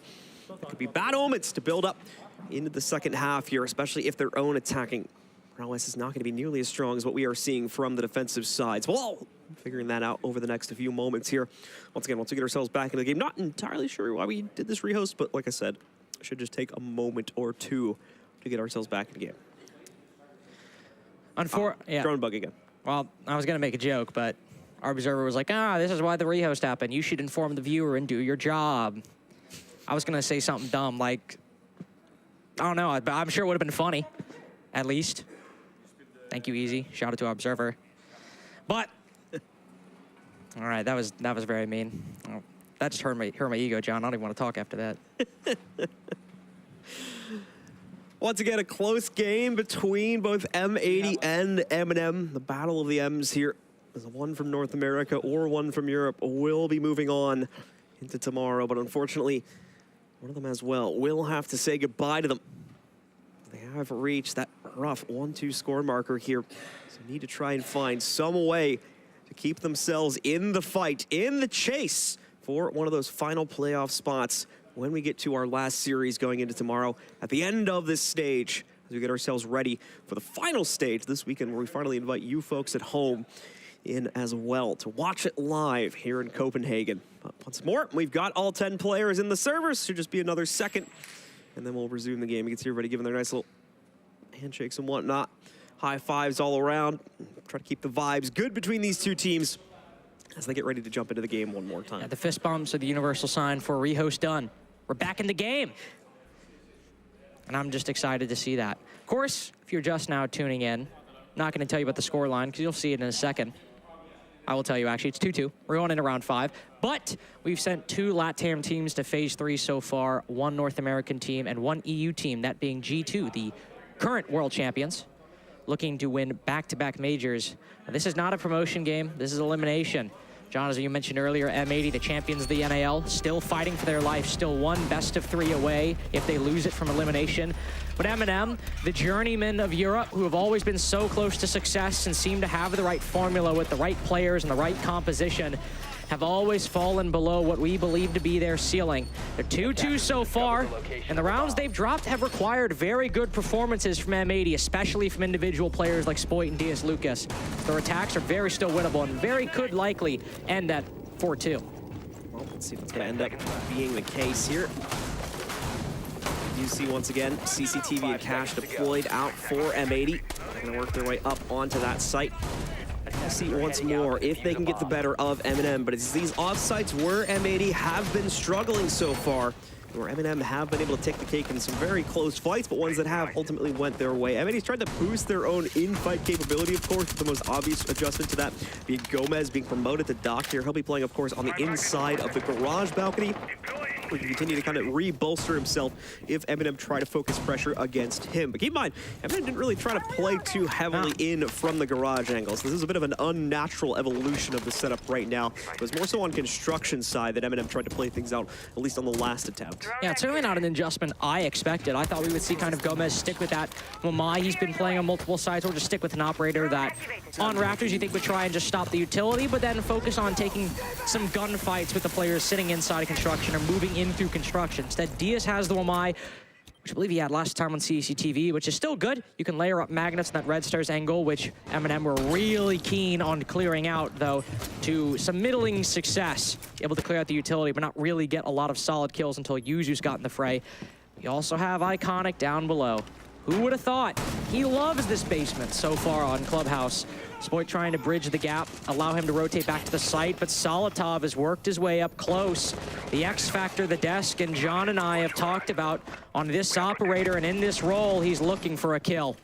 See if he can get it, but never mind. Diaz ends up swinging out against him to knock him out instead. Solotov dropped. He's still not going to be able to perform, at least at the beginning of this round. Deeper into round 5. It'll have to be his teammates that make up the difference instead here. Nade's coming in from below, but not going to have anyone really responding on the other side of that one. Just not going to utility at best here. As we also see the plat wall being dealt with relatively quickly here by M&M. At least one option opened up for them, but they're going to need to carve forward more than that. Once again, just seeing it play it out here as M&M are going to be dodging Garage in the second round in a row. So Gomez won't really be challenged from that POV. Has been able to use at least one of the stim charges to boost up his teammate, but other than that, hasn't really had to do a heck of a whole lot just yet. And at least before they got the opening pick onto Gomez, so when M&M were going into this, they at least started with an advantage. Now this time, not only they're in a 5v4, but there are players that so far been unaccounted for. Gomez, like you said, Iconic now sitting below the garage stairs, making sure that nobody can flank up this stairway, and then you have Spoit still trying to get aggressive inside of Lounge. M&M with only 30 seconds left are still standing in their positions, and M80 are not just looking to stand idly by, they're looking to get aggressive. Spoit. I don't want to get too aggressive, however, as he knows there's at least one member hiding out in stock, but he may need to strike sooner rather than later. Nafe has been able to find a successful pickup from the construction side. Nello floods in as well, but Keenan will begin the process of countering this one back out. He swings back over in that direction of construction and finds at least one player that overextends toward the top red stairs here. Kino finally runs out of luck here as he'll be taken down, but Iconic as well with the Nitro from below. Knocks out one of these players. Plant still going down onto the ground. If Iconic can find the angle to deny it, might be able to end the round here, but no longer the case. It has been planted, and Iconic has been found out, so it's M&M once again to barely piece this one together as the offsites continue to favor them. 3-2 now as we go to the final round of the half. It's just by all metrics, these attacks should not be working as well as they are. They are stalling out. They are going far too slowly. But yet, it somehow works. Wasn't Yuzu's this time. It was really a whole team effort, just taking 50-50 engagements and it working out. Diaz gets a very big, important kill onto Solitov, but then with only 20 seconds left, Nath gets a kill. They're able to move on in, cut Spoit as he's rotating back up red stairs. I mean, M&M are being very linear, and these attacks are not the best, if I'm being perfectly honest. But they're winning them, and these players are winning their fights. And that is what counts, because all you need to do, you can get a 4-2, you can have the sloppiest attacks in the world, but if you can just bring it back and get a positive half, hey, just focus on your defenses at that point. Well, then in the timeout, they're going to be discussing what exactly needs to be improved here. So we get ourselves deeper into it. We'll see what exactly they can try to change up to win at least this one final round. A bit of a weird time to go for the timeout once again, just because it's at the tail end of the half, really only going to be making immediate impact on just that one single round that's left. But we will see, of course, if M80 can at least close out on one more of these here, in this case, Gym and Bedroom. It will more than likely be worth its weight in gold to try and tie us up at 3-3. Going back over to the attacking side, where M80's players will have a little bit more of that freedom, especially inside of the early round, where there's some struggles right now. Be able to try and control these rounds a bit more confidently and swing directly up to 7 to end this game, ultimately in M80's favor, which would also end the series along with it. I mean, they're certainly proving that they are top contenders in this series, to be sure. Even if their attacks leave a little to be desired. Yuzu's is showing up. Tyrant is showing up. Everyone individually, honestly. That round wasn't even one player going big, like I said. Everyone just won their fights, and everyone pretty much had one to win, except Solitov. May he rest in peace, at least in that round. He's alive and on Flores this time. No Nook to be seen. He's bringing the Rotero drones to clear out some of that utility. And it was a similar story for M&M's Gym Bedroom attack as it was for their other ones. Had a lot of really good utility to deal with some of this in-sight utility from M80. The Rotero drones to destroy the frost mats. Now you have the Thatcher even to destroy those magnets and those cage charges as well. The utility game has been great from M&M. They're bringing what they need and they're using pretty much all of it. Just often, they are lacking in their positioning and their coordination and betting on 50-50 engagements, and it just so happens today's their lucky day.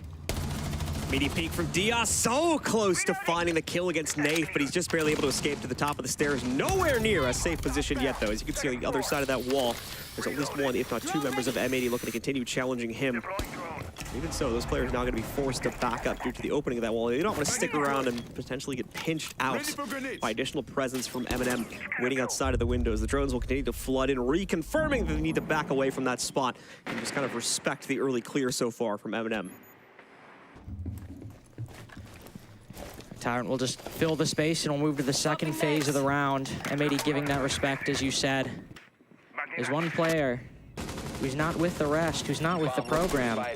And oddly enough, it's not Iconic, it's DS Lucas. You saw him earlier in the round try to take a fight with Nafe over an oil pit. He's the only one not with the rest of the team on the site. So as M&M open up these X-Kairos holes, Need to open up Jacuzzi Wall, actually. Just want to say that real quick. But Nello still has both of his exothermics, and Yuzu still has all of his EMPs. So opening up that angle shouldn't be a big problem. But once they do that, even if they don't push from there, just use full angle to open up. Once they do that, they need to worry about DS Lucas. He might not be Spoit. He's a very, very skilled player on M80 who, with his slow, unassuming style, can often catch you off guard at a time when you really need him to sleep.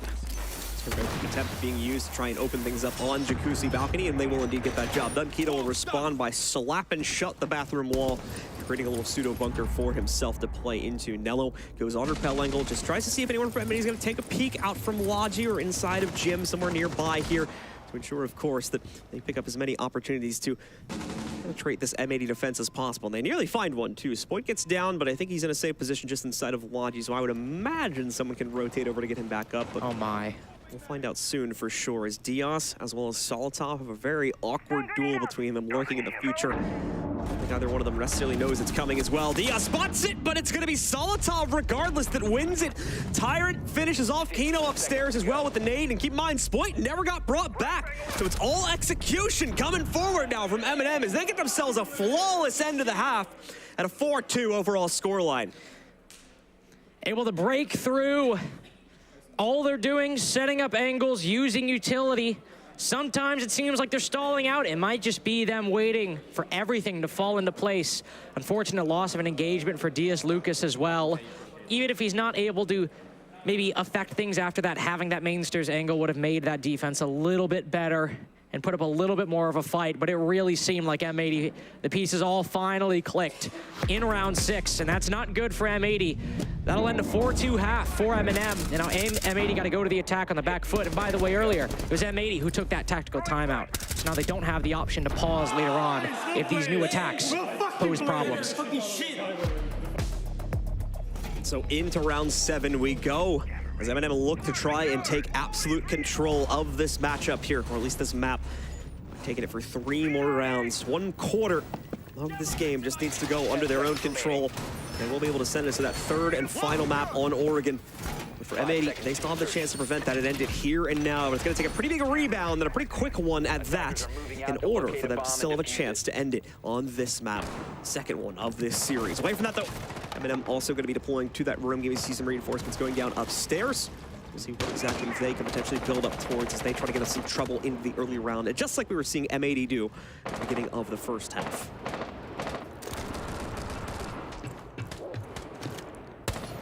A lot of utility in the side of M80. You got those Candelas, you got those X-Kairos, and Gomez on the buck. Expected. M80 do not play a lot of Sledge on Clubhouse. We did not see, at least Gomez, play a lot of Sledge on Clubhouse in their game yesterday against Falcons, so the loss of those nades and that sledgehammer will not be too much for him. Though it does mean that M80, since they didn't play a lot of Nook on this map either, will only have 1 set of nades in Spoit. Will likely try to aim it over towards blue. Gomez might feel he has an opportunity. Saw a player on cam sitting down behind Generator. It'd be very difficult to work out, so he might delegate that to someone else, as there's still a lot of hard breaching and a lot of vertical destruction to be done before you even really get anywhere close to moving down to that basement floor. It's all being slow played out right now. And he's still not capability to move themselves forward just yet, but they haven't been able to clear out that natural extension that M&M has gone for. We're on the 3rd floor here, trying to play out the sandwich setup. Just not going to find enough effectiveness from that, but the good news is they also get everyone out of there before it becomes too hot to continue playing out against M80. They avoid the pitfall that M80 kind of fell into a few times, but again, credit for them still recovered to it. Oh, that's a little bit of a mistake right there. There's at least 4 of those X-Kairos pellets going to get eaten up. Only 6 left sitting in Diaz's inventory, so he does need to be careful about how he tries to, but he almost just lost another 4 right there. So let's see, do they actually have the EMPs to properly deal with this still? They should have 1 or 2 in the pocket, and there we go. Counters out once again some of the presence on the other side of that one, and should be able to pop the kitchen hatch as a result of that one. Defenders do not have impacts themselves to counter that one. Spoit's patience works out for him too. He was waiting for that peek from Solotov, finally did get it. And as a result, M80 will take the first kill of the half. Huge one as well. They've cleared out that blue position. So now Spoit's job later on in the round. And moving on in and applying pressure to either site, whether it be Church or Arsenal, wherever M80 want to push from, should be a lot easier. They've also still got these Candelas on the front side to disorient everyone inside of the site. So M80 are looking to form a pinch, and they might be moving their fingers right now. Candela's working their way in. The execute coming forward as well. It's clean so far from M80, but Usus and Nafe hold the line. Now just on to Nafe, however, as Usus gets traded back out on the inside of Church. And Nafe cannot sustain outside of the site in the depths of Blue Generator. A clean take from M80s. It takes them a moment to wind it up, but once they're ready, they don't hold anything back, and it's a very quick take, ultimately, for them to take quick control of their first round of the half. They also bring it within 1 round's reach of the tie at 4-all. Very convincing round to start out. Utility clear with the Hibana is a little clunky, little dicey. Got to be careful you're watching those Electric Claws, but everything after that was perfect. Spoik doing his job right here, showing why he gets paid the big bucks, taking down Solotov early on, and then everyone from M80 just bull rushes into the site. And pretty much all works out. No need to even get the bomb down. Not even get much vertical destruction either. It was almost done all horizontally via engagements taken on the basement floor, but Eminem will try to run this one back. See a second basement play come in from Eminem to try and correct on the issues for round 7. Won't necessarily be the easiest thing in the world. They'll try to go for more direct denial on this one too. The Bandit also going to be incorporated in for Tyrant, also to block off access to the primary walls leading into the site. We'll see how effective this will be, as that was not the big issue, was M80 being able to pop those open and get access for themselves, save for maybe the Churchill walls. We'll see if this direct contention will work out, but it's just a quick repick from Iconic as well to get a pretty hard counter against that one. As long as Diaz survives that later phase of the round, still should be able to eventually pop that open and directly counter out the reselection from Tyrant here. We'll also have Iconic shipped back to the Thatcher, and that's probably for the best. Those impact EMPs tripped him up on those Cade charges. So with those primary EMPs, you don't even really need to aim them. You don't even need to find the intel. You just throw them down, and hey, it'll probably get it. You don't need to worry too much. And of course, you mentioned those EDDs. Got to be worried about it. Got to be worried about Solotov in general. But really, for M&M, they don't need to worry about too much in this early round. They weren't super focused on holding the second and first floor in the previous Church round. They've decided to run that back again, so M80 get all of this for free. They've got the X-Kairos, they've got the hard breach charges, they've got the flashes, the nades, they've got the utility you're looking for on a basement attack. And hell, if they can pressure this blue position as early and as aggressively as they did last time, whatever changes M&M made, they're still going to be in for a world of hurt. Gomez and the rest of M80 setting up same exact way we saw them do so on the last round. No variance to the strategy required here as M&M continue to waste out as much of that time as possible. A bit of a passive hold for themselves down on the inside of the base, but really not doing much to obviously stop that play from going forward here. Uses is going to try to trick things with the Electric Claw on top of the kitchen house, but M80 not even reached the point of the round where they're worried about that yet, so a very active amount of play to come forward for him. Going to try and knock that Nitro off the ceiling, and we'll be able to do so. As the pre-placed one just not really going to find its chance to soar here. But all good, as he has been able to retrieve it and has a chance to use it later on in the round here. Like I said before, hard counter though to the Electric Claws on the hatches. Makes that tricking that we were seeing an attempt at there a moment ago from Uses a bit of a moot point, as they were able to quickly pop open the hatch anyway. And now it's your late round play. Can Spoit get that kill again? Can a rush up long work? And M80 are moving on the same trajectory towards the same things as last time. A lot of the utility change-ups they've had were really going to be focused on that initial utility clear, but now they've got the firebolts and the smoke bolts to block off those sight lines and make those positions uncomfortable. One player lurking in dirt as well, but it'll be incumbent upon Iconic to win this fight, because if he's the one that sends them into a 4v5, everything M80 want to do will be a lot harder. Push from Spoit, but he's given himself away a bit early here. And now the advantage goes to the defenders. He'll have to be very careful about how he swings around the corner. Kino with a big assist, though, in the incendiary bolt to take that player down instead. But Eminem responding with enough defensive setup here. Iconic maybe to breach past the veil, but never mind. Uses again, holds the line alongside Tyrant on the inside of Church here. Maybe not just yet, though. Tyrant left alone all of a sudden, tries to capture Diaz, but instead gets a face full of flash. Has to try and back away into the depths of Moto to get himself away from that one. And even though it's a trade, there's still one more member of M80 up and running, so as a result of that one, they win the round. Very, very down to the wire, but M80 have tied it up 4-4, and also now defeated the primary defensive bomb site for M&M. Down 0-2 on their defensive half so far on one particular site that was Fresh mentioned before. Church and Arsenal is not exactly the bastion of the defense, as you would hope for the favored bomb site on Clubhouse. But now M&M are forced to try something else. Not CCTV, instead it'll be gym bedroom. Ram 80, of course, you can expect them to run back that Thatcher. Maybe even run the Thermite now that is an option, and Ace is not on the board. Right now they're keen to just use that Hibana at the moment, as M&M likely not try to change things up from the normal gym bedroom style. In the long run, going to be regretting that decision to go for basement twice, as now they've squandered the 4-2 advantage they started out this half with. It's a tie game now.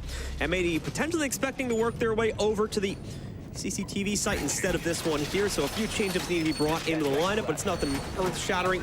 Just going to be switching away the Thatcher to bring the Hibana back in instead, which for Diaz has now been changed up to a Thermite, and is away from that as well. Kino was going to be bringing the Capital for the second time in a row here, which obviously can work for this side attack, but feels that the Ying is going to be more useful. It's kind of the M80 special, so it makes sense to bring that into the fold yet again for the first attack here on Gym as well as Bedroom. Go for that clear. Over by CCTV and Cash. Diaz Lucas will rotate over. He'll take Jacuzzi and Flat Wall, use those exothermics. Maybe he won't. Maybe Iconic will use some of his X-Kairos. He's already used 8.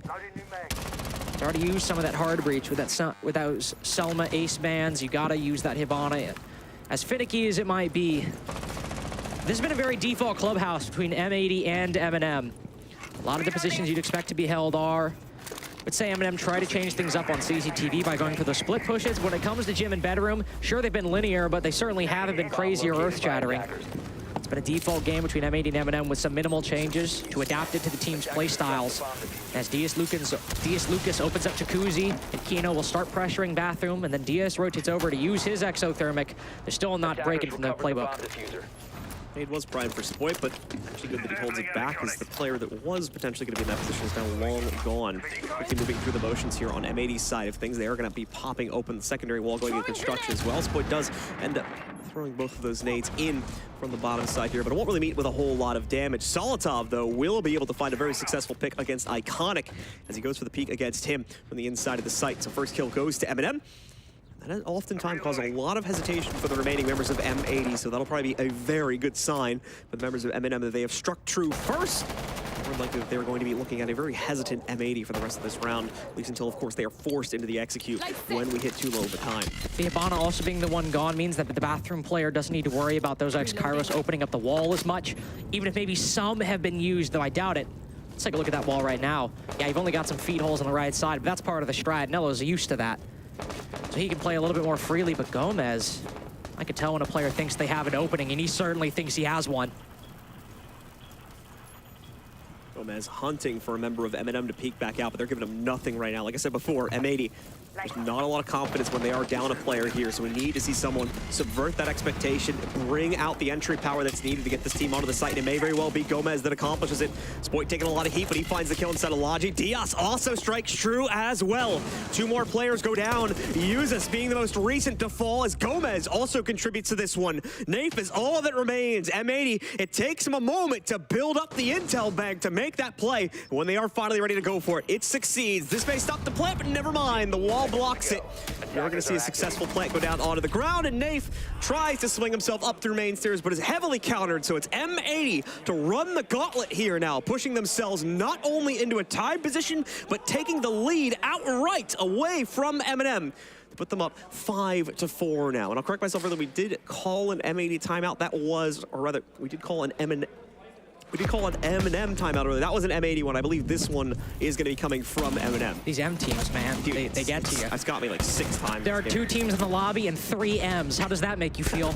Confused.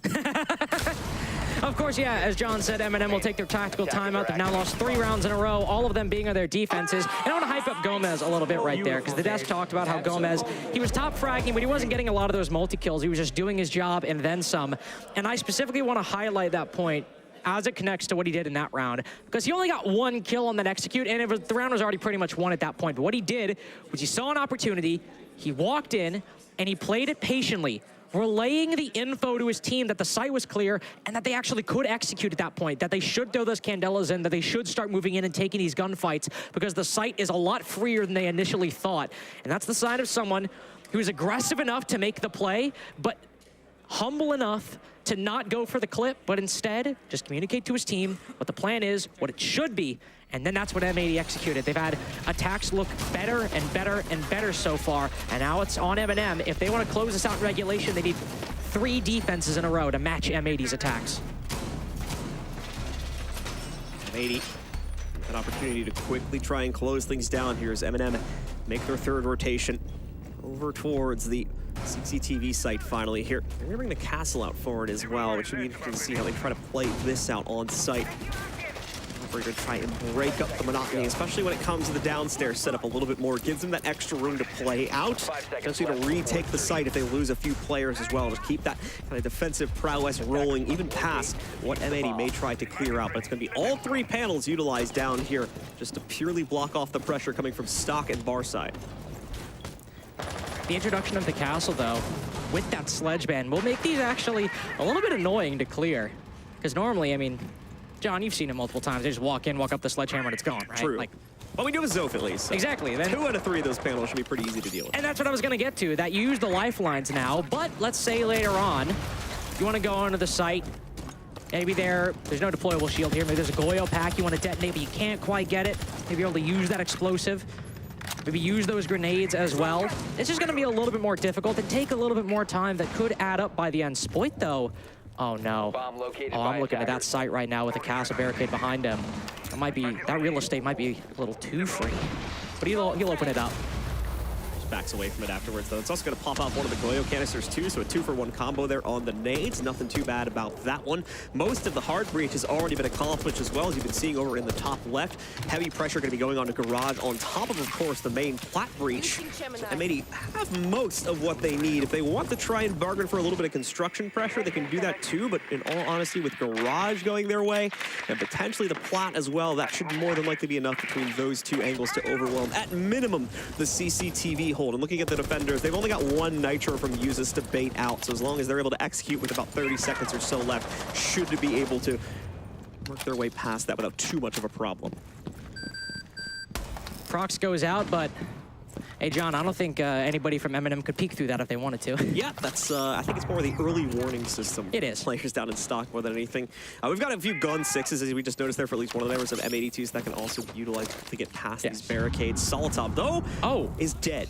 Goodbye. Spoit just randomly headshots him, it appears, from our POV anyway, from across the map there. But obviously, Spoit playing as cerebral as he always does. The incendiaries going up, but they're now getting gobbled up. Oh, no. By the magnets. Not what you want to see happen. Tyrant, though, still ends up getting affected by it, because remember, those bolts are still going to end up going off. The magnet just pulls them to a different position. It doesn't stop them entirely. So that will be a little bit of a double-edged sword that ends up playing against our Garage player at the end of the day.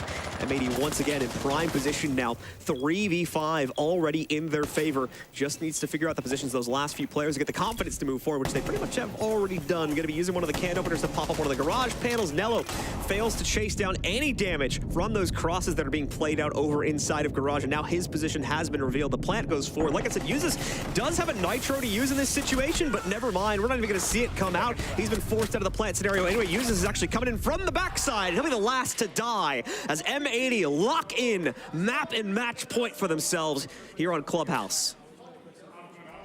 And another clean round from M80, using the setup against M&M. You saw the bar and the lounge doors were castled off, and what they were trying to do was use the feet holes made in the stock wall to not only contest anybody entering stock, trying to go for a nade from below, but also make sure and hopefully take a gunfight to that lounge door. Problem is, you've also now just denied any way to retake the site, because now Spoit has confirmed lounge control for the attack. If anybody wants to retake it, it only has to be through red. Spoit can focus on that. And that then frees up your Garage players to move in, because now they don't have to worry about red stairs or brick, and they can fully focus on firebolting the player on rafters. I get the setup from M&M, but M80 did a really good job realizing its weaknesses and how it actually would allow them to expedite their clear. M&M with no other option. Make their return down to the basement. They do not want to risk a bar setup, if they even had one prepared for this game, to try and save themselves from eliminations. They'll go to the site they've already lost 2 times previously, and once again as well will commit themselves to the roam on it as well. At least 1 or 2 of their players heading upstairs for the reinforcements, and that would generally assume that we'll have a little bit of roam action, but we'll see. Is actually, never mind, it looks like most of them have been peeled back. Nello is still sticking around over here by Logi. This may just be baited reinforcements. We'll have to wait and see. Now, Nello will be playing this out a little bit, it looks like, by the gym side, but he'll be truly alone in doing so. So we'll have to wait and see what exactly he can contribute to the team by maintaining this position. hopefully maintain confidence at least. You need it at this point. I believe Ollie predicted an 8-6, or Jack did. One of them did, and if that were to happen, M&M would need to win 4 rounds in a row, something so far, at least on the defense, they have proven incapable of. Oh, nice spot. I was about to say, very nice spot. That's an old one right there. I used to do that in ranked back in 2019. I didn't even notice it as well when he pinged it. That really blended in right there. Nicely done. That'll get rid of that one.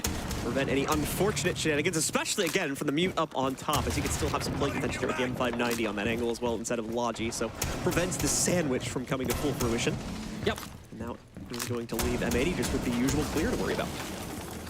Which Gomez are perfectly fine to do. They've got the flanks cut off. They've got the buck for the skeleton key down below, the hard breach charges. If you're able to keep a watch on these stairwells, you're all good. You can focus on doing a lot of the first floor control. And if they have people watching upstairs, which that was a rhetorical question, they do. Spoit's up there. He might still find a kill on Nello, who's pretty much stuck in this corner. He's got to win a fight with one of the best fraggers in the game, but Spoit probably honestly just goes rogue at that point, doesn't even care. Because M80 do need to start applying some pressure to the basement side, but that will leave Nello alive on the top floor, waiting, hoping he can save the major for M&M.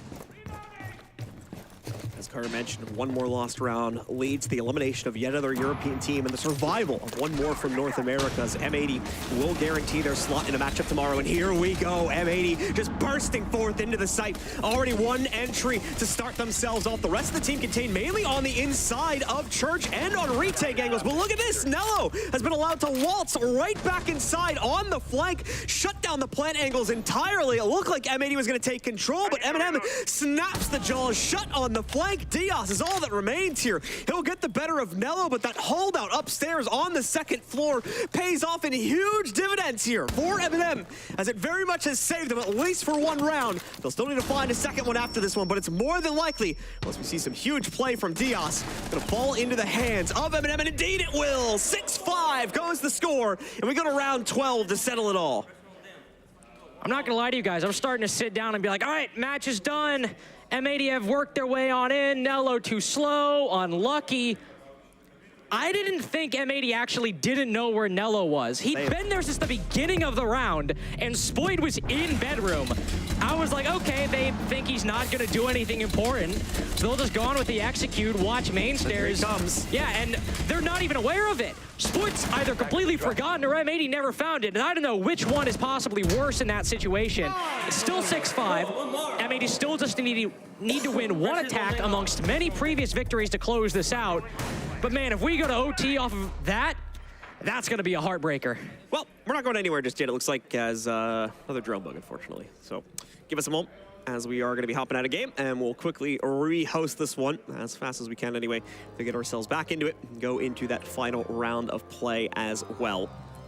We'll have to see, of course, what can potentially be brought out, as it's now M&M looking to try and forge their own path forward to still keep themselves in a winning position to bring this game back under their own control. It's all in their favor now, because like we said, outside of that one round, it's been all losses so far in this half from the side of M&M. They need to hope that they can bring something better to bear, and they can no longer rely on the basement, obviously, either, as that's now been locked away with the most recent round victory. Gotta go back to gym bedroom or CCTV cache, and neither were great options for M&M. Then again, Church Arsenal wasn't either before that attempt, and just stick Nello in a corner and have M80 not drone him, and hell, you might have a defensive victory cooked up for you. It'll be a little bit more difficult to lurk on gym bedroom or CCTV and cache, unfortunately. We saw Iconic and DS Lucas when M80 were on the defense lurking in similar positions. M&M have not been as keen to do it, but when M80 did it, those lurkers did not have too much of an impact. Sometimes they'd rotate back, sometimes they'd maybe get a kill, but it still seemed like the attacks were a bit more solid for M&M. So we'll see if they decide to break with the trend, and if they do, I doubt we'll see Nello be the one to do it because of those SAS operators. I mean, what the hell is he gonna do, take a shotgun fight in oil pit with someone on the stairs? Probably not. Probably not, would be my guess. All right, well, we've got most players back into the server now. Just waiting on the last few to join themselves up, and then we will begin yet again with round number 12 here, seeing if that overtime can be triggered, or if M80 is going to be as consistent as they have been so far on this attacking side. Lock down one more round. That's all they need to move forward here that great performance out of either Spoit, Iconic, any one of these great players here. Diaz as well has been having quite a few rounds over the course of this event. That could be it, and we nearly saw that as well with the way that we were able to see a few of the members of M80 carve their way into the site. But like you mentioned, Spoit getting picked off on the flank first is either not able to get the comms out at all or just not able to get it out quickly enough. Leads to the death of a few other teammates as well. So creates a too chaotic of a situation due to that great retake from Nello. And they just are never able to recover from that one. So the first real bump in the road for M80's attack. Now we just need to wait and see if it's going to be a quick recovery to that or not, or if that's truly shaken up their momentum game as well. Remember, M&M have already taken their tactical timeout. The M80 also have as well. So neither team has a pause button remaining. M&M are reaching the point where they're relying on individual performances to win rounds. And hey, if you can do that a second time, I'm not going to give you too much flack for reaching overtime and keeping it close to M80. But it still goes to show how dire things have been between these two teams. Remember, if Spoit doesn't clutch that 1v2, M&M are up 1-0 on maps right now. And if they're just able to bring this to OT, this could be them in a position to close out the series. But it's come down to huge players like Diaz Lucas and Spoit, and on M&M, Nello. With round 11, as you talked about, John. We'll see if they can clutch another big performance together, or if this will be the most convincing team effort from M&M. All right. Well, M&M, they've got basement selected. So that's probably going to be another rehost. And indeed it will. Give us another minute here, folks. As we forgot to lock basement, it looks like. So I really like the color purple. We're gonna try that again. You know what? I think Blast likes the color purple too. I actually was really happy. I'm like, this is my first major, and the theme is purple and black. This is sick. I was actually really happy. I'm not even lying right now. Yeah, it's got purple everything here. Like, we got purple monitor lights as well and all that. And we got like a purple glow on our map fly-ins. I do not like to get, I like purple, I like black, red's cool as well. I like my 3 colors. If you guys come to the venue and go to the concession stand, we have a purple beer too. Yeah, actually. Yeah. The popcorn's purple. Yep, popcorn's purple. We shipped in poutine from Invite. That's purple too. That Danish poutine, it goes crazy. You actually have to wear purple paint as soon as you enter the venue. You weren't supposed to tell them that. That was supposed to be a secret. It was a DarkZero themed major. Be really sad if they get knocked out today, by the way. Liquid DZ after this game, by the way. They're more of like the dark purple, though. This is like, we're like more of like the magenta-ish, like light purple. What is magenta, by the way? What is that color? It's magenta. No, shut up. But like, what? Like, I always hear people talk about magenta. Like, how is it not purple? It's like light purple, isn't it? Shut up. It's purple. It's like, I don't even know. I assume that to be light purple, so that's kind of. I hated art class. The way. I never went to an art class, so. How did you not go to art class? Were you in elementary school? Did you skip that? Oh, that art. Were you working on the farm? Yeah. Okay, well, I went to that art class. I thought you were talking about like college or something. No, I didn't take art class in college. Talking like a series. I'm a poli-sci philosophy major. You think I took, I technically took art history because my girlfriend kind of did, so. Did you take it because your girlfriend was in it, or does it? Yeah, sometimes you get interested in the class and your partner just talks at you, and you're like the brick wall gift, but you're the wall in this case. We're almost got everyone back in the lobby, by the way. Wait on 2 people. One person. There we go. One people. So as soon as we get them in, we'll try this again. M&M is not an org, it's a people. It's a collective. It's a collective. It's a lifestyle. It's an idea. There was an idea to bring together a few Brits and a Turk and a Croat to build a team that could go toe-to-toe with NA's best. I don't have anything after that. Have you heard of the M&M initiative? That was the reference I was making, John. Oh, I know. Yeah. I just finished it for you. We're back in the game! Just gotta make sure all the settings are good, folks. But we are loading in right now, so we appreciate your patience as usual. What's Gunner doing here? What? Nah, I just made that up. Yeah, I was like, what are you talking about? Nah, it was a joke for me. Okay, so it looks like we're all good. John, refresh me on what's happened up until this point. Well, M&M just had a very clutch comeback after it seemed like the players on M80 were going to really just carve their way directly into basement and win the game. It was Nello on a Hail Mary flank that he had been cooking up for the entirety of the previous round. Then it works out. Players from M80 just don't know what to do with themselves when it's thrown on them, so they fall to pieces, mainly as a direct result of that one, costing them that round, and now throwing us onto this one. Round 12, where M80 still has the chance to end it here and now.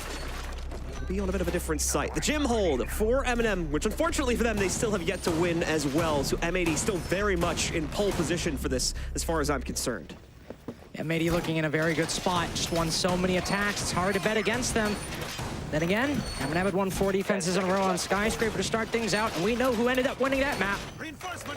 We'll see who's more clutch, who's got the bigger star power, who's hitting their shots. I could decide overtime for M&M or an early morning tomorrow to fly home. See the Solus brought by Nafe, potentially the answer to their problems, to do damage to M80's intel game early on. There are a few times on Theme Park, or Skyscraper actually, where that Solus had dealt quite a bit of damage to M80, starting the round with 5 drones, or even if they start out okay, having only 3 or 2 by about a minute and a half.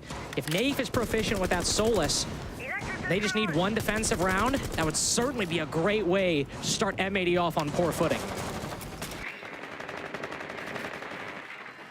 Diaz, of course, just trying to set himself up for some early drone presence here, but it's going to take him a moment to actually utilize that. There is a mute jammer sitting in the way of that drone hole, so not a whole lot for Diaz to do here. But at the same time, he's not being really taken away from other responsibilities at this point. Oh no, Nafe, the sudden dash out from the inside of Kitchen.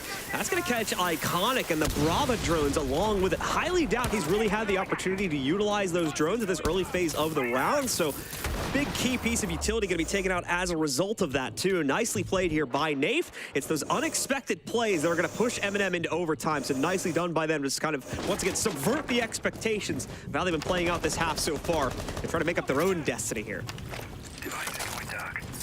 Now players like Spoyd will have to overperform a little bit to go huge, or even just individually try to bring things back. No grenades for M80, by the way.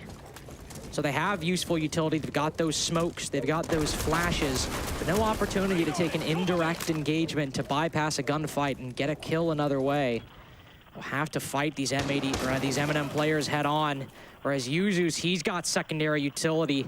A nitro prepped, aimed towards Platwall. They're walking in, he's ripped it and thrown it, but they've dodged it. M80 survive a big C4.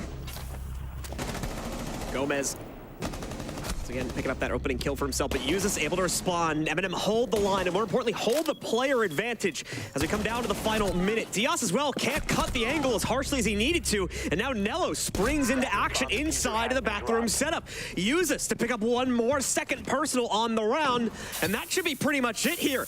There's going to be a hugely telegraphed push from Gomez so they can double down the positioning on the stairs, but won't even need to do it. Second map in overtime here now as M&M looks to bring themselves back from the brink and trigger Oregon. It was an 8-6 prediction with a desk thrown it our way. Now M&M might just make it come true. It'd have to be 2 in a row in overtime, 4 in a row total. And they start defense, which so far has been their weaker side, but they're on a bit of a hot streak now. Maybe just figuring it out. Definitely the best round we've seen from them so far. Nafe able to get that opening pick, get aggressive early on, and then a clean closure afterwards. Though with M80, with players like Diaz Lucas, unfortunately, just caught by themselves inside of the site trying to bring things back. Also, what a beautiful fadeaway by Yuzus right there. M&M proving they have that individual skill to go toe-to-toe with the best. All right, so M&M bring it back from the brink.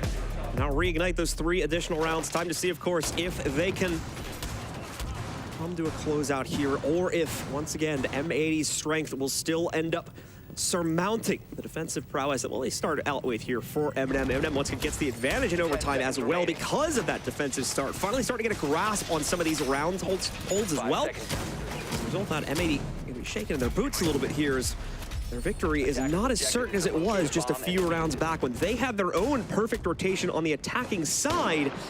Now it's M&M starting to pick up their own little run here.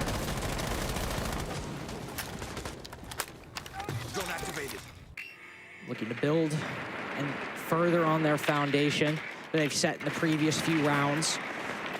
Giving it to basement defense, though with no sled. They'll have to use some of these explosives, but Yuzus, he's getting aggressive. He's found M80's only set of nades and the player to work that blue angle.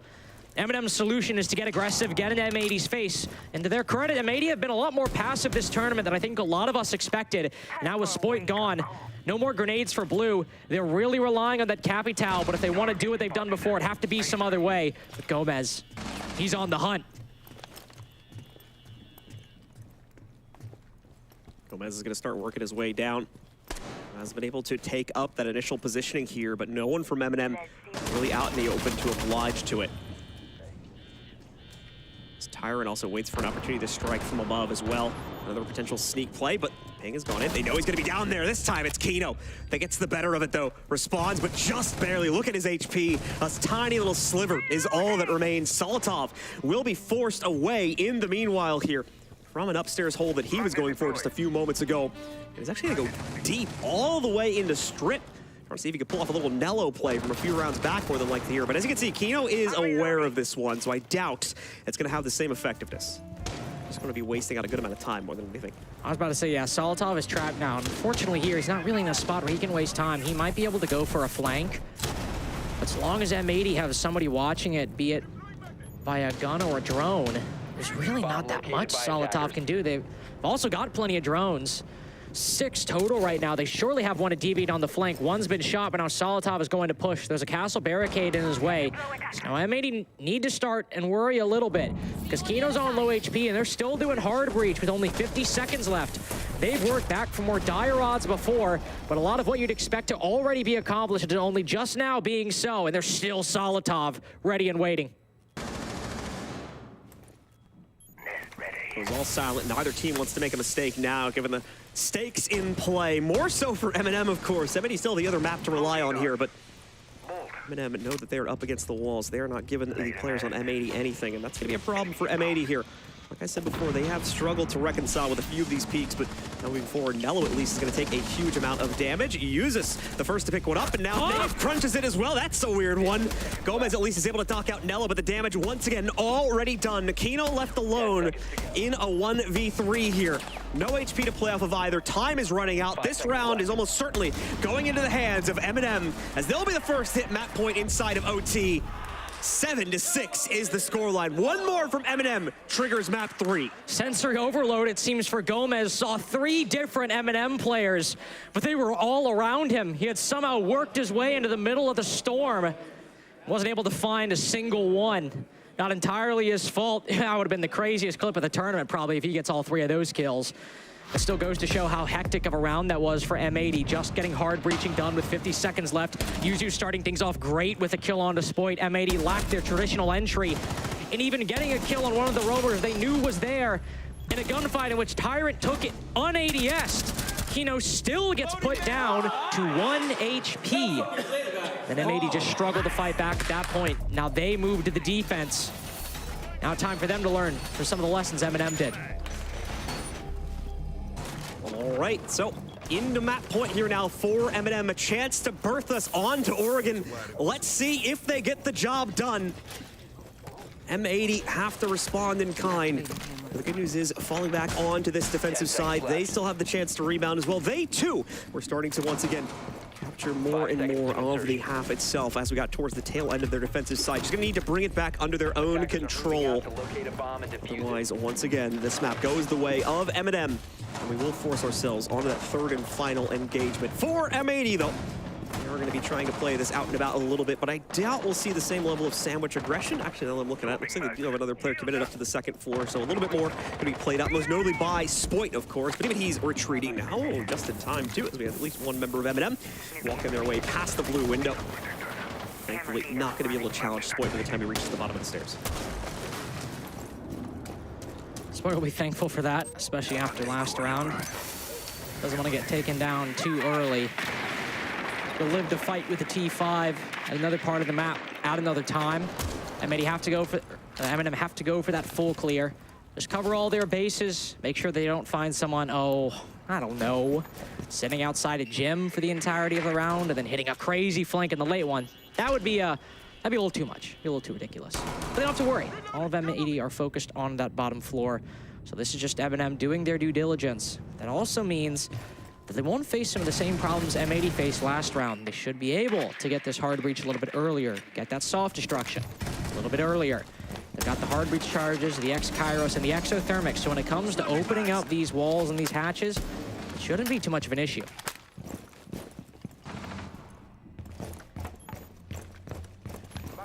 slow go of it here so far from M80, but just because, once again, they need to clear things up on the top-down angles here. Oh! Solitov as well, spots down below, but not actionable for him. Unfortunately, this is just a little bit too late there. I'm trying to catch those players. Thinking he had the gun. He pulled out the pistol. He was like, I got it. Oh, Never mind. I don't have it. I've got a 9 instead. I brought a 9mm to a gone fight. I'm proud of myself for that one. I'm gonna dust off my shoulder. On a 9mm to a 45mm fight. That's well, still opening these hatches. M&M making good progress. It's been a slow 2 minutes. But slow and steady wins the race. M&M just need to win one attack to cross the finish line on map 2. Send us to Oregon. Some black eye cameras still up. M80 still holding their positions. This is a classic M&M round, John. All the positions for the defense still alive. How are M80 gonna win this one?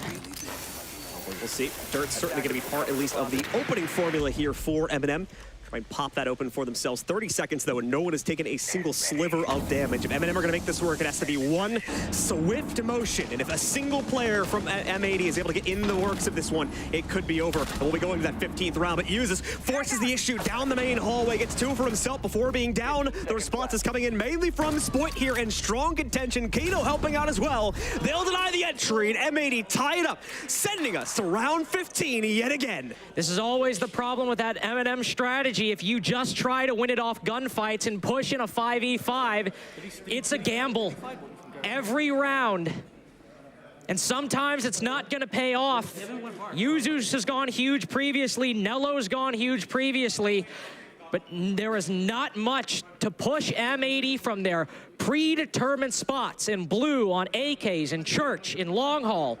M80 was all playing where they were expected to, and M&M's credit, they try to go from different angles. They try to bring some pressure from dirt alongside the pressure in main, but it still all came down to gunfights, and M80 had utility and guns up to deal with it. What better time at round 15? So that'll be a call from M80. Yeah, so we'll have to rehost yet again, folks. Give us just a second. We'll get ourselves out of the game, and hopefully, once again, this will be pretty quick. We'll see once more if they are going to be able to bring themselves back into it. We do apologize, as usual, for this delay of game. Nothing we can really do about it. If it's a bug and it happens, we got to respect it, so... I'm not sorry, actually. You're not? I'm not. Well, you got a lot of angry viewers now. I'm sorry. I'm wasting their time. I'm just kidding. I'm sorry. It's my fault. It's my fault, actually. I've got a script. See this ring I have right now? You guys can't see. I wear a ring. My girlfriend got it for me. Shout out. Cute. Very cute. But I have a secret cheat under here. And when I twist the ring 3 times, it deletes a drone from the game. Carter just is the drone bug. I am. That's what they call me in high school. Call me Carter Drone Bug Hannafeld. Because I was always down on Intel. I always show up to the test. I'm like, what class is this? Where are we going? I didn't know this was social studies. I thought it was art. All right, so once again, just waiting on everybody to join back up into the lobby. M80, of course, silent as they patiently wait for everybody to get themselves back into it. But M&M, once again, as well, at the bitter edge of potential defeat, and more importantly than that, potential elimination from the major with our new format. It's going to be a long, long time before M&M get their chance of revenge later in the fall, is when we may see them on the international stage next, of course, at least here on the official circuit, of course. So they do not want to go down without a fight here and without a potential third map. That's why we see them fighting it so rough to the bitter end. And we'll have to just wait and see if they can bring enough prowess to the table to win this one final round. That's all it comes down to between these two teams. All 30 rounds as well so far needed. 8-7 for M80, 7-7 for both teams, but one team will get that 15th round. Will it be survival or damnation for M&M? Or will it be ascension or bated breath for M80? If you also recall, M80 have just barely won a defense. Isn't that right, John? They won a defense. And now they have to switch over to the attack to make sure that they can close this one out. Because if they don't do it, they will simply lose. To be frank, I'm just glad we get a good match between these two teams. Because, you know, we got Liquid DarkZero, we got Dplus SSG, in my opinion, no disrespect to my NA boys, I kind of think Liquid are going to run away with that one. So I was worried that it'd be a day of elimination matches that ended in an anticlimax. But now we get a game that goes at least all 30, and hell, if M&M have it in them, goes all 45. All right, well, we'll have to wait and see if we can get the full 45. Looking likely with the way that things have gone right now, but it's going to take one more big clutch out of M&M in order to give that to us. Important to note, folks, we're not done after this game concludes. We still have one final best of 3 coming up after this one. So you're sticking around for that as well. On top of that one, we have one more day of our playoff groups to get through here, our playoff Swiss bracket. Before we move, of course, over to our primary venue come Friday.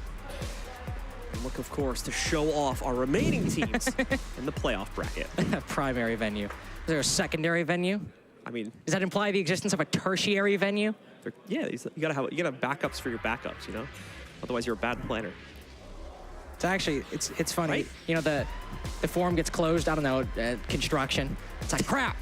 Good thing we picked the wrong weekend. Shoot. We've got a backup in Mishawaka, Indiana, boys. Saddle up and get on the plane. Go to Iowa. Dude, the Des Moines Major would go crazy. Sam would be so happy. That's what I'm saying, yeah. Sam would be like, yo! For anyone that gets that reference. I actually don't, I was about to name another city in Iowa. I don't even know. I'm surprised you knew Des Moines, because I wouldn't have even gotten literally that the far. capital. That's literally the capital. Even that's impressive, to be honest. Again, you had to learn that in like 8th grade social studies. All right, well, we're getting ourselves into it, folks. We're loading back into the game now. Hopefully everything is set up correctly and we can avoid a further delay of game. Let's get ourselves in and check it real quick. And then if you guys see the in-game layout, then... I got my binoculars. Looks good to me, John. How's it looking? John, it looks good to me. All right. Does it look good to you? Yeah, I'll hand him over. That's looking... Come here. No one can see this. This is for us. Does it look good? Looks good. All right, boys, that's the official ruling. Looks good.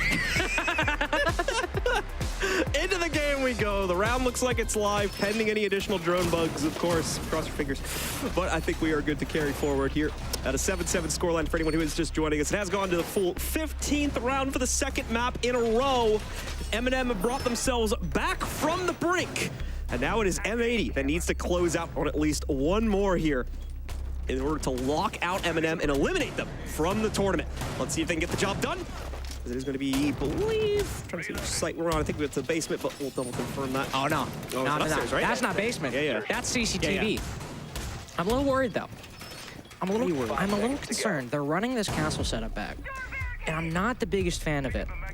Because M80 realized something very effectively last time, and that's it. You can deny Lounge from the defense by their very own setup. If you're able to evade the eye line of the player sitting inside a bar, basically they can't retake down below unless they take a gunfight with you on red stairs. So taking control of stock can basically make the attack's life a whole lot easier because Lounge is barricaded off. There's another barricade on the double door from bar to Lounge. And that means if Spoy can weave his way in and get it just like he did on the previous CCTV attack, then Kino's job and mindset going into this clear of garage, using those firebolts and that play on rafters, it feels a lot easier and feels a lot more comfortable. All right, we do have M80 out on the board now, starting to take that map control away from themselves. We'll see if M&M can disrupt that process by any means, of course, as they too are going to be looking to try and take this as aggressively as possible. Now, a little bit too close, it looks like, to that castle barricade there. I think he actually gets hit by gun 6 or something similar on the other side of the barricade itself, so that will actually eliminate about half of Nello's HP. Not the way he would have wanted to start this round, but hey, at least there isn't an immediate follow-through from the player that knocked it out. He will at least be allowed to fall back further up the red stairs, keep himself in contention. Attempt to trick it there from Uzis, but the stun charges on the lifeline from Iconic came through. So a good counter from him, as Uzis did have the correct timing to keep that wall up, but the bandit trick will falter this time around here, and M80 now have the angle opened up. Tyrant as well, taking a pretty healthy amount of damage as he tries to peek up here from the inside of his garage catwalk setup. So right now, good start from M80, but unfortunate the fact they have not been able to follow through any of this with an outright kill. So, well, it's a good primer. They have to actually get these finishers once they work their way into the site for it to be worth anything. Oh! speak of the devil, and 2 kills shall appear. Iconic trades with Yuzus, but Solotov getting the action as well has made this a 4v4, but that now makes 3 M&M players on low HP. Look at Kino, he's prepped. Rafters is not that much of a concern. Might just be firebolting it off, make sure he can't rotate, but no, he'll drop back down. Now M80 moving a little bit further away from it execute. Seemed like they might have had something in mind. There's nothing solid just yet. Nave still has red. M&M still have rafters. Something's got to give for M80 if they want a clean way into this. Spoid hops out, will reposition himself more than likely over towards the breach or try to work construction angles, but Kino already with garage control, not really going to need that construction angle necessarily, especially with a limited time here. Ooh, a bit of a risky cross for Kino. Thankfully, he's a little bit late on that shot. Does take up the positioning to allow for his thermite to get in position. Make a little bit of a bigger hole here instead. They can also save that one. Oh, Kino, a little bit of an awkward shuffle for him as he's caught by Solotov. Diaz might have to hop over the barrier, but it looks like he's got a safe little corner to play into. But Solotov still allowed to just go off here. 3 kills for him. Nave finds another one. Time is up. M80 are not going to be able to get this job done. Diaz left alone. 3 more kills still need to be found, but no time remains. So M&M trigger map number 3, and we will go the full distance. Stick with us, ladies and gentlemen. We're going to go to a short break. When we come back, your analysis desk will be getting you ready for the 3rd and final map of the series.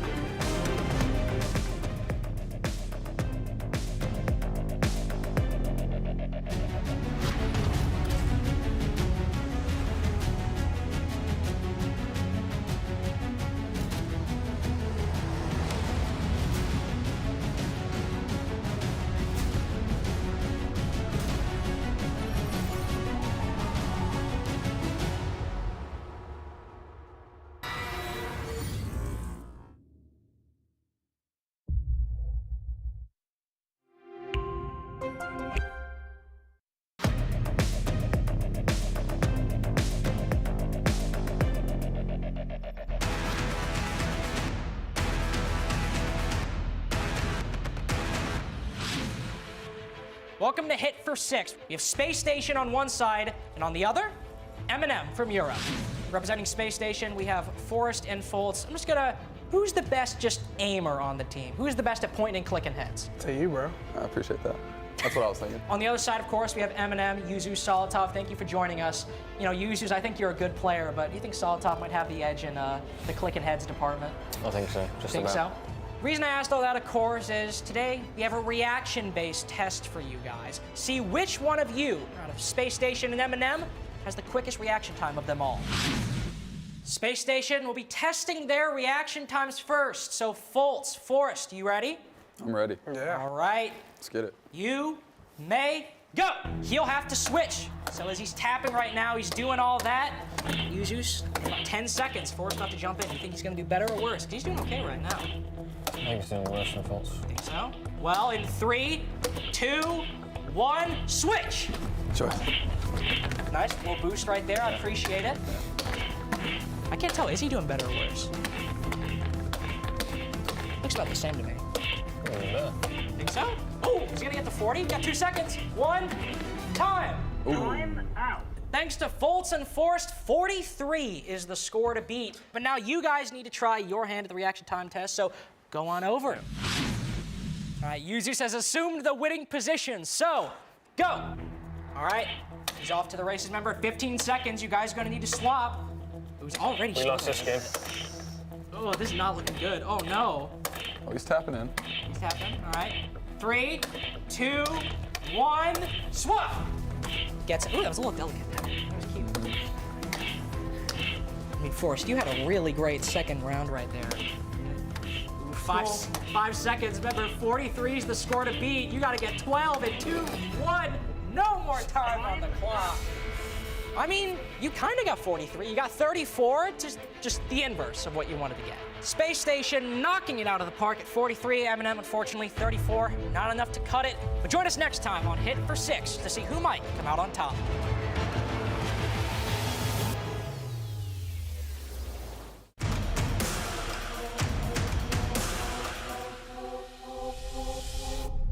Welcome to Hit for 6. Today we have Space Station Gaming versus M&M.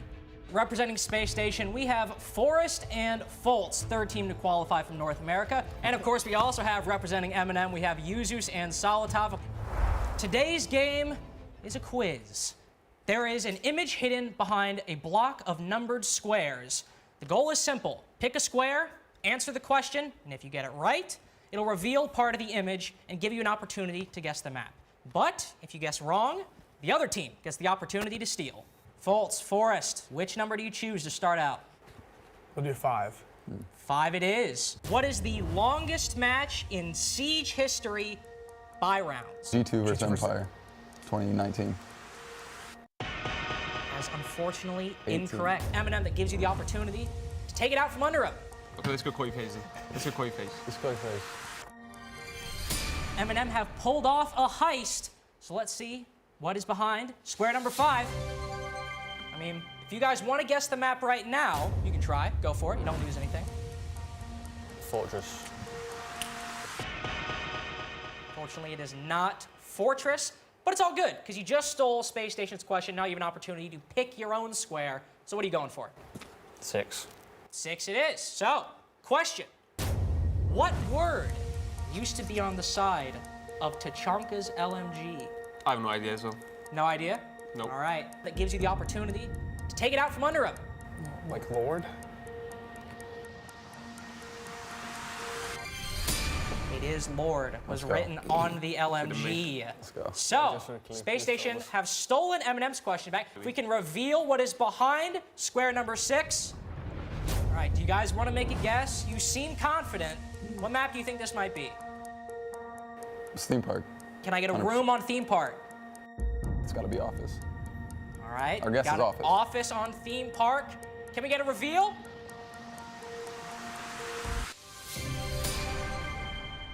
Correct. 2 squares and done.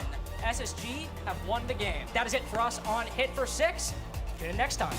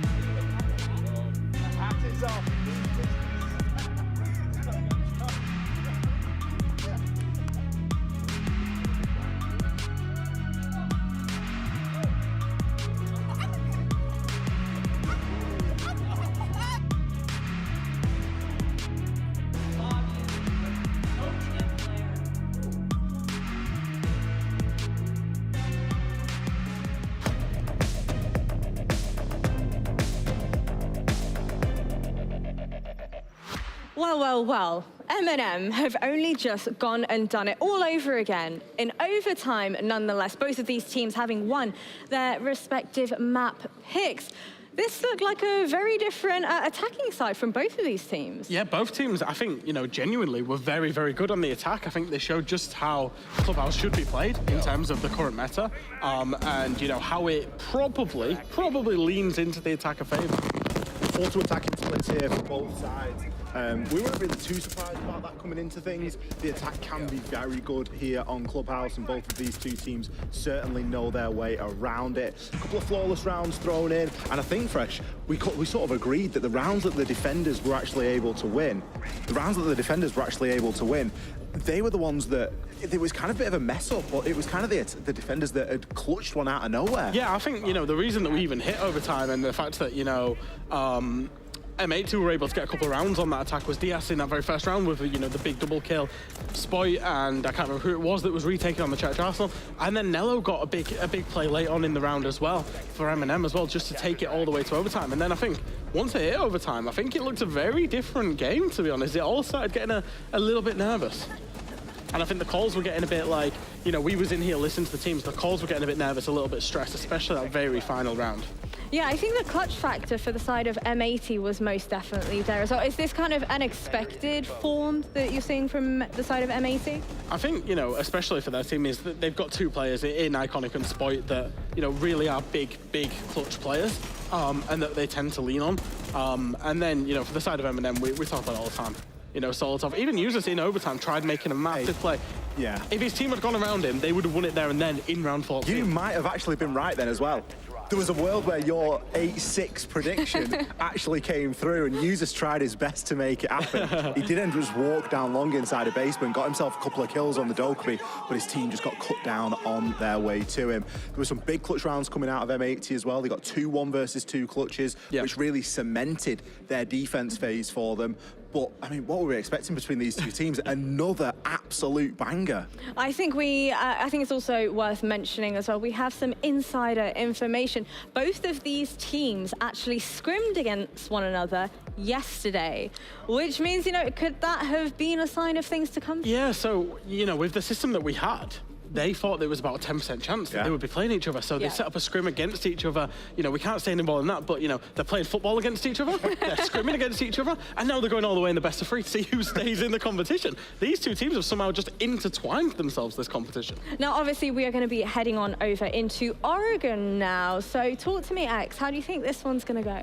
Oregon's been a good map for M&M in 2023. They've played it 4 times. They've been successful on there 3 times. So you would expect that they know the way around. Oregon, everybody can play Oregon. We always love to say that Oregon is one of those maps that every team should have as their bread and butter, and M&M certainly do. On the flip side, M80, they're no slouches either. They've played it 3 times, they've won it twice, so we're talking very similar teams here on this map. When I saw the map, Vito, I had a big reaction, and it was the same reaction I did yesterday, was when M&M were playing Oregon, was it's an M&M map. Yeah. It feels like an M&M map. Good old Rainbow Six Siege. You know, we love M&M in the fact that they're a proper British team. They play a lot of proper British operators in the SAS operators. They play a lot of Thatcher, a lot of Smoke, a lot of Mute. And Oregon has been a very successful hunting ground for them in the past. So if I was flipping one way or the other, I'd say we're probably going to have overtime, and then I'd just flip it to M80. Now, gents, I want you to talk to me a little bit about that sledge ban that we saw from the previous map. Any kind of theory crafting behind why that might have been? Did it take you by surprise? We've had a couple of interesting bans so far. We kicked things off with the Thermite ban over on Skyscraper. We get the sledge ban on Clubhouse. We sort of theory crafted it's for the nades. We want to reduce the number of nades. M80 really wanted to target that. M&M, as we've already mentioned, they love playing sledge. They love playing these nade operators, as do everybody. But users particularly can be very effective with that util. And if you're going to look to try and clear out power positions, you're going to look to try and make basement a little bit more defensible. That's something that you're going to look toward. Now we move on to Oregon. What's the sort of off-meta ban going to be here? Yeah, and I think, like we know, these teams have scrimmed each other. They know each other. It might be something to do with that. We don't know what maps. We don't know any more than that. But I think these teams certainly know each other, especially from the VOD footage as well. In terms of, we're seeing a couple more target bans. And I think the way Rainbow Six attack is right now, is you've got that flexibility, especially, you know, we've seen the Thermite, we've seen the sledge now, to actually go at what you consider a key strength for the opponents. Now, at the very start of this series, Fresh, you yourself specifically mentioned, you know, you were a little bit hesitant about when it comes push to shove, right? Yeah. How are M&M going to be able to handle under the pressure? Because obviously map 1, we saw it go all the way to overtime. It looked like M&M could have taken it, but M80 came out on top. We had another overtime map number 2. Now, do we think the opinion or outlook of M&M's kind of capability of clutching up in those situations when the pressure is placed on them, do we think they have what it takes for map 3? Difficult. I would say that I think that the momentum from the Spoit clutch has worn off now. Yes. Obviously, that was a big factor coming into Clubhouse, was the fact that Spoit has just pulled out a worldy 1 versus 2.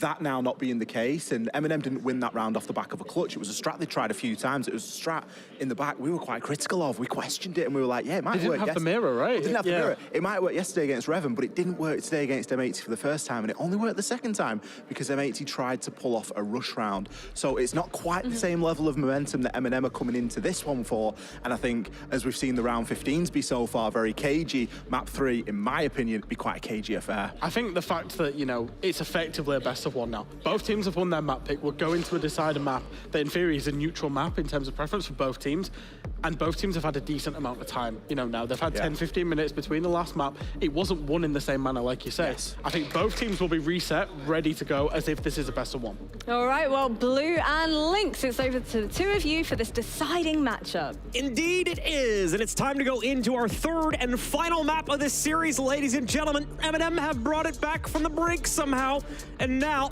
they have one final map to try and close it out against M80. Let's see if they can get the job done and knock out M80 instead, or if M80 themselves will still surmount this one as we go to the playground of so many Siege teams. Oregon that dictate this final map. Ying is going to be the initial ban. Knock will be the second one. So pretty much making perfect sense there for these two teams' play style to counter that out directly. Yeah, Solitov with that Nook trying to break the M&M deadlock on attack.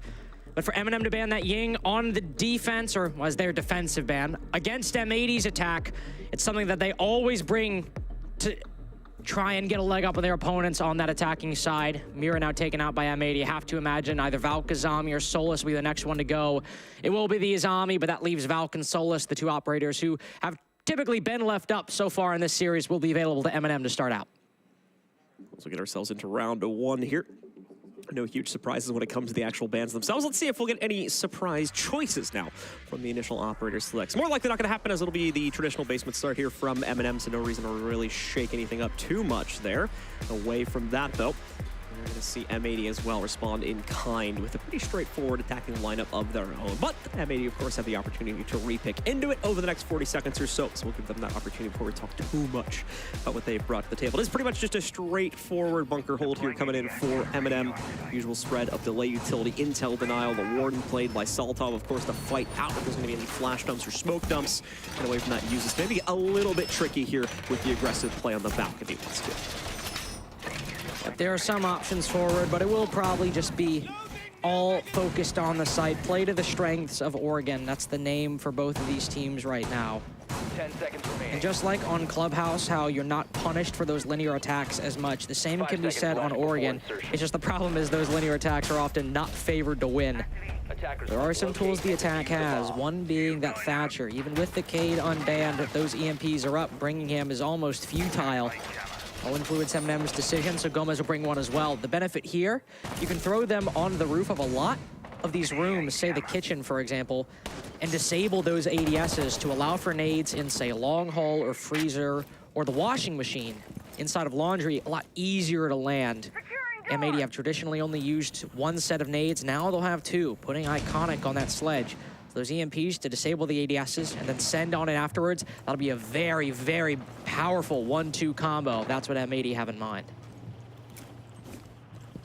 M80 looking for the quick clear here, at least inside of kitchen. Gomez will carve through that one, but everyone from M&M that was or might have been positioned here already long gone. They just didn't get a full picture of security, so that's why you see a little bit of delay with him swinging into the kitchen itself. Aside from that, though, Gomez and the rest of M80 will stack themselves together and start trying to take up the initial positions just outside of the precipice of the basement descent. No resistance comes forward from M80 on those points, so they fall back fully into their bunker. That means M80 has, well, really the rest of this time to play around with now. About 1:30 out of 1:45 total. Just open up these hatches, disable some of these ADSs, find the Valk cams, work players out of their positions, even if you don't get a kill with those grenades. It's a tried and tested game plan on Oregon basement that M80 will not be strangers to. Neither will M&M. At this point, M80 are starting to decide where they want to push from.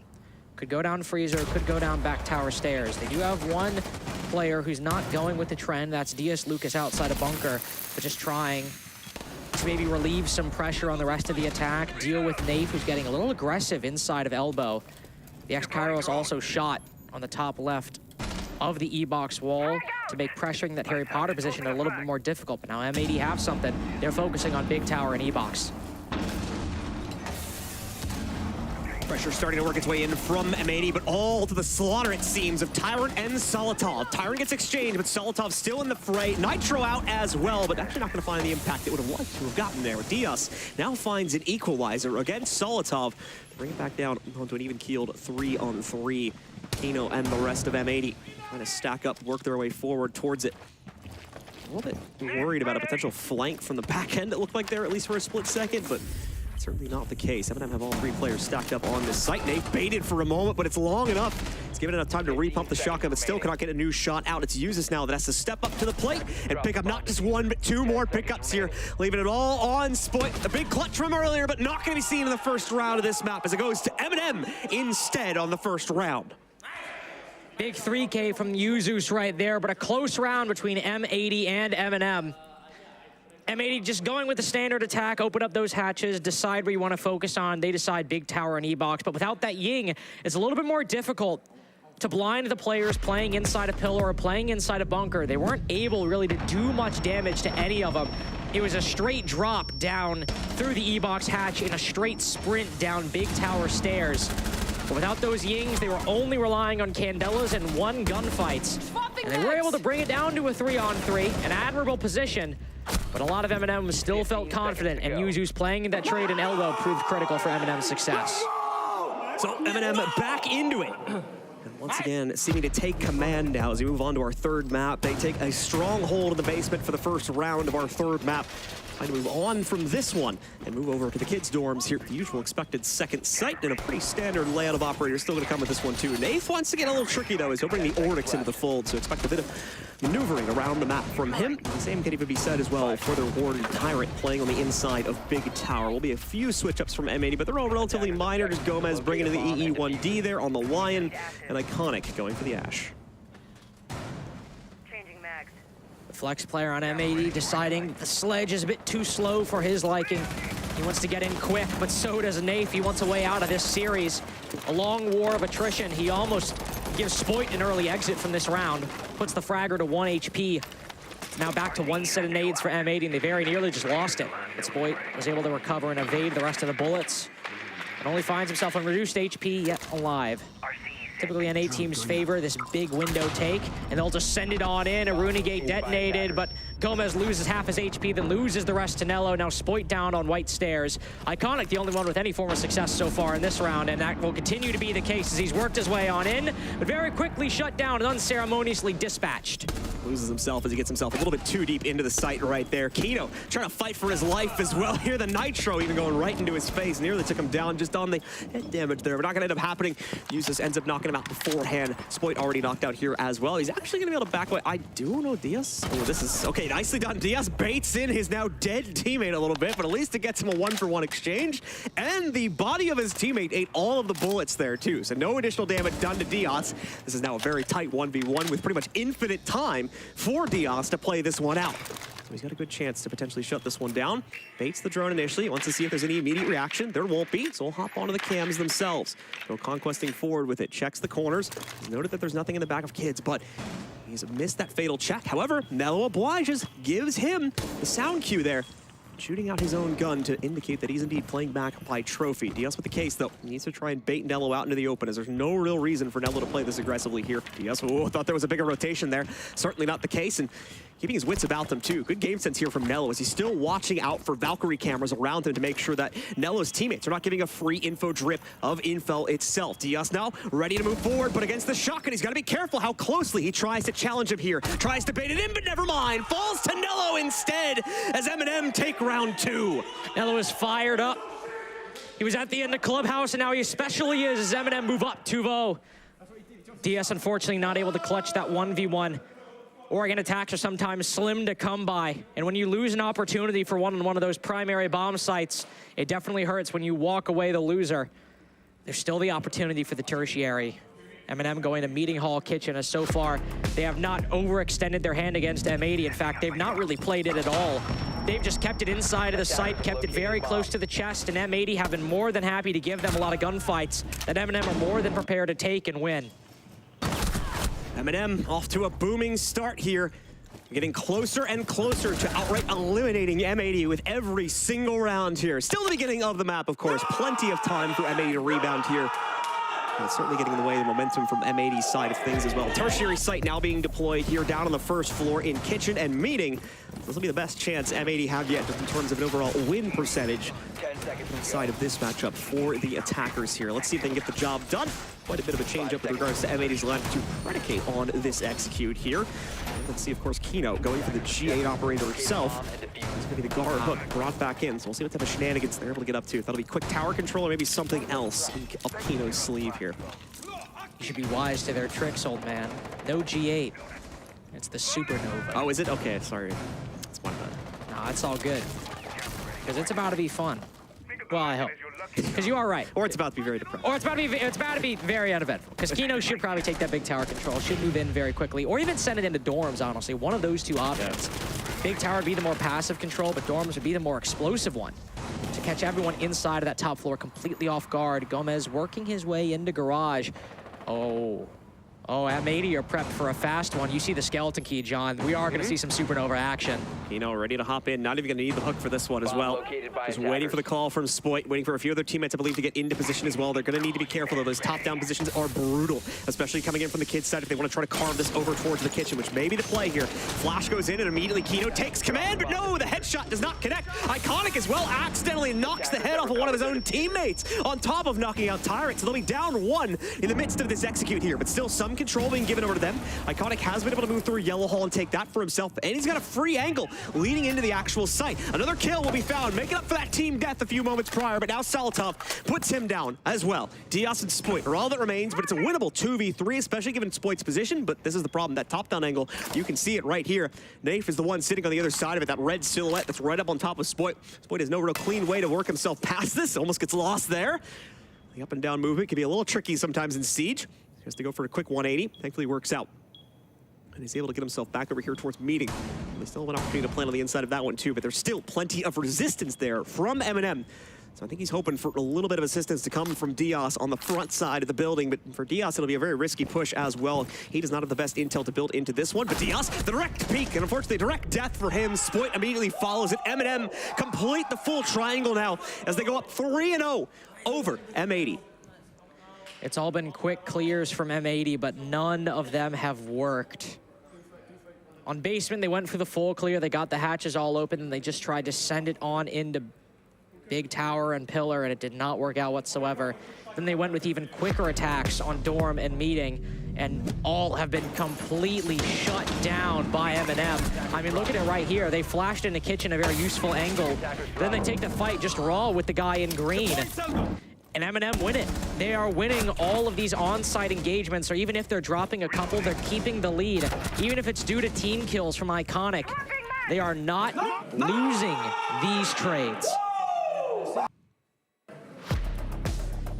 All right, round 4 as we begin the rotation yet again for M&M. No real reason to try and go for the full tour, of course, which would be playing onto the other first floor site. That would be a bit bold, to say the least of it. So M&M do make their expected return to the basement for this one. A little bit of a different flair going to come out from M80 this time as well. Kino uses the Montaigne. Something we did not see it used on the previous attack. You're going to try and control the pacing a little bit better with that one, as they did struggle quite a bit to maintain any sort of control on the basement itself. So the Montaigne will hopefully help with controlling that a little bit better. This is on top of course, Gomez and Iconic being able to knock out some of the insight setup between the utility that they will be carrying forward into this round.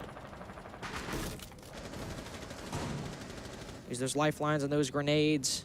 And M80 are falling back on old Reliable. Bringing that Monty. Spoit's got an early engagement that he might have to deal with. Won't be able to save those nades entirely for the long haul play. If he knows somebody's in security, if he knows 2 people are in security, using a nade and throwing it might just be too tempting. They at least have to push them back. Maybe even have, well, they can't even get someone bottom freezes. The security angle, of course, to worry about. So this is a predicament for M80. Do you clear it? Do you back off? One's already dropped. Do they know about Tyrant? They'll move upstairs. There's another player lurking on the top floor. This time it's Salatov. M80 need to walk a fine line here. Don't lose yourself to one of the roamers. Maybe apply pressure to them, but don't get tunnel vision. Might cost you some valuable time. This is the Montaigne actually used to clear out some of this extension upstairs. Should be a pretty easy way to get in the way of it. Salatov tries to brute force his way past the Monty. Obviously not going to work. And this is the problem of going for a setup like this. Salatov now, okay. There's just no way. He battles his way out of it regardless there. Gets the better of Spoit of all people as well here. Backs up from it. Knows there's going to be a second challenge coming in soon from the big window side and takes it, but this time comes out on the losing end. And this is on top of another kill also being claimed by Gomez. Nello still sits in a pretty advantageous position here, just at the midpoint on the freezer stairs. We could still potentially see him rocket back out from that as well, but nothing coming out from it just yet. He's playing it patiently at the moment, waiting for M80 to make their own next personal move. They somehow managed to work themselves into that 4v3. They were focusing very intently on Solotov, and now they've lost their set of nades. So taking down players in long or even freezer, as there's one player sitting bottom freeze with a shotgun primed, ready and loaded. M80 don't have a lot of time, and Nello is in a great position to stop them, but the Monty's in the way. The C4 in turn doesn't find anything, but Nello finds one. Nicely done, finishes off the damage on Iconic that had already been done from the Nitro there. Nello doesn't, tries to push himself a little bit too far up the stairs, and that gives Gomez the spray he needs to carve out another kill for the team here. Nafe will, of course, try to blockade the push for the Monty, but Kino isn't stopping for anything. He's got full gas right now as he's trying to take full site control, even backing away from this one further down the hallway too. Uses that will be able to take out his support in the form of Gomez, which creates a very awkward situation for Kino. One Hill still trying to fight outside of. The shotgun actually loses its prowess in the fight against the drop shield here, so Kino shuts out 2 kills at the end of the round. The Monty M80 finally pick up a round here on the second descent into the basement. Just a wild round all over. Half of it taking place on the top floor on a basement defense, which I can promise you does not happen as often as you might think.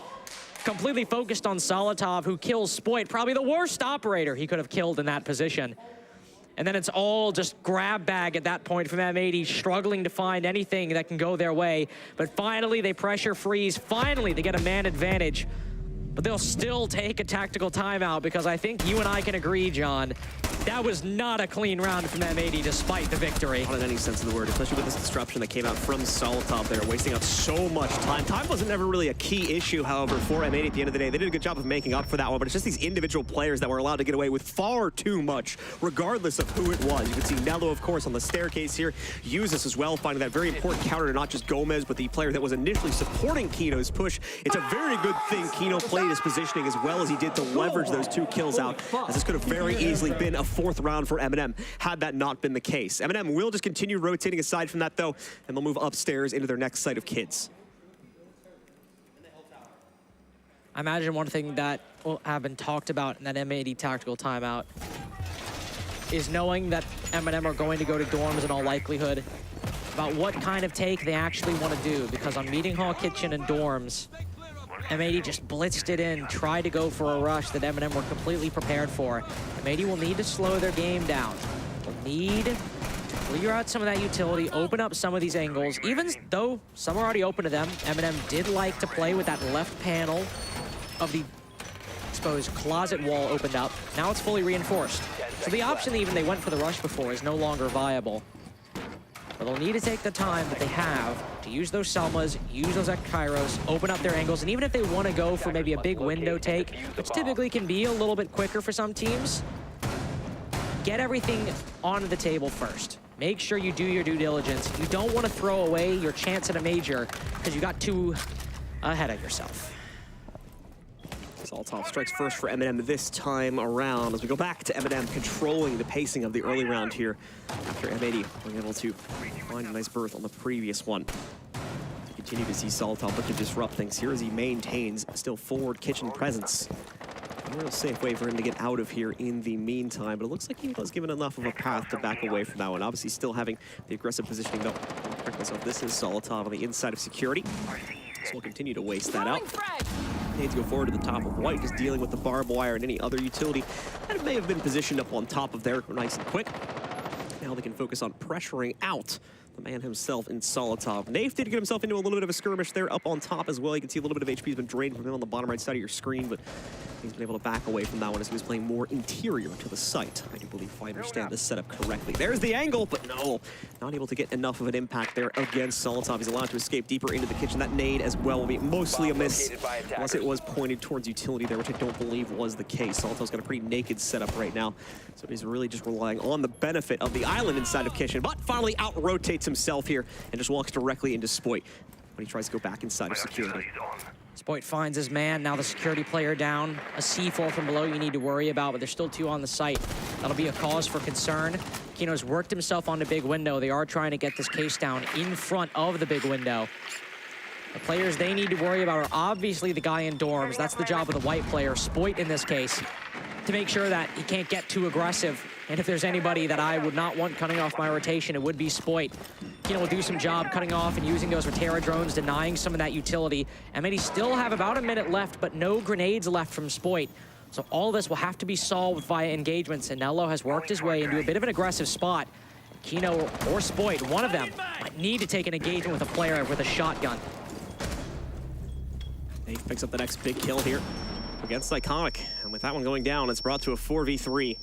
Kino, Diaz, and Spoit need to pick up the pieces here and still put together a second round for M80, but it's becoming harder and harder with every single kill that goes against them. Spoit, the most recent to be dropped, some good damage coming out against at least two of the members of M&M, but no follow-through here as Tyrant slaps Kino in the face when he tries to take window control, and Diaz, well, it just doesn't have a way into the site, unfortunately. Now, so blocked out on two different angles here, as there's now a second Goyo canister that's exploded after the first one, so we still got at least another like 5 or 10 seconds before he can even push through this doorway without losing 3/4 of his HP.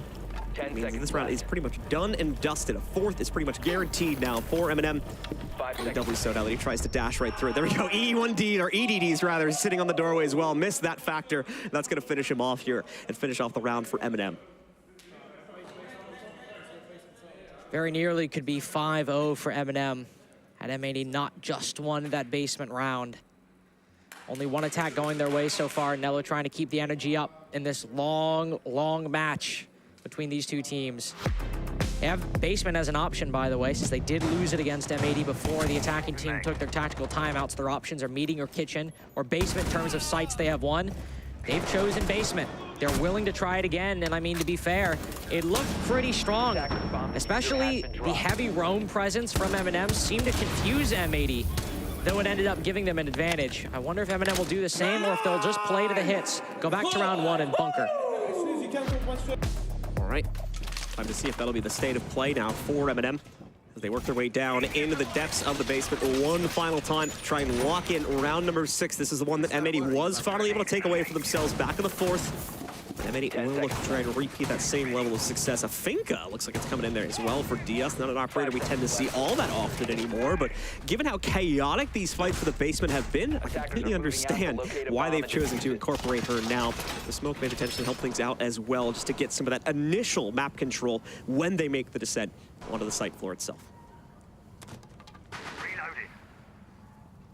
It helps M80 hit their shots. I'm sure they'll be happy with the recoil buff.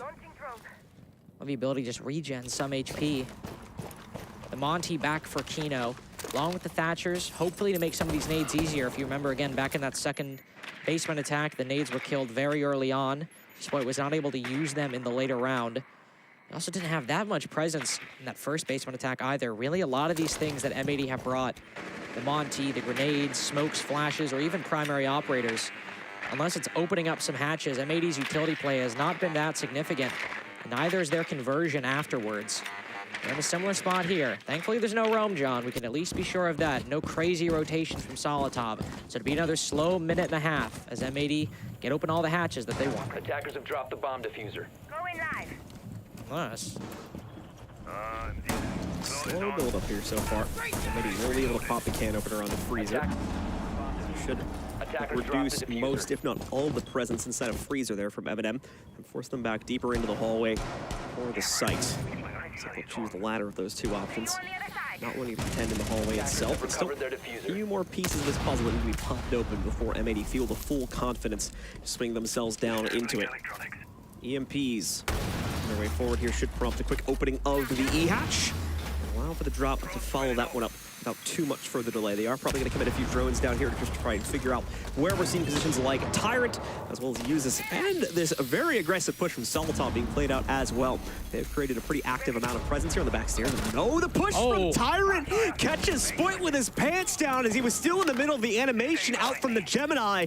Beautiful play from him. Puts M80 on the back foot now. They're going to be scared to even swing around the corner anymore as they're suddenly down a player. Not even to mention the Kino, of course, on the Monty. Kino is going to try to force his way forward a little bit here. He wants to bait out the Toxic Babes and will succeed in doing so. Solotov has found another pickup as well. So M80 quickly losing all of their manpower. This push may never even happen with the way they're being taken down by this incredibly aggressively leaned M&M right now. Kino, he's got the confidence from that last round. He just outright takes a duel against Dave, not even prompted for it as well, and wins it.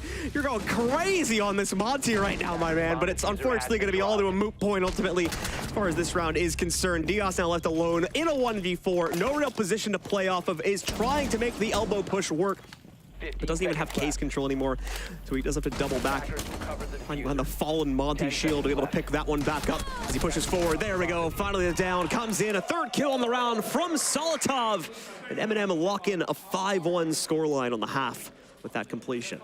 Both teams have struggled on the attack so far on Skyscraper, on Clubhouse, and maybe, just maybe, if M80 are lucky, on Oregon. Tends to be the defense that's favored on this side, but M80 were lacking just a lot of skills that you could transfer between both sides. Team play was not entirely there. Spoit caught off guard a lot of the time. That's not even necessarily failing a Spoit. That just goes to show M&M have his number. Getting aggressive on back tower stairs, not letting any position be taken for granted. And a lot of M80's usual bag of tricks was basically anticipated and countered completely by the defense. So now as M80 shifts sides, and they'll start on basement as well. This is a do or die round at what is normally a safe haven. Thanks, no. All right, so here we go.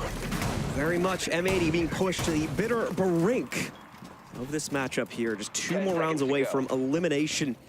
A huge fall from grace as far as M80 is concerned as well. Had the match point set up on map number 2, already with a 1-0 lead, but unable to maintain control over. M&M refused to give up the fight, and they brought it back from the brink so many different times. Ultimately win things out on Clubhouse, and now they are shutting it down here on Oregon. Destroying the chances for M80 to move forward here. Really locking in their own re-ascension into the playoff bracket. But keep in mind, both these teams will still have at least one more matchup tomorrow to play into as well to get to. Oh, no. No, John. Oh, I guess if M80 wins. You said they have one more matchup to get into. I was like, no. If M80 lose, they're out. Oh, yeah. But I was like, you meant if M80 win. Yeah, for both of these teams. No, we're not giving M80 a second chance, boys. Not today. Not today. The soccer match was their second chance. That was their second go at it. Spoit. Ooh, Tyrant, actually. I just saw the Ana. My brain immediately defaulted to Spoit. It's Tyrant. Sees someone for just a second, but now backs off.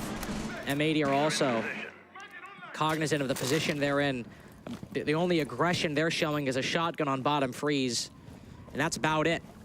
M&M are also taking a bit of a page out of M80's book, bringing the Monty in the first round. Again, with the lack of, well, I suppose, consistent flashes in the form of the Ying, or the lack of a bit more explosive flashes in the form of the Ying, an E-box drop would be very difficult.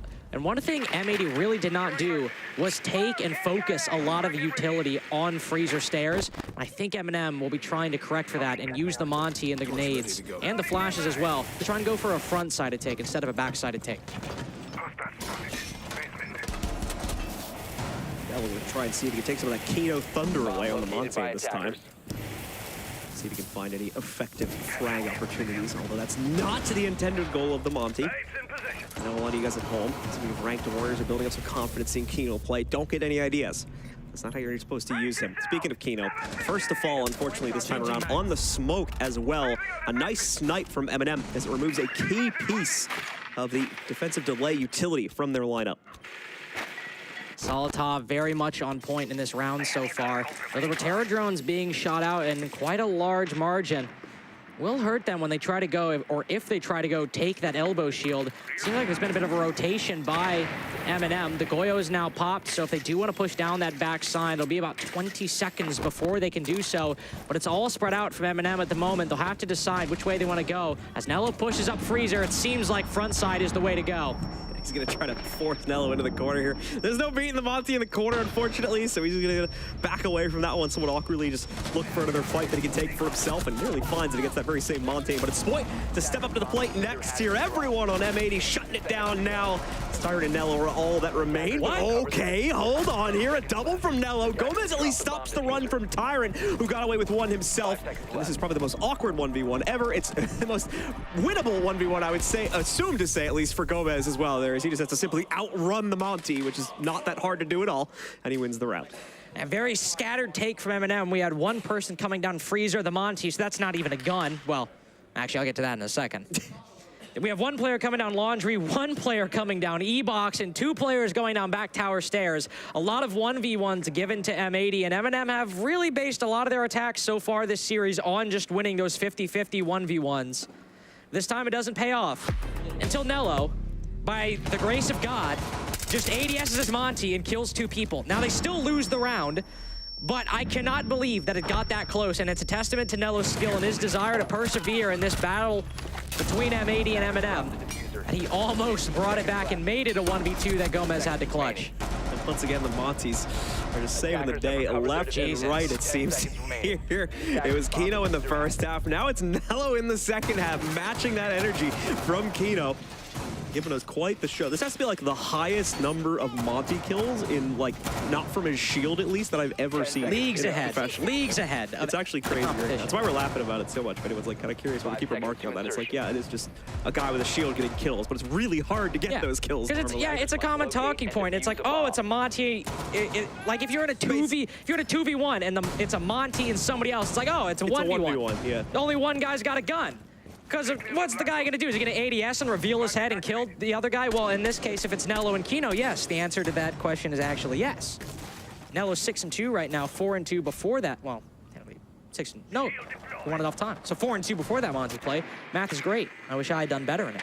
Dorms, the next defense for M80. Still a very close one. But if Eminem are just going to walk in through the hallways and doors, it'll be a gamble, but still one that M80 could reliably win depending on what happens. We do have the addition of the Brava, by the way, so we'll likely see Nello hack some of those defaults, for example, the default in Z, or even focus a bit more on the utility inside of the site to make pushing in a lot easier. There's not much for him to get, but there are 2 important things. There are those Banshees and those Magnets, and the Banshees especially will be great for Eminem. Again, they have a little reversed effect now, so now we'll be slowing down the defenders when they cross them. Obviously, they're originally owned by the defenders. So no longer going to be the case, and that can cause some problems. They'll have to shoot them out on first sight. It may not happen, of course, until they try to rotate into a fight itself, where at which point it'll be too late. Someone from Eminem can grapple them while they are slowed. Away from that, though, it's a pretty quiet lead up so far here from Eminem, as they are trying to find the best position to work their way into the site from. Gonna put some pressure up here onto the big window site to start the push from there. That's only one small piece of it. Still need to work themselves into a few other portions of the map. Saltov, for instance, we're going to see here. We'll try to open up a... Oh. All right, guys, so that was our observer again, I believe. They're still playing, though. Don't you worry. This is going to be another one. We had one of these like a day or 2 ago. Our apologies in advance, but the round is going to be finished. You guys will not be able to see the rest of the outcome of that round. So we'll just come back to you once we have a result. We will see the outcome. Yeah, we just won't see it live. All right. It's time to play a game. This is game 4 on Hit for 6. We had to cut it for time, unfortunately. It's guess which team won. Oh, okay, cool. No, we got the backup feed. The backup feed stayed alive this time. Sweet. All right, we're back in. Correct ourselves here. The plant now going down for Nello and the rest of Eminem. They're going to be able to work themselves back into it here. Diaz with 2 quick pickups as well. Kills most of the opportunity for Eminem to make this take work. Uses N. All of it remain for the attacking side here. Tyrant, though, mainly given a peek hole into the actual site itself, but has to inch his way, as you can see there, towards that Malusi to make sure he doesn't trigger it outright and get trapped in the open. Time is pretty much out here for Tyrant and Uses, considering there is no damage done to either one of the or any one of the 5 remaining players on M80. It's kind of the expected outcome there for M80 to take that control and bring themselves within 2 rounds reach of the scoreline from Eminem. We will have to jump out of game now, folks, though, so that we can get our primary observer back into the game. So give us just a moment here while we rehost the server real quick. A bit funny, by the way, that we saw... I think it was Nello on the Brava. I can't remember exactly, though, but we saw whoever was on the Brava go to get that Banshee on the White Stairs doorway. Completely missed the one actually on White Stairs. Did he really? I thought it was funny. I mean, it happens sometimes, you know, your tunnel vision, you get focused. That was one obvious one, but no, to be fair, that's the one as well that, like, they could safely take out, so maybe that was not on purpose, but...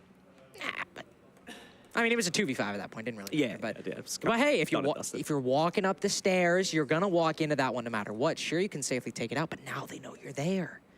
And Solotov, who loves to lurk, if he were to be the one lurking up White Stairs and that Banshee reveals his position, well, M&M are stuck in a spot where they normally... I just cooked that up right now. That was crazy. Touche. Touche what? We weren't arguing. Oh, I guess we were arguing. What are you talking about? We're having a discussion. Sorry, I just entered a fugue state. How many rehosts has it been? 6? I think there was like 1 or 2 in the first map as well. So I think it's like 7 or 8. Oh. But anyway. I was never good at counting. Yeah, neither am I. So maybe we're both wrong. But Once again, we are going to have to jump out real quick. Like you said, this was just because our observer crashed, so excuse the delay. Once again, folks, this does tend to happen from time to time. We've just been a little unlucky inside of this series, so your patience is appreciated in that area. I just like Diaz Lucas. What is he doing? Well, what was happening there? He was just like, he was moving his mouth back and forth just relentlessly. Can we get M80 on the screen so we can see it again? I know Gomez is chilling. Iconic is also chilling. But Diaz was literally just like moving his mouth back and forth, not even pressing his keys. He was just keeping it warm, I guess. I don't know, maybe he's got like a little like mouse warm up. Maybe he like has like a JPEG he downloads and it's just like little like targets on his desktop and he just like I don't think that would be allowed. I don't think that'd be allowed on LAN. Flicking his mouse between dude, I don't know. If I were to guess, if you were to open up, I don't know, like a program file on a LAN PC that didn't look anything like the game or officially condoned material, they're like, what are you doing? Oh no, don't worry. It's an aim trainer. I installed it myself. It's just a JPEG, bro. It's not gonna hurt anyone. You said JPEG. I didn't hear that. I was thinking like it's not like a .exe file. Yeah, I was thinking like a mini aim trainer. Yeah, that's what I was saying. He just sets it as his like desktop background. Gotcha. I don't know. Keep your wits about you, that kind of thing. Fair enough, I suppose. Or yeah, I mean, probably still not allowed for the record. Could be tea hunting, I guess. True. That's gotta be a weird feeling. Like, you know, game crashes. You're like, all right, time to tea hunt. It's time to get into it. That means he's focused, to be fair. That means he's like synced in. He's like, all right, I got a moment, I'm gonna take it. Yeah, Diaz is a quiet guy, but he gets wired in. He's very intent on playing his game. By the way, score, since we did see the end of that round, is 5-3. The 3 being M80, not match point just yet. They need to win 2 more rounds in a row to tie it up. M&M being on the attack currently. They've not been able to win basement, not been able to win dorms. And so far, it has been a struggle for the attack to win any defensive site, primary, secondary, or tertiary. So we might see M&M meet a similar position. All right. Looks like we got everybody back in. We are restarting the game now. So assuming everything is set, we should be good to resume the game at that 5-3 scoreline.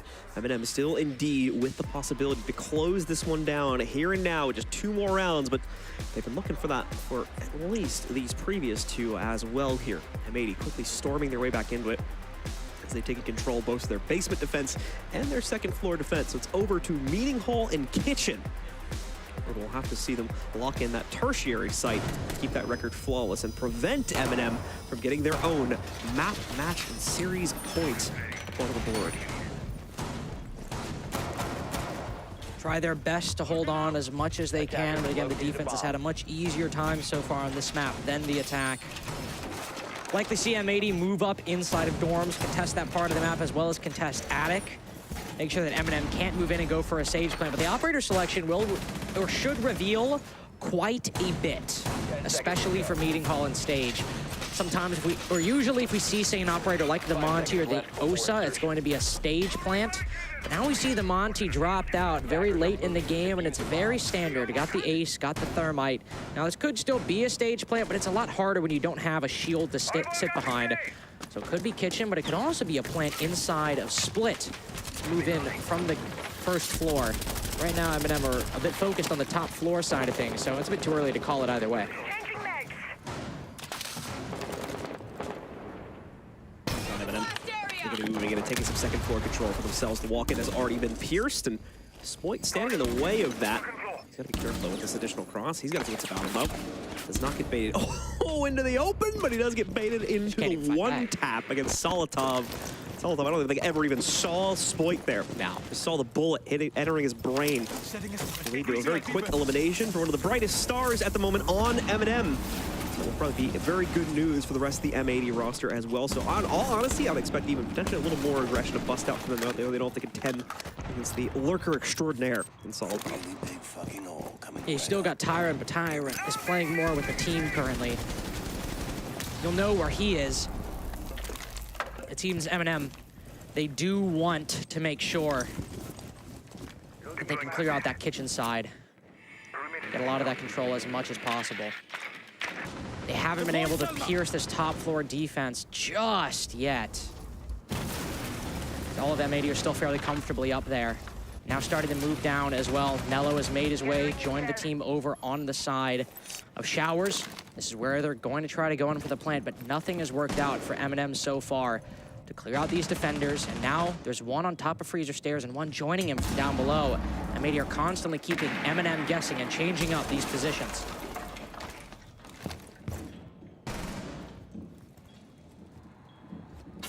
Come down once again to that final minute of play.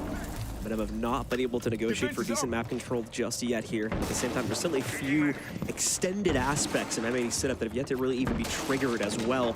So a few of those issues that'll need to be handled, such as this one. Oh my goodness, Spoit being hit by the aim punch from the explosion, still was able to control the spray and knock out Nafe as well. Beautifully done. A second kill now claimed just by him on this round. And M&M are set stunned at the moment, trying to hunt him out. But look at this, Spoit's got the read, it seems at least, on Yuzu sitting above him. Iconic, of course, supported this one. The Nitro up on the top. That should leave room open for Spoit to cross if he really wanted to try and take advantage of that scenario.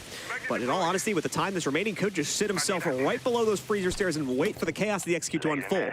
With that said, M&M actually being given a lot of control in the site, but oh no, the hard counter to the plan is found out here. Tyrant will have to try and negotiate positioning on the inside. They're losing more and more of their player count.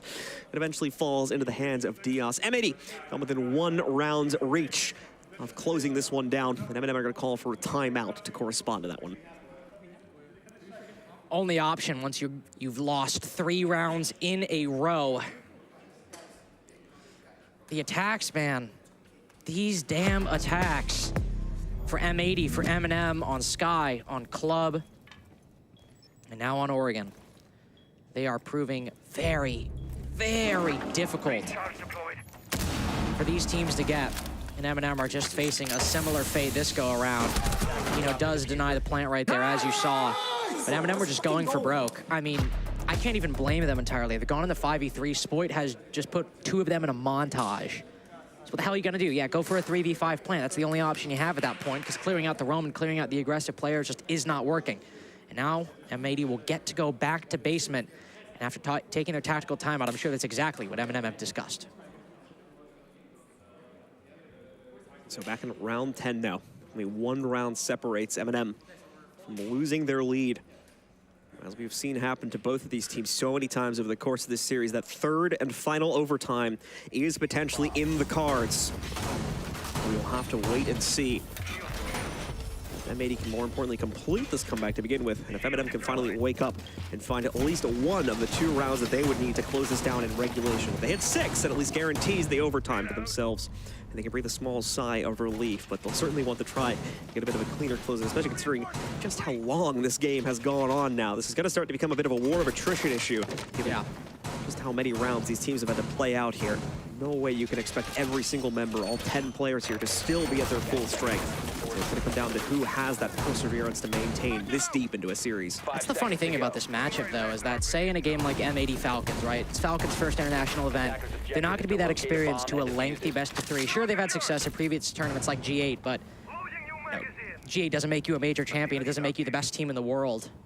A major's very different. But M&M and M80, under different names or with different players, but all with this core, have been at many an international event now, been in many a stressful game.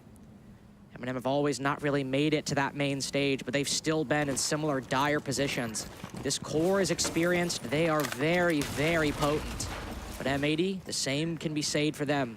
And even though new people have joined the core, Sport and Iconic, they too have experience in do-or-die high-pressure situations, and specifically lengthy series. It'll likely be the same on Oregon. It's a basement attack. I don't need to tell you what's going to happen. You know. The hatches, the stairwells, but it is a little bit different here. There's a glass now, and a Capital with smokes as well. So even though Tyrant is creeping down Freezer Stairs and getting and hitting all the aggressive angles, M&M will try, likely with very little time left on the clock, to pull one over on M80. Torch is ready.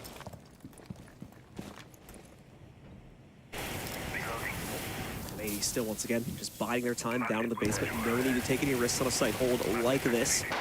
And M&M as well. Able to pop things open here on the hatchwork. A little bit awkward for Kid, but I've seen better. It's all good. We move. Just a few more lines. Eventually gets that thing popped open. Should still have enough excess as well to be able to get the second hatch, which was the important part there. That's why you're seeing him do it kind of awkwardly on that hatch to make sure that he preserved enough of the propane to be able to pop open this next hatch as well. I assume it's propane, but I would assume so as well. We're getting down to the final minute of a very quiet, slow game. Solitov outside of bunker. The smokes will likely be placed in a way that will allow him to peer through and take down the defenders as they get aggressive inside a pillar and try to get different angles on the attack. But also watch Gomez and that Warden. There are 2 operators in this lobby, 1 on each team that can see through those smokes, and it could be a war between the 2, not necessarily even directly, to see who can get more kills. Pressure starting to boil in, but thankfully a lot of mitigation present here for the defense, able to eat up at least some of that one, but the next bit of it is going to start to work its way through. That's the first nade that was chucked out there a moment ago, of course, by Solitov. A second one still primed and ready to go from him, but the defenders have already backed away from this situation. And the Glaz as well, not being given any winning angles. That'll change up, but the deployable shield making it so tough for Solitov here to rationalize it. I'll try and work it on the nade instead. The nade will land directly on top of Kino, but it was not cooked enough, so he's given the time to back away from it. Iconic, oh no, not again. Iconic picks up the first kill. And beyond that, we don't know what happened because... New hit for 6 game, boys. Okay, here we go, now we're back again. Okay, it's not over yet. Into a 2v2. As Usus onto a low amount of HP, but he allows the Nitro to go through, and that's gonna be the end of it. The Nitro sings loud enough, and it gives them the round to win it out. M80 take the control away from M&M, and are gonna be able to steal the lead along with it. Very, very close fought round by M&M, but that C4, it lands. And down go the chance for M&M to recover after the tactical timeout. This game has come down to individual, isolated moments. A Spoit 1v2, a Nello 3K flank, and now a C4 has stalled M&M's comeback and equalized the score now, 5-5. Whoever wins this next round will move to series point and elimination point. But not for them, for the other team. Iconic and the rest trying to keep the team in it right now, trying to keep them focused. All right, well, we will see if these teams can get the better end of this, because we are just gonna head directly back into the game, so doesn't look like we needed a rehost for that one. We'll keep ourselves in the matchup for now. Keep on rolling as is at that 5-5 scoreline. Like I said before, M80 have now finally stolen the lead away from M&M. Don't have it under their own control just yet, but at least have been able to negotiate for the tie point now. So time to see if they will be able to take it one step further than that by winning out this round. But that fate is more so under the control of M&M than it is for M80 here. M80's just been going through the motions so far here, picking up a full 3-round rotation and looking to make it number 4 here. They return back upstairs as well. Attacker's objective is to locate a bomb. No Glaz to speak of. Now the Dokkaebi. Gotta be careful. Spoit's move to that Ella. The recoil change. Those calls are targeted at least towards one individual that I'm looking at, but I'm sure M&M are more than happy to get as many targets as they possibly can. No Brava this time, but also no Malusi from M80. It's just a bit more of an aggressive posture in terms of the operators. You can just throw down that utility as the Ella, then move on forward. Throw down the mute, move on forward. Spoit sitting behind the shield. This is such a dangerous spot, not only for him to be in, but for M&M to deal with, especially after the quick peaks he's been hitting in this game so far. And that's exactly what M&M will have to worry about initially, with only one set of grenades and those Rotero drones. The slow clear as usual from M&M, spending a lot of excess time putting that presence onto their own drones. Usus has already been able to work his way in from the small tower side, though, so he's starting to take some control away from that end of the candle. But a lot more still to burn off, and more importantly, burn away from M80's own control, as they sit, for the most part, entirely inside of their own setup, with 2 exceptions to that one. Iconic a little bit further out from Attic, it looks like, and of course, the player in security that we got a peek of a few moments ago. There's a set of 4. Like I said, I think Iconic might be playing, like, T3, if I saw it right, but we'll focus on that more in a moment here, because we do have it. Yeah, there he is. Iconic, a little bit lonely there at the moment, as no one from M&M playing into it, but good. We'll have to wait and see. He'll more than likely have to rotate back a few moments from now. The focus for M&M right now is still on the Arsenal clear, and they've been able to accomplish that without too much difficulty. Same for the pop-in here of Walk-In as well. Now you just need that second angle to really make it comfortable. Taking down the shield, definitely a good idea. Very good from M&M as well. Of course, Diaz can still challenge it. He just can't be as aggressive. He doesn't have the safety of the deployable anymore. With M&M, if all they have is that doorway and the and the closet wall, it'll still be a very, very linear attack for them to deal with. They're currently relying on Yuzus with these nades to maybe get a kill and make it easier, but both Gomez and Kino have lost quite a bit of HP. As the Dokkaebi calls ring out, the nades are not working. M&M are starting to stall.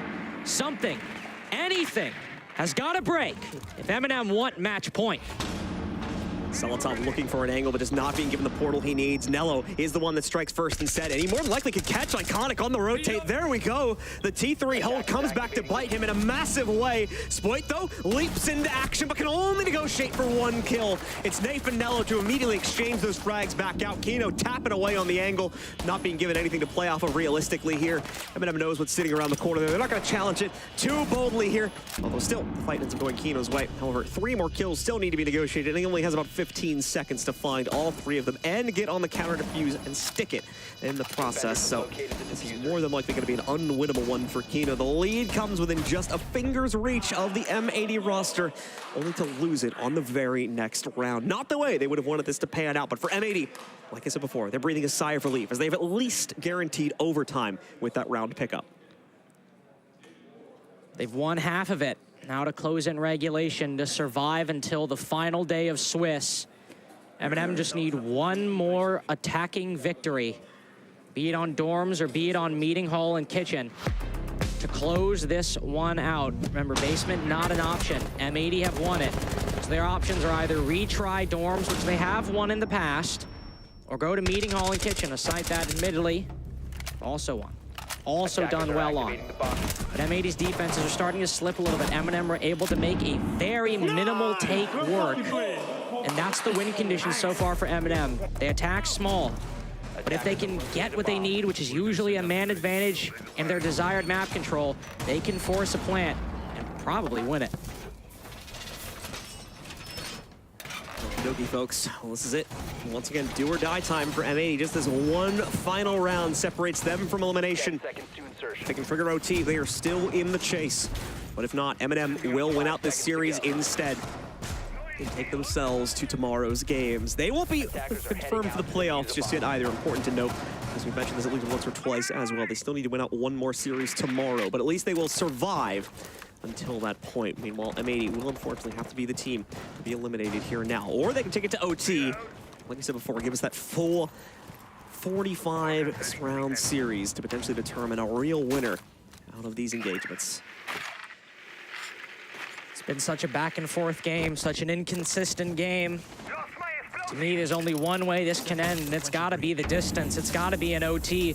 First bandit goes out. The Thatcher's unfortunately timed. The EMP allows Diaz to get that bandit trick down, and one Selma now gone. But there's redundancies, there's more EMPs, and there's more Selma charges. There's also a Kino. He's getting aggressive in Big Tower, but if he wants to peek, he's got to not use that shotgun because nobody from M&M is close enough for it to mean really anything at all. But M80, they're holding on to Big Tower. They don't want to give away this position to M&M because if they're going for a stage plant, which they have the resources and the player's position over here to do it, trying to use Kino's strength with that shotgun, it will delay a lot of time.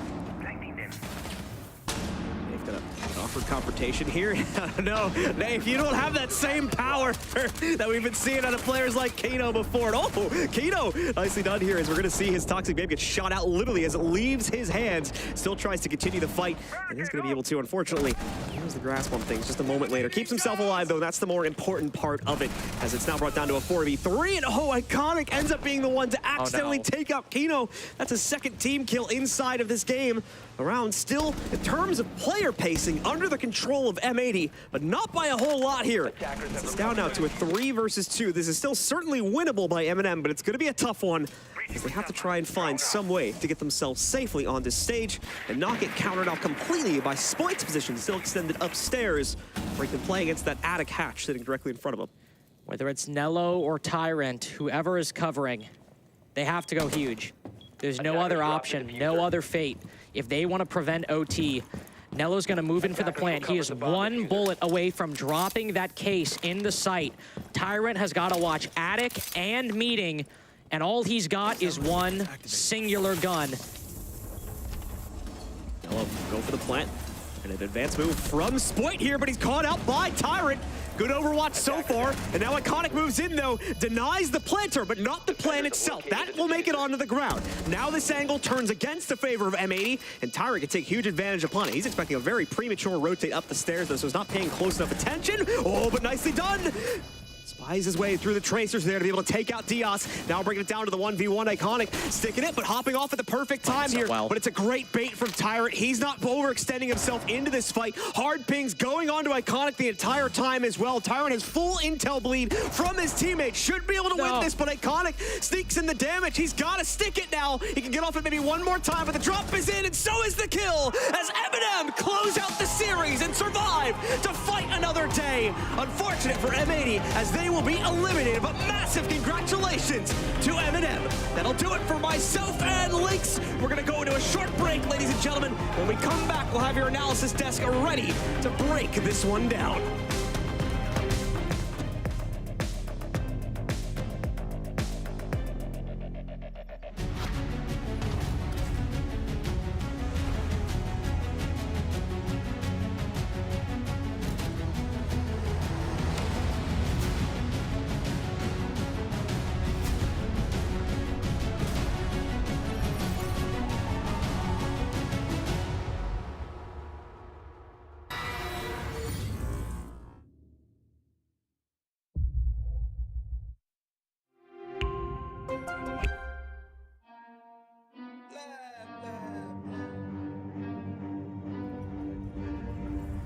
I got problems on problems on problems on problems on problems on problems I solve them. I run through the money, the pressure be calling. Left on my blessings, I feel like I'm falling. The birdie is back, tell me I'm garbage. I'm going through something, that's why I ain't calling. Phone and progression is all that I wanted. The phone and affection, I summon and dub it. Cause I got problems on problems on problems on problems on problems on problems I solve them. I run through the money, the pressure be calling. Left on my blessings, I feel like I'm falling. The birdie is back, tell me I'm garbage. I'm going through something, that's why I ain't calling. Phone and progression is all that I wanted. The phone and affection, I summon and dub it. Why you be all on my line about nothing? Why won't you go get you $1 or something? Don't hang with it who line for nothing. I see that we different, you riding, I double. I don't do discussions on bragging about hundreds. Don't go to your places, I know that they sunken. Don't call me your brother, I barely could trust it. I talked to a shorty, she bagging the bucket. And I'ma need all of my dollars on corporate, so hand me the money, I divvy the pie. I'ma give all of my people a portion to build them a fortune. I'm flipping the ride. I can't be mixy when iffy the vibe. And 40 on 50 is really the time. Why are you all on my phone like you want me? Like you wasn't pushing the kid to the side. I run through the money, the pressure be calling. Left on my blessings, I feel like I'm falling. The birdie is back, tell me I'm garbage. I'm going through something, that's why I ain't calling.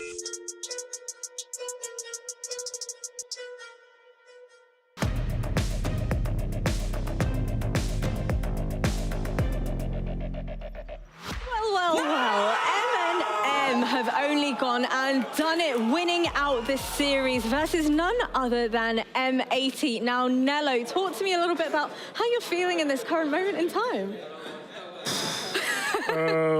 Tired? No, I'm really happy. That was one of the toughest series to play like I ever played. From the first map, from losing that 1v2, 8-7 to getting to comebacking on the second map from 6-4, winning in OT again, being 5-1 up, then winning 7-5 last map. It was just really, really great game. It was a bit of a roller coaster of emotions, left, right, and center. But having scrimmed versus M80 yesterday, did it change your game plan and your approach heading into today's games? Yeah, unfortunately we scrimmed them, and now we had to play them. So, especially on Club in Oregon as well. I mean, we just focus more on our own game. Mm-hmm. We knew like they're gonna probably try to counter something and stuff, but we just played our game. Now, speaking of countering, how do you really approach countering the iconic and Spoit synergy that we have on the side of M80? I mean, they're great players, great gun skill as well. We just try to play more together, more composed, take our time with stuff, and obviously some rounds it didn't pay out, but a lot of rounds it paid out, especially the last two, where we took our more composure and finished the rounds. Well, over on Clubhouse, let's cast our minds back to map number 2. Did the sledge ban kind of take you by surprise, yourself and the team? I guess because we scrimmed them, they saw we play sledge, and we play sledge always, but it didn't really take us by surprise. We have multiple people who can play multiple ops, so we just rotate around. We're really flexible as a team, so it was fine. Now, focusing a little bit more on not only your teammates that are currently playing in the server, but also your coach, Julia. What's it like having a former SI champ coaching you boys? I mean, he is like the icon of the scene. He won everything that can be won in Siege. But yes, he brings a lot of experience, and he helps us understand more about mentality during a LAN environment, which is really important. So yeah, he's just a great guy. So you guys have actually played the most amount of rounds and maps in the tournament so far. You've given away an awful lot. To anybody that might be watching the VODs, have you still got some tricks hidden up your sleeves for further down the line? I honestly don't care how much we play. We need to qualify. So they can watch VODs, they can prepare. I literally don't care. Now, my final question for you is, who do you want to face in the next stage? I know you'd mentioned that you kind of figured out it was a 1 in 10 chance of facing M80. Yes. But we had to talk right now about who you want to face later down the line. Out of the teams that have already qualified, we've got NIP, Soniqs, G2, SSG, FaZe, and W. G2 rematch would be fun. That was 8-7. It could go either way, so I would like a G2 rematch. All right, well, thank you so much for joining me, and congrats again. Thank you very much. Thanks.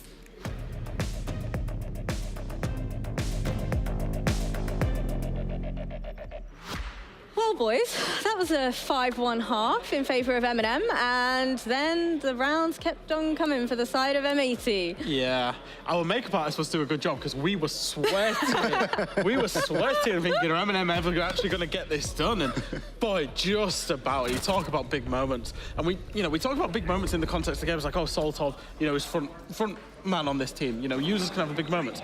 In the end, it was Tyrant and Nello that pulled off a 2v3 plan in the very last round to get them over the line. We were sat backstage watching that last round, and Freshy said, there's no way they play for the plant here. There is no way they play for the plant here and get away with it. And what did they do? They played for the plant, Nello got it down, and Tyrant, it was a masterclass. He could not have played that post plan any better. He had the high ground, he had the advantage. There was no need to peek, there was no need to get the kill. Got a little bit lucky, I'm not gonna lie. He took a few shots. One of them could be a headshot, and it would have been round over. But for them, it came out on top. And again, another map that has delivered here inside of this series. It's been the best series so far at the Major. Yeah, I was just about to say this. Both teams was ridiculously high quality. To the point that when you're on the disadvantageous side, neither team could really do anything about the other. Apart from these series of really big moments in every single map, the Spoit 1v2, the clutches in Clubhouse, and the clutches in this round. And it took, a panic Monty from M80 to even get an attack round. It took M&M with, a couple of big plays. You see this Tyrant here just dancing around it. Absolutely. Even the time left on the diffuser there going down, Nello was so lucky to actually get that down before the player takes him out. And if that had happened, well, we'd be sat here waiting for an overtime result. This was the only map of the series that didn't go to overtime, and even then, it needed all available rounds, and it still made us feel like it went to OT. Well, Nello said it best himself. He wants to face off versus G2, but before we can get round to who is facing who, let's talk a little briefly about the Team Liquid versus DarkZero matchup that we've got coming on up. Another overtime affair? Another 3-mapper? I'm not too sure. I think that it's gonna go a long way to outclass the game in the series we've just seen. But with that said, it's a very, very important game for DarkZero and a very important game for Liquid. Both teams are in the do or die situation, and I feel like both have got a lot to prove. And I think we'll be saying this about every single fixture where a team's facing elimination. Both of these two teams behind us have underperformed to be in the fixture that they're in. We know, you've got former major champions. Liquid are in the last final of a major. They can go so much higher, so we need at least both of them, to step up tonight. Well, it is going to be Team Liquid taking on DarkZero for our final best of 3 of today after the break.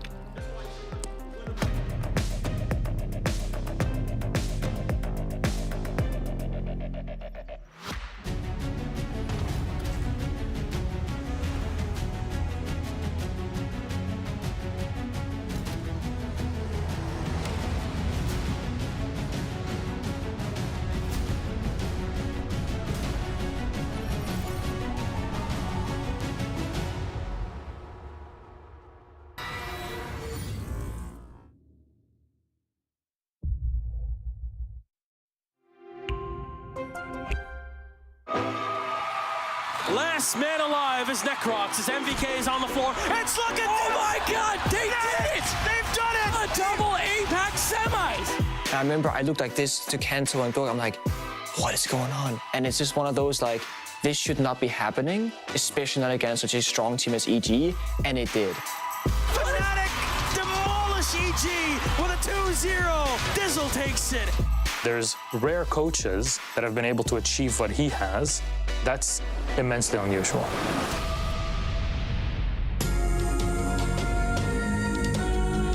It is Evil Geniuses against Fnatic, a match that any esport would want to have. Yeah, two big organizations with a ton of history in esports behind them, but one has a bit of a Himalayan mountain, a Herculean task ahead of them. The night before we were supposed to fly out to Brazil, I get a bit of a stomach ache. I try and, take pain medication or something. Nothing works. They run a couple tests on me, and I finally get the news that I have appendicitis and I need to get surgery right away. He was not able to fly to Rio de Janeiro for the Pro League finals at the time. This is your in-game leader. It's your captain. It's a big, big problem. The unofficial ruling was to be that we could find a substitute as long as they weren't contracted to an organization and hadn't competed in any of the Pro League circuits around the globe. Yeah, basically we had to make the call, and it's like, look, there's nobody else. I guess I'm just gonna have to play. Normally when a coach has to become a player, we're always thinking that's going to go terribly wrong. And to make things worse, Dizzle came from Xbox or console, so he didn't play with mouse and keyboard before.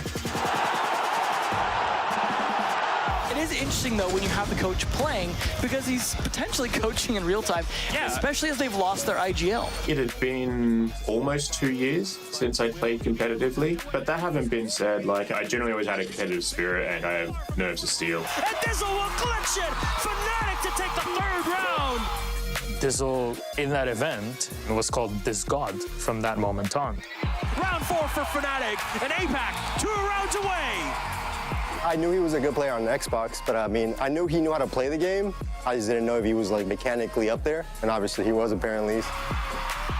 We knew if we're going to win, it has to be on Oregon, and the call came out and just said, guys, we need to get out there, need to give them pressure, just don't let them get comfortable, don't let them execute. I'll never forget Aces bringing FO12 Ella and jumping out the window on Oregon from Armory, and then, getting 3 kills and finishing up the game practically for his team. Last man alive is Necrox. It's looking, oh my God, they did it! They've done it! They've done it! Fnatic demolish EG with a 2-0. Look at that, they can't believe it. We can't believe it. The crowd can't believe it. And they just got destroyed by APAC. It definitely sucked not being there, but I just thought it was great that the guys won without me and they won with Diz. I just couldn't believe it. The crowd went up, and I'm just sort of sitting there going, is this real? And then to have all the thousands and thousands of Brazilian fans chanting and stuff. We've never had so much support before. It was absolutely incredible.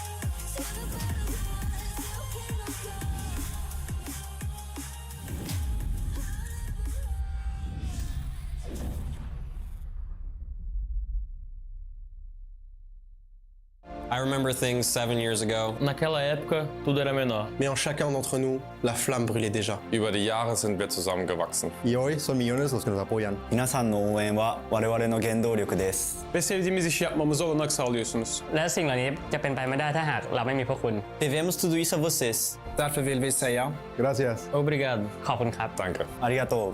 Kiitos. Merci. From the bottom of our hearts, thank you.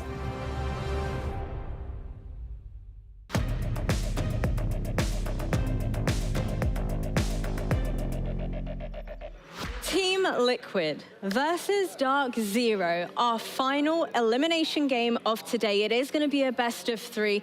Talk to me about this one, Fresh. Oh, I don't want either of these teams to go home, but I guess we start off with DarkZero, and I think, you know, as former major champions, it's got to be somewhat disappointing for them. I think some of the players, you know, that we're used to seeing, NJR, Pamba, Gav, you know, performing domestically have not quite hit it internationally, and I don't know if it's a system problem or a nerves problem. I'm not quite sure what's going on there.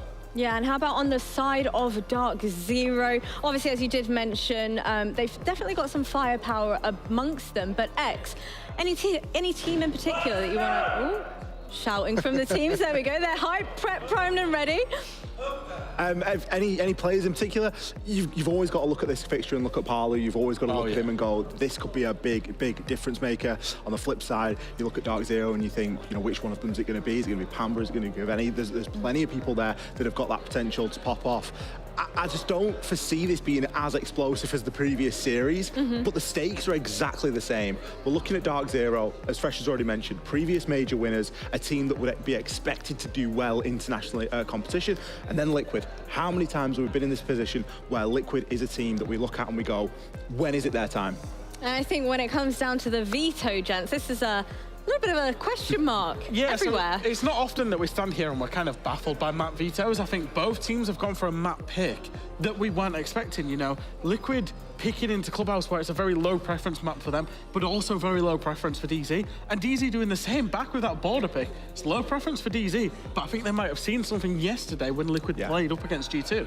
How do we think it's going to pan out, though? I think knowing the type of team that DZ are, they're not afraid to go for a little counter prep. We've seen them do a lot of counter prep so far inside of this competition. We saw them counter prep Falcons quite heavily, for example. I don't foresee this being too much of a, we're going to see, you know, maps that people are entirely unfamiliar with. I think this is a case of, this is our last chance. We need to pick maps here that we're all not only confident in, but we've got the ability to do a little bit of counter analysis on.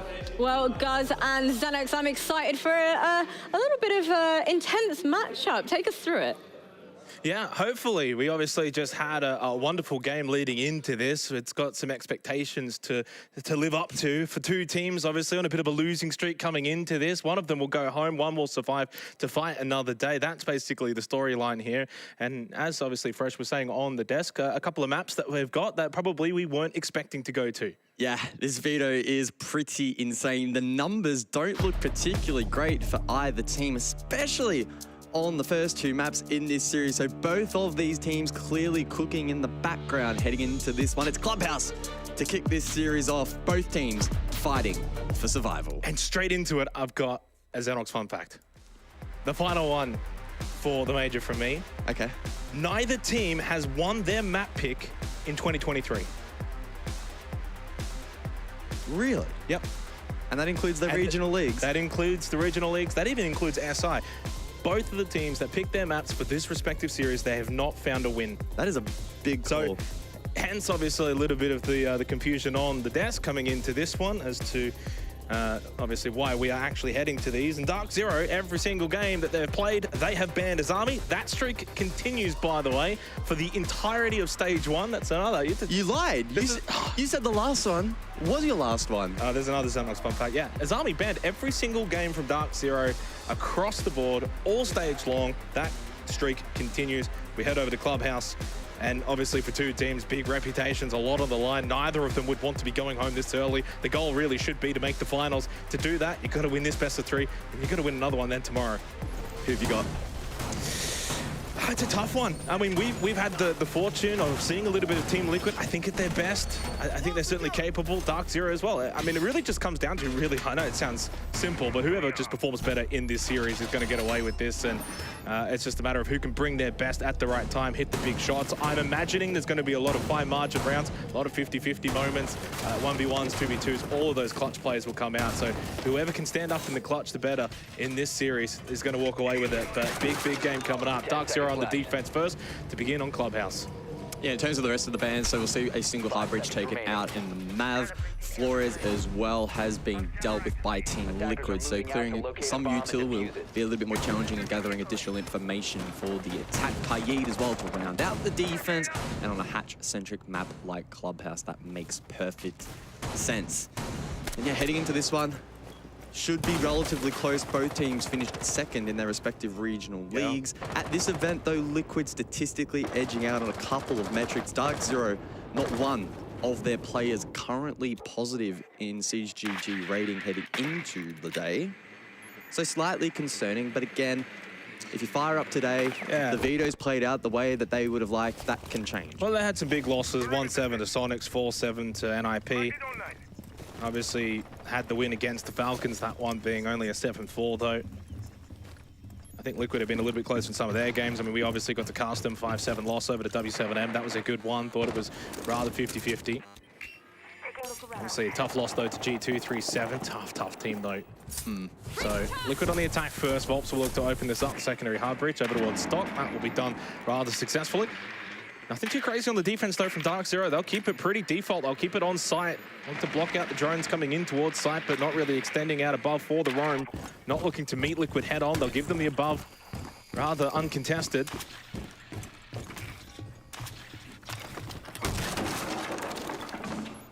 The onus on the late round likely on key defenders like NJR on that Warden, especially to counter Volps on the Ying.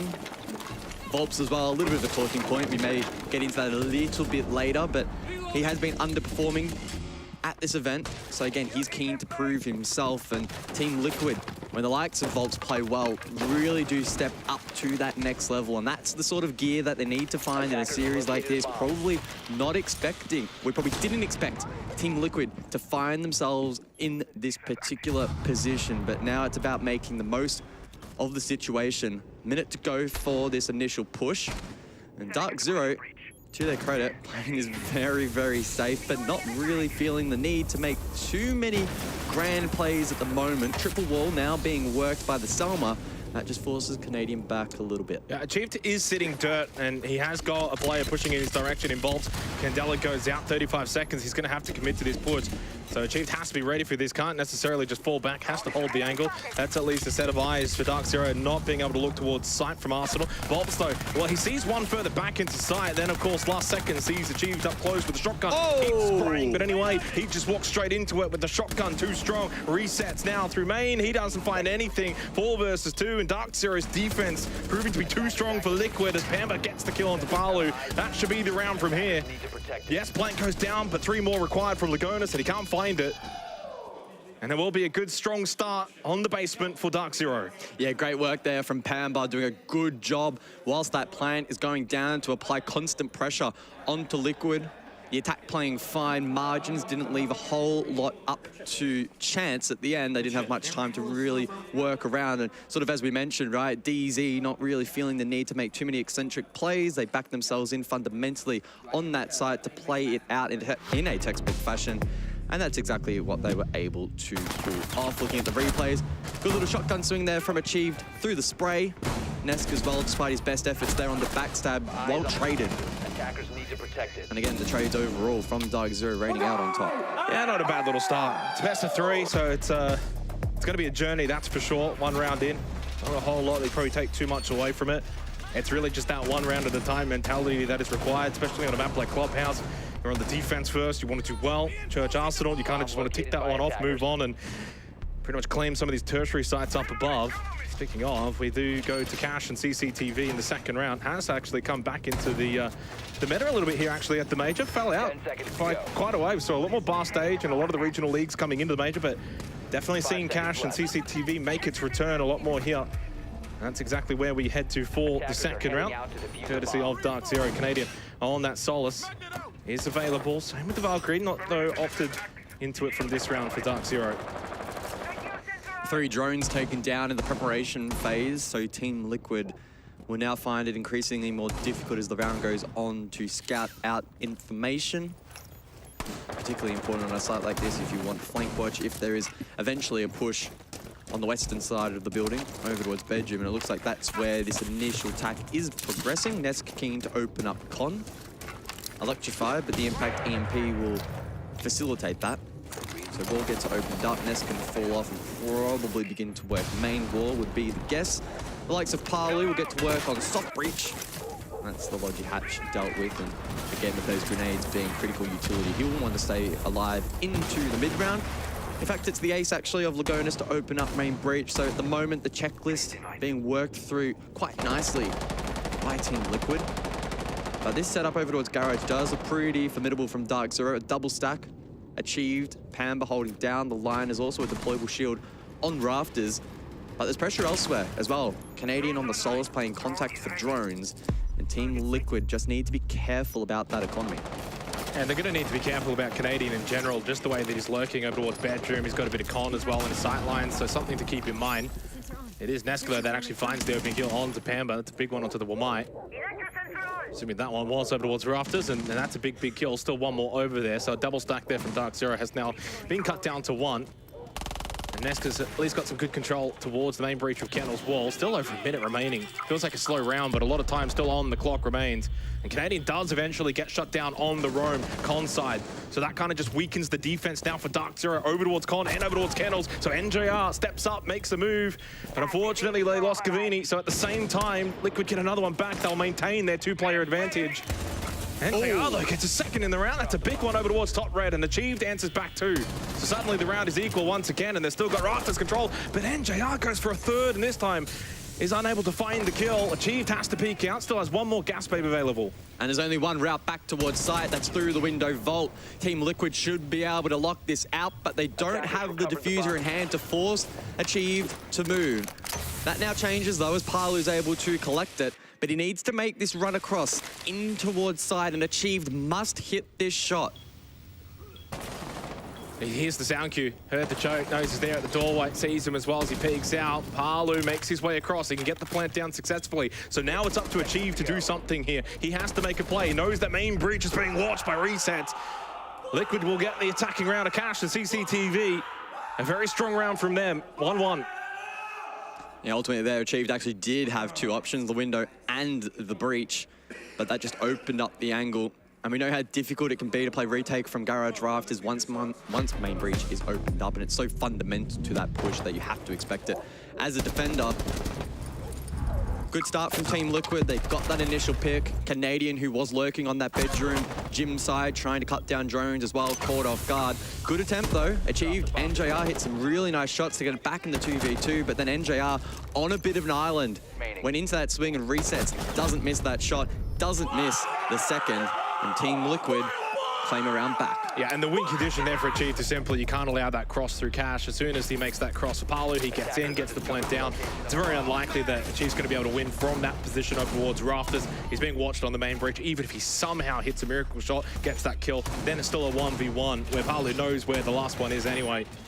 So 1-1 scoreline here. It's cash for CTV. Does get taken by Team Liquid. DarkZero will not look to repeat. They will switch it up. And rightfully so as well. Gym Bedroom, a site that has proven to be quite successful for a lot of teams. Extension over towards top red and cash will come out. So everything's rather default at the moment from DarkZero. Not looking to really shake the meta too much from what we've seen coming into this game. When we looked at a lot of these picks and a lot of the maps that got through the veto, thought that, you know, these are the kind of maps where maybe you've been working on them behind the scenes in scrims. Both teams have not had success. This is the first time that DarkZero is going to play Clubhouse all stage long. Liquid, it's the second time. They've only played it once. Back on the 19th of March was a 7-8 loss to FaZe. So not a whole lot of officials played on this map for both of these two teams, and that comes out at the major. Presence over towards Jacuzzi to begin with here for Team Liquid, and already opened up kennels. Yeah, being patient here on the attack, probably suspecting Achieve to be on the other side, tricking the wall, who does eventually make his way across from Con, but it's Volps who cuts that down. That's a big pick for Liquid and allows the wall now to be opened up. Yeah, I mean, just getting a kill in general, but when you take out the Bandit, who can no longer obviously electrify that wall, it's almost like a double whammy there for DarkZero. That's a big hole, literally opened up over towards Jacuzzi. At the minute 45 of the clock, that's a lot of presence. They can now work their way over towards the con wall as well, open that up. Obviously, they've already got pressure kennels. So Team Liquid actually doing a lot early on here in this round, puts them in a good position. And suddenly that logistics office area now also under threat.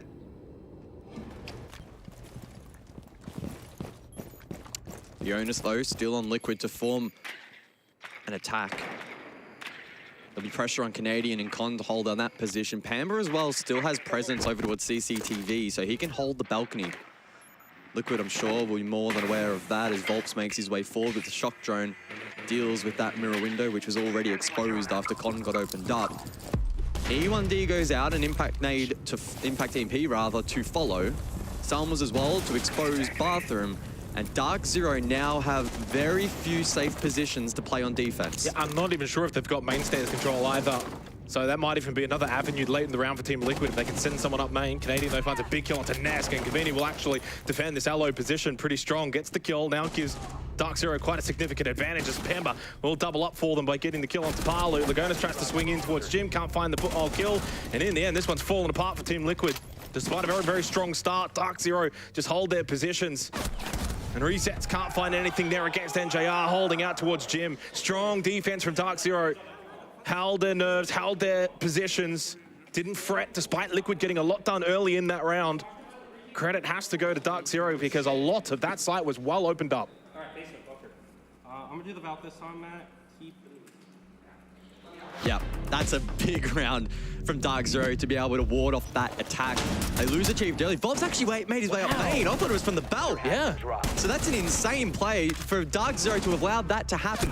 But then when the push came through, they won every single engagement cleanly.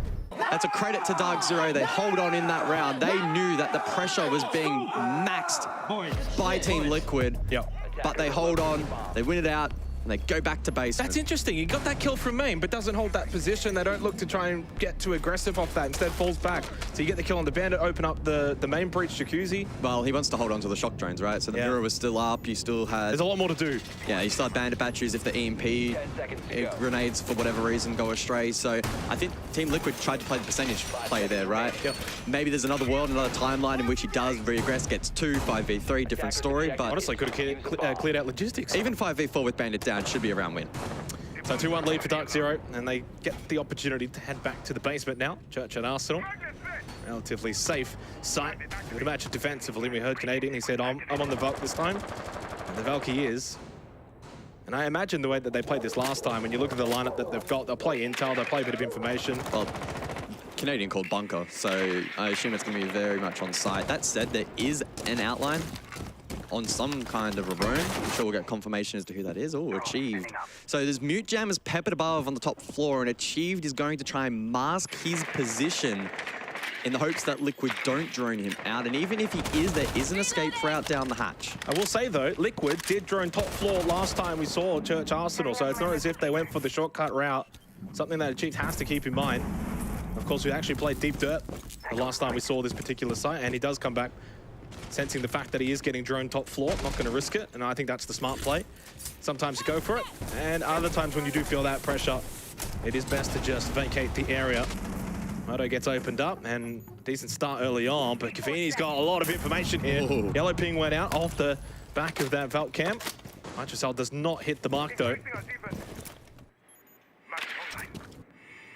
No IQ on the board for Team Liquid, so finding these black eye cameras from Canadian on the Valkyrie will prove challenging. And you can see the wealth of information available. Spotting out drones and allowing NJR to farm those. Again, he's going to be critical in the late round on the Warden with Ying in play. He can see through those flashes, and if there were smokes also available, he would have been able to see through those. A lot of Mute Jam is committed top floor as well, so not going to be obviously utilized towards the bottom. We're seeing a lot of drones actually get into sight because of that. Chief does have a Nitrocell, something to keep in mind late into the round here as Resets looks to try and open up triple. 60 seconds left. Gaspe went out bot main. And a little Gemini peek towards Pit from Nesk. He's going to nade this and then maybe look to push after it. No, he doesn't, just holds for now. But time is definitely of the essence here in a 5 versus 5 push onto site. You'd probably back in DarkZero, especially after what we saw from that last round. There is at least presence over towards Moto. Dirt being watched by Chief, but no presence from Liquid over towards that location. I think it's going to be a drop with Candelas through Moto in towards Church. See if they can hit a couple of good shots. Nesk over towards Pit. Very much a big win condition to try and get control of blue. 20 seconds then, and a Candela cooked, and it's Canadian, the first to fall. Nesk as well, pushing through blue, and Volps will look to send it. Palu falls, a key player for Team Liquid, and NJR also falls in response. So there's 10 seconds on the clock, but a 5v2. In fact, it's flawless for Team Liquid, who lock out the round. Yeah, very strong attack. NJR sitting over towards Arsenal watching the blue push, but it's actually the Candelas going in towards Church, so he was pretty much no effect on the Warden, and Candelas get full effect. They drop down, they get a couple of kills, and when you get the first 2 kills on a drop, I mean, it's going to be so difficult then for DarkZero to respond. They have to scramble players that are in deep dirt, aren't really going to be able to get trades. So a really strong attack there from Team Liquid. And so far, an arm wrestle between these two teams, these juggernauts. And heading back over to Cash and CCTV, DarkZero don't even want to repeat.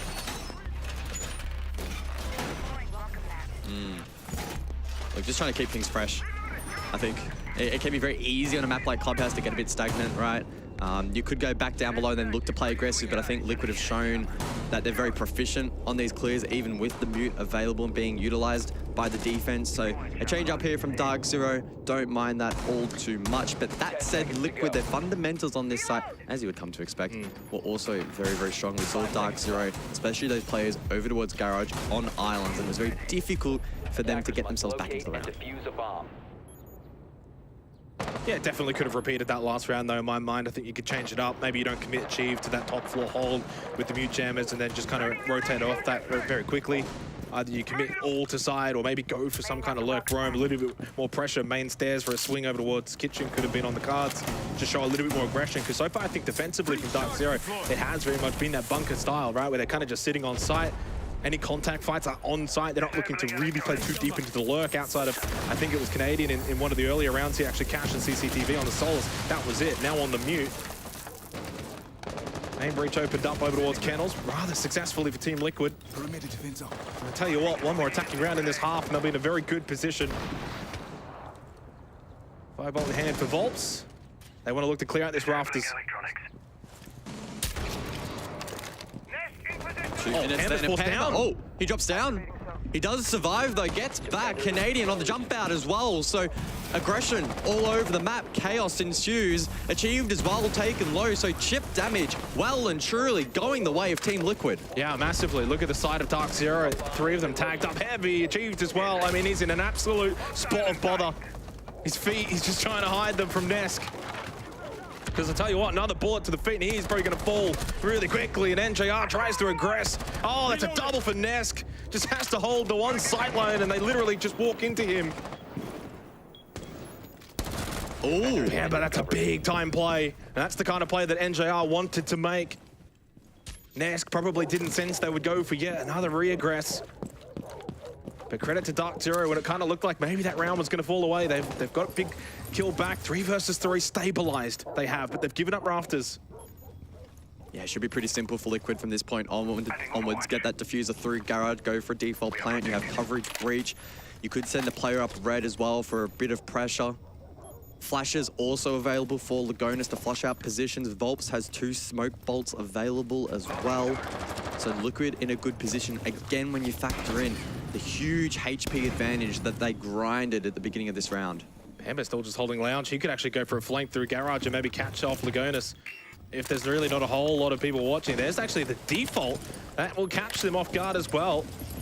So that's a bit of information for Pamba. There is still a Nitrocell available for Canadian. Pamba holds Lounge, but he doesn't expect Volps to be that close. Loses his life. Gavini and Canadian, the last 2 alive now defensively for DarkZero. Still good conditions though being held. Top red in control, but Lagonis can go in. Fakes it next to the bomb chassis, of course. Wary of the fact that Canadian is down below with that Nitrocell. He can still deny this with 8 seconds to go. Should still be one watching from below. Where is Canadian? He's the only one that can probably deny this now. Gavini kills one, top red. Plant, there is that Nitrocell, misses the mark. Never mind, Canadian gets the kill! What? What? Canadian wins the round for DarkZero at the very, very last second. Liquid just dropped the ball. Canadian gets a huge kill. I don't know how they've managed to pull that off. We need some replays for the conclusion of that round, but a big play by Canadian. So much experience, of course, on those shoulders. You expect big plays from him, and that's exactly what he's been able to produce in that round. But I tell you what, that was, again, a Team Liquid round through and through until the bitter end. And they played it well. I loved the fake over towards the bomb chassis, then move away, expecting probably the nitrocell from down below. Starts early here as well, where it's a little bit of that back and forth. Liquid looked okay. They opened up a good amount of the site once again. I think that's been the general consensus to what we've seen in the first half. Nesk with a nice double. You just start to think, DarkZero falling away? But it was a nice power push from Pamba. Volps as well through Lounge. He gets that kill in through Garage. And then from here, well, we need that replay of Canadian. So there was the nitrocell. There was the kill down below. He just got off the plant. He got off the plant. See, I almost thought he denied it, but then I was in the back of my mind, where was the information? I was like, he must have shot him through the floor. I was like, in that moment. So he just gets off. Well, they had the 3v2 team Liquid, and instead of keeping that player down below to counter the nitro, they thought about it way too late. They're like, oh, wait, hang on. There might be a player down below. We should probably go deal with that. And then it fell apart. Canadian obviously playing that very proactively. Yeah, that is a big, big boo-boo from Team Liquid. Interesting, though. I think even in regardless of that, even if that plant gets down, I think they're still in good positions to still potentially win that round, regardless we move forward. End of this half coming up, final round. DarkZero do get to 3 defensive rounds. They'd love to get to 4, considering this is the pick of Team Liquid for the map. And this time they do go back down to Church Arsenal, elected to not repeat it. And a little bit of presence main stairs from NJR early in this round, something that we haven't really seen from DarkZero. Takes out the drone, he'll fall back, that'll do for him. 3 drones gone already, and we see the Blitz Ying coming out from Team Liquid. The signs of that could very much be that mid-round rush onto site off of the back of the Candelas. The question will be the way that NJR wants to operate here on the water. I think he needs to be looking in towards Church.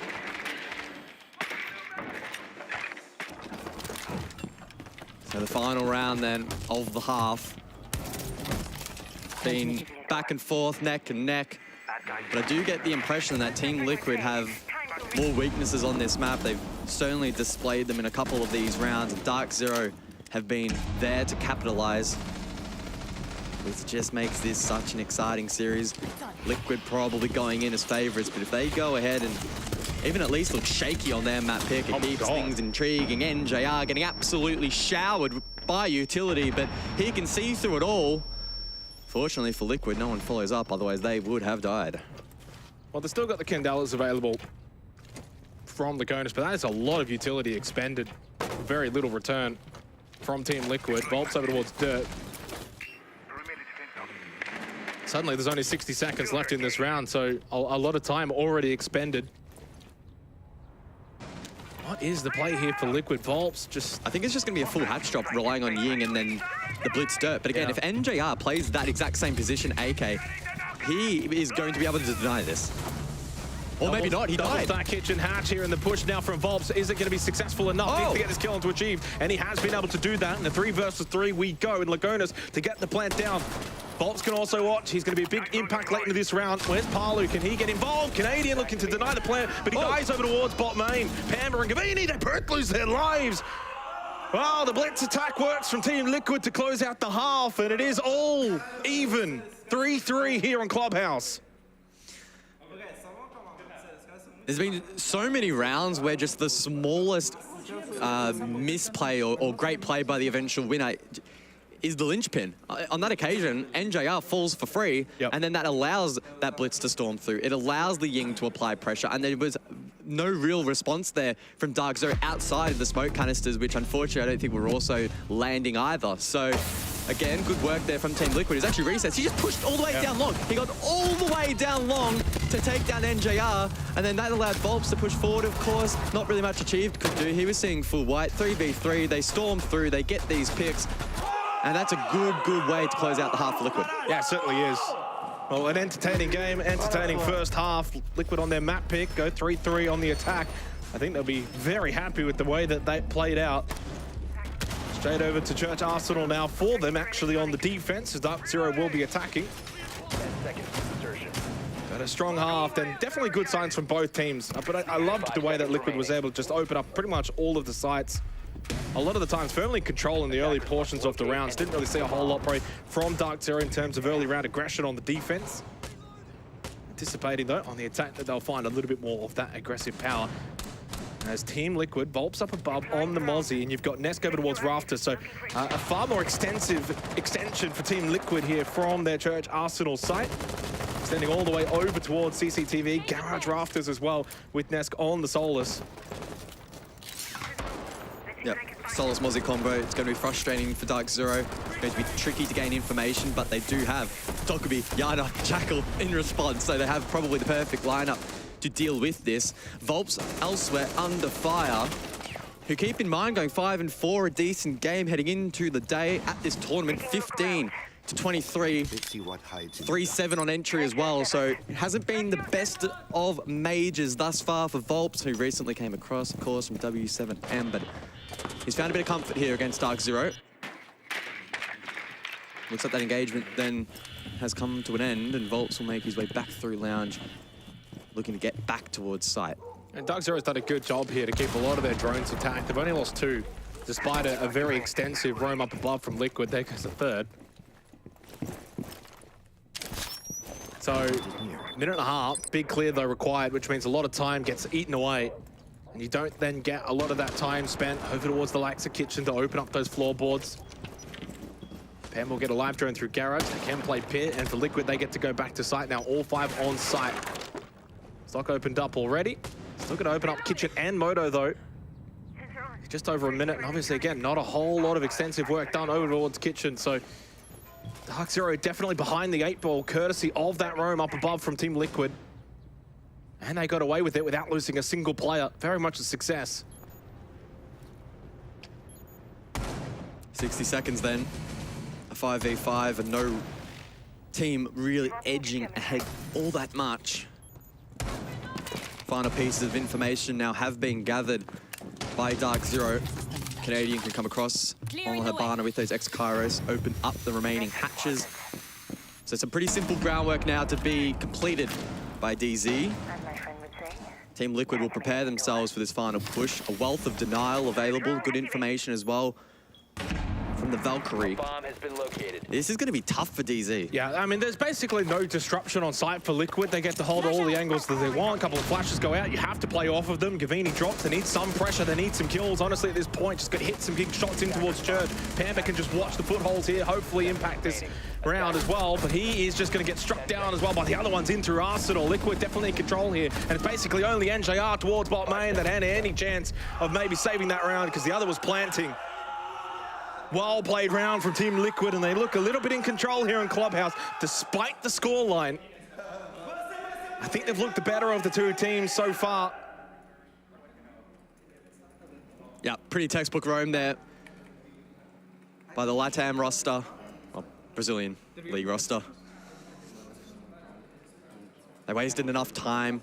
They didn't even cut down much droning utility, but ultimately it didn't really matter, because they always found themselves in favorable positions. They never got caught off guard by the clear from DZ. So it all came down to that sort of 20-second drop.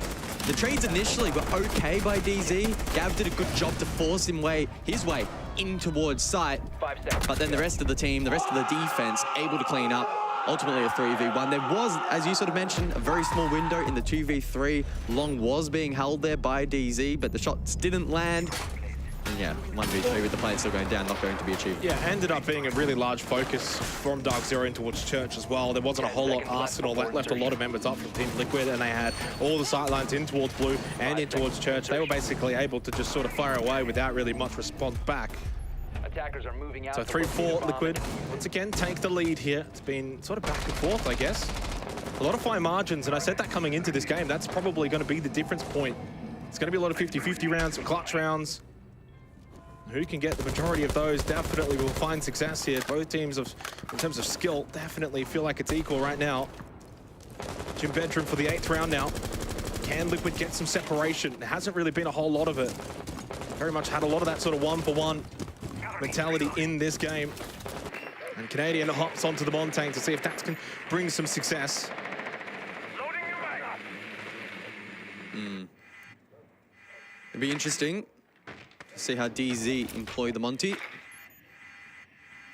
In the meanwhile, though, it's about playing off this early round information, getting some semblance of map control, and Gav will head that in through Garage. Achieved as well with the exothermic, opens up kennels, and there's immediate pressure here onto CCTV, and Nesk holding top red stairs with a deployable shield. Yeah, but the shield's actually on the stairs itself, so it's not quite protective if they do actually get into CCTV. So you want to probably fall off that one, any kind of pressure. And does do so rather early into the round. It's a mini micro win there for DarkZero. They can sort of just clear this so freely. Obviously, Canadian will check and double check. 90 seconds left to go in this round, and only just now getting a bit of cash control. Looking to push through Con, and you would imagine them with a pinch through Jacuzzi. Would love to see a little bit of main stairs pressure. Haven't really seen it from either of these two teams. It is very much that highway here on Clubhouse. Again, still very efficient droning from DarkZero in terms of the economy. And JR can put some pressure over towards the balcony. Yep. DZ have, again, CCTV control, so that unlocks the balcony. No fear of a defender being able to backstab this setup from the attack. The balcony is a powerful position for NJR. You can try to shut down a lot of the key positions in towards the objective, but needs to be mindful. Team Liquid aren't going to sit and wait. Good read from Achieved. Pamba with the nade, but it's not quite enough for the down. Lagonis survives, makes his way back towards the objective, and that is unfortunate for DZ. They can still play off of that though, so low.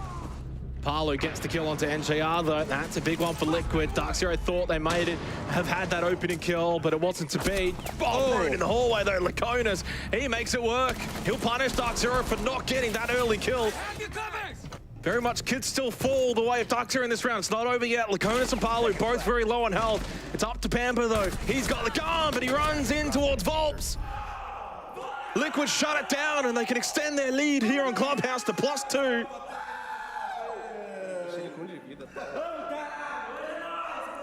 Just some moments in that round that didn't quite go the way of DarkZero. Some fine margins. You get that nade kill, suddenly that round could very much change in so many different ways. 3-5 the scoreline. Liquid edging closer to taking their map pick. Yeah, they got really quick control over towards Cash CCTV, did DZ, but then their transition in towards site fell flat. The grenade over towards Logi didn't land. Lagonis in an off-meta position as well confirmed the kill, which pretty much confirmed the round. And once you lose a couple of players there, the Monty is pretty much dead weight because you don't have the players to then play off it. So good work there by Team Liquid, looking rock solid on the D. Yeah, I agree with you wholeheartedly there. The whole point of that Montang is to play off of it. He's the last one left, and it's all a little bit pointless, as we will get a technical timeout here. 3-5 scoreline going into it. Did see the fact that it was Cash and CCTV locked in for the next round when we do get back into the game. And very much an apt little break here for these two teams, and hot and heavy start to this one. And only just now really Liquid getting some semblance of a lead. It's very much been to sort of either even score lines or +1 round differential. So Liquid getting at least that +2 gap does at least relieve some of the pressure. And I think they've really controlled the map a little bit better, both on their first half attack and obviously defensively. They're extending out a little bit more. They're happy to take any early contact if it comes their way, or they're happy to also just fall off. DarkZero kind of just look like they're just following what Liquid's doing in a sense. Like Liquid will do something and DarkZero will respond to that, rather than DarkZero really looking to be the controlling team of this match. Yep, so just to reiterate, we are in a technical timeout. And because the players can't talk to one another, they get up to some shenanigans over the course of this period. The DZ, though, Canadian specifically, probably in deep thought at the moment, wondering how is he going to get his team back in to a winnable position here on the first map. We did get the opportunity of casting Canadian's retirement game. Well, and then at the time it was. And then he unretired. Will Liquid send him back into retirement? Yeah, well, oh, geez, that's a bit harsh. Oh, it was a question, it wasn't a statement. Long ways to go, long ways to go. Have you enjoyed, though, this game from these two teams on a map that neither of them really have played a whole lot of this stage? I mean, they haven't really done a whole lot that's probably out of the ordinary. They've kept it all pretty default. Yeah, it's been fun. It's been all right. It's been pretty good. I've enjoyed it. I think both teams, again, have had pretty good fundamentals, and that's why we're seeing so many rounds. In fact, almost all of them come down to that one micro mistake or that one big play that is the linchpin. Once that piece clicks into place or falls apart, depending on which side of the coin you're on, then the result pretty much determines itself. Well, fist bumps go out because we're getting back into this one. 3-5 Cash and CCTV in the 9th round. Liquid leading 2 rounds over DarkZero. It is their map pick. It has taken them a little bit of time to get into this semblance of a lead, but they got there in the end. Definitely feels like in those 50-50 moments, though, it's probably been DarkZero that's had a couple of those fortunate rounds go their way. But in terms of the more controlling round wins, I think Liquid's had the majority of them. So as we head into this game once again, I think the onus is on DarkZero to make something happen here in the second half. On the attack, they're going to have to find better ways of getting these opening kills, better ways of having a more successful entry, looking to disrupt this defense of Liquid. We'll see if they can achieve it in the 9th round here. Cash and CCTV. It's a big, big round. And once again, it's a site that has firmly come back into the main rotation of sites here on Clubhouse. Bar stage has kind of been put back on the old back burner. So there's some interesting repicks then from DarkZero, opting to take out the Capitao for the Thatcher. And Canadian did initially tease Monty. Okay, that's a mirror window. So on the soft wall facing in towards site. Again, just to try and make that entry more challenging for the attack. Typically, I mean, way back in the day, there was always a rotation hole so your garage player could get back. Then the mindset changed that the player in garage is on an island, he could die anyway. That's why it became a head hole so that, you know, you couldn't necessarily get in, but it made it difficult for the attack to set up. That's taking it to the absolute extreme with the mirror window. So I'm very, very keen if DarkZero go for a push through garage to see how they'll deal with that. Well, straight away, Canadian will open up Con. It is Palu, though, who is lingering towards bedroom, looking to deal with these drones and get as much information as possible, and information he will find. There are a couple of DarkZero players over towards Jacuzzi side. Resets will actually rotate over and just tuck in towards Jim off the back of those drones getting taken out by Palu. So again, aggression from Liquid. Of the two teams, they've been the trendsetters in that department. You can see that DarkZero just firmly just sort of sitting back and seeing how aggressive do they really want to get. Do they peak this? Shots out from Canadian. And rightfully so, considering how aggressive Liquid had pushed over towards Gym Bedroom.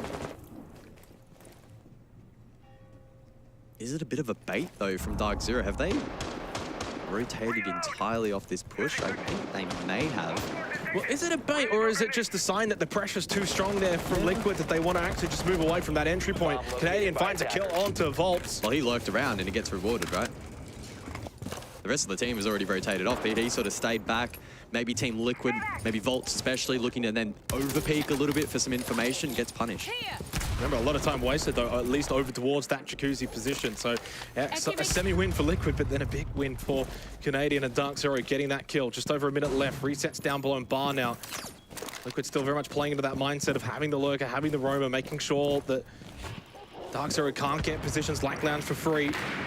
Pamba, big drone, spots out the player at rafters, and he is getting a little bit of pressure, but pops one of the Vulcan canisters early on. Still has a Nitrocell available for Nesk, and of course that mirror window facing in towards CCTV is there. 40 seconds, still looking to open up kennels all the way through for the main breach. But they got that player advantage. Resets in secret, spray through the window. It's a 50-50 moment there between NJR and Resets. They'll take that one as a draw. 30 seconds remain, though, and the push will now have to come from DarkZero. So main wall opened up, Canadian diffuser in hands. He's on the roof. May look to drop down and make a play himself, but it's Gav up main stairs. The skeleton key in hand, but he's taken down. Trades elsewhere, and it's actually DarkZero to win them all out. Lagonis on an island over towards red, confirms the down. 10 seconds on the clock. He doesn't have a hero Nitro, but he does pop up. Not enough, though. Achieved, able to trade. Yeah, I mean, we obviously got to see the POV there of Lagonis. Held top red stairs firmly. Ended up getting 3 kills in that round, but everywhere else on the site just fell apart for Liquid. Big attacking round for DarkZero to take Cash and CCTV to not allow Liquid to get that match point. 4-5 now on the scoreboard. This one continues to remain an arm wrestle. And I loved the fact that they were just versatile in their approach. Probably one of the better rounds from DarkZero. They sensed the pressure over towards Jacuzzi, and what do? They just rotate off, see if they can catch a couple of the roamers on the way back to site. We saw that with a kill from Canadian onto Volts. And then from there, they were able to just attack site. I had the main breach. They had the player at rafters on an island who was basically set up in that way. And we head into this one. Church Arsenal to come here for the 10th round. Yep, I like that response from DZ. Team Liquid were the first team really in this series thus far to establish a little bit of a lead and really have some nice momentum to open up this second half. But DarkZero able to stamp their authority back in this series as we head back downstairs. Pam is going to whip out the Brava for this particular round, so we'll see how much of an impact those clutch drones will be able to have. And the droning from DZ, well, it'll need to be good. Resets lurking inside of kitchen. Intriguing position to play, your bandit, especially if you want that util for triple wall and the nitro as well. But might be able to catch DZ off guard, assuming he's still playing that. Should firmly as well be more of an on-site defense here from Liquid. Last time they had the extension up above, wasted a lot of time for DarkZero. That was pretty much the reason why DarkZero had lost that round. 30 seconds left, and they hadn't really done a whole lot of work on site. Had to just drop, largely blind. This time around, though, much more on-site here from Liquid. So this should give DarkZero a bit more of an opportunity to get a lot of more work done in terms of opening up these positions like kitchen floorboards. Obviously defended by Resets, just sitting prone here, see if he can catch someone off guard. So at least still some kind of presence up above from Liquid, but definitely have changed it up. Obviously Cavini will see that top floor is going to be clear, no footprints, but he's still might there. just catch a couple over towards kitchen side. Palu, it's up to Palu to show a lot of presence here towards main stairs, trying to draw attention away from that kitchen position. Yep. The hatch as well has not been reinforced by the defense, so there is somewhat of an escape route for Resets, but hitting that will probably be tough, and Nitro already expended anyway. Unless it gets popped from down below. Oh, not spotted. Oh, the Warden wow. finds the tracks of He's going to get a kill. Palu. He's going to get a kill. They're going to have no idea. It's a matter of who he actually finds here and how many. Yeah. He's probably good for one. I don't see a world in which Resets doesn't at least get one kill here. Minute 10. To be fair, at the very least for DarkZero, they're at least getting a lot of work done towards opening up more boards on site. Here we go. Resets is just moments away from finding this kill. There is a little bit of hesitancy over towards this hallway position, but I think that's because of the vault, because of the hatch drop. Virus protection is out of date. We'll have to get that fixed. Keep that one updated. 45 seconds left. Reset still hasn't been spotted, but honestly, he might just be sitting there for a while longer because DarkZero have made the drop down over towards site. Double push through Moto. 30 seconds then. Canadian will send a Candela for the swing. Punished. Nest will fall. Canadian able to just hold down the line. It's a 5v4 Oh, he's gonna get double kill. DarkZero, but the flake from Resets, absolutely spot on. Diffuser on the ground. Canadian taken down as well. It's a 3v3. Chief comes back over towards kitchen. 15 seconds. So still a little bit of time here for DarkZero to maybe salvage this round, but not a lot more is required. NJR. What can he find in here? Up close, tucked in. Boxless is his life, courtesy of Pamba. 3 seconds, got to get that plant down. And NJR's been able to make the run across and get it. But is he going to be denied? You would imagine he will, but yes, he will. Palu gets it done. Match point for Team Liquid. Well, we waited and we waited and we waited. We waited a little bit more. Finally, Resets able to have an impact in that round. That was bizarre. Well, it was bizarre in a couple of metrics because DarkZero pretty much applied no presence or pressure over towards kitchen. That's why Resets didn't have that initial impact.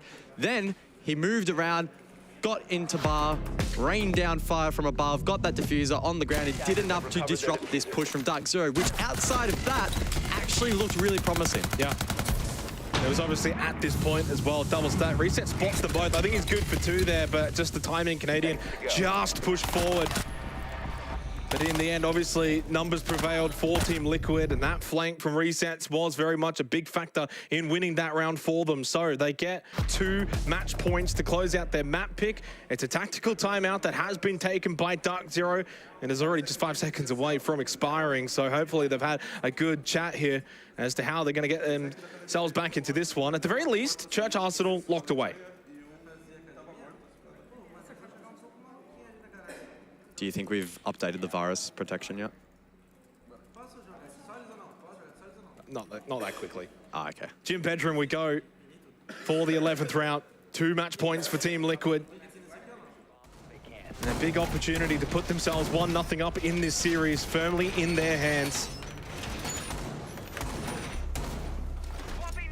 Last time out had the very soft extension over towards Red and Cash. gave up on it really early into the round.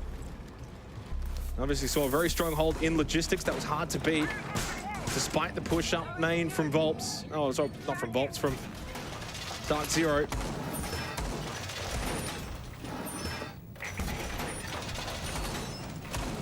Seconds to go.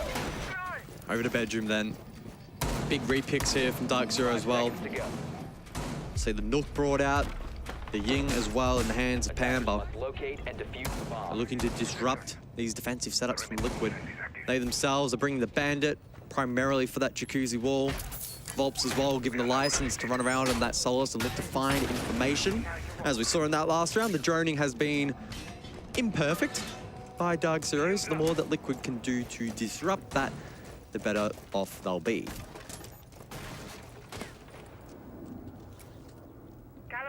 Yeah, so Nesk will just hold top red for now, but I can't imagine he's going to want to hold that position for too long. Very much by himself, no one can necessarily trade. A lot of the attention from Liquid, Jacuzzi side.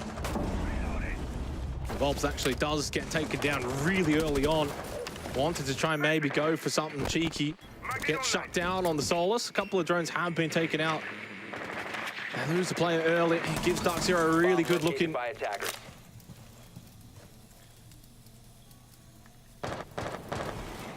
love this little mini game over towards Jacuzzi. It's always precarious for that Bandit exposed to the gym window. Exposed as well to a lurk up main stairs. Enough pressure from DarkZero should secure them the breach. Palu elsewhere gets the kill. Resets does fall, so it's still in favor of DZ with the main breach open. Palu lurking for a second, but NJR survives. Yeah, as soon as Cavini drops their gym window, obviously Palu's just watching it to protect resets, but he was already taken down. It was so quick to play off of that breach towards Jacuzzi getting opened up. 90 seconds. DarkZero will be happy with that because they got the breach, they got the kill. They lost Cavini, but he kind of did his job anyway. So job done. Palu, though, steps up, gets a big kill onto NJR. Makes the play over towards the breach, comes out successfully with his life intact, doesn't get traded. Just over a minute remaining, achieved. Does he find one through the hatch? No.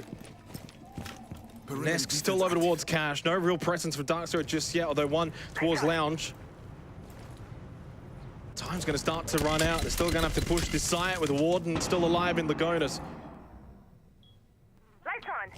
Still poking and prodding on the attack, but Team Liquid not presenting too much opportunities. Nesk is on a somewhat of an island if he can be cut off. That rotation through Canadian goes on the balcony, but he doesn't quite find the kill. Achieve gets information. Canadian misses the shot, and Nesk now with 30 seconds can play a big role in this round. It's a big cross that gets allowed by Canadian. Lagonas feeling the pressure over towards logistics. Nesk will spot one, achieved. He's just loitering down below, gets punished. Pamba gets a big kill back at least onto Nesk. 2 versus 2. Canadian at the gym window, spots one. Little bit of information that can be played off towards Bartru. The push from Con now as well comes through. Palu doesn't swing. He can play off Lagonas, who can just spot them. Lagonas gets the kill. Pamba gets the other. Needs to push for the last one, but Lagonas will just run as fast as he can all the way down bot main.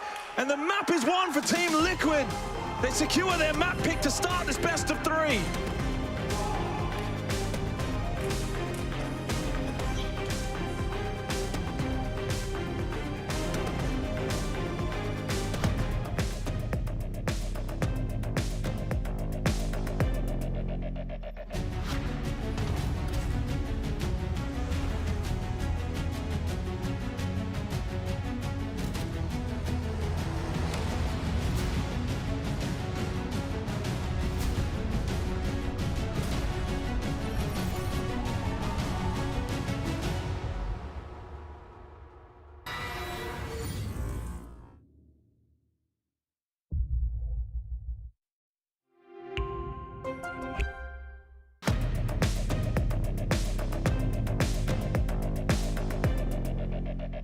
What?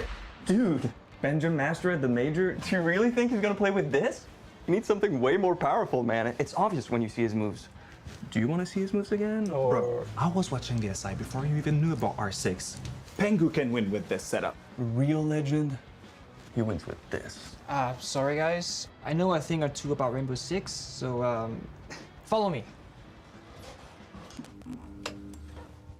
Now this is the best gaming setup. It's the HDR 400 monitor the XB 25.3 QGP 24.5 inches. EO Finals 2020. I'm doing a triple kill. The monitor had to be top-notch to keep up with my moves. Frostblade fans. They can cool the best graphics card, the best processor, and even the biggest hard drive with the most memory. They keep things cool and calm like my hit was at SI 2018 to win the championship. Pangu goes for one on the young. Can he go the second? Penta are world champions. It takes the best to be the best. Are they gone? Yep. But with two Orion towers fully upgraded and two screens. Good job, man. Thank you. Takes the best to be the best. Do you want to see his moves again, or? Bro, I was watching the SI before you even knew about R6. Pengu can win with this setup. Real legend, he wins with this. Sorry guys. I know a thing or two about Rainbow Six, so follow me. Now this is the best gaming setup. EO Finals 2020. I'm doing a triple kill. The monitor had to be top-notch to keep up with my moves. Frostblade fans. They keep things cool like my hit was at SI 2018 to win the championship. Pangu goes for one on the young. Can he go the second? Penta are world champions.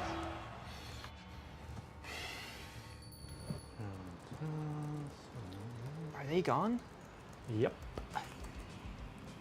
But with two Orion towers fully upgraded and two screens. Good job, man. Thank you. Takes the best to be the best.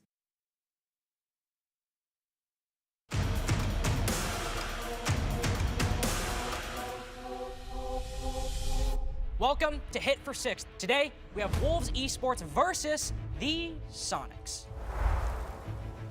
Well, the Soniqs have won the coin toss. They get the privilege, the honor of picking the first number. Gunnar. I want 6. You want 6? Number 6. How many times has Sweden hosted a major in Rainbow Six? Just a major? Majors. Just a major. All right, you guys have an answer? I think it might be 2. I'm thinking 2. That is the correct answer. So we'll reveal number 2. It's only in the corner. What is that? I don't know what that is. Go with your gut. Go with your gut. I have no Trust your instincts, Gunnar. Believe in the heart of the cards. I'm gonna count down. 5, Sean. 4, 3, 2, 1. Sunrise. Answer. Coastline. It's not sunrise on coastline. However, we can go to Wolves for an attempt there. Which number do you want to pick? 5. Number 5. How many stim pistol shots does Doc have? 3. Easy question. See, he knew immediately. That's a well-seasoned Doc player right there. Let's reveal the image.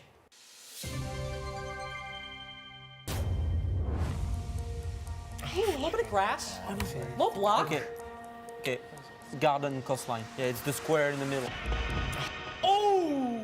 Incorrect, Bibu. It's not called that. We call it garden in French. Easy. Give me number 1. Next question. Wolves have unfortunately not correct. Could not make the cut. Gunnar. Citizen. No. Which number? Number 1. Number 1. We'll see if they're number 1 after this question. What is Zero's real name, boys? Sam Fisher. Sam Fisher. I'd like to guess what it's at. What is the number? Give us courtyard. Is it courtyard? Yeah! Courtyard. That's a steal. You know, that's the only way they won something. It's okay, in my heart we won. Well, and you know what? As long as we're still in positive spirits, that's what matters. But thank you for watching Hit for Six. Tune in for more action between all of our teams at the Copenhagen Major.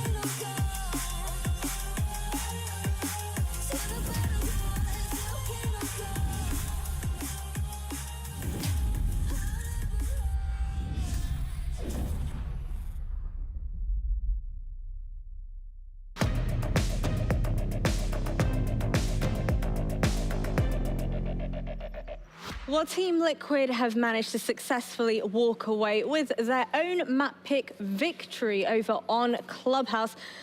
DZ, however, gave us a little bit of an underwhelming, unexpected bit of a performance. I think especially after we've watched such a high-quality Clubhouse between M80 and M&M, I think, you know, unfortunately that Clubhouse was just not up to the quality that we would expect, to be honest, out of either team. I think Liquid made mistakes, I think DZ made mistakes, and it's fundamentals that you wouldn't expect of teams of this caliber. I think being able to look at the two maps in comparison directly, you can see the sheer gap and the sheer gulf in some of the abilities that we've seen displayed here tonight. There were a lot of fundamental errors coming out from both sides here. It was by no means a clean game of Clubhouse. It just turned out that Liquid, they made fewer mistakes. I've got 3 rounds that come to mind. The first round is actually a Team Liquid round where they're attacking CCTV and they've got a 3-on-3 and they can't figure out for the life of themselves how to navigate a 3v3 to get the plant down. And it was simple. One guy holds breach, one guy holds lounge, the other guy plants, and they kept changing it around. The Capital was going from the breach to the garage, everywhere else. And there was another round where, you know, DarkZero, they've got a player trapped in logistics office. They've droned him, they have the nade, but nobody's holding the runaway. And then he gets away for free and then gets a crucial kill to win the round. It's fundamentals that's costing these teams. Something that you can see here in the highlights as well, often when we're looking at these sort of high moments and where a lot of the action's happening, just look at the time at the top of the screen. It's always in the red, it's always ticking down. Classic DarkZero and those sub-20-second pushes. It harks back to the 20-second meta that we often like to talk about. But DarkZero, they had a lot of hesitation there. There was double, triple droning, and even off the back of that droning, there was then some things that weren't getting drone fresh. What about that resets round? Oh, I mean, I've never seen a Church Arsenal round on Clubhouse where, even in ranked, where the kitchen has not been droned. And the fact that a bandit with 4 bandit batteries with all of his utilities just stayed in from prep phase until 20 seconds left, then flanked and basically won the round. There's some fundamentals missing for me that we know both sides have got it as well. And I think that's the most frustrating thing going into map 2. Well, X, I know you had mentioned that it almost looked as though DarkZero were playing with an awful lot of hesitancy. Do you feel like that kind of boils down to the map veto that we saw, an indication that kind of neither of these teams are necessarily comfortable? I think we've seen some hesitance on the side of DarkZero in previous games leading up to this, and it's now just compounding even more that the pressure is on. This is an elimination match at the end of the day, so they are reverting back to that double, triple check things. I am going to go back to the map bans here and say that with the map bans, both teams have ended up on, you know, their less preferable maps. Yeah. So we are expecting some mistakes, and it is about the team, you know, as we go into border, we can see it's going to be the second map there.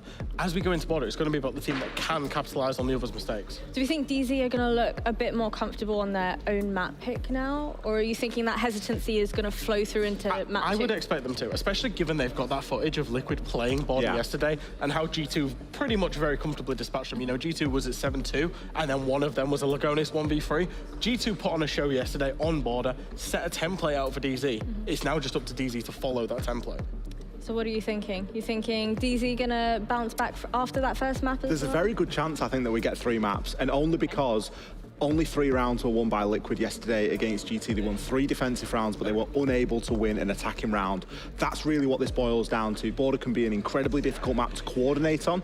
You've got a lot of things going on. We've talked about hesitance on DarkZero. It's only fair that we throw that same criticism where we see it onto Team Liquid. And there was certainly some hesitance from Team Liquid in a couple of those rounds. We've already talked about messing up the plant, looking to get the plant down in a 3 versus 2. If you can't navigate that on Clubhouse, it's going to be very difficult to navigate it on border. How about individual performances for the individual players on each respective team? I think for DarkZero, I want to see the players kind of step up and be the guy. I feel like they're all operating in a system, and that's fine. The system, you know, especially domestically, works very well. But internationally, and, you know, we saw in the last game where there was players who stepped up to make the moment. We know DarkZero have got some very talented players. I want to say bloody, I'm going to say they've got some bloody talented players, but I want to see them step up and make those plays. If that means leaving the system, taking a bit of a risk, I want to see them do it. All right, well, I want Guz and Xenox to give me their predictions as we head into our second map. A very difficult one to pick as we head into the second map of Border. Yes, it might be the map pick of DarkZero, Guz, but they're 0-4 on this particular map in 2023. It is not exactly a home map for them. Well, Liquid struggled against G2 as well, and I think Fresh put it pretty aptly. DarkZero, more than likely, they have looked at that VOD. The template has been laid out for them. If DZ can take their own flair as to what G2 were able to use to crush Liquid, well, they stand a good chance in evening out this series one apiece. So I think I'm going to back DarkZero in just, but they must tidy up some of the mistakes we saw on map 1. The drone work needs to be better. The hesitancy needs to be reduced as well, and especially starting out on attack, we need to see that time management be absolutely spot on. For the DarkZero fans out there, though, I will say Cafe, the deciding map, if we get there, if they can find success here on Border, is a map that we haven't actually seen Liquid play at all in Stage 1 regionally at the Major. But it is a map that has seen a little bit more play from DarkZero. Yes, they recently lost to NIP on it 4-7. But it's not the most awful scoreline. So if we do get to Cafe, I probably might back in DarkZero a little bit. So up to Liquid maybe to steal this one away. Zami does get banned out once again by DarkZero, continuing that streak, still all stage long. And the Oryx gets banned out, along with the Brava and obviously the Ying. So no real surprises, I don't think, with these bans. I think Brava's quite strong on a map like Border, same with Oryx really too. So from Team Liquid's side of things, they're more so obviously targeting these bans for the particular map, whereas Ying as Army for DarkZero are pretty much their staple bans.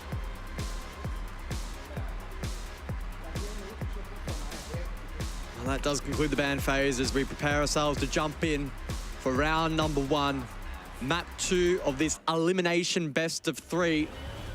The winner of this series still has another best of 3 to play. That one is both a promotion and a demotion game. They could either be extending themselves into the finals, phase 3 of the Major on the main stage, or they'll have to pack their bags, but certainly there'll be one team packing their bags tonight, and at the moment, DarkZero in the hot seat.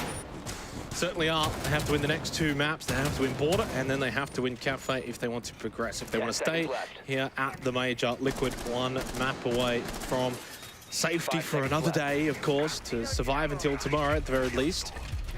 So DarkZero will attack first here on Border. Liquid on the defense. Again, not a whole lot to go off for these respective teams outside of the fact that neither of them have won it so far in Stage 1. So it's another one of those strange statistical anomalies. As Fresh put it lightly, both teams getting maps that they're not quite preferred, not at the top of their choose lists.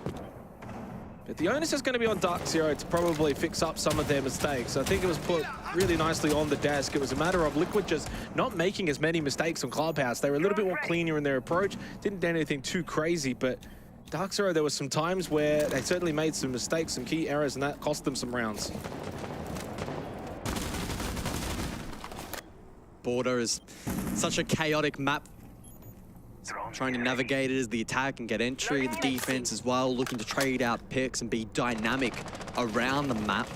Valkyrie in play, and we can see resets already getting good information. Volps as well with a yellow ping, eager to maybe find a kill down into Passport.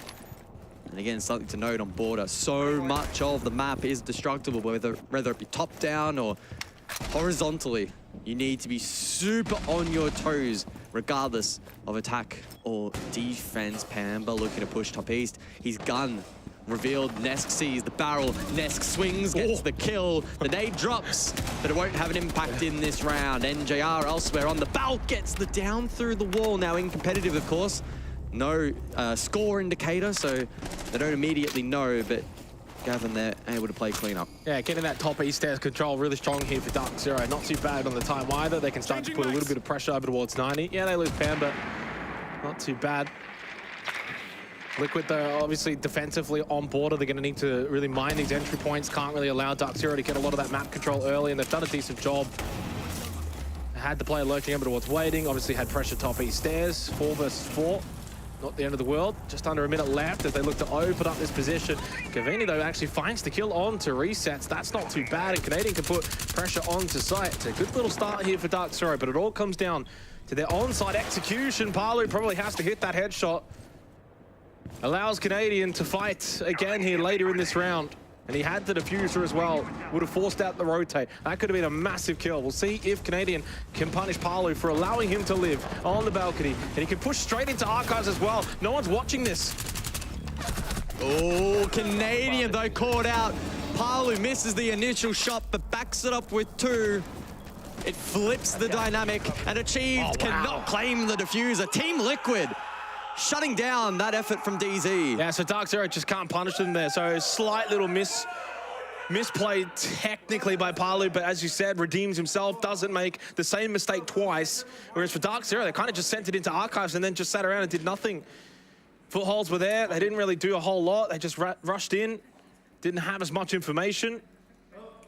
Pretty much no pressure over towards Armory either, so technical timeout immediately called. Not sure of the issue, but 1-0 start for Liquid here on Border. That's a good start.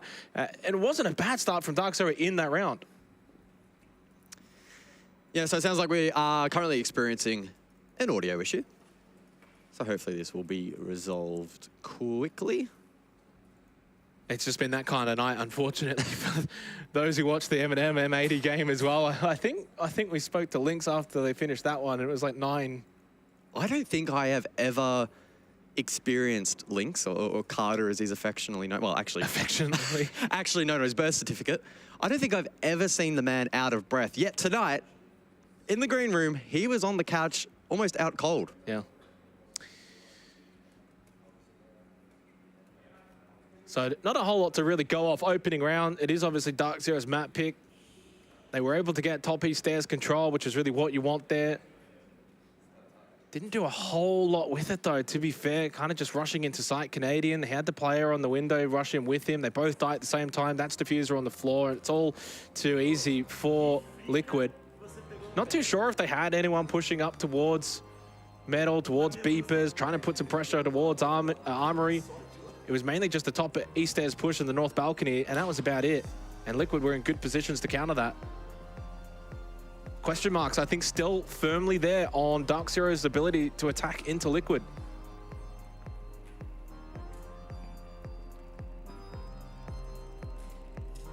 So it looks like we're in the in progress of getting this audio issue resolved. I will say the ambient music. Mate, once the music comes on, though, I lose hope. It's a bit of a bop. I lose all thoughts. I don't know what to say. Once the music comes on, I'm like, oh, okay, this might be a long one, won't it? Ah, yeah. Usually, if it's just a quick one, it's just whatever, no music, it's fine, get back into it. The music comes on, and now we're podcast moding. When we look at the series as a whole, though, it's Liquid that are firmly in front for me. Right, just off the eye test, let alone the fact they're already 1-0 up in the series. They controlled the maps better. They've made less mistakes. I think they've been cleaner. Yeah, their attacks definitely had a little bit more going on for them as well, compared to DarkZero at times have been quite stagnant. And obviously, yeah, making critical errors. Only one round, though, into the second map, so hard to really judge Border at the moment. But when you look at the series as a whole, Liquid, yeah, showing their teeth, literally. Yeah, players getting a little bit restless, understandably so. They'll be eager to jump back into this one. And these guys were sitting around, as were we, watching the M80 M&M game for like 3 hours before this series got going. So it's been some time. It's getting a little bit late. Currently 11 p.m. local time here in Copenhagen. How have you enjoyed your time? It's been great. Yeah, it's honestly been a lot of fun. We've been fortunate, you and I, to also get a couple of really good games as well. I'm hoping this one will maybe live up to the expectations a little bit more, because it's right now, as it stands, it's actually been probably a little bit more one-sided than I imagined it would be. Do you think this game will be better than Revan Northampton? Well, on the fundamentals, yes. On the entertainment, maybe not. You never know. You never know. I think DZ have what it takes, right, to start forming a bit of a comeback as we look like we'll be getting back into the game. Here we are. Towers for round number 2. Attackers have discovered the location. Yeah, Bathroom Towers second round, Liquid. Good to go back rounds to start things off. Obviously back on Clubhouse, it very much was that arm wrestle until Liquid pulled away in the second half and really started to put a couple of rounds on the board in quick succession. Just you get that feeling that DarkZero have really had to fight for their round wins, whereas at times Liquid theirs have been a little bit more cruise control-y. 10 seconds left. That's probably been an issue. Double stack Frostbat in towards Towers. on the Frost. Very much standard default positions for them from Laguna, so maybe another top east, never mind, he'll keep going. Attackers are heading out to defuse a bomb.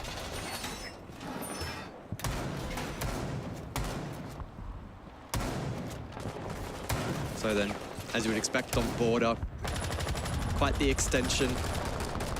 Defense wanting to lock down every single corner of the map and make it difficult for DarkZero to get entry. The likes of Pamba on the Yana as well, who'll be keen to get a lot of damage done. May look for an entry through the front door, but currently just dealing with these default cams as the rest of the team drones ahead. Canadian, Gavin tasked with sort of locating where some of this util is, where the defenders are electing to hold. Again, the Valkyrie will get some playtime, and that's probably going to be a constant throughout this. DarkZero will be well and truly aware of that, though. As you've mentioned a couple of times, Azami has been their go-to ban at this tournament, and they have not shifted that today. So entry through supply, and eventually then through customs. Obviously extension up above for Team Liquid, so it is going to have to be dealt with. May look to push up main stairs, but it is being watched as Volps will drop in towards waiting, towards Passport. Maybe look to get involved here. Cavini has actually had early contact, and he's second best in that fight on the Zofia. Volps, oh, this is a very, very strange positioning from Volps, and Canadian will punish him. Yeah, that's not the play. Volps is trying to manufacture something there. Of course, going for the wall bang for the wall, but he has no read. He has no information outside Passport. You can't be making that high-risk play. I can understand if you're at a disadvantage, as Palu will punch down the hatch. Nesk to full, Nesk to flank, but Gavin flicks and finds the kill. I think he's gun jammed. I think he wanted to shoot there, but he just didn't, and the shot goes out the other way. Now the drop as well from Palu. Red pings go out. Got to hit these shots and does do so with the DMR. Cavini's on the floor. There is another body there, though, for DarkZero that Palu has to take down, and he does. It was Canadian. 3 in the round for Palu. Very much on for the ace now if he can find NJR, and achieved. DarkZero yet another round where they just kind of fall away. But credit to Liquid. They've been able to respond. 40 seconds remain. Yeah, Palu's dropped below. Nice shot from NJR. So the vert goes back the other way. They have to drop, and they have to move towards site. And they've got to get that diffuser picked up as well. And with Palu tamed, it makes this round quite achievable for DarkZero. 6 flashes in hand, so good utility. Resets though, and the Warden's still up. Time. Attackers have recovered their defeat. Waiting rather, 10 seconds. They need to make this push work. One above as well for Team Liquid. One below in bathroom. 2 versus 1, but the time. 5 seconds left. NJR is out of it, and he's not going to be able to clear above or below in time. It's an easy round win for Liquid. A strange middle round. Some chances once again for DarkZero, but they're unable to capitalize, and Liquid punish them. That's been the theme of this series thus far.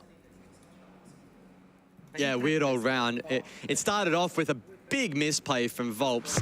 I understand he's keen to get in on the action, try and play off that information, but it opened up the gates for Canadian to get that freebie. Like here, it's a 5 versus 3. Yeah. But then they just couldn't tame this re-aggression down the hatch. Palu especially got the first, then the second. Just, yeah, causing so much damage. Ultimately just mowing them down with the DMR. Unfortunate there, because there were opportunities for Palu to be taken down.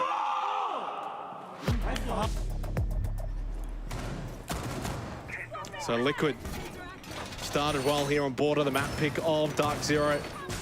Once again, similar themes to what we saw on Clubhouse. It's definitely concerning for DZ. Hard to imagine where's it going to come from for DarkZero. Who's going to be the one to step up, start to break through these defensive lines, especially towards the latter stages of these rounds. The early portions, they've been okay. Some even mid-rounds have been okay, but late round, it's just Liquid that have been hard-pressed to move from these really strong positions.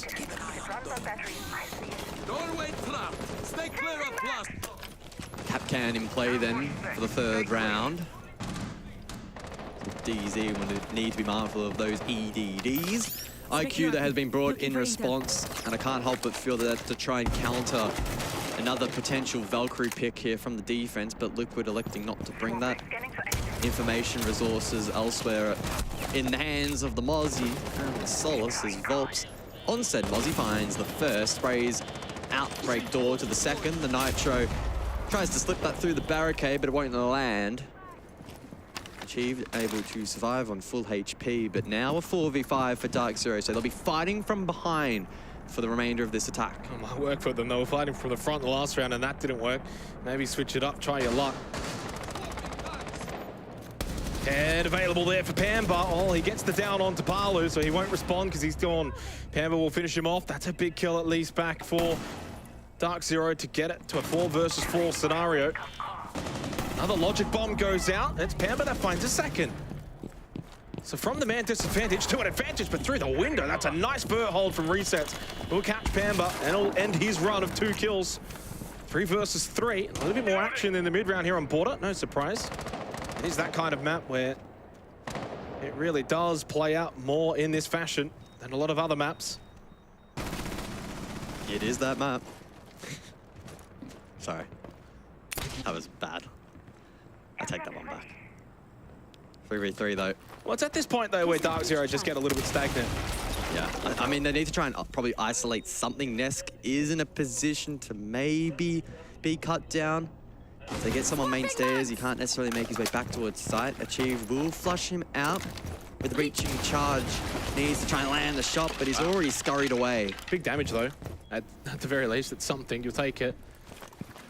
Probably just gives a very slight advantage over to DarkZero. Nesk is so low on health from that tag. 30 seconds though, time becoming a factor. NJR can at least put pressure on. Achieve. That was such a big opportunity. How many times have we seen in this series where Liquid can have a player make the cross successfully and then punish DarkZero later in the round? But Canadian, he got one. There's the trade. That's Lagonis. Gets the kill onto Achieved. He will punish the Nomad in the end. Resets is tucked in close. Are they even aware of his location here on site? He'll get one. He'll get the other. They were not aware. They were not ready for Resets. Once again, late in the round, DarkZero just come up with nothing. And he really has been a snake in the grass, a thorn in the side for DarkZero. We saw it on Clubhouse. We see it once again here on Border, which should be, of all 9 maps, the most difficult to find yourself in a wrap position, but he timed it perfectly to get in that corner. You're not checking that if you're DarkZero in the late round. There's really no logical reason to. They were also in a position to trade it, but didn't matter. Hits the 2K. Team Liquid hit a very strong lead. And I've also got to say, this is a map where if it's your map pick and you're going to choose Border, you've got to attack it well. And we're 3 rounds in, and it's 3 rounds to the defense of Liquid. Super concerning for DarkZero, hence why they've called the tactical timeout. They're firmly on the ropes here. 5 seconds. Did Canadian know? I feel like he maybe pre-fired that. It's so hard to tell without his perspective because we never saw the POV of DarkZero late then. Maybe there was info. Either way though, full credit Resets. I mean, he played it incredibly well, gets the 2K, locks out the round. That's 3 sites, so perfect rotation for the defense. And this is where you're really tested as a pro player. DarkZero backs against the wall. They now need to formulate a plan. How are they going to bounce back on these same 3 objectives but produce a different result? Spot at the major, firmly on life support now for DarkZero. 4 rounds away from being knocked out already. It would be super disappointing for them to go out at this juncture, but it's not too far away from happening. Liquid have looked once again very strong as they were on Clubhouse. They are doing so here on Border. Armory Archives in the 4th round. One of the better sites defensively as well, so it's statistically likely that we may actually end up seeing a 4-0 start here on the defense for Liquid. 5 seconds. I wonder if DarkZero are going to go for a similar Archives push. They're bringing the Osa this time. One of the big weaknesses last time DarkZero did push this site was their inability to counter the footholds, which meant that once they got control of Archives, they were still under pressure, still being taken down, and Palu was able to find a multi-kill. With that Osa, those Talon shields can, in theory, provide that extra protection. And that last round as well, another one where DarkZero had that man advantage going in towards those final critical gunfights onto site, late round. He's been spotted here. The nade from Pamba, well, he's feeling like he probably deserved one there. Well, Volps does actually go down in the end, but not confirmed. Another nade, unable to finish him off. Although NJR will do the damage, he'll get the kill. And it's another early kill for DarkZero, but they do lose their hard breacher in Gavini. 2 resets. He's now 6-1 to go with Palu 6-2. Absolutely franking out for the duo, 4 versus 4. But a little push through waiting for Pamba has been successful. Can look to push over towards East Stairs now. Talon shield on the ground. And Hero, those Talon shields just providing additional protection on the bulk for Canadian. He'll have that diffuser in hand. The rest of the team will be looking to find themselves in playmaking position. Reset to office. Will be critical to clear for DarkZero if they want to commit to this push and achieve sensing that. They gain information as NJR pushes forward, but he's shut down by Nesk. NJR fails to swing in time and he gets swung himself. Where are the trades from DarkZero lacking? Canadian tries to form something, has achieved still on the roof. There's no hope he can have an impact from there, at least not with gun in hand. And Team Liquid looking like it will be 4 straight on the defense. The only trade they got was actually from the Claymore of NJR onto Nesk. And they just look a little bit all over the place, don't they? Disorientated over towards top east stairs. Those are the kind of deaths that you can trade, especially top waiting. The swing just never came through, and then NJR gets swung, and you actually saw him in the cam. He just kind of lifted his hand up as a sort of, what the hell's going on? Nothing's working for us.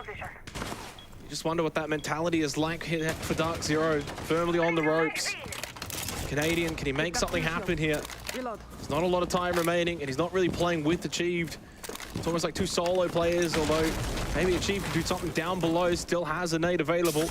There's not a lot of time left, and Canadian just has to make the push into Archives with the Talon Shield. But the Nitrocell very much awaits. It's got his name on it. 15 seconds left. He doesn't leave this, surely. Well, actually, plays it well, avoids the first one, but the shield breaks. Does get the kill. Not a lot of time to find the remaining kills. Palu got the last 2 in that round, and Liquid go 4-0 up on Border, firmly in control, not just of this map, but of this series. It's a bunch of lonely faces now for DarkZero as they're starting to realize their time at the major might be coming to an end.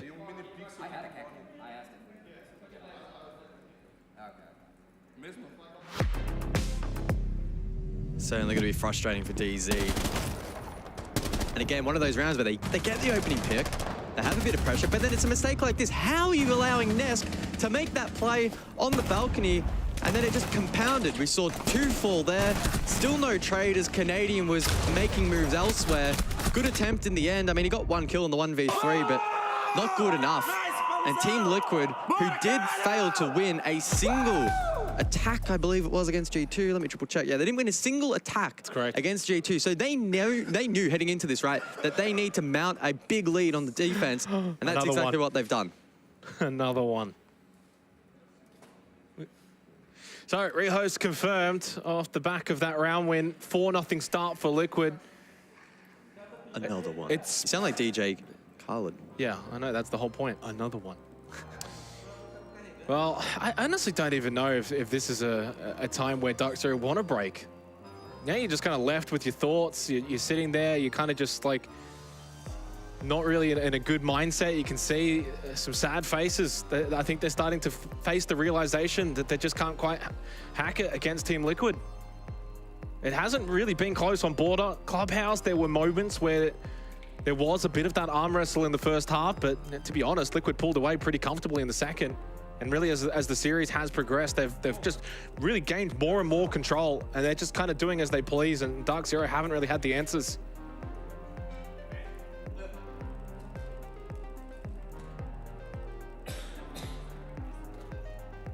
Yeah, it's been tough for DZ, but Team Liquid, a formidable opponent.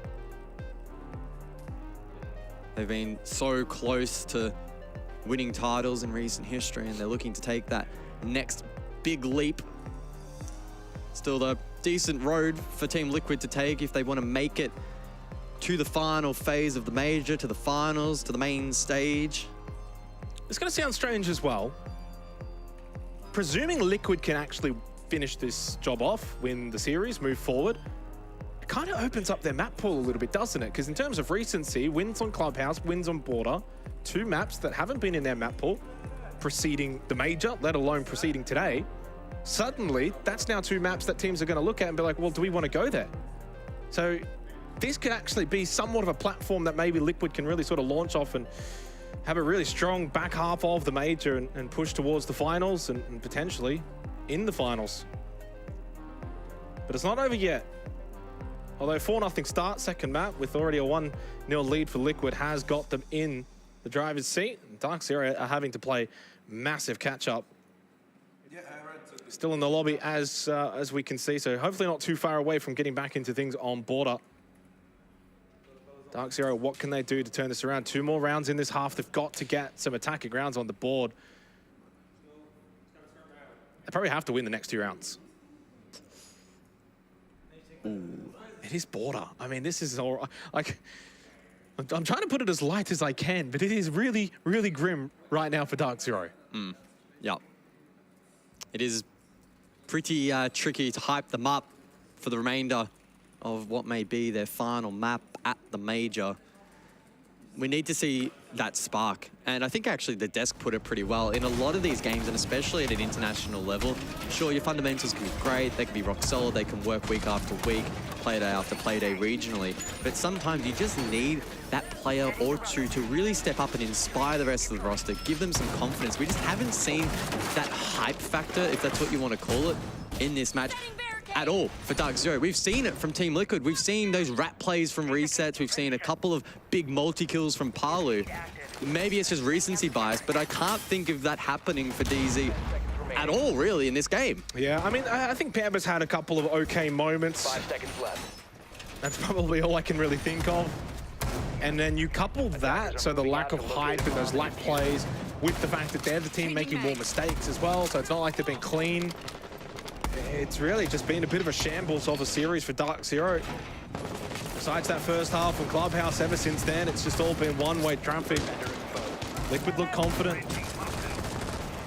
They look like this should just be a formality from here on out. 2 rounds to close this first half, and again, a reminder, it is DarkZero's map pick, but a map that they are 0-4 on for the entire year of 2023. So there will be a lot of questions asked here of the map veto. If you're a fan of DarkZero, you're probably wondering, how the hell have we gone to 2 maps that we haven't won for the entire year? I mean, there'd have to be some good reasoning behind it. DZ with very strong support staff, Mint behind them as coach. Luke as well, in the analyst role, who actually recently jumped across from SSG. He shared in their success when they lifted the trophy a couple of years ago. Yeah, certainly questions may be asked depending on how this one shapes out. And unfortunately, again, for DZ, it's looking grimmer and grimmer. Opening Pit going the way of the defense. Now, the best thing they can probably do right now is just pick Grim and make Fresh happy. 2 more operators to go. I think it's Grim and Tachanka. To fill out the bingo card? Yeah. Someone's got to do it at some point. Just for a meme. 90 seconds to go. DarkZero just sitting outside. This actually feels like a pretty depressing round. They are already down a player, haven't really got a whole lot of map presence. Bot main for Pamba. Doesn't elect to push up. They will need to clear above though. So you can't just sort of take the direct path towards site. Has been droned. Does try to maybe play the hatches, maybe a little bit of it from below and towards workshop, but eventually you do need to clear above here. Maybe just wants to be in position for a rotate back from Liquid. Well, the E1D goes out. DarkZero able to play off at Pamba, aggressive in towards site, but he trips the goo mine. So a sound cue does go out to the defense. They seem aware as resets looks down the hatch. The goo mine gets pulled out.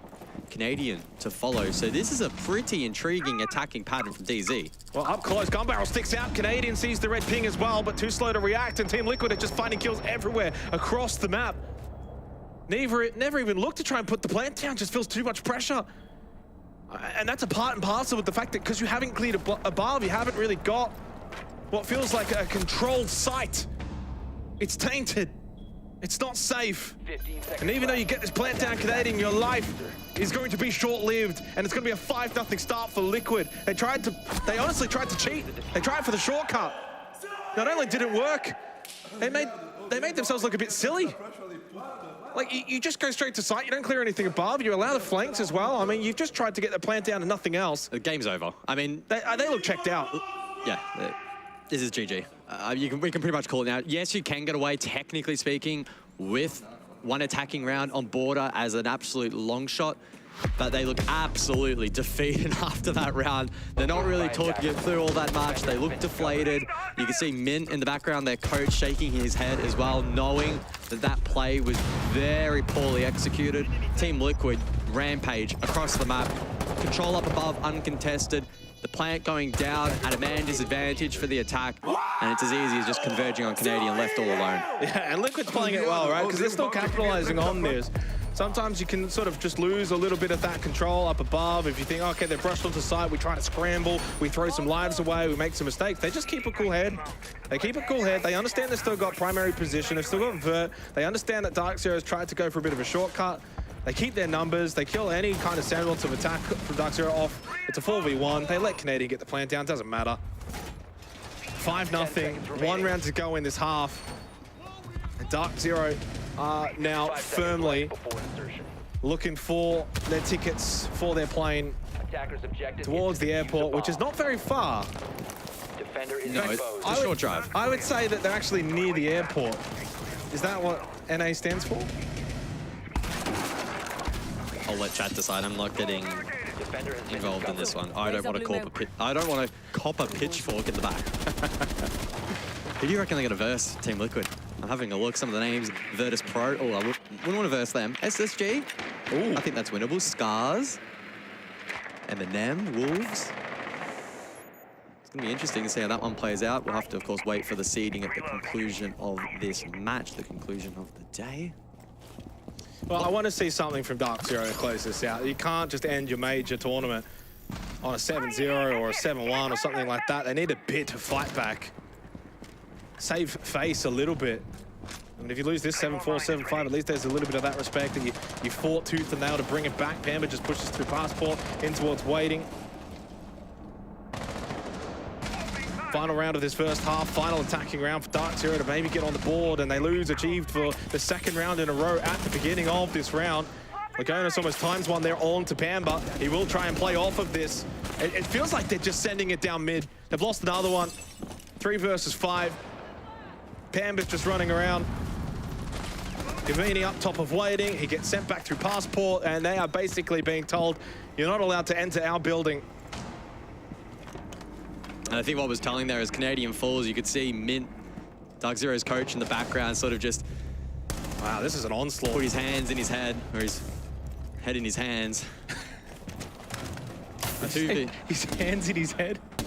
No, they didn't quite go in. I don't know if he's capable of that. 2v4 though. Team Liquid. What a dominant performance here on border. Yeah. Flipping that narrative against G2. They were slaughtered, but now they're the ones doing the slaughtering. But Gavin not going down without a fight. Maybe himself and NJR can link together. 3/4 of a minute to go. I mean, there's an opportunity here to at least get a round on the board. Yeah, certainly still winnable. You've got Diffuser.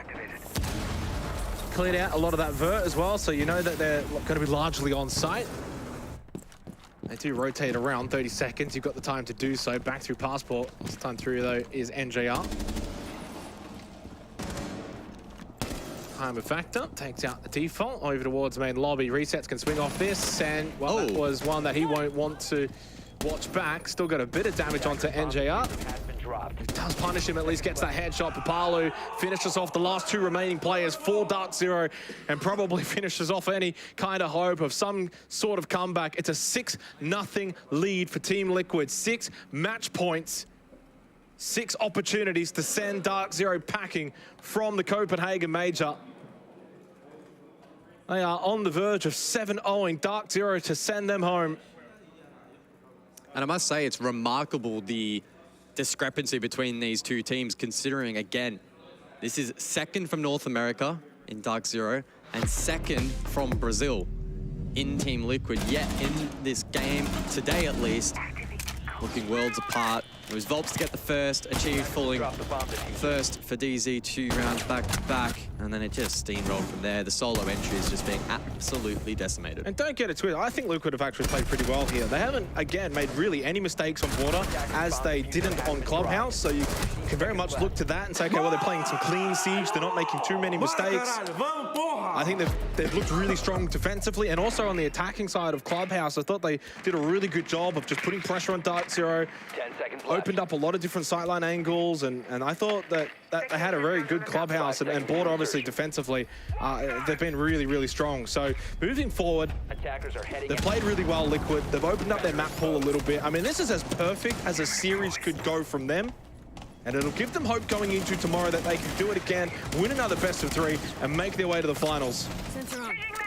DarkZero, though, a humiliating defeat if they lose this 7-0. They've got to at least put one on the board here defensively to start this second half. I mean, we've seen teams win games when they're down 6-0, but they do look mentally checked out. I'm not sure if they've got it in them. And Team Liquid firing on all cylinders.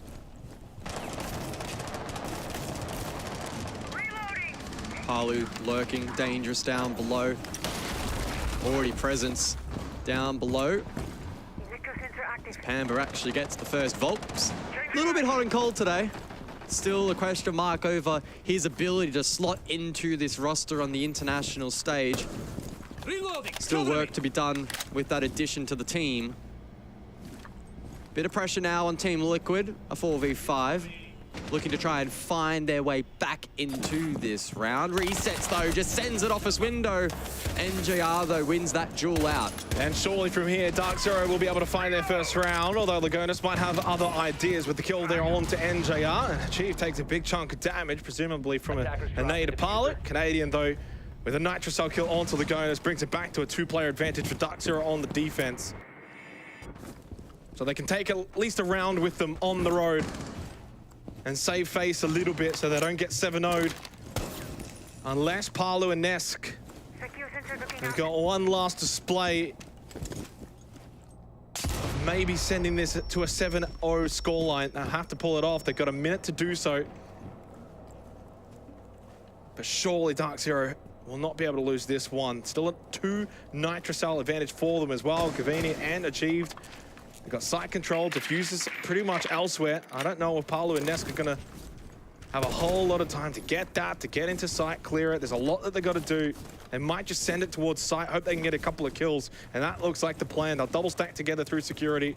They won't find anything, and time starts to run out for them. They might be two of the best players. They might be two of the best players in the world, but even this, a tall order. Nesk will lead the charge through Fountain. Live drone by Palu. So they found one on an island. Over towards Archives, and Nesk looking to try and maybe execute a swing, but the angle's being watched. He sees the shoulder on the chassis. Doesn't land the shots. 15 seconds Not left. a lot of time. Nesk swings, gets the kill onto Canadian, gets the second kill onto Gavini as well. 10 seconds left. Surely can't be lost from here, and Pampa says no, it won't be lost. Fist bumps go out for DarkZero. They get around, they save face. They will not get 7-0'd in this one, but it's still very much grim for them. 5 more rounds required. Would be one of the greater comebacks if they can achieve it. It's at least a stepping stone. It's still at least just 1 round, and that's got to be their mentality as a team here. 1 round at a time. This one's not over. But you can't put a foot wrong. I look back then at the round. Okay, that was a freebie for Pamba. Just the 1 kill. It didn't actually happen twice. Lagonis as well. Good pressure through Office initially. Nitrocell over the top, and that brought it into the 4v2. Then to the Nesk got Canadian on an island. Gav probably should have traded that out, but a really sharp 2K from Nesk. But then Pamba says, nope, we're not letting that happen. And finally, DZ get around on the board. Yeah, and you just need to maybe 1 round to just maybe bring some hope, breathe some life back into DarkZero. You don't want to play devil's advocate too much and show too much hope here, but it has been done before. It's not an impossible task that teams can't necessarily have 6-0 halves into 6-0 halves. It's been done, can happen. Hard to imagine a 12 defensive round border though. And a lot has to go right for DarkZero. But they just have to play this as one round at a time. Can't look at that scoreboard. Can't have a defeatist mindset. Canadian on the Solus. And I think aggression's probably the best way forward for DarkZero. Try and find a couple spawn peaks. Try and be aggressive. Especially on the roam here with Canadian on the Solus. Take out a couple of drones. See if we can get into a good position to find an early kill. Get involved. Win a couple of rounds. Put the pressure onto Team Liquid. Force a timeout later on. And it can all start to unravel. So they've just got to have the belief.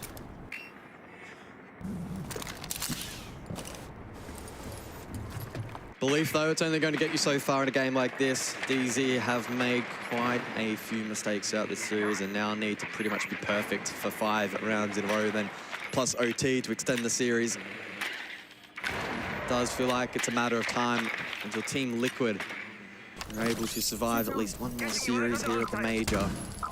Canadian on site, trying his best to deal with the impending information as resets, teasers over towards Office. The Vault, oh, the double frost mat, but he shoots them both out.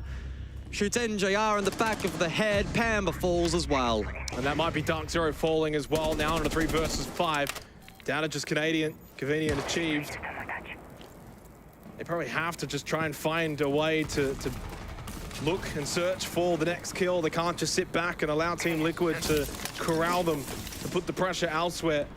A play needs to be made right now if they're going to stay alive here. Logic Bomb to go out from Vault. That's his final one. Couple of flashes. Canadian spots one hit through Van. He'll get flashed full white. I think it's starting to fall away. Another one from Volts as well. Achieve dies. They've got the ping. They know where Canadian is. In a 4 versus 1 for Gavini. He starts with 1. He'll need 3 more. But he will get double stacked in server and he loses his life. And DarkZero lose their spot at the Major. Team Liquid, they will survive till at least tomorrow. One more best of 3 required from them. For DarkZero though, their time at Copenhagen has come to an end. Off to the airport for them.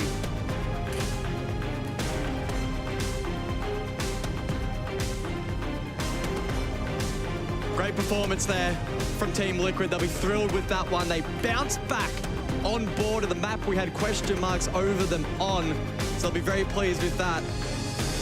Disappointing though for DarkZero, and they'll be scratching their heads at how they let this one slip. Yeah, I mean, they at least avoided the 7-0 disaster on border. You do have the questions that will be asked firmly by a lot of people. That map veto, it was strange. When we first saw it, we thought that was maybe a mistake that had been made. We weren't quite sure of its validity. And I'm not too quite sure if DarkZero will be happy that they ended up going towards those maps that they have not found success on so far in this stage. Maybe they thought they workshopped it, scrimmed it, prepared for it, but it wasn't enough. Canadian just kind of shrugs his shoulders and think, well, what was that? Because they honestly didn't really offer much of a contest, especially on border. Clubhouse was a different story, first half especially. It was a bit of an even game, but they dropped right off, and Liquid's pressure, well, it ramped up. Well, that was a massive, massive game to close off today for day 2 of the playoffs. Veracity, though, she's got an interview. Well, Lagonis, you're going to have to talk us all through that map veto, first and foremost, because you managed to survive to fight another day. Yeah, it was a great day for us. I'm really, really happy that we won on Clubhouse and then in border. Like, yesterday was a tough day for us. We lose on border. So yeah, I'm pretty happy that today was a comfortable day and everyone could perform very well. Did the map veto go according to plan for you? We were a little bit surprised about the pick, their pick, because they picked border. They were banning border a lot in this tournament, at least. But yeah, like this was the only surprise. We were ready for every map.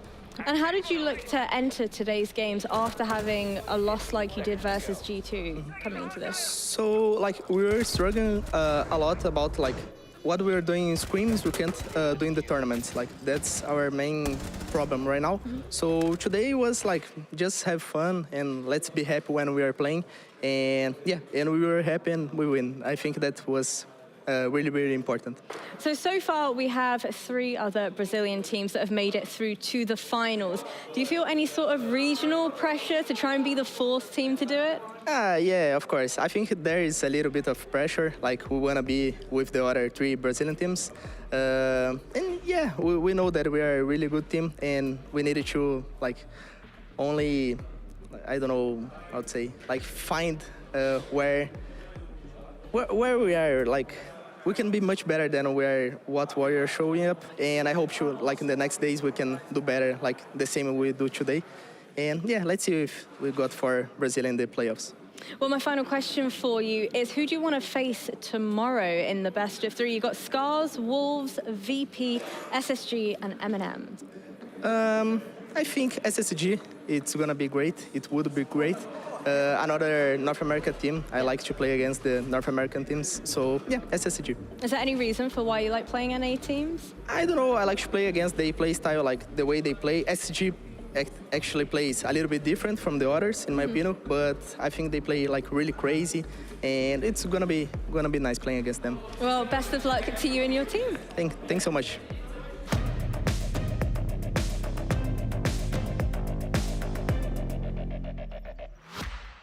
Gentlemen, I thought for a split second we might just have another 7-0, but no. Scary. Honestly, it's going to feel like it for DT, to be honest, either way. Yeah. Yeah. It's got to be a heartbreaking loss for them. Now, talk to me. We spoke about the hesitancy that we saw from the side of DZ over in the previous map. Did you see more of that coming through? I think we did. Honestly, I think, you know, there was times, I think there was a big desync in a lot of what they wanted to do. It was like they had a plan and everybody had the individual bits of their plan that they wanted to do, but nobody saw the big picture and how it all interconnected and how it all intertwined. And I think we just saw Liquid be able to slice and dice their way through it. You know, you see in the highlight here, 32 seconds left, and there's a player still basically in spawn. He was, whilst another player is planting, he was probably responsible for, you know, a certain part of the map, whilst one player is then planting. And I think that inconsistency when it's not clicking, and it felt like they weren't playing for each other. They felt like they were playing for their individual objectives in rounds. There was a lack of team play as well. If we're looking at a lot of these highlights, you can see the man counts, and sure, it's end of round stuff, and we saw that Liquid got a very convincing win, but very often the man count advantage is in favor of Liquid. It's typical now that a clip comes up where it isn't, but the overall story of that map was that DZ couldn't get the trades. They had that hesitance. They weren't able to trade effectively off the back of Liquid, and we just saw them be quite slow again. That hesitance was there, a lot of double droning, a lot of triple checking, and it just seemed like they weren't all pulling in the same direction. I think it was a very, very bold map choice in terms of going to border against Liquid. I think, you know, in terms of, yes, G2 had set that template for them, but they've got to remember they play very differently to how G2 play in a different system with different players. And also Liquid were going to learn at some, you know, in some sense from their mistakes that they played just the map yesterday. So obviously we saw DZ on a numerous of occasions kind of running down the clock, as you mentioned, in the green room, up until there being like 30 seconds left there. Is that down to so much focus being on their individual gameplay? Yeah, I think it is maybe the system a little bit. I think, you know, especially with border, where, you know, where we look at European and probably you as well with us in American scene. Yeah.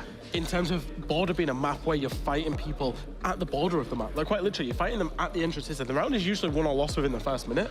Whereas DZ was taking so long, when you're attacking that map, you've got to, you know, bring the pace, you've got to try and get a man advantage on the attack, because if you don't get that man advantage and you don't force the pace, the defenders will just lay themselves back. And that's exactly what Liquid did today. And I kind of want to revisit the ban phase as well. Liquid coming through with the Oryx ban as well. What kind of impact did this end up having? The Oryx ban really bounces quite well off that point that Fresh is just making there about running down the clock and DZ just being stumbling for time. It's because there were so many options available for Liquid. They started off defense here. Now we know that they were able to get a couple of rounds on defense when they played here against G2. It was their attacks that struggled. So what did they do? They made things very easy for themselves. The Azami was banned by DarkZero. So Liquid go, well, what do we fancy playing? Well, we fancy playing everything. Let's just get rid of the Oryx. I thought I was going to name them all then. No, I wasn't going to name them all. I saw you getting your fingers ready. Played the Valkyrie. They played absolutely everything. And I think that is one good thing, you know, with the bans, is that you can, when you're on the defense, you can determine that last defense ban and really set yourself up well. Well, it has been an explosive day number 4 here over in phase 2 of the Blast R6 Major Copenhagen. So let's go ahead and have a little bit of a revisit of our bracket. Now, gentlemen, we have had 5 teams being eliminated thus far. And similarly, we have 5 teams across 3 regions that have made it through to our finals. Tomorrow's games, we'll be seeing our 3 best of 3s. One point that I really want to highlight is that Scarz is now the only Japanese team, their last chance to represent their region over in the finals. Do we think they can do it? SSG have been so turbulent. They've genuinely been so up and down that Scarz definitely have an opportunity there. I was actually very, I know you was the same, Ollie. We were hoping for a little bit of a VP versus SSG, just because of how mental the 2 styles and how contrasting they are. Well, let's be honest, we wanted as many Europeans through as possible. Yeah, we did. We're not going to hide our region bias here. We wanted as many European teams through as possible. There was a circumstance... We guarantee 1. I mean, we guarantee at least 1. There was a circumstance where we wouldn't have 2 EU teams playing up against one another, but obviously the system, me and Fresh are clueless about the system. We just see games that we want to happen, but we are going to have VP against M&M, which for my money is going to be a banger. I'm feeling like our EU odds are looking pretty darn good right now. I know Jesse is going to be absolutely moulding with his region bias right now. But I know that Team Liquid said that they wanted to face off versus SSG. Obviously, that's not going to be the case now. How do you think they're going to fare up in tomorrow's game? I think the Wolves one is it's a little bit of a tricky game because Wolves have been kind of up and down. Yeah. They like to do the homework, so the fact that it's Team Liquid, they've been watching it tonight as well. I think it's very map dependent because I'm not sure that Liquid have necessarily got the map. We said that coming into this. We did say that, and then Liquid played 2 low preference map and won. Oh, I don't know. I don't know, we'll have to see. Well, I think today's games have been slightly turbulent, to say the least. We started things off with our M&M matchup. That ended up going overtime in our first 2 maps, and then this matchup seemed to be a little bit dominant. You could definitely see the caliber being completely different between these 2 matchups. Yeah, I think it's a shame as well because, you never want to be a player or a team and thinking, hey, we've left something in the server. Yeah. And I feel like DarkZero are probably going to feel that from, this game, but also this major in general. It's been quite a disappointing one from them. They took a bad loss against Soniqs. So, it was quite dominant for Liquid, but we know DarkZero, it was this time last year they were major champions. They've got the quality, they just need to unlock the formula.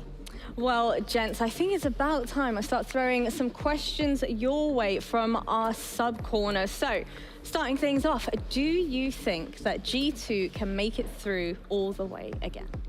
Yes. Yes. G2 on top. The thing is about G2 is they started off slow, but they're currently setting the meta, right? They currently are the standard for Rainbow Six as the world champions. So then the fact that they've put in very dominant performances yesterday and today. And I think they're only going to grow and grow as best of 3s and best of 5s hit. I will say, though, when it came to the best of 1s, we saw a little bit of a shaky start from G2. Now that we're now that we're in the midst of the best of 3s, obviously moving on forward for them, I'm pretty sure we're going to see a very different G2. And they've got the map pool for it. And they've got the map pool. And don't forget, the next time we will see them is a best of 3 at LAN with a crowd. They will have that crowd buff as well. They've got a 10 playing, so. Now, for the side of Scarz, what is the key takeaway, the key point for them to take a victory over SSG tomorrow? I think SSG, for me, have been one of those teams that are still trying to find their identity. Obviously, they've brought in that Astralis core and they're trying to make that work and trying to sort of mesh the 2 styles together. And we've seen them be quite up and down over the course of the competition. We've seen them dominate against G2 and then we've seen them struggle elsewhere. For Scarz, it really just comes about to focusing on your own gameplay. Something that Lagonis said in the interview there, which if you go back and watch winners' interviews, you'll pick up on this all the time. Teams that have fun are the teams that win games. And Lagonis saying there, we're struggling to translate scrims to officials. We just told each other, go out and have fun. And that can often be the winning formula. It sounds so simple, but every player here is capable of winning. Yeah. It just comes down to mindset and it comes down to being relaxed and comfortable. I think if Scarz relax, if they get comfortable and have some fun with it, because they do play an exciting brand of Siege. There's a lot of opportunity for Scarz tomorrow. I think SSG, are definitely attackable. We've seen teams beat them in terms of, punishing SSG play a very risky brand of Siege. There's no two ways about it. And it can be punished. But also when it works, it snowballs so fast. Yeah. So Scarz need to be very aware of that momentum, you know, using their timeouts, trying to control the pace if they do feel, you know, the SSG are in the face, insight quickly, trying to deny that and delay that, I think will be very important. Now, can you talk us through some of the C4 strats used throughout that game? Because they're pretty wild. C4 strats in the game we've just seen? Yeah, in the game we just saw. Maybe who do we need to speak to? Who do Anything we that really pinpoint? stood out to you? Mistakes being made, plays being made? there was, it's not a good one, I'll be honest. The C4 one that stands out to me was Canadian below C4 in on Clubhouse. On Clubhouse, yeah. He was inside a stock and he didn't have the right read of it. The thing about the C4 game is, and this goes across the board, it's only as good as the information that you've got. Yes. We were having a conversation actually, it kind of ties into this. You brought up a great point of how many times is a C4 brought and it isn't used or it doesn't get a kill? And in what instance would it be better to bring the bulletproof, bring the deployable shield, bring another piece of utility, which is more of a problem for attackers to solve? So I think your C4s, you need to be very careful with it. It's no good bringing the C4, especially if we're talking about, you know, getting into your ranked games and what you can take away from this. Only as good as the info that you've got. And I'm looking at you, mute mains. Stop bringing the C4, start bringing the bulletproof. Because the bulletproof will always guarantee you information. Yeah. Because it'll either give you an information that somebody is there, or crucially, was there, or isn't there. You guaranteed information from a bulletproof, but not necessarily from a C4, although the impact of a C4 can be much more. Well, especially if you're M18, you get a triple kill to win the game. Yeah, that's true. That was yesterday, but... Okay, so what is your favorite major location and why? Ooh. Well, that's a bit loaded seeing as we're in Copenhagen. Yeah, I know. Right? I was going to say, try not to be biased here. I mean, we've got Sweden. And we've got Sweden. We did go to Berlin. We did. Charlotte was good. Yeah. Oh. Location-wise, I enjoyed Berlin, I'll be honest. Berlin, I've got a bit of a soft spot for Berlin as a city. I have time, I think, the day after tomorrow to explore Copenhagen, so maybe we'll get back to you on that one. Okay, I was going to say, we've not seen Copenhagen yet. We've also not seen the venue yet. Obviously, you know, we're going to be there on, what is it, Friday? Friday. So, you know, we've not seen the full venue yet. So Copenhagen is still waiting, but Berlin, all the Europeans definitely will have a soft spot for that. I actually really love this question. So which teams' comms have been the cleanest and which teams need to work a lot more on their communication? The cleanest comms. I mean, obviously we've got a little bit of a problem given that we can't understand everybody. So of the English-speaking teams, I know that we were sat in here and we certainly thinking tonight, if you've been hanging around and watching, the M&M comms were quite good. Yeah. We sat in here for the end of the M&M and M80 game. The M80 comms, there was nothing wrong with them. You know, it wasn't anything, M&M just happened to get the win. So I think the comms between those teams were quite good. In terms of like, just frantic communication, sometimes G2 get a little bit frantic with me. Ollie's just answered the same question. I think M&M at times it's kind of like, and I mean this in the nicest intent, it's kind of like Nello and his 4 puppets, because you can hear Nello and he's directing them around, right? And it's very much like Nello is the puppet master and you can hear, and they generally have quite good comms, whereas G2 especially, and I'm going to call him out a little bit, especially Doki can be very frantic on the comms, and he can, you know... That's just because he's Scottish. He's Scottish. He just speaks quickly. He's very like, he speaks quickly, he's Scottish, he can be quite like frantic in his comms, and G2 sometimes, although they did clear that up. It was a big problem, it's not so much anymore. Well, the final question for the two of you. Which 3 teams do you think we bid adieu to, we say goodbye to tomorrow? Ooh. Goodbye. Deary me. We're almost going to have, we have to say an EU team here, because it's M&M versus VP. You're heartbroken. Yeah. The fact that you have to pick one. We say goodbye to... I'm going to go first. I think we say goodbye to Scarz. Okay. I really do. I think it's a shame, but I just feel like SSG might be a little bit too much for him. I've gone first, so you go for the second. Oh, right. Are we doing a combine? I see what you've done there. I see what you've done there. Okay, so the VP paradox has had me in a headspin, so whichever way I go, it's going to be the opposite. I think VP have enough domestically to beat M&M. There's something about M&M that they just don't go away, though. They just don't go down. They don't go down. 2 overtime games. They get knocked down and nearly they an get back overtime up in the again. last map. M&M... Oh, no, because reluctantly, M&M go home tomorrow. Ooh. And you're on the third one, then. Yeah. I feel like we've seen two sides of Wolves. Go on, objectively. I feel like we've seen two sides of Wolves, honestly. We've seen a good Wolves and we've seen a pretty bad Wolves. Wolves versus VP, I never want to see that Wolves again. But Wolves have played incredibly in some of the other fixtures. We've just seen Liquid do quite well, though. But Liquid struggled against G2. Which one do you think you're going to G2 better get? than Wolves. Are you a Latam shill? Go on. I'm a Latam shill. I think that we might get Liquid through tomorrow. All right. Well, those are some certainly interesting predictions. I know you're sweating right now. You're just like, why did I get that? Yeah, you did exactly. that tactically. Yeah, it was good. All right. Well, to the two of you, thank you so much for joining me here on the desk today. And a huge thank you to all of the folks at home that have been tuning in as well. And as always, big thanks to our wonderful production team as well. Tomorrow, some banger matchups. Bring it on, baby.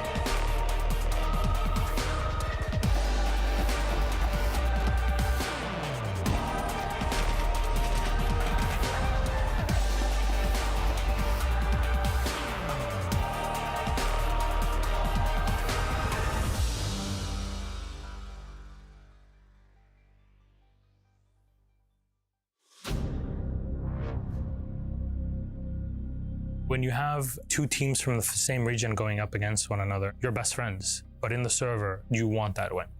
You want it so bad. Our two Brazilian teams in the grand final for the first time ever.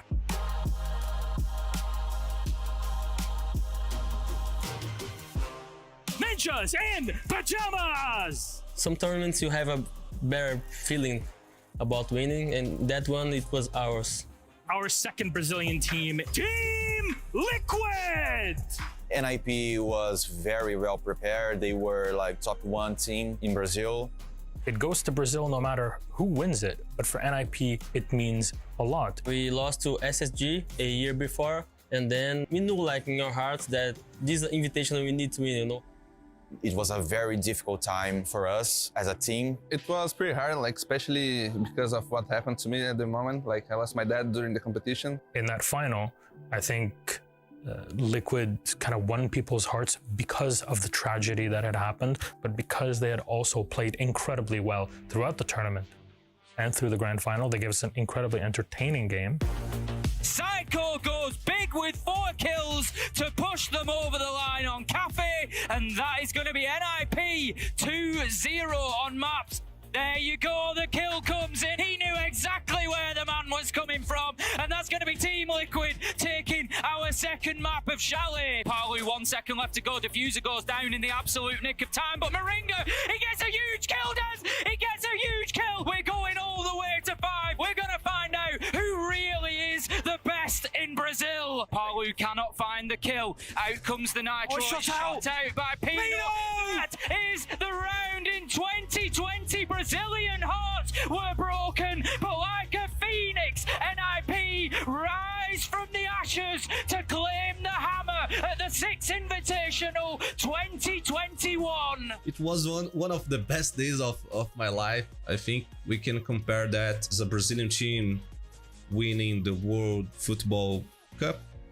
I think winning the 6th Invitational was the best feeling ever I had. Was the best moment of my life in the sports scene for sure. I was crying a lot. I was out of control.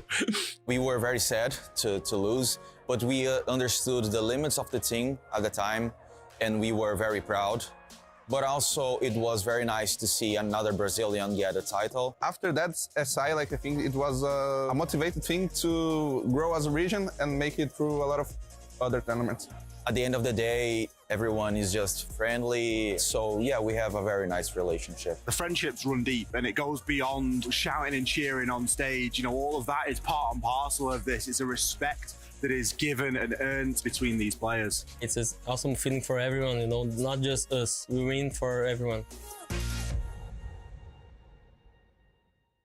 I remember things 7 years ago. Naquela época, tudo era menor. Mais en chacun d'entre nous, la flamme brûlait déjà. Über die Jahre sind wir zusammengewachsen. Y hoy son millones los que nos apoyan. 皆さんの応援は我々の原動力です Ve sevdiğimiz işi yapmamıza olanak sağlıyorsunuz. และสิ่งเหล่านี้จะเป็นไปไม่ได้ถ้าหากเราไม่มีพวกคุณ Devemos tudo isso a vocês. Därför vill vi säga Gracias. Obrigado. ขอบคุณครับ Danke. ありがとう Kiitos. Merci. From the bottom of our hearts, thank you.